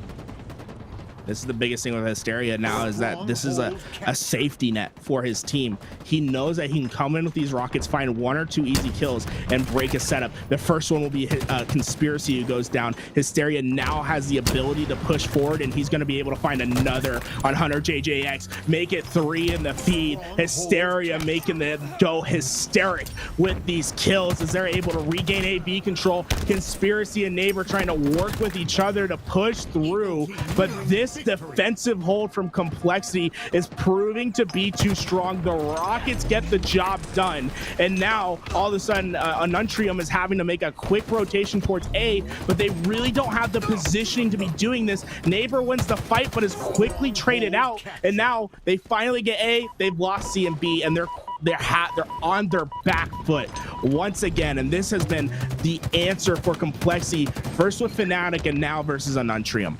Something you see time and time again is Hysteria in that situation, milking his life for literally 30 seconds. They're not able to finish him off. He's still putting damage in. He waits for his teammates to rotate through. Complexity gonna take round number 1, and my word, that was just based off completely the fact that they're just playing their lives so much better, and they're getting the slays to go with it. Well, that was a dominating game 1 from Complexity. We saw them do it versus Fnatic. Now they're doing it against their former teammate. It's gonna be tough, guys. I mean, I've never seen Complexity play like this, Garrett. Like this is a brand new team, and I mentioned it at the beginning of the stream. The fact that they were able to stay together, the fact that they, Vetra hasn't been officially signed yet. I mean, I don't know. We'll see how this tournament goes, but maybe after this tournament he will be. But regardless, he's just playing such a phenomenal role here, and the fact that even through all of the bad games and the bad tournaments that they've played in, they can stay together, work on their game, review VOD, whatever they need to do. This is the best we've seen them so far. Hey, you know what? I know Ashes is in the chat, and I really got cool. Well, why isn't Vetra signed? You do know he won the FFA. You do know he's one of the best youngest talents out there. You do know this man's as cracked as he is yoked. This man is ready to take over the scene. Ashes, get this on pen and paper. Get the man signed. What are you doing over there? This is a guy that you can build an organization around, and the fact that he has players like Hysteria and Rob the Turtle to help build him up only benefits your roster. I don't care what the buyout clause is. I don't care what is going on over there. Give the man a bag and get him on your roster. I need to see Jerry Jones needs to hand this man the contract. This is it is a travesty that he is not signed yet. We need to see Vetra Anaheim. I think he's gonna pop off with this roster. I'm finally seeing the Complexity roster mesh together, and it makes me so happy. And you know what, they did it on Bazaar Flag. We saw the 5-0 versus Fnatic. Now they get to play Bazaar Slayer, and it's not looking good for the other side. Let's just say that they looked so efficient on Bazaar. What was it, like 44 kills or something they got outslayed by? Complexity outslayed them by. I mean, if that kind of translates to this game, we're gonna have a big problem on our hands. But Anuntrium looking to answer back here. They're down 0-1 in the series so far. Complexity showing their best so far in this since we've seen them together. Since Hunter was dropped, this is the best we've seen the Complexity roster. Let's see if they continue this on game 2 in Bazaar Slayer. This is, again, guys, losers bracket round 11. Of course, losers bracket round 12 is where the teams are playing for that pro series next week. But regardless, I really do think that if there's a chance for Anuntrium to answer back, it's in a Slayer game that plays so slow. I feel like on Bazaar, I feel like Bazaar is definitely one of those kind of toss-up maps regardless, but I think that this is their chance, and I think it might be a lot closer than we think.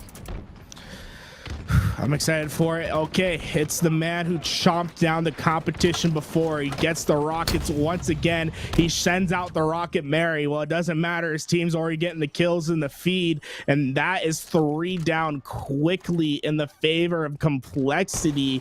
And now Rob the Turtle, he's forward. He has rockets, and he's going to be able to find another on Fantasy. My God, he chomps them down as they pop up. This is just insane work from this Complexity roster. They are answering strong off the start, and it doesn't look like they're going to be stopping anytime soon. 7-2 the score. Vetra doing his best to play his life. The dino nades come through. Not going to clean him up, though, but greatly placed. Fantasy does get control of this locker. This is going to be a player they're going to have to deal with. That is Complexity. He's going to have to back off due to the pressure here. All of Complexity stuck in the BR and in the palms.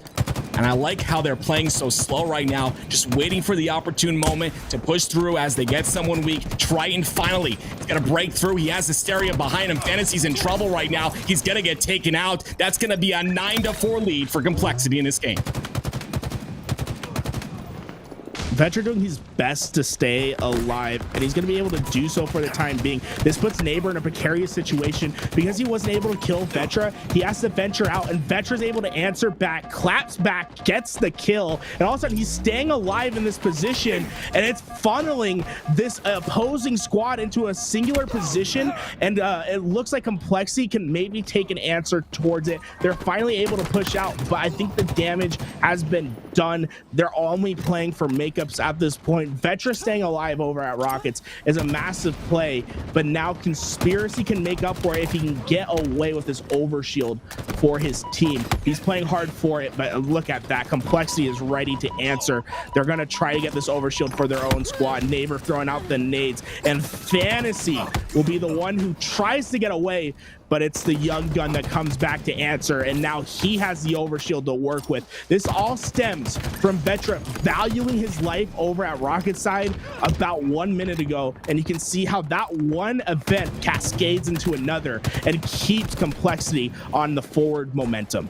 And we talked about Rob. We constantly talk about Rob the Turtle in his last game on Bazaar and just all the way throughout the last series. But look at Vetra, 11 kills and only 2 deaths right now. Make that 3 as Hunter shuts me up. But 22-14, 23-14 is the lead right now. 2 players from Anuntrium are stuck in the locker side. It looks like the other 2 are going to spawn on that side as well. Complexity putting the pressure in. They're up by 9. Oh man, Rob has the Bulldog once again. We saw him put Fnatic down in the dirt with it previously. The map runs through the utility on the map. Getting the Bulldog, getting the thrust, having the grapple are all things that will propel your team forward, and Rob has controlled them so masterfully throughout the series as Triton tries to find the kill on Neighbor, and it looks like Hunter JJX was able to find the kill on Rob, so they're gonna lose their power control, and all of a sudden it's the 11-4 Vetra who by his lonesome, he doesn't get, okay, he does get the trade out in virtue of a team kill, but that was a great push from Anuntrium, who now is potentially tightening up this game, and it's looking like we could be seeing a barn burner at the end of this if they can keep up this momentum. And they just need to get those slays. I mean, that trade was really perfect by Hunter there. Unfortunately got taken out by his teammate, but once again, Vetra 13 and 5. He's got 1 assist, but 3 go down for Anuntrium. Hysteria gets the OS once again, and Complexity have had complete control of this overshield this entire game so far, and they're using it to completely push this Anuntrium squad and get kills on them over and over again. A 12-kill lead for Complexity. I love the way Hysteria just pushes back and finds the kill. He's going to lose most of his overshield as the cross comes through, but the coordination and effort between these two of Hysteria and Vetra has absolutely dominated the other side, and it looks like Hysteria is looking for another. Fantasy exposes himself for the time being, taking the shots onto Vetra, but he won't be able to get that kill because of the support that Hysteria offers as he finds another kill. Hysteria has been all over the map, traversing, finding damage, staying alive, and this is what the difference makers are for a team as he's looking to find more damage. He gets another kill, killing spree as he's looking for one more. He knows he's around. Hunter JJX, you got dropped as he drops 4 shots into him and gets him on respawn. They have a devastating lead and they're looking to close it out. Vetra has 16 kills. He's not slowing down. You need to rebrand, young man. This is Gatra from now on. This man has taken over the game. He works so well with the squad. They're finally getting things to click. I'm telling you, man, it's not Vetra anymore. It's Gatra. This guy, he needs to get signed. Ashes, I know you're there. Give this man a bag right now. He's made the difference for this roster. I have never seen Complexity play this well, and Vetra playing remarkable Halo in this series and in all series before this. 40-26 right now is the score.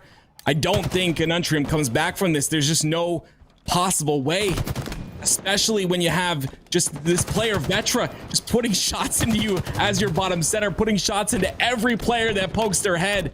I believe Anutrium finally gets an overshield, and that's going to be Fantasy coming through the double doors. But watch this. He's just going to get dwindled down to nothing as Vetra stays alive and plays his life. You know, Fantasy got the overshield, but it's for naught at this point. With how much damage he takes, it's basically burned immediately.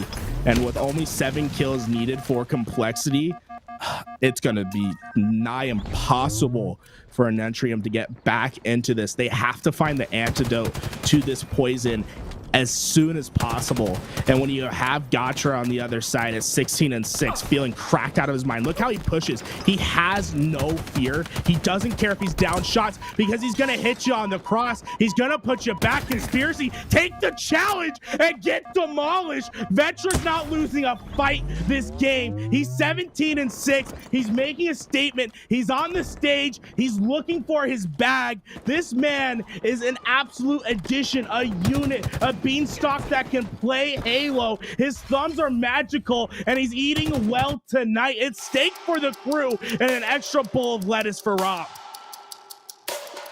Absolutely incredible play out of that entire Complexity roster. That is the best Halo we have seen out of Complexity, and it's great to see. Next, they're gonna play We Love Anime. And you know who's on that roster. It's Rami Bohm, Eli Elite, and Collect. And if they continue on this shred, those guys gotta watch out. And I know they're watching right now. They've got to come with their best game, and they've got to come with it quick because Complexity is on one right now. They're incredibly talented. They're finally showing that here today. Oh, man. All I'm gonna say, man, is you run through this bracket, you get to the last round, and now you have to play against some weebs, bro. Like, what? Oh no. Oh my god, bro. No. They probably got some weird jackets. They're probably watching some weird shit. Oh, no, my dude. god, bro. Can you imagine? You do all this work, and now you have to play some weebs on the other side. Whatever, man. It is what it is. We love anime. They're here. Rami, an incredible player to watch out for on the other side. Rami also used to team with Vetra back in the day. I believe he's also teamed with Rob. You know, he's been around. Rami made a name for himself in Halo 5, where he substituted for some players in the Pro Series for a little bit. Had his chance. Absolutely made waves at the chance. But this is gonna be a lot of fun, man. I actually do really love this We Love Anime squad. I just always got a bag on them. They always go with some sort of anime name, and I don't know why. It cracks me up every time. But Complexity looks damn near unstoppable, and I don't know how you stop an unmovable object. You know what I'm saying? It's just at this point, it's gonna be too much. Yeah, I don't think there's anyone that can stop this team at this point. If they continue on this tear, I think that I honestly just think that they're at this point now where they've finally caught their stride. They've finally gone over enough film. They've reached that pinnacle, and if they continue this success, I mean, they could be one of our top 8 teams. It's going to be hard to break through that point, but I believe Complexity has it in them. We're going to watch a live look here shortly. Reality Check versus Notorious. They're in game number 3, round number 3 on Audible, so a very, very close match. And on your screen, you're going to start off with Sutter 2. Ooh, Reality Check. Oh, they're still in the tournament. Love it. Sutter 1, Sutter 2. Well, oh, and they're playing against Llama God. Well, they lost, but hey. Reality Check getting their Reality Check versus the former Call of Duty Pro and Gears Pro players. Unfortunately, so you said that was the last game, huh? That was that was game number 3, round number 3. So that's it. We watched 3 seconds, and that's it. That's that. Well, you know, there's plenty of warheads in the back. They can suck on them and wait for next week. Oh wait, 1 second. Is he saying GG? Oh, okay. You know, Sutter 2, sometimes he has this tendency to say some stuff in chat after games, showing a little bit of respect this time. You know, a little. I like props. If you guys don't know, okay, I see it in the chat. If you guys don't know, Son of 1, Son of 2. You can go look up warheads on the chat. They used to throw warheads at their opponents at LAN. Ouch. So, you know, maybe don't play them on LAN because they get a little hyper with it. But hey, you know what? Props to Son of 1 and Son of 2 because they made the greatest contribution to Halo, in my opinion, by bringing up the I guess he's the 10th best Halo player of all time, will in the future be the best Halo player of all time. They were the first team for Frosty back in Halo 2 Anniversary.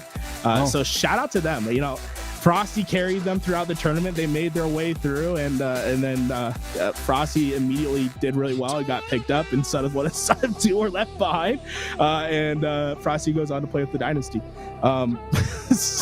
Frosty's nuts. So that's definitely. I didn't know that statistic. That's interesting. Very crazy. No, you know, just little fun things that happen in the past. There's like these trash talk videos. You see Son of 1 and Son of 2 just jumping up, screaming, and you see Frosty who's like triple positive on the other side, just standing, like sitting there with his controller, like, yeah, I don't know what to do right here. So, but yeah, you know, Frosty, he was birthed by Son of 1 and Son of 2, mother and father to the young man, and you know, the young man left for college and never looked back, created a dynasty, is now a mogul in the space, and we love to see it. Guys, this is some replays of what happened earlier in the event. Oxygen made it through. That's who you see on the right. Let's actually go through the list of who made it. So it's Oxygen made it through. A G2 made it through. Obviously, Sentinels made it through as well. Who was the last team? Oh, Anime. I'm going.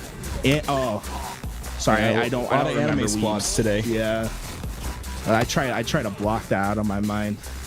Yeah, Anime is comprised of, let's see here. It's going to be Furiously, Exodai, Goldstar BR, and JKV. I believe they were previously Solaris, just for anyone wondering. Yeah. Now, the entire industry of Japan, anime. Great to see. We're waiting for our next match. Oh, guys, we'll be there soon. Do not go anywhere. Our next match is starting up relatively soon. They're getting into the lobby, guys. We already have like more than half of them. So our match starting really soon. Do not go anywhere.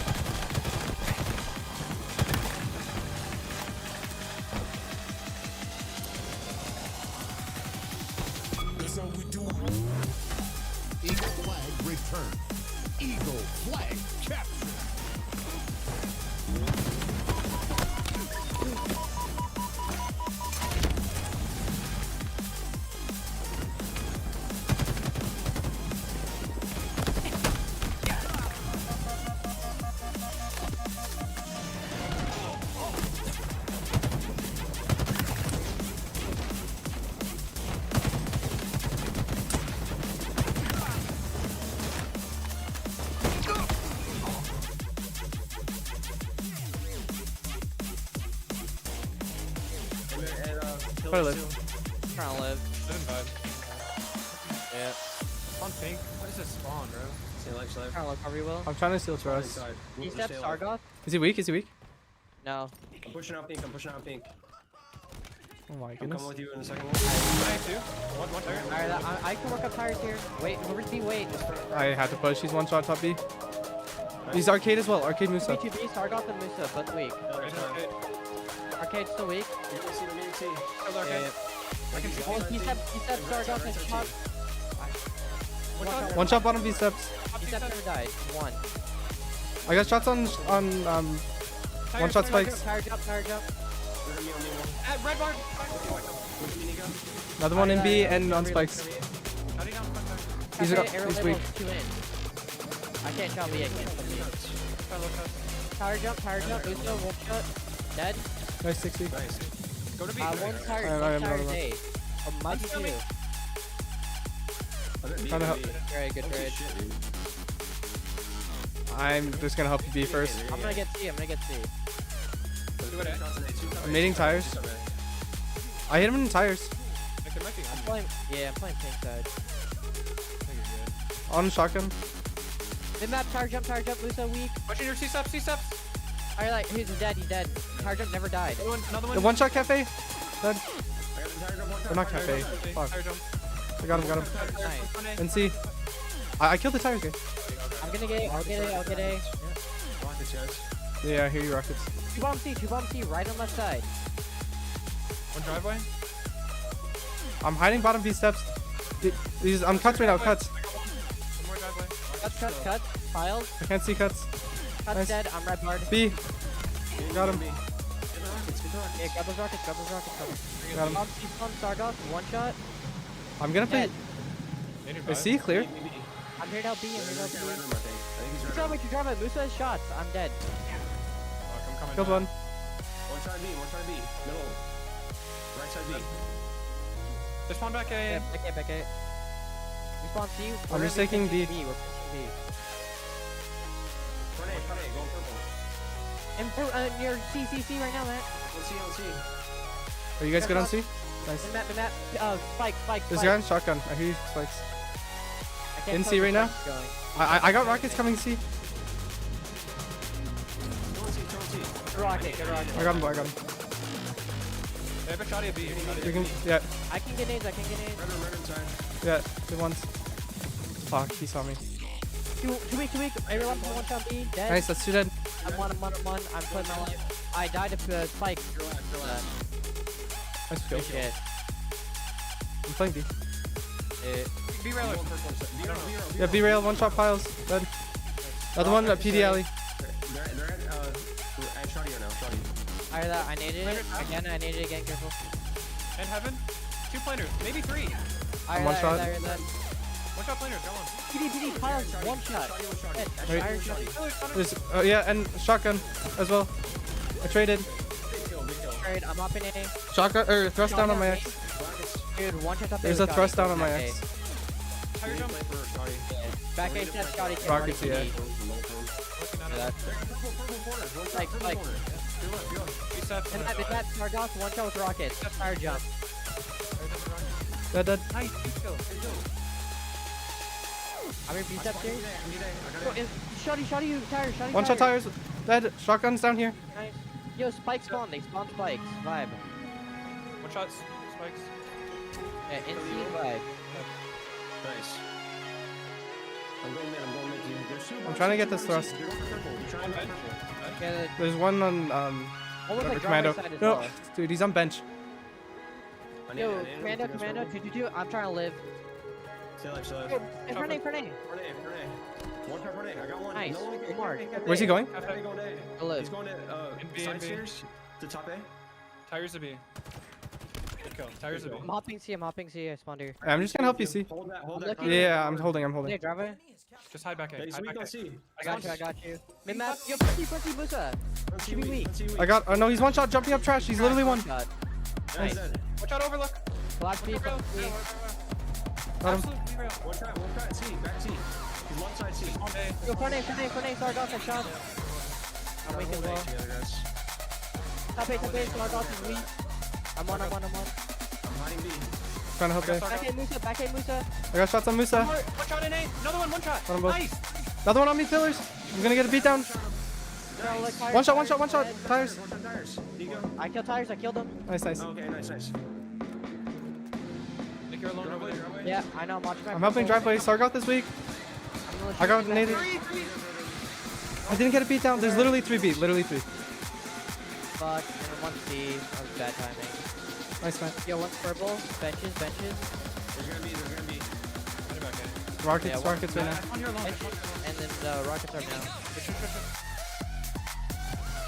There's no one coming gold. He's got stalker shooting C. Or for me. Got him. Rockets, guys. Stay alive.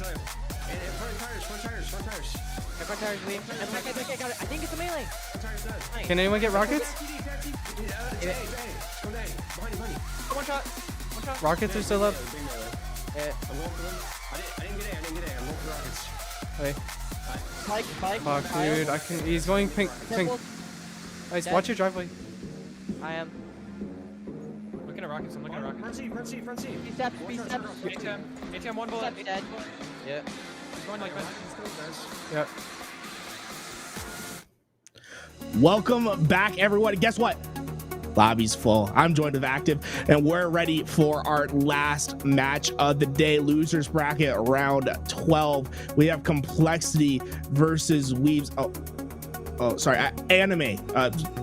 Complexity versus Anime as our next match. We are in the best of 5s now because this is a qualifying match. Bizarre Flag gonna start it, and I mean, if you recall, Complexity kind of 5-0'd last time they played Bizarre Flag. Yeah, just want to correct you real quick, Garrett. It's a We Love Anime. Anime did already make it to the Pro Series. This team is called We Love Anime, and they're also fighting to get into the Pro Series, which would be kind of funny in my opinion, because there'd be 2 anime teams in the Pro Series on Thursday. We Love Anime lost to G2 Esports 3-1, and that's what brought them here. It consists of Rami, Bohm, Eli Elite, and Collect.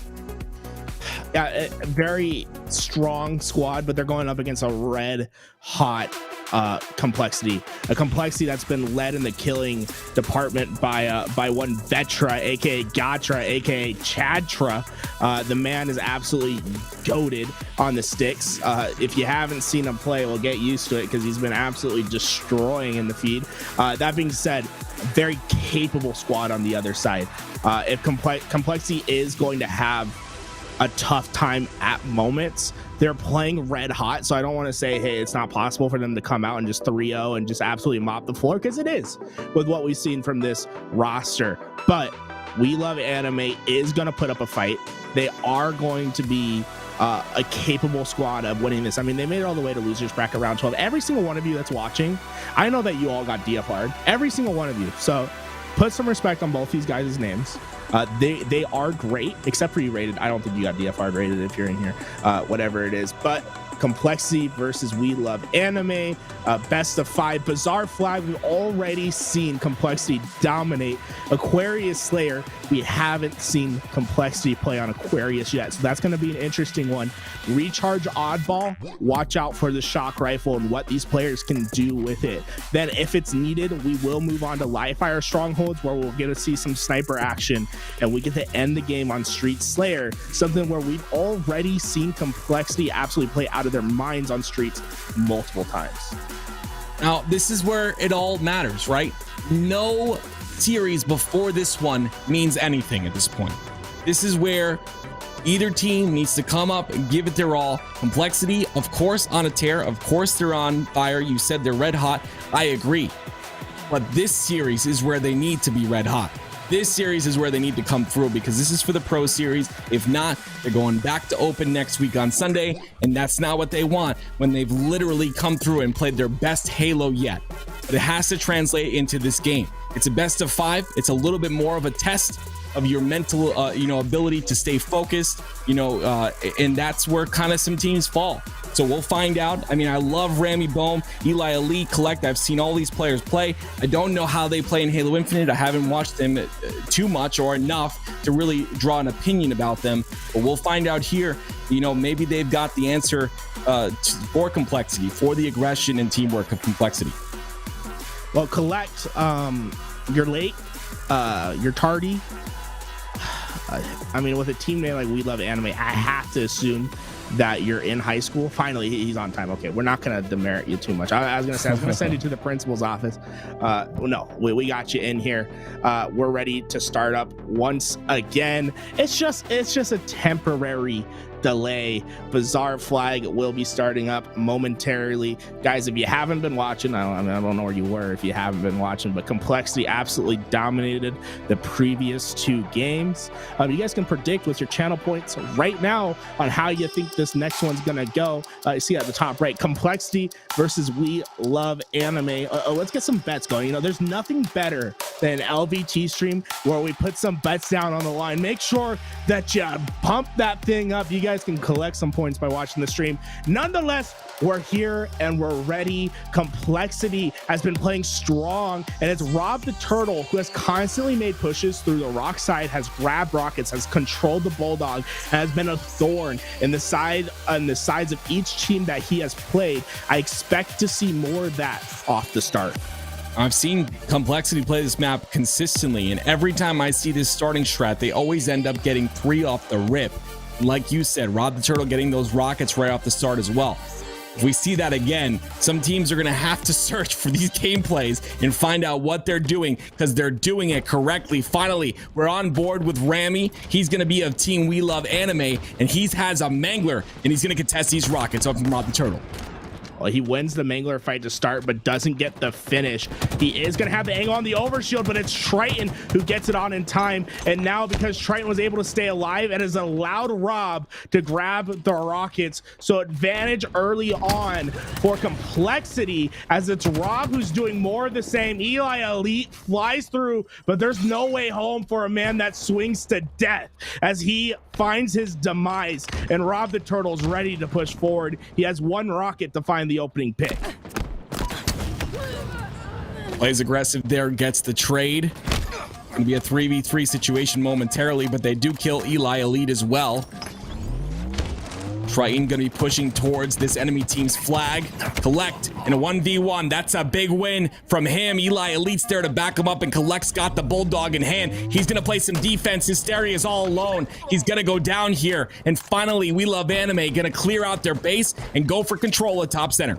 And that's an accomplishment, to be honest, with what we've seen Complexity do to the previous teams they played. Playing defense and stabilizing from your position and then getting the double kill. He's opening up lanes. Collect has come for his money, and you're damn well sure he's collecting today. He has the Bulldog, and he's looking for some more havoc as he's getting into the bar. And I love this. He waits for his teammate. He cannot be the first one to go down. He has the weapon of choice. He waits for his teammate. He pushes through with him. This is the type of coordination that you expect to see from a team that's made it to losers bracket round 12. That's going to be 2 dead. Momentarily make that 3. Hysteria, the last guy alive. All 4 dead for Complexity. And We Love Anime going to be on the aggression to pull this flag here. The spawns come out on the alleyway. Can they get this through to this side? Okay, so he's dropped that shotgun. I don't know if that's the correct play, because all of Complexity is spawning on rocket side right now. They should be aware that Bulldog will be respawning. Vetra finds the first kill to break out. Bohm trying to find the chase. He'll be able to do so. This flag is sitting out in the open, but We Love Anime is winning the fights, and you can see Eli Elite has the control of the tree on which the side the flag is held. And look at Rami flying in, and it's going to be 1-0 We Love Anime if everything goes correct. And it looks like there is nobody in position to stop him. That's going to be the first flag punched in. And no one's down for We Love Anime right now. They've got the numbers as well to put pressure and consistently do so. Bohm gonna play his life here. He has a teammate right near him. That's gonna be Eli Elite trying to get this kill, and they do on the Triton. Rob the Turtle gonna come in once again, slide through, get the rockets, and get the trades. Complexity has control. Rockets in their hands. A Turtle, he goes down quickly, and it's We Love Anime that's putting the hurt on early unexpectedly. We expected this Complexity roster to come through and kind of put in easy work after what we've seen, what they've done on this map, but now it's Vetra who's trying to answer back. He's going to be pushing forward, the tip of the spear for his team as he is first into the flag, and I love this use of the grapple. Get behind the opposing team, block out the spawns, let your teammates push forward, and now they have a chance to answer back because of the smart plays from Vetra. Vetra's going to be half shields here, pushing this through towards the 50% portion of the map.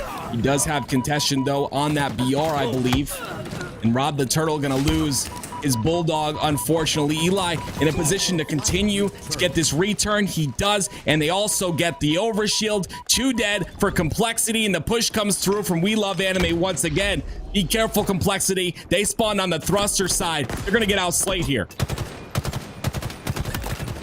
Look at this aggression from Eli, using that last bit of overshield to get up, and Complexity is on their back foot, and it's gonna be another flag grab from We Love Anime. And look at this positioning. They have all the lanes blocked, but did Vetra? No, Vetra. Yeah, Vetra is alive. Vetra's put in the hurt, but look at Collect. He's gotten the Bulldog multiple times. He's absolutely popping off. Last to the party. He milked us, but he milked us for a good reason. He's 12-5, putting on a performance this game. Watch out for the Bulldog and the impact that it'll play on this map.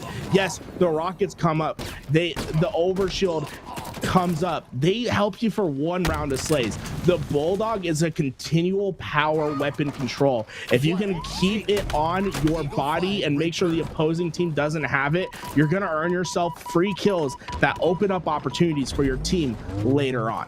And I really love the plays out of Hysteria and Vetra there. Vetra holding that top rocket control, Hysteria sticking on the BR, just putting in tons of cross shots onto the players trying to push through from We Love Anime. And now Complexity looking to get some slays here. They do have the flag out. It's going to be only 1 dead in Eli Elite. Looks like We Love Anime is in a position to stop this flag. Rami doing his best to stay alive. That's all he can do in this position. He's so forward for the team. He's basically a last line of defense in the back thorn, and he does his job getting the damage in, allowing Eli Elite to find the pick. And now it's up to Eli Elite to stay alive because this push is materializing.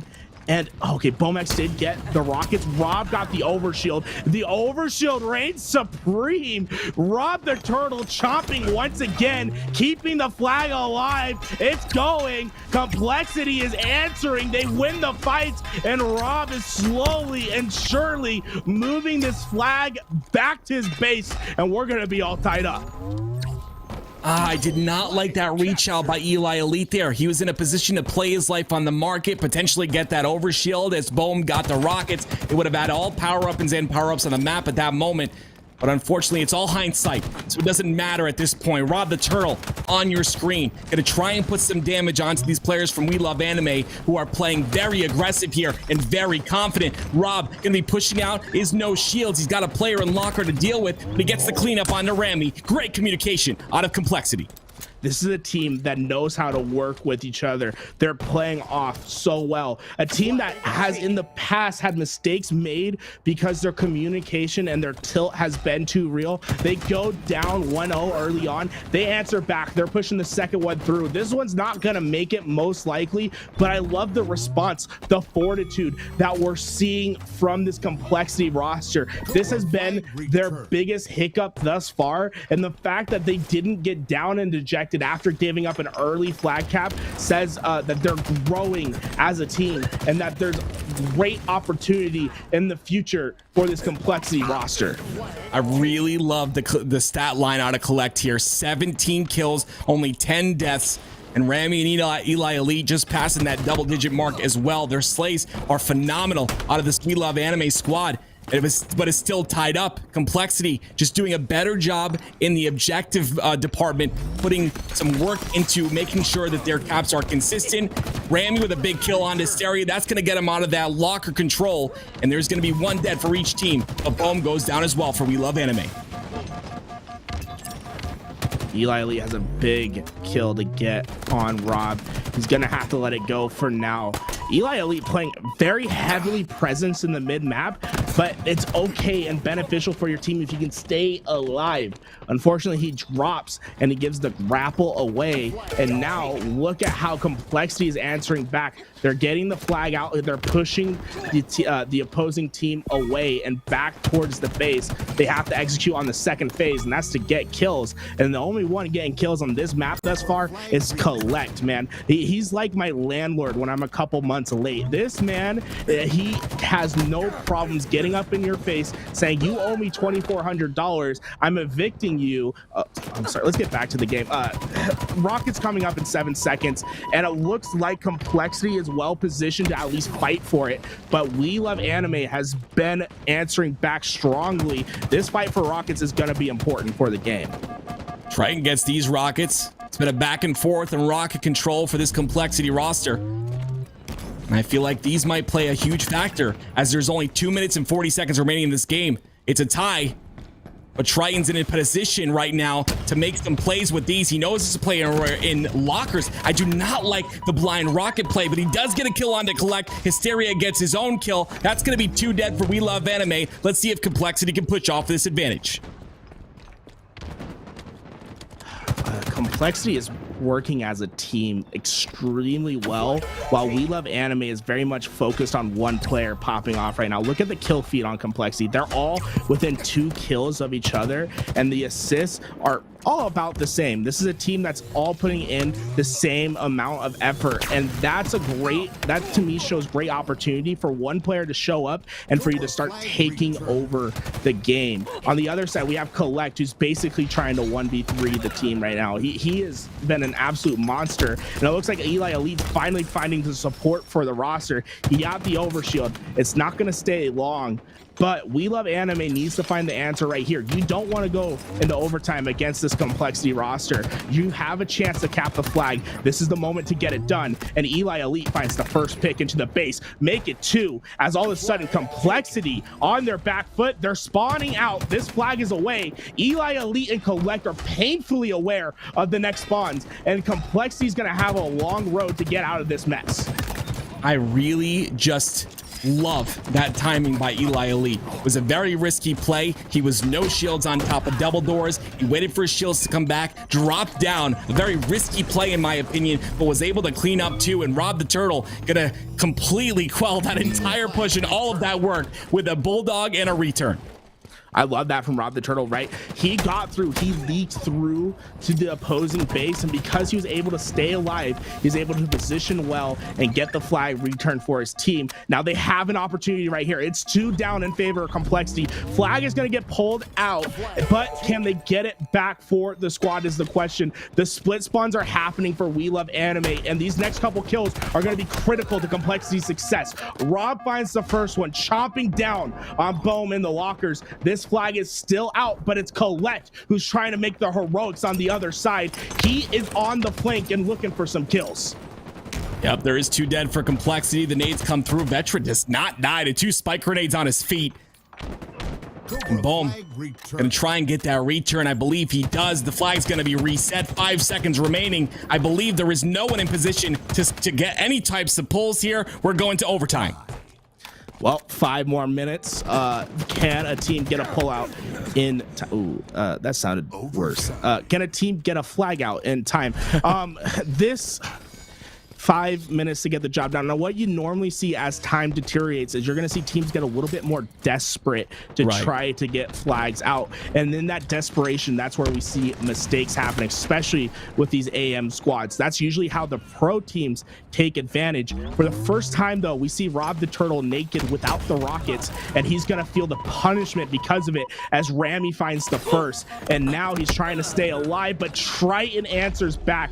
Collect will collect the rockets for his team and finally find that last shot, but Triton is in the base and putting the screws in. He just needs to stay alive and allow his team to push forward. Vetra trying to come to support, but he's not going to be there in time. And now We Love Anime well positioned to answer back as Rob sees his shell shattered with the back smack of Rami. Yeah, a little bit uncharacteristic of Rob. He had a dead slide there going for that those rockets. Unfortunately, lost them, and that kind of spiraled out of control to the point where I believe We Love Anime does have control of the map. Triton could be in the BR, trying to put some crossfire in, and Rob going for his patented rocket side push, but he's gonna get taken out to no shields. Vetra, though, with a big trade, and potentially even stopping this push from We Love Anime. I'm sorry, his name's not Vetra, it's Gatra now. You got to remember, man is on a tear, and he's doing it more in overtime. He's 5-1 to start this overtime, and he's looking to add more to the collection as he's pushing forward. Unfortunately, the rest of his team hasn't been able to catch up, and that's because Collect is causing havoc in the back base. Vetra will win his individual, but what doesn't show up in the stat sheet is how Collect pulled all of Complexity back and left Vetra by his lonesome, and this is going to result in a flag grab for Bomex, and We Love Anime has a real opportunity to capture this flag. And Remy does have the dino nades. He's gonna throw them into the spawn on alleyway. Triton is down to no shields. He's gonna get taken out. That's gonna be 2 dead momentarily for Complexity, and Bohm's already got this flag into his base, and the pressure's coming through, but Eli Elite's calling that push so beautifully. That's gonna be it. My word, We Love Anime gonna win game 1. Oh my god, dude. Putting the subtitles on the match, they said this is ours. We Love Anime getting the job done. I love that statement from Eli Elite, winning that fight versus Rob. Rob had an opportunity to stop the flag. He had to win the PIV versus Eli Elite, and Eli, he's just so damn elite at those gunfights. Rob being quelled in this second game. Interestingly enough, going 18-22 after the stat lines that we've seen from him in the previous games, that is a surprising one to say the least. But on the other side, man, I'm a Collect fan, boys. Oh my god, this man made play after play, and he drops 7,300 for the dub. Look at the damages over there, clearly out damaging the other squad. Is We Love Anime and Complexity finally feeling the adversity? How do they answer? This has been their biggest problem all season. When they go down, they have problems getting back, and now you're down 1-0. You have to answer on the Slayer, or else you're in trouble. Yeah, you want to qualify for this Pro Series, right? This is a best of 5, though. We've got a little bit to work with here. You're absolutely right. They've got to get their mental clear. The next game, Aquarius Slayer. And I see a team like We Love Anime playing just as aggressive on this map as they did previous. And Collect, like you had mentioned, just a dominating force on this squad. They all played so well, Eli Elite as well. But here we go. On board with Collect, the man of the hour. This is Losers Bracket Round 12, best of 5, Complexity versus We Love Anime. And Collect gonna start with this camo in hand. Collect was red hot, and he's not stopping any time soon. 4-0 immediately for Complexity. 4-0 down for Complexity. And look at this, Collect has gotten the heat wave and the camouflage to work with, and Complexity struggling early on. This is not what you want to see from this roster. I really like the play there.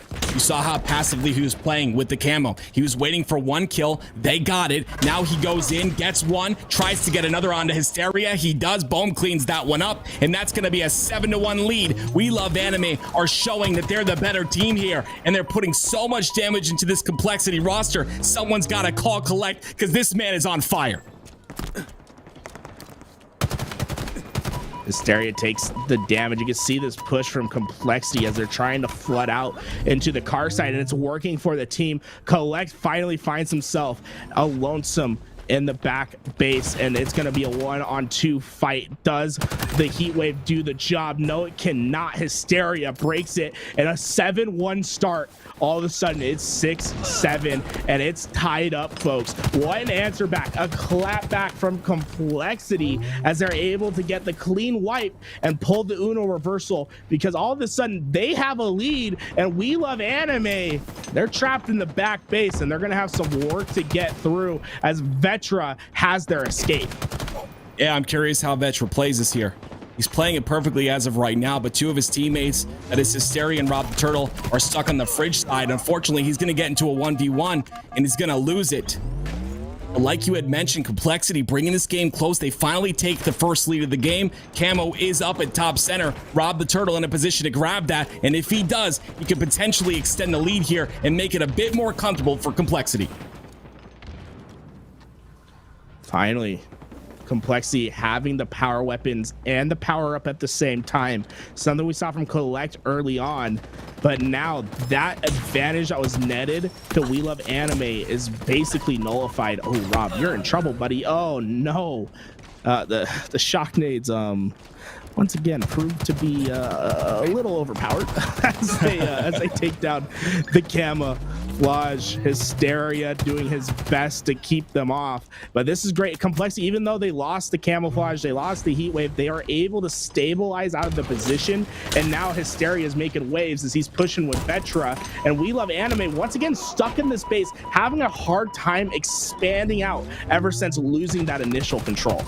Now this heat wave's got to be the focus here. This heat wave has made just ginormous pressure for this We Love Anime team. The double kill from Rob comes through. Finally, the Turtle is waking up, and this is exactly when we need him to do so. Right now, he's 6-2, having an incredible game, and they've got the number of We Love Anime. They know exactly where they spawn, and they're going to try to collapse on this.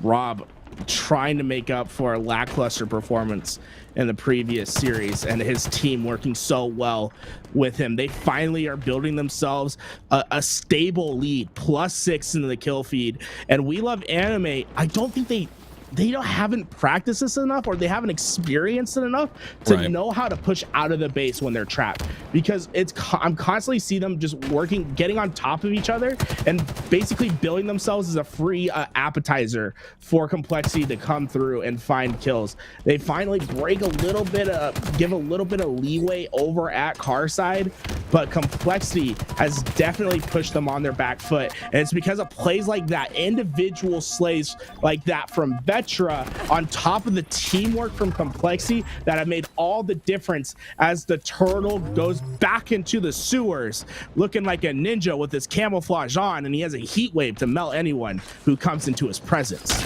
Another camo for Rob the Turtle and another heat wave for Complexity. And this is going to spell problems for We Love Anime. He gets one kill.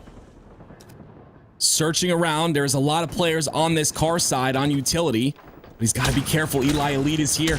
Misses a couple shots. Goes for the thrust in. Very aggressive. Very confident. Ramy's going to clean up the other kill there as well.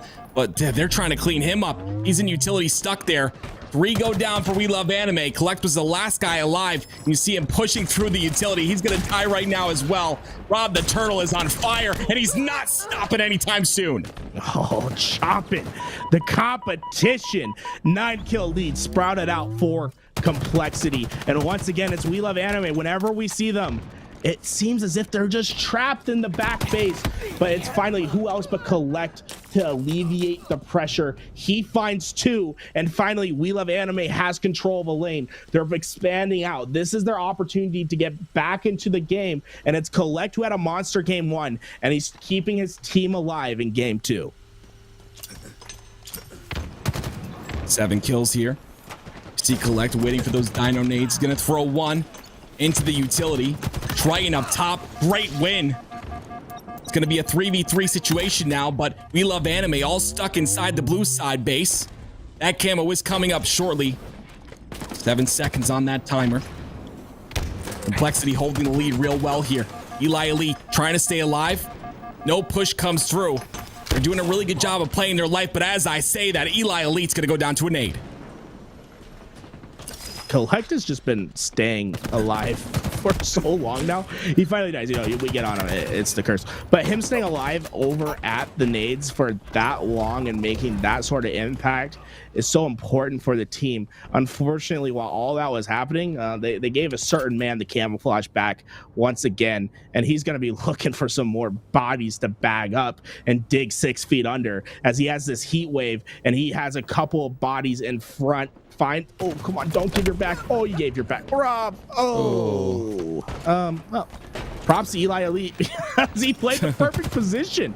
Rob dead, unsuspecting to say the least, finds himself on the respawn screen. Now it does look like Complexity has top P control, but they are also stuck at the blue side base. Vetra going to make an aggressive play towards bottom, picks up 1. There's a player behind him as well. Gets the double, though. That's going to be 2. 38-31 right now. They're extending this lead, and they're just doing it by being aggressive, controlling these power weapons. Once again, Rob the Turtle has the the heat wave in hand. But Rami, he's going to have these dino nades. Like you had mentioned, some of the most powerful nades of the game. Can he make something happen with these? Oh man, get skill gaps. Vetra dead from the nade from Rami, as Rami's starting to lead this comeback, only down 5. You gotta remember, I believe it was double digits at one point. Rob the Turtle working with Triton on the bait and switch, but all you're getting baited in is to death as he goes down. Rami trying to answer back, but the damage is done. His teammates are falling, and he will be the last alive as Vetra gets in his face. It will be a kill from the grave, but Complexity builds the lead once again. Hysteria not having his best game, but he's gonna be able to get the heat wave, and guess what? It's a camouflage. And who's gotten every camo for like the last 3 minutes? It's been Rob, and he's in top mid position, ready to grab it once again as he's fine too. He's looking for Rami. Chop, chop, motherfucker! Double kill! My God, Rob, you're doing too much. Rob playing phenomenal Halo. 15 kills, only 5 deaths in this game, and they extend the lead to 7.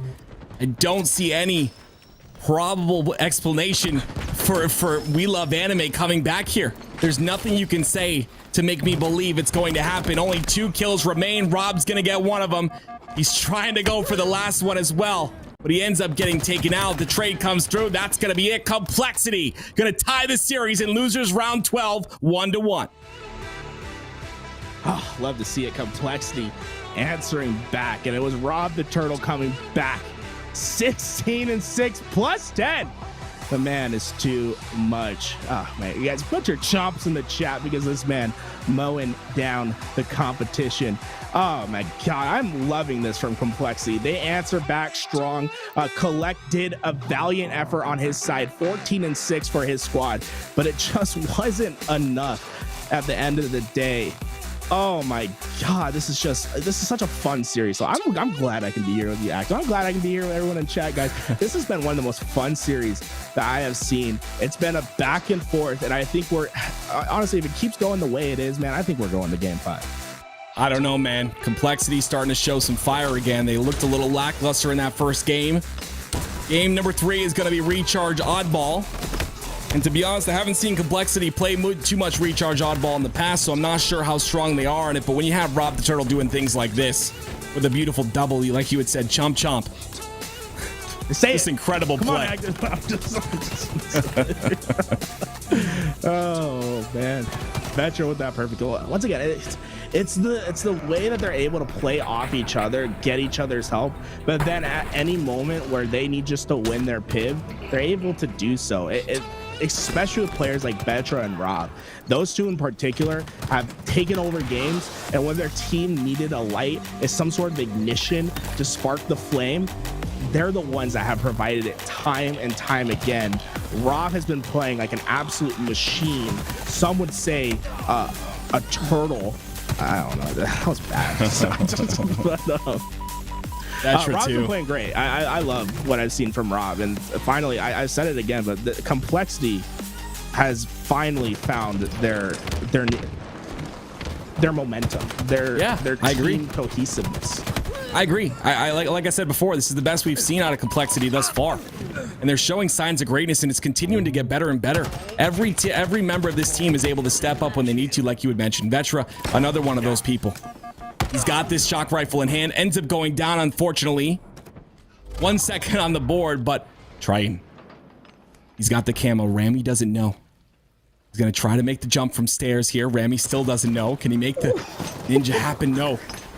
He's going to opt to play his life, the smart play, but no, he gets naded out in the open. Boom with a beautiful nade. They collapse on him, and he's going to go down.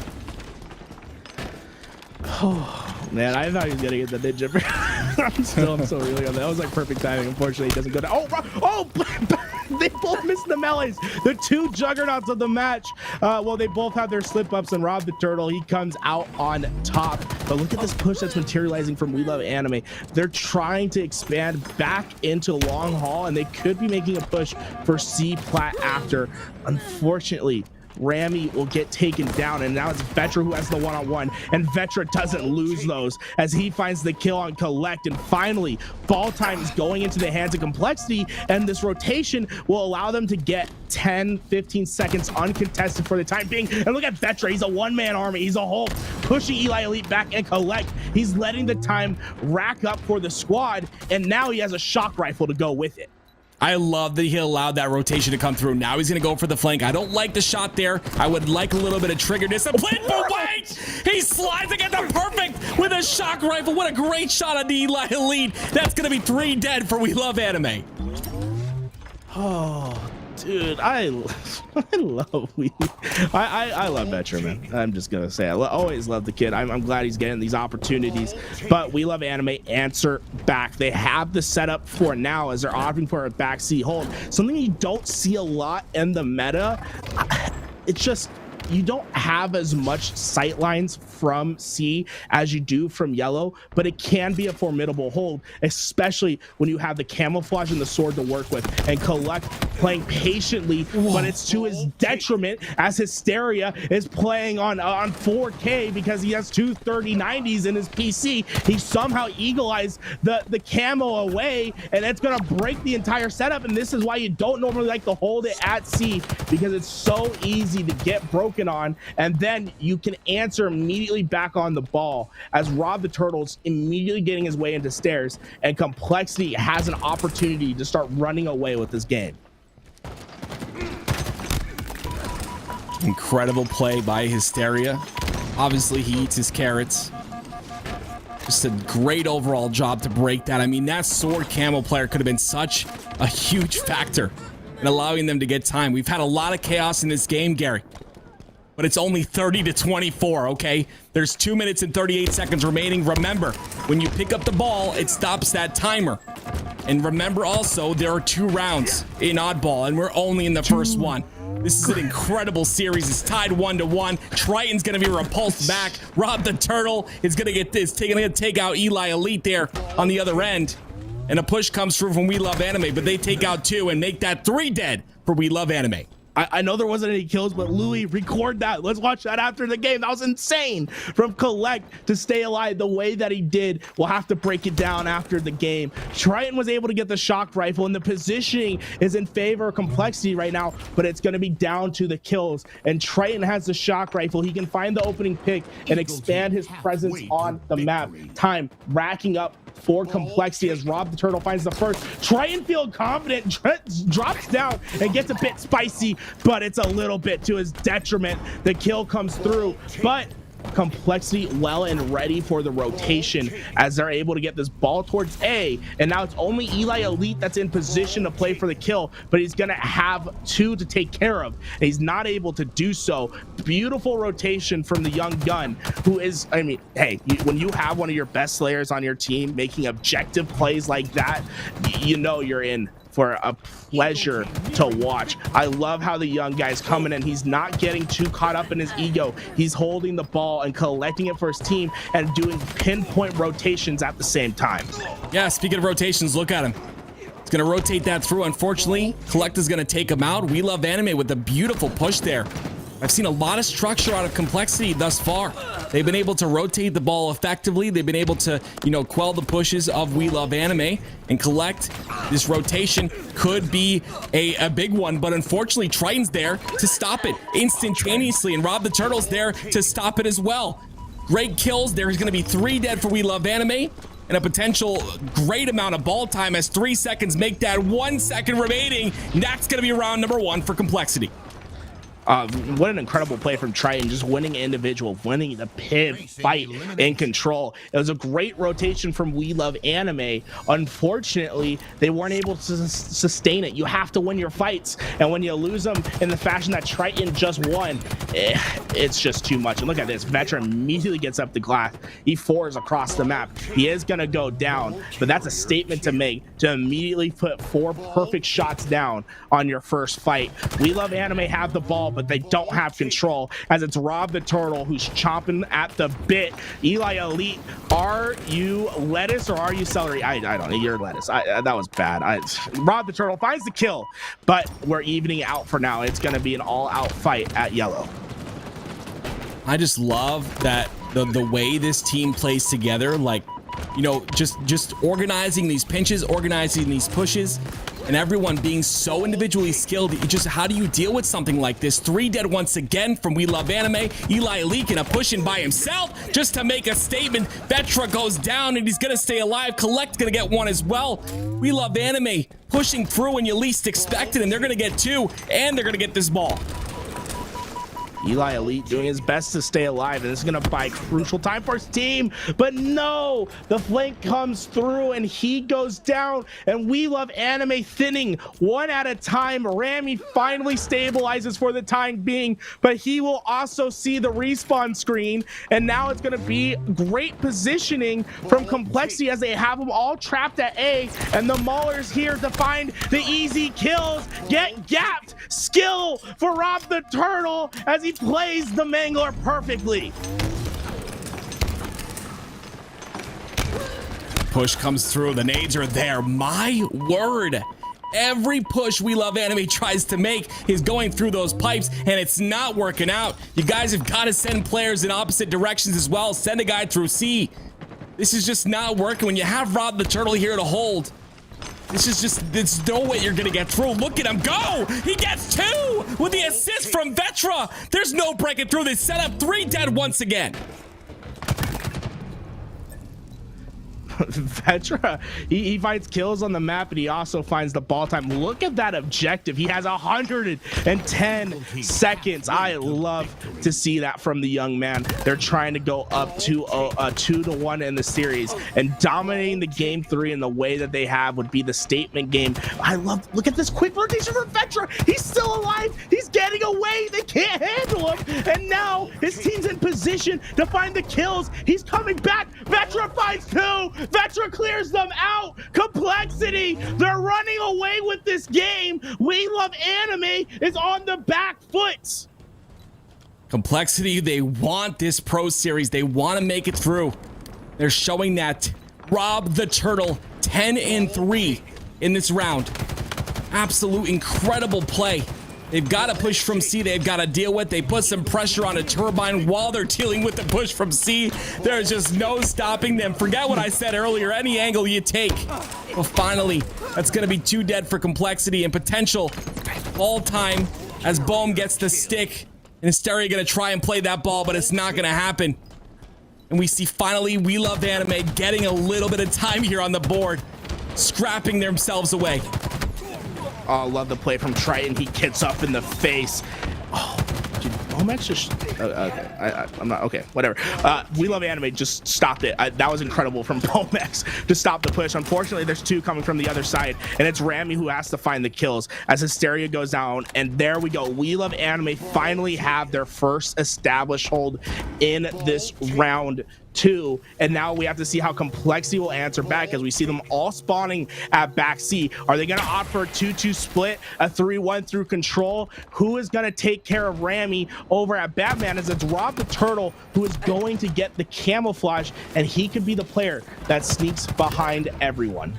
I really like the prioritization of Collect there on top control. They know he's going to be the anchor player, the crossfire shooter, and they take him out first, and because of that, break the setup. They're getting 94 seconds and counting. This is round number 2. They've got 3 more seconds to get. Rob with the camo, still making plays. The 360 comes out, and that's going to be it. Complexity leads the series 2-1. Rob the Turtle with the impact play at the end, right? It's how do you answer back when you lose all control? How do you break the setup and it was Rob the Turtle who prioritized the camouflage, made sure he could stay alive with it, perfectly timed his push, and then won the pivots that broke the entire setup. Absolute plays from Rob the Turtle, who slays out once again. Plus 17 for the team. Shout out to Vetra. He only got 15 kills, but you got to remember, he has so much ball time to go with that as well. Rob the Turtle, they let him loose. He drops 5,700 on their forehead. And then Vetra playing the objective time as heavily as he did and still finding kills in the map. Oh, You'll yes. see some replays. Louis, thank you for reminding me. Back this up. This is sick from Collect, right? So go from where he's like escaping with his life. Okay, right here, right. He's trying to get away with his life. Check this out. He goes down, whatever. He milks. So you can go forward a little bit. But check him out. He repulses his grenade away. He repulses the grenade away to stay alive. And then he comes back up and he finds another kill. I thought this was super sick. Just repulses the grenade the other direction and then comes up and keeps them off him. I just love plays like that. Collect just milking his life as much as he can. Oh man, I love it when you see some cool repulse plays like that. Yeah, I love the fact that you can utilize the sandbox like this, and we're only in month number 2. I cannot wait to see what we're able to do 1 year, 2 years down the road, as we do have obviously a 10-year cycle with Halo Infinite. And of course, we have here, Complexity has the chance to close this out right now, make their way to the Pro Series. Live Fire Strongholds is the game type. And on your screen, Collect, the man that is going to try and prevent this from happening. He's going to try and take this to a game number 5, but he gets taken out early. Eli, okay. Triton gets the kill. I was about to say Eli Elite in a great position. Unfortunately, he will go down, and look at how Complexity is just setting up for this power up. Eli Elite does get the spawn, but they get their health back, and then get the camouflage on. They have AB hold, and now Triton with his camouflage, you can maybe expect him to try to find the flank on C and push for an early trip cap. And did he see Collect or not? Okay, he did see Collect. Okay, he should find the easy kill on Collect, and now he's back C, and he can cause some havoc. This could be an early trip cap for Complexity, which would spell disaster for We Love Anime. I like the fact that he didn't just go for C there. Obviously, We Love Anime has the information that he does have camo pushing back tower, so he opts to utilize that. A trip cap comes through. 36 seconds on the board for Complexity. 0 on the board for We Love Anime. And Triton, he has a sniper and the heat wave in hand. 2 ginormous, impactful power weapons in his hands. Can he stay alive? Can he get some kills? He's going to try and defend C here. He just has everything. He's in C Tower, and you'll notice a lot of this map will be ran by C Tower. If you can maintain that control, get the sniper up there, watch the sight line to top sandbags and keep players off the rotation towards B, you can make some impact plays. As Eli Elite opts to rotate the sniper out, but this is a dangerous position, and that's why you're basically isolated. This isn't Halo 5 where you can just blame the first person that comes into your screen with the sniper rifle. You have to play a little bit more methodical with it in this game. And now the sniper down for the time being. Power up is up, but Rami doing his best to stay alive.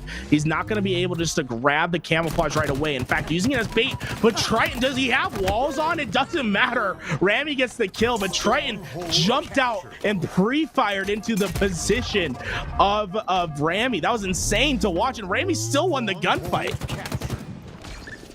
Incredible job by Rami. Someone else who's playing incredible is Hysteria. He's having a really solid game here. 5-2 to start. But on your screen, Rob the Turtle does have the camo. I love that right there. There's so many players that miss those the utility on the floor, like the repulsor or the grapple. They don't have one in their backpack, and they just walk by it.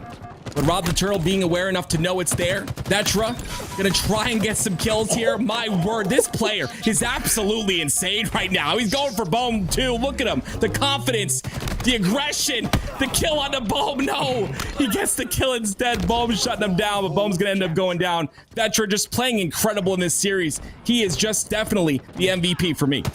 That Vetra just gets you excited when you watch him play. Oh man, the way that he just maneuvered that gunfight. Collect gonna lose the fight versus the young gun. That's gonna let Sniper fall into Vetra's hands. They have the AB control. If they can take these players out of back C, they're gonna be in a great position to potentially push for more. Unfortunately, Vetra gonna get taken down, and now it's We Love Anime that's suddenly gonna be able to push through to B and recollect C as they find the kills in the critical moment. A little bit of an early drop wall there, not really being contested. Maybe just trying to get that first shot in the BR fight. And of course, Rami on your screen with the sniper. We've seen this sniper being utilized so much more in these past weeks. You know, the skill gap, skill ceiling, I should say, very high, but many players starting to understand how it works with the delay in the shot. Rami, we'll see if he's one of those players here as he takes control of Nest. This sniper can change the game's momentum. He finds the first, but there is one player to worry about. Vetra has sandbags and Triton is in front of B. Vetra gets tagged up. Vetra goes down. Rami gets knocked off. Sniper, sayonara. Mind the gap. Goodbye. Another language for goodbye. I don't know, man. That's insane. I love the repulse and what it adds to the game. Those exciting moments as Triton is able to defend B and get the sniper away from We Love Anime, stifling the comeback for now as he's single-handedly holding down B. Garrett, there was a chance for Rami to clamber there, I believe. He just wasn't in time to do so, and that's another individual skill cap that a lot of players got to be ready for. You're not pushed all the way back like Rami just was once again. Oh man, Rami twice in a row. That's gotta be a heartbreaker right there. Twice in a row, hitting the water, going for a swim, and Rob the Turtle taking control of Nest. Complexity coming away with this 153-60. I mean, Rami's got to change his name to Seaweed at this point. His body just collecting at the bottom of the ocean. Rob the Turtle with a well-placed grenade, and look how ready he is for the C push. But it's Collect and Rami, that work together to stop C. And Collect has consistently made impact plays throughout this entire series as he stops C. And look at this spawn from Complexity, and Collect is well aware of it. He's gonna opt to go back to mid to stop A. I feel like he could have maybe gotten that kill, but he knows better because he's going to find himself a back, and then he comes back to challenge Rob anyway. He's going to get the assist for his team. Well played from Collect to find the assists and the kills and to change momentum. Getting that camouflage from Bomex could be the catalyst that's needed for them to start getting back into this game. Yeah, they're gonna push him here though.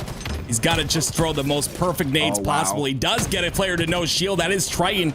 Unfortunately, not able to stay alive. They're going to get that reset. And with that reset comes a lot of time, but the B is being contested here. Rob the Turtle on the outside towards sandbags. Eli Elite towards his teammate that is on the catwalk. Collectively going to be pushed back. So that's the opportunity for Complexity to push through on their weak side. And they're going to get that hold once again. 190 and counting. Complexity looking to close this out. And everyone is having a solid game on the Complexity roster. Not so much on the We Love Anime roster. Collect leaving a parting gift of a no-scope, but this lead is so immense for Complexity that we're going to see We Love Anime probably start to play with some desperation in the feed now because the trip cap is in effect, and We Love Anime has, what, 25 seconds to stop this? If they can't get into the base soon, they're going to be going home and not seeing a Thursday tournament. And Rob the Turtle is on the attack. He found one, gets them weak. He doesn't care about the one shot because he's finding another. He's trying to value his life. He's staying forward. Collect is the last one alive, but Rob the Turtle just keeping the pressure up, waiting for his teammate. And yes, this is why you go for trip caps, right? Because you can answer on the clapback. Yes, they got A. Well, you immediately slate them all out because they had to put so much presence at A that you just flip them out once again, and now you have a substantial 2-hold. Trip caps are the wave, and Rob the Turtle is here to stay with how he's played this game. You can see why Complexity went after this roster. B will not get capped by We Love Anime, and suddenly they have 10 seconds to make something happen. 10 seconds and counting. 246. Finally, B is taken. It's being contested here. Rob the Turtle going to be pushing up. There's 2 players to deal with on to B right now. So maybe they opt to rotate towards C instead, but this comeback, it's just not looking so hot. I mean, look at the score line. 4 seconds for Complexity to win. And if they win this, they obviously do qualify for the Pro Series on Thursday. You see Rob the Turtle rotating towards C, trying to get this cap, but he's got to come through. Eli Lee first. Gotta remember, this isn't Halo 5, right? So there are comeback mechanics in this game. As long as you're holding 2, you will score. And if Complexity somehow grabs a hill right away, if you get into the opposing hill in time, you can stop the scoring. As Vetra finds 1, do the A spawns come in? No, they do not. Complexity find the win. Rob the Turtle shines once again, going plus 11. I've never seen a man go so positive in my life. Guys, one last time in the chat, let's get it going. Can we get a chomp because he has just demolished the competition like he eats his salad every morning. Rob the Turtle is absolutely cracked on the sticks today, as he, in my opinion, was the impact player in the series. I want to give the shout out to Vetra. He played incredible, but we cannot deny the brilliance that was Rob the Turtle. Honestly, I've never seen him play this well, and we've watched him for many tournaments. I don't know what he had for breakfast, but I gotta get in his DMs. I gotta get in his DMs and figure it out. Apparently, lettuce is. I hate lettuce, but you know what? I'll give it a shot just for Rob. But just incredible play out of him in all the series that we've watched. Vetra also coming in to perform. Look at the damage out of Vetra, 4,700 damage. I mean, Collect. He tried to pull his weight there. I mean, that's a great squad. I think they've got a lot of potential, but when you come up against the likes of Rob and Vetra and just this Complexity roster in general, you're going to have a hard time as we look at some replays. Oh man, what an incredible best of 5. And finally, we're going to see Complexity in the Pro Series. I want to see them turn some heads. These 3 players that make up the core are veterans that have been there before and have done have done it in the big on the big stage. They add a young player in Vetra, 18 years old, started competing at 16 in Halo 5, placed top 16, top 30, actually top 32 at DreamHack 2018, immediately made some waves in the Halo 5 Pro Series, gets top 32 at Rally, but wins the FFA, gets picked up by this roster, and he looks like he was the missing piece. Oh yeah, one second. Goodbye, Rami. Holy that's probably the farthest one I've seen. I mean, he was like at the front of B and he gets pushed down. I honestly, I think he backed up himself. He could have maybe Cali clambered to get back up if Rami was like on top of it. He definitely could have clambered back up, but he sees the C's for a second time. Love that. What was someone said? Rami? Oh, more like algae. Am I right? Love that in the show. Whoever came up with that was awesome, guys. But just want to mention, Garrett. You know, obviously Complexity. They're added now to the list of 4 that we have so far confirmed: the Sentinels, Oxygen Esports, G2 Esports, and Anime, and now Complexity are going to be qualified for the Pro Series on Thursday. We've got a couple other teams that are playing right now, but it just must feel so good just to be added to that Pro. I mean, they've got to make an impact there finally. And I think, you know what? I think if Rob the Turtle and Vetra in squad, do the same thing that they did tonight, we could see them make it pretty far in that Pro Series. Pro Series on Thursday, guys. We've seen what? G2, Sentinels, Oxygen, now Complexity make it into Thursday's tournament. There's going to be some exciting games on Thursday, especially with the rosters that I've just listed. You gotta be aware. You gotta be where you gotta go. Twitch.tv/Halo on Thursday, guys. Make sure you're watching because there's gonna be some exciting matchups to be sure. Guys, if you're unaware, we do this every Sunday. So why don't you click the follow button if you want to see more action like this. We do it every Sunday. And last Thursday, in fact, we covered the beginning of the championship bracket. I don't know if we're going to be doing it this Thursday again. I hope that we do. You guys can keep an eye out on the Twitter for more information about that. But we are here for the community, guys. We bring this coverage because no one else is. We want to make sure that you can see the storylines of the open bracket, that you can see what develops, and we appreciate all of you guys coming out and breaking that 1,000 view mark today. Thank you so much. But you gotta follow and you gotta be here next week, or else I'll be sad. And I don't want to be sad. I want to make sure that you guys can experience the open bracket with me and Tim, because this was incredible. Hopefully Rob the Turtle isn't here next week because he cases top 8 in the championship bracket. Yes. But if he is back, we'll be sure to get him back on stream because this man is absolutely cracked. Finally, Complexity get the monkey off the back. They qualify for the Thursday tournament, and there's no question marks this time. They played extremely well. They look well-tuned, and they're ready to qualify for Anaheim at the end of the month.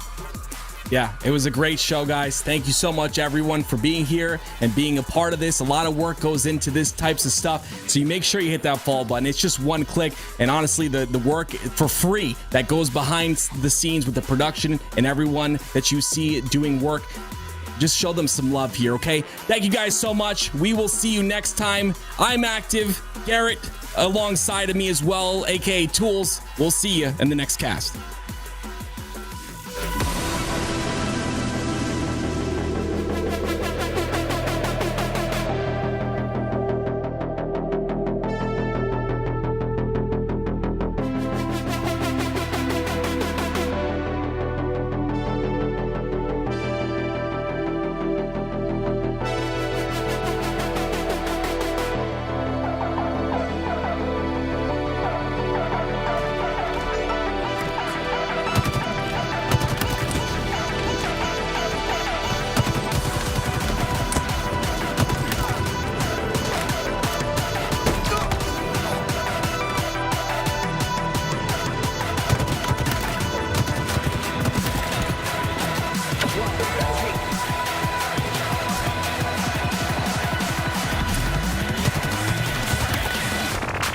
What?